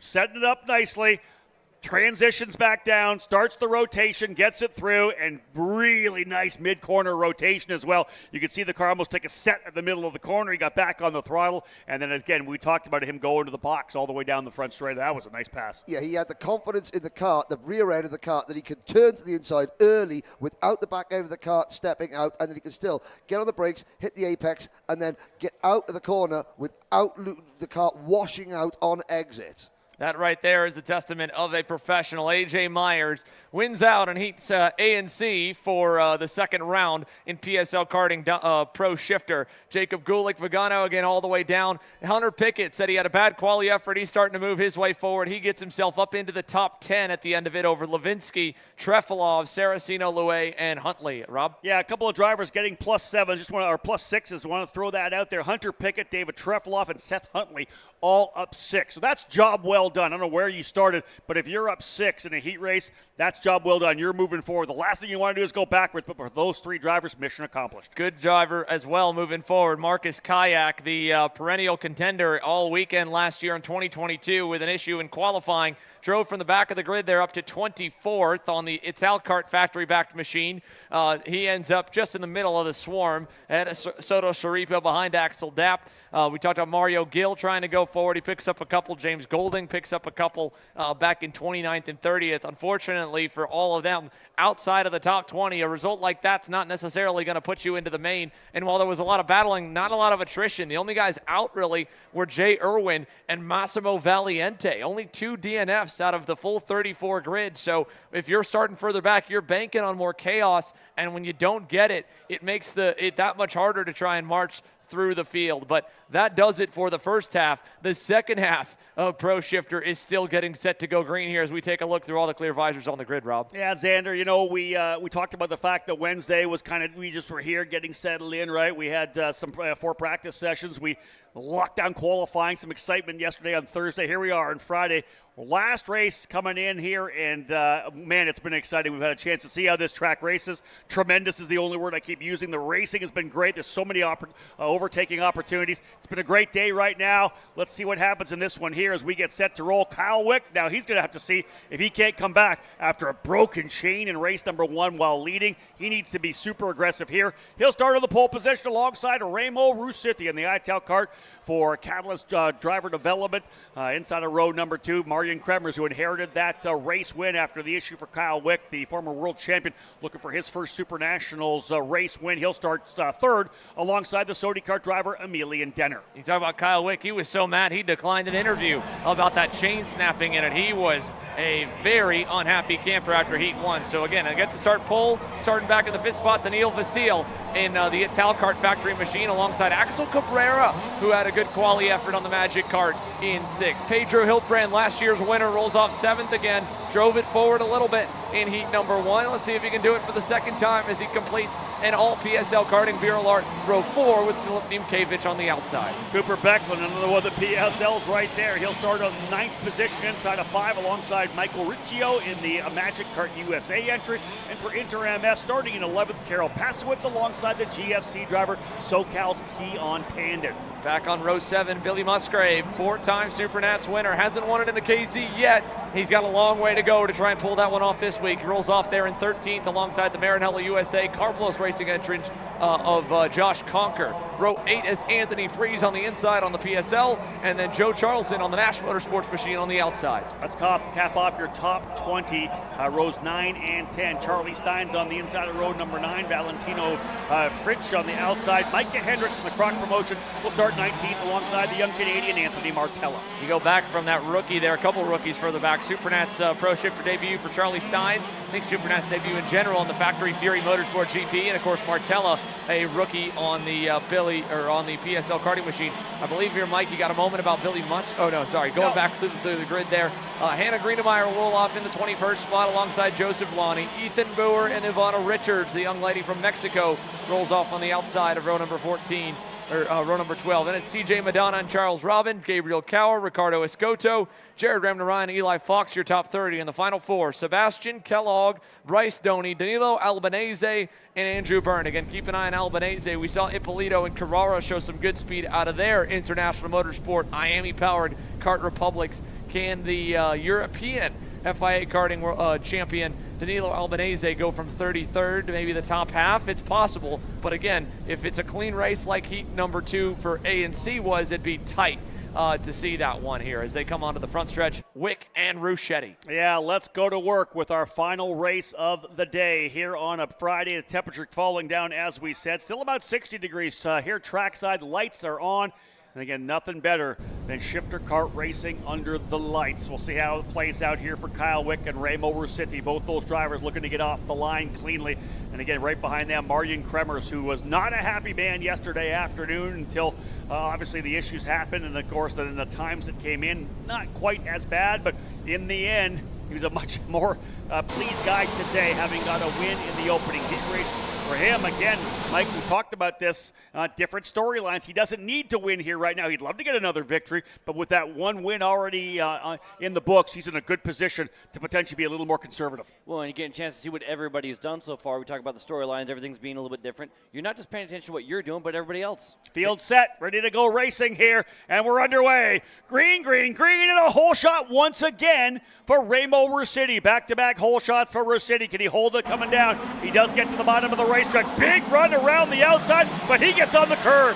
Up on the curb to the exit for Ruscitti. One driver around there. I think that might be Nimkevich going around, but they'll work their way over to turn number 3. And it's the GFC driver rolling out P1 right now. Kyle Wick, we've got some aggressive racing. Tough one for Remo Ruscitti. Just got up on the curb, coming on the exit of turn number 1. And Denner gets by him there for 3rd. Emilian Denner was the driver on the outside. Sent it like Superman around the outside of Remo Ruscitti. And when Ruscitti hit the curb, it sent Denner wide as well. So Emilian back to 3rd. Ruscitti fending off a fellow Ital Kart and Danilo Vasil as they come across the line. Here's your leaderboard. They'll update on the left. Already 9/10 for Kyle Wick in the lead. Kremers second. There's a look at Billy Musgrave in the middle of a swarm further back. Is down to turn 1. Kremers low, Denner low. Big high side run for Pedro Hiltbrand trying to wind up that barrel arc. Can he make a move with it on Vasil? He cannot. Problems as well further back. That's Josh Conker pulling into the pit lane. Tough one for the Canadian, Josh Conker.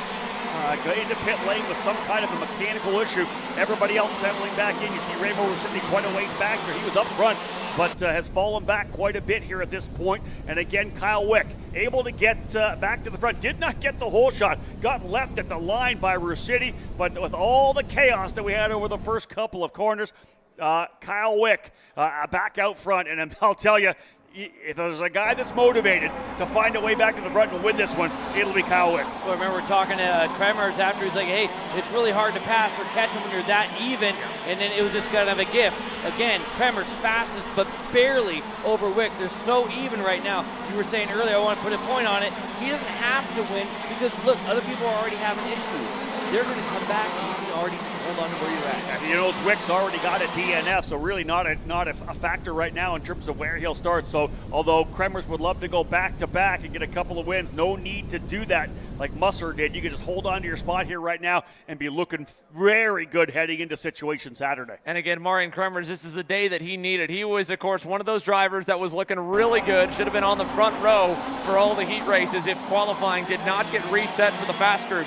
We heard his interview when we went back live last night. He was very adamant that he did not agree with the decision. But at the end of the day, he had to live with it, had to go to bed, had to come back and race. And he got himself a heat win. He's second right now to the guy that is going to have a mixed bag of results. So if he can just hang there, he'll be good. But look at Emilian Denner. Big run for the Sodi driver. All the way to the bumper of Kremers. He'll give him a love tap. Look inside. Denner for second in turn 9. Did you see Kremers did not get through the chicane well at all, and he looked behind him. He knew it was coming. Yeah, Denner was clean coming through there, and you could just see how quickly Denner closed up coming out of turn number 6. Denner with the purple lap that time as well, 42.421. So not only did Kremers not get a good jump, Denner was a rocket ship on that last lap for lap number 4. They'll get cross halfway flags this time by Spinner. Couple of drivers in turn number 1. Who is that rolling backwards there? And I think maybe Hiltbrand.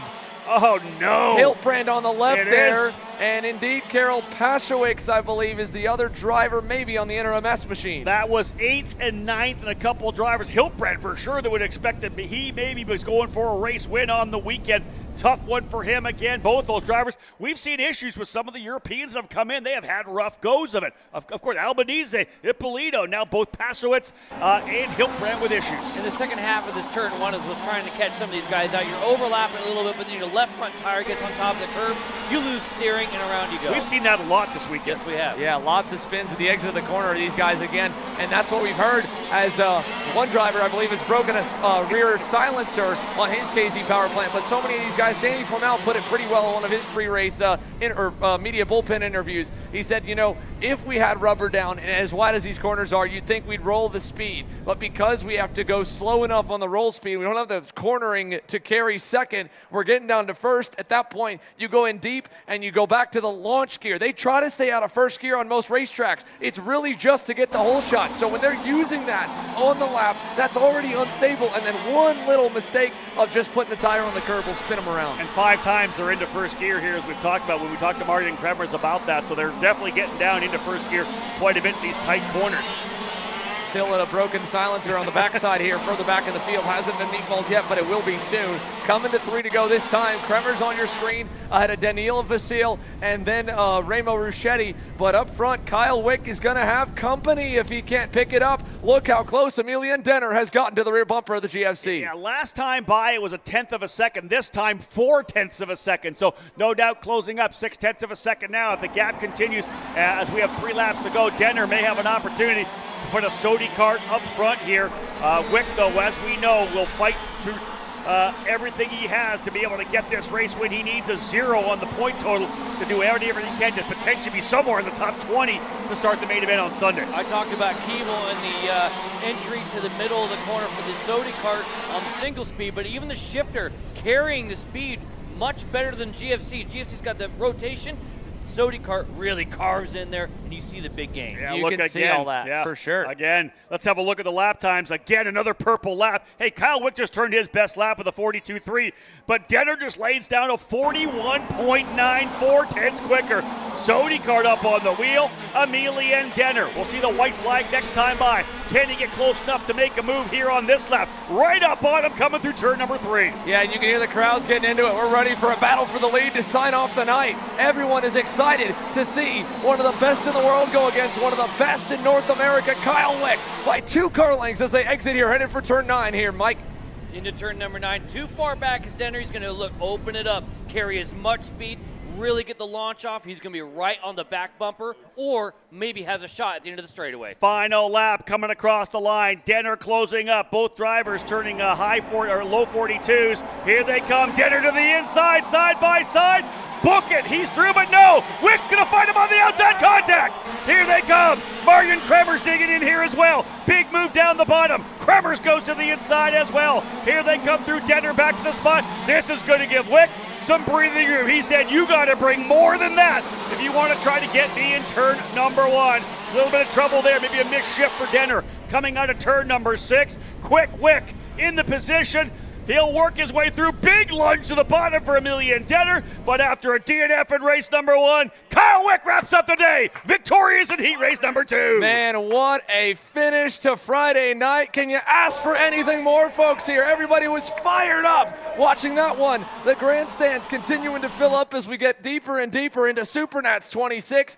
If you haven't got yourself plans to come out to Las Vegas Motor Speedway for the next 2 days, you need to be here or you need to be ready to watch. That was must-see TV. And again, welcome back to the US of A, Emilian Denner. Been a couple of years since he's been here for the SuperNats. That was a hard-fought battle, but the red, white, and blue, a Kyle Wick pulling out on top over one of the world's best. I want to see if we get any chatter here right now. Kyle Wick's like, listen, man, I'm going to fight you tooth and nail for that when they both Wick. Essentially, it was the fight for the apex of turn number 2. Wick threw it in there, some contact on the exit. Marion Kremers was ready to pounce. And how good was it? Let's see it again. Let's have the replay of that fight as they work their way down the front straightaway. Mike, let's have a look at this. A big move to the inside for Denner, but got the outside power for Wick, and he held on for 2. Look, he tried to get back on the power. Denner did, and it just kind of spun. He didn't quite get off the corner, and we talked about how you can carry the outside, carry a little bit more, just enough for Wick to hold on to the spot. I'd love to see that one more time. Can we slow that one down, fellas, and go a little? All right, that was full speed. That's all we got because they're going that fast. But nonetheless, Kyle Wick hanging on, getting his elbows out at the end of that one. He ends up the winner over Emilian Denner, Kremers, Vasile, Remo Ruscetti, 5th there at the end. Billy Musgrave, we said he had a long way to go to try and make it 5 SuperNats victories. He picks up 7 spots. And how about for the Europeans, Danilo Albanese, from absolutely pounding the wall on Thursday night here to now 24 hours later, he picks up 24 spots to go to 9th in that heat race. That was a massive run for sure. Kyle Wick with the win, the margin of victory after the contact, and of course the battle between Kremers and Denner, 0.3 of a second. Denner ends up in 2nd, Kremers in 3rd, GFC, Sodi Kart, Birel ART. Vasily ends up in the 4th spot. Rusciti holds on for P5. Billy Musgrave up 7 as well. Started 13th, puts the factory card up into 6th. Axel Cabrera holding on to a spot in the top 10 as well. He finishes 7th.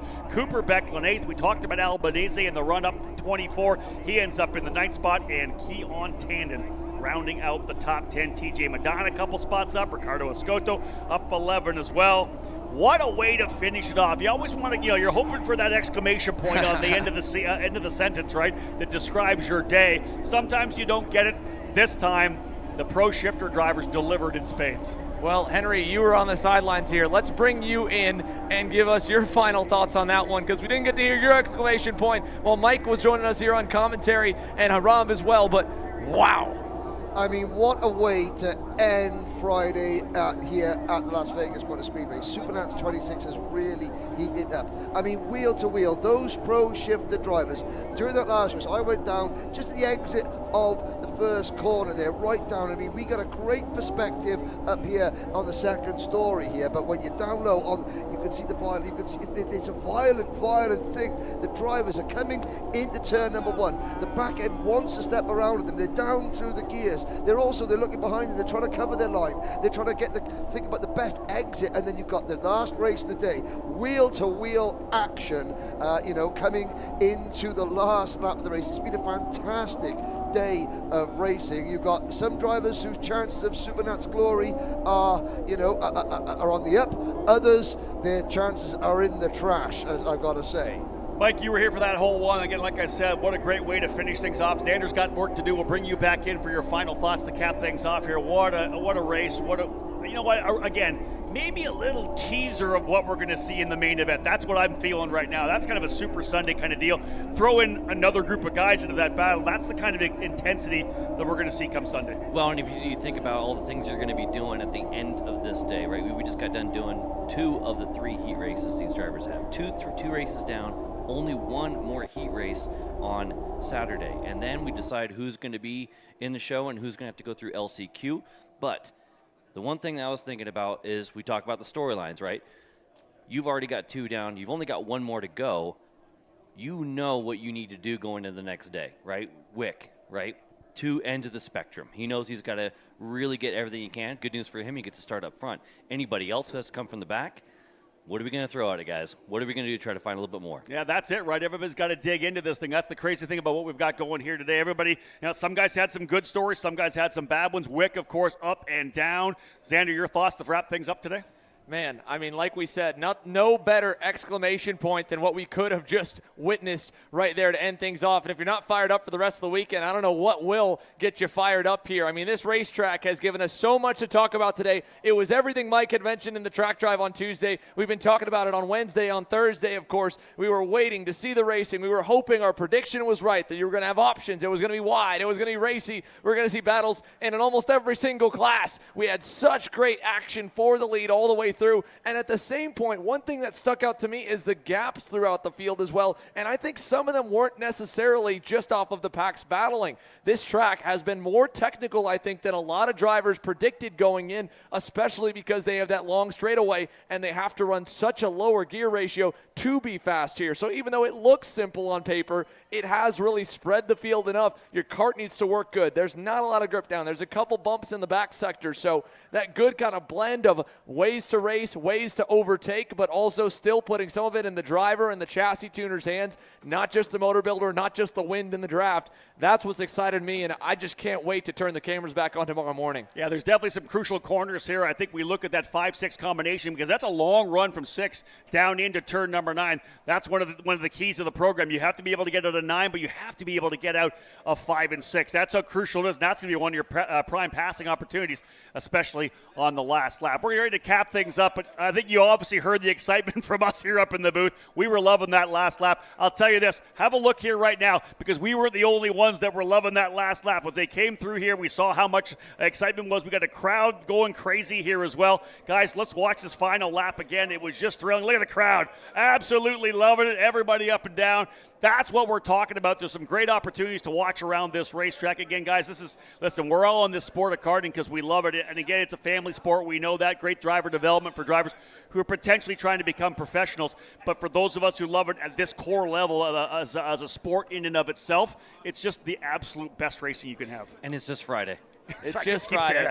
We've all got to make sure that we make our voices last all the way through. 2 more days of action. As Rob has coined it over the last 25 years and now make it 26 this year. Situation Saturday is rolling here, 9 a.m. Pacific, 12 p.m. Eastern time. And for those of you tuning in around the world, you can do your adjustments. We have all the schedules posted online because there's racing for another 8 full hours. The final round of heat races. Last chance qualifiers to make it in to the main events. And then, of course, Super Sunday's coming your way. For Henry Baudet here on my right, Mike Smith, eKarting News' own Rob Howden, the voice of SuperKarts USA and the SuperNationals, our entire Kart Chaser team, and the hard-working over 150 staff members as a part of SuperKarts USA putting on this event. Thank you for watching, and we'll see you bright and early Saturday morning.